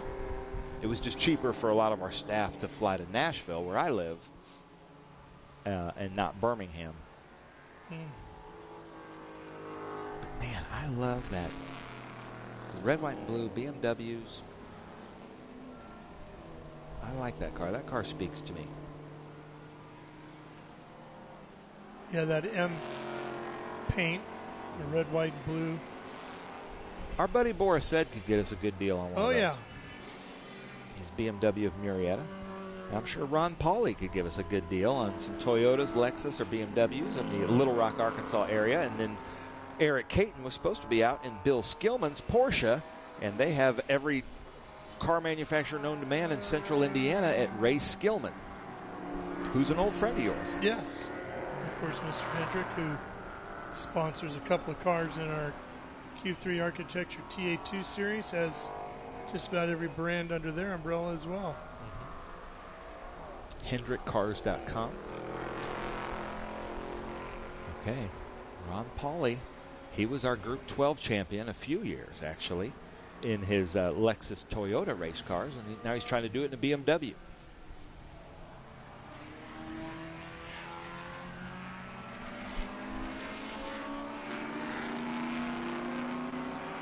I've always thought we need to do an Axis versus Allies race. So and do like points based on each one. So like some Allies from Group 1, Group 3, Group 4, 6, and 8 all race, and then you total it up. You know, so the Italian, the German, the Japanese cars are the Axis. Then the Allies would be a Corvette or a British car or a Volvo. You know, and it could be pretty fun. Be interesting. Rick Ortman, a Group 12 champion with SVRA, actually former Trans Am driver, because I was in a lobby of a hotel years ago and I was editing a Trans Am piece with some historic footage, and he said, hey, wait, back that up. I might be in this. And I'm like, what are you talking about? And I've known Rick for maybe a year at this point. He's like, yeah, I used to race in Trans Am. I never told you that. I'm like, no, you never told me that. And then sure enough, he found his car. So it's great to have him out here with us. And that would be kind of the era of the little red Corvette that Prince was singing about. Yeah, the C4.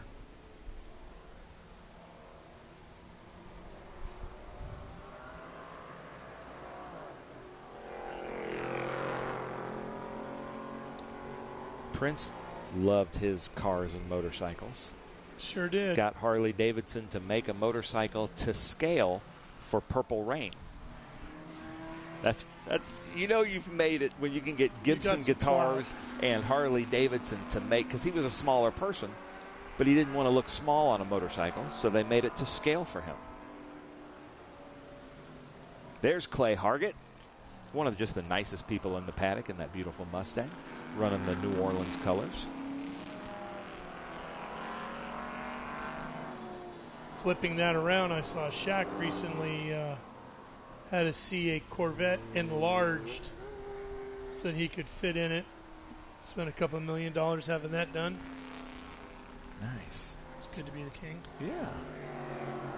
But, you know, Shaq should be able to drive whatever he wants.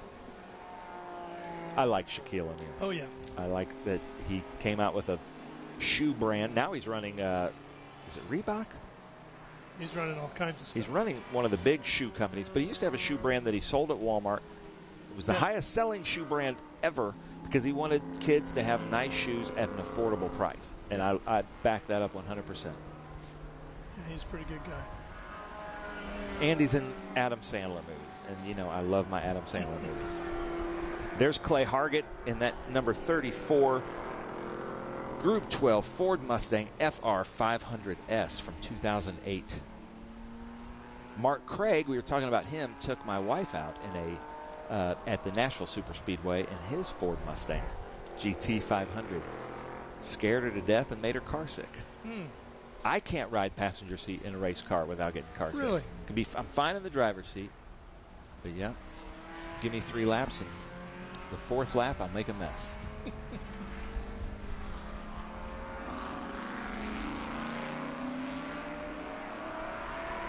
Did you ever do that? You ever ride shotgun in a race car? It's also Quite a scary. few, yeah. I don't know. I Quite think a I few. think I'm a control freak. And a variety of them.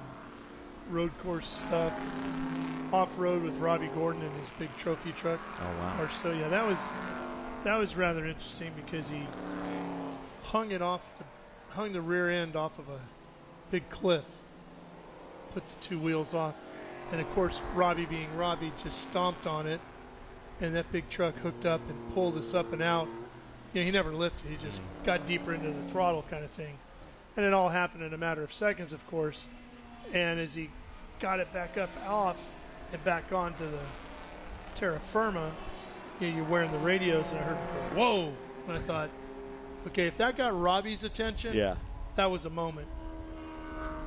There's the 009 of Rene Tercilla, last year's champion, and I think he got the most points in SVRA last season. And he clinched the championship yesterday in Group 12. But speaking of our C4 Corvette there, remember they used to have the Corvette Challenge series.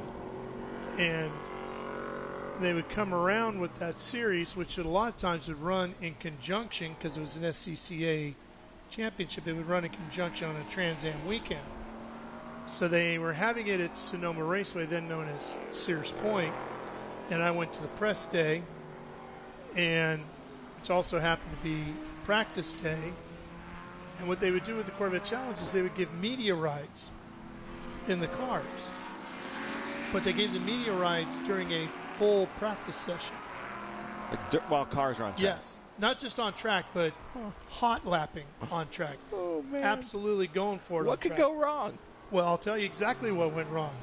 So I jumped in with a guy, Bill, I can't remember his last name. He was the lead instructor at the Bob Bondurant School, which was at Sonoma at the time. And I knew Bill, and I thought, well, Bill certainly knows his way around here. That's the guy to go with, right?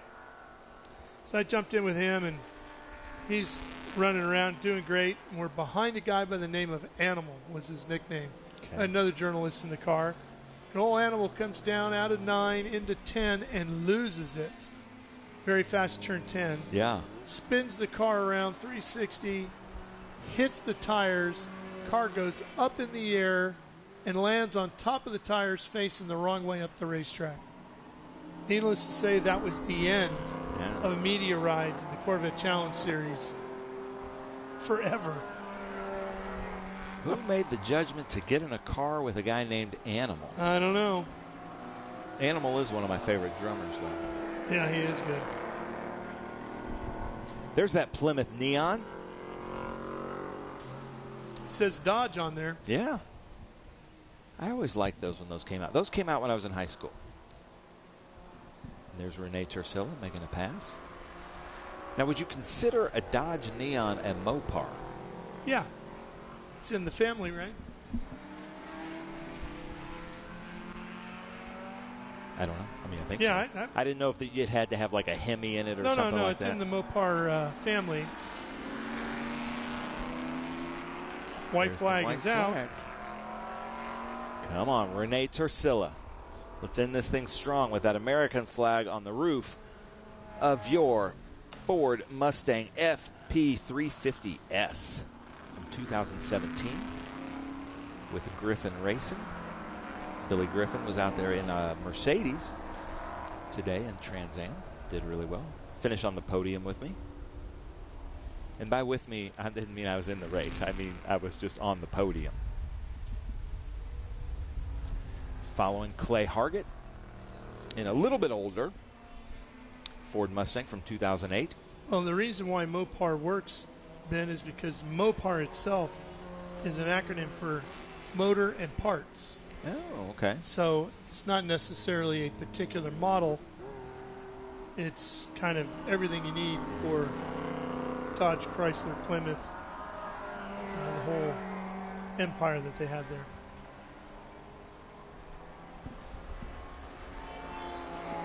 Well, here he is, Rene Chercilla, just making his way around, following Clay Hargett. And, you know, maybe he and Clay are good friends, and he knows, Rene knows I've got a big lead, so I'm going to give my friend Clay Hargett just another lap, slow down behind him, because if he passes him, then the race is over for Clay. But he can give Clay one more lap around this beautiful track. And who wouldn't want another lap around Barber on a Sunday like this?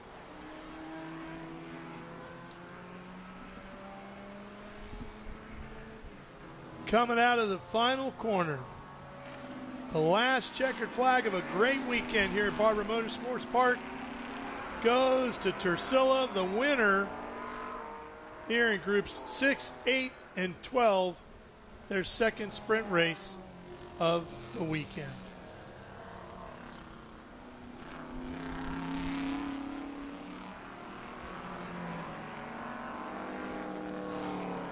Now, where is Primo in that Alfa Romeo? Mayor Primo, John McCormick, they've been going at it all afternoon. There he is. Acknowledging the flag. Then there is John McCormick. If you watch that, there's a movie about the making of the film The Godfather. And the main character in that movie drives around Hollywood and L.A. in that Alfa Romeo. And it's a cool car shot movie. Okay. Steve Yarborough looking to get to the checkers. He'll win his class. Nice job. Got a long run back to Reno.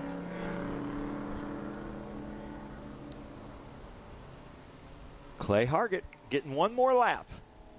A little gift from Rene Chercilla.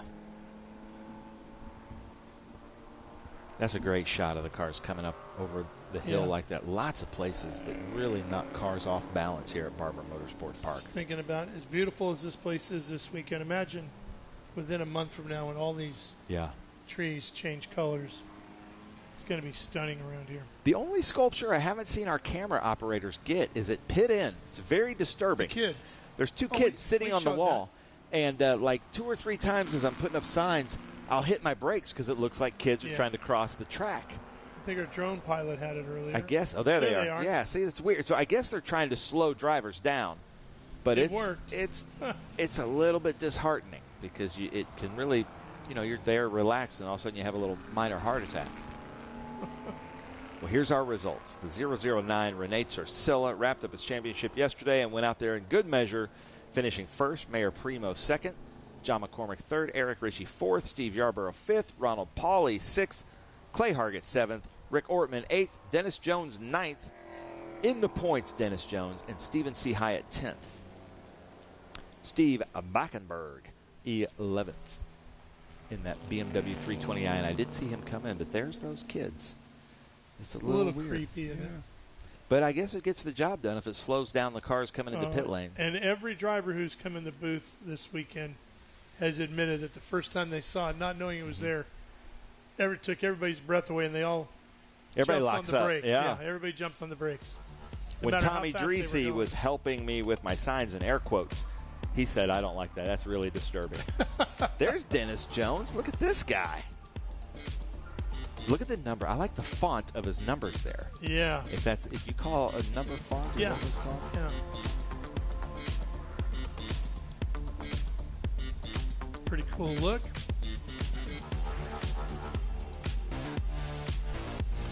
Well, Ben, what'd you think of your first weekend at Barber? Loved it. Can't wait to come back. I'm going to tour the museum next time, but we had some great racing throughout all the groups here at the Barber Speed Tour. We will be back here next year. Oh, so you're giving us a little insight. Give me a little bit, yep. Okay. Note that at home, race fans. Make your plans now. I might be canceled for that, but I think I'm safe in saying it. All right, we look forward to it. Barber, you've been beautiful. Thanks for everything. It's been a spectacular weekend for our entire crew. Thank you so much for tuning in and watching the races with us. We will see you in 2 weeks from Circuit of the Americas as we close out 2025 racing season. And Ben, we're going to hand out some special awards at COTA. Yeah. Tell us about it. I don't know. What you do? Gold helmet? Oh, yeah. The Bell helmet, the National Championship gold helmets. Thank you. You set me up perfectly there, Ralph. And I'm just looking at you, deer in headlights. The gold Bell helmets that are given out that we see our drivers wear throughout the seasons. And that's probably the most coveted trophy in vintage racing, the SVRA National Championship here at COTA Sunday, the Sunday races. So all of our championships are decided Saturday, and it's just about the National Championship on Sunday. We look forward to it. For now, so long, everybody. We'll see you at COTA.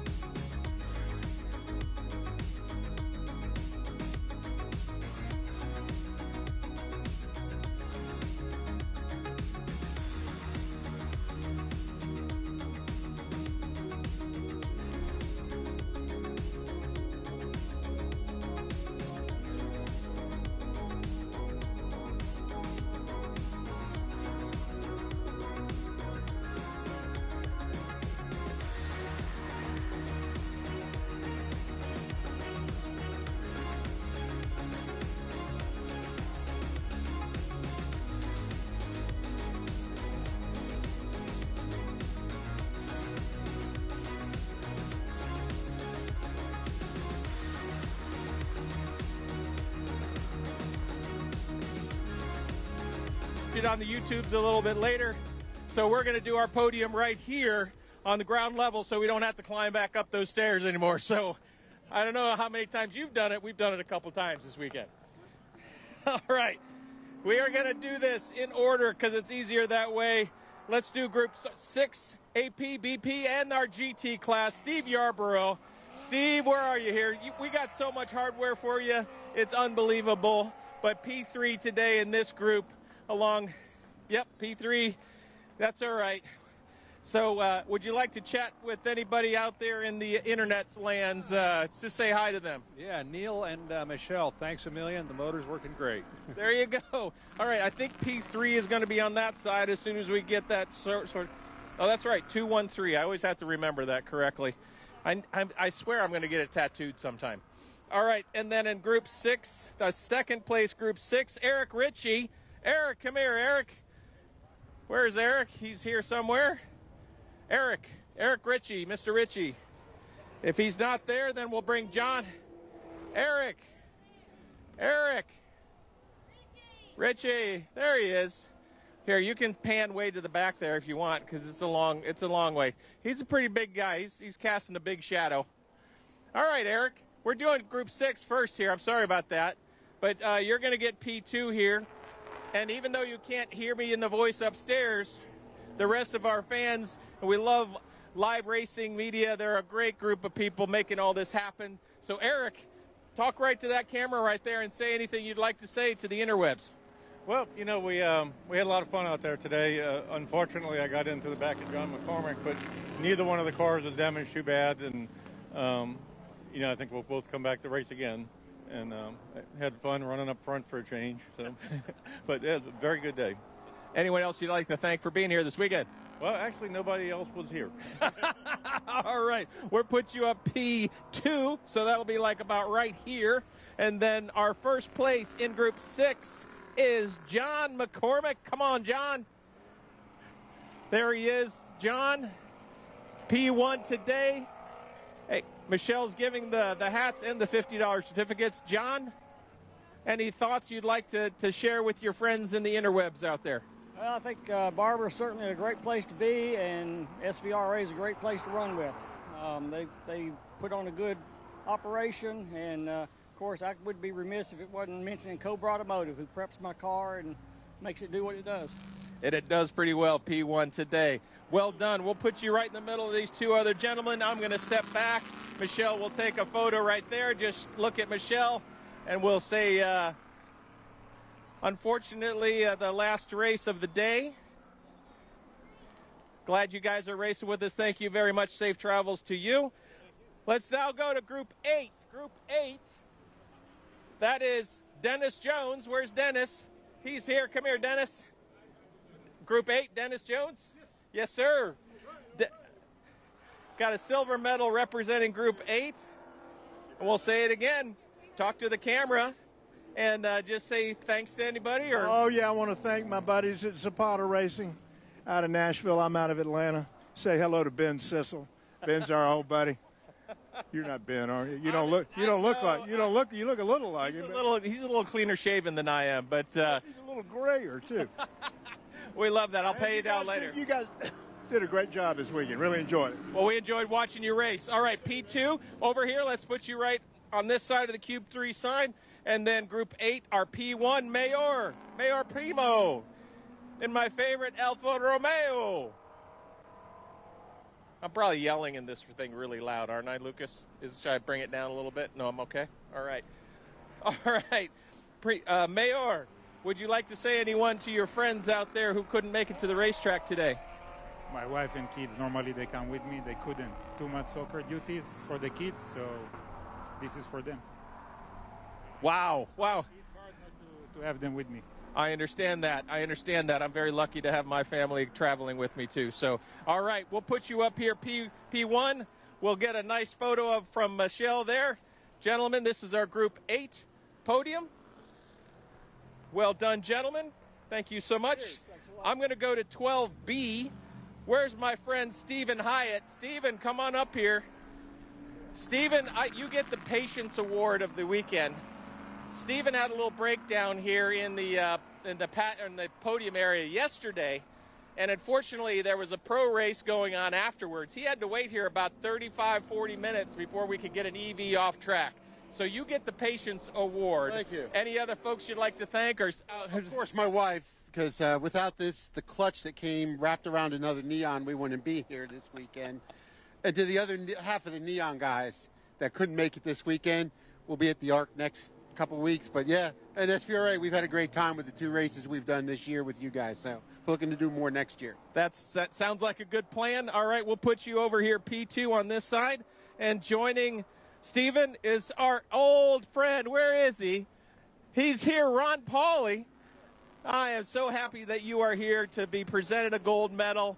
That's been a long time coming in that car, hasn't it? You've been working and working and working. And we'll put you over here. I'll step on this side.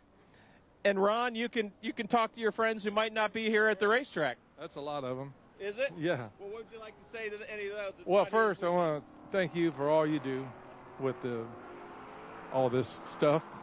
And thanks to all the SVRA people. They do a class act for sure. I got to haul booty back to Arkansas. It's my granddaughter's 14th birthday tomorrow. Can't miss that. No, sir. Those are important things to make. All right, I'll step out of the way, and then we'll let you guys get a quick photo. Michelle has you there. Thank you, gentlemen. And finally, 12A, where's Rick Ortman? Rick, come on up here. Rick, I'm going to put you right here. This would be where third place would be normally. And Rick, there you go. There's the camera looking at both of us. What'd you like to say to anybody who's not here? I'll tell you, this facility is the best facility we've ever raced at anywhere. It's gorgeous, and it's a lot of fun. So we're glad we came down here and had fun. We'll make sure we tag Mr. Barber in that announcement there as well. Yes. All right. Thank you very much, P3. Michelle has your hardware. Joining Rick is Clay Hargill. Come here, Clay. Hargett? There we go. T's look like L's every once in a while. Clay, how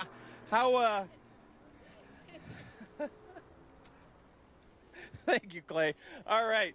Silver medal today, racing out there representing 12A, Group 12A. Just tell us a couple minutes about, or not a minute, a couple thoughts about your race weekend.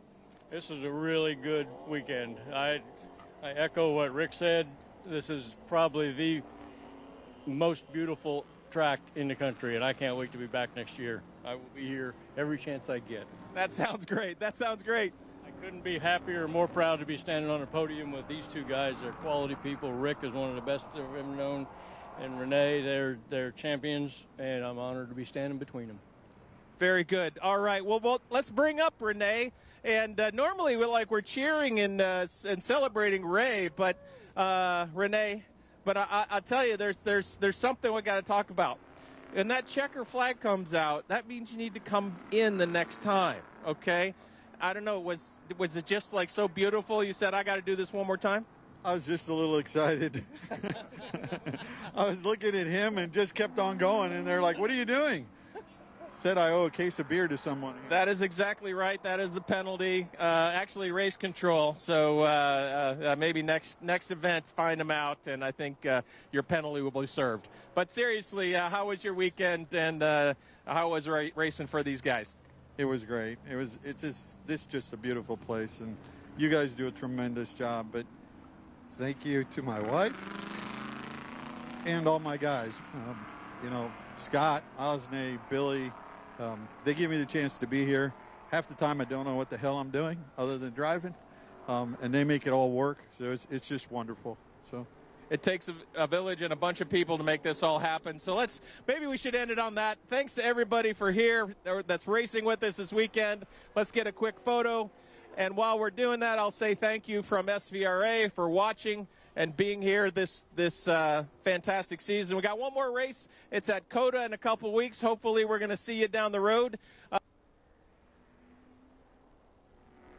Maybe that's a cool track too. So, all right, very much. Thanks for everybody here at SVRA and our friends in Trans Am, Formula, and IGT. We've had a great weekend. Signing off.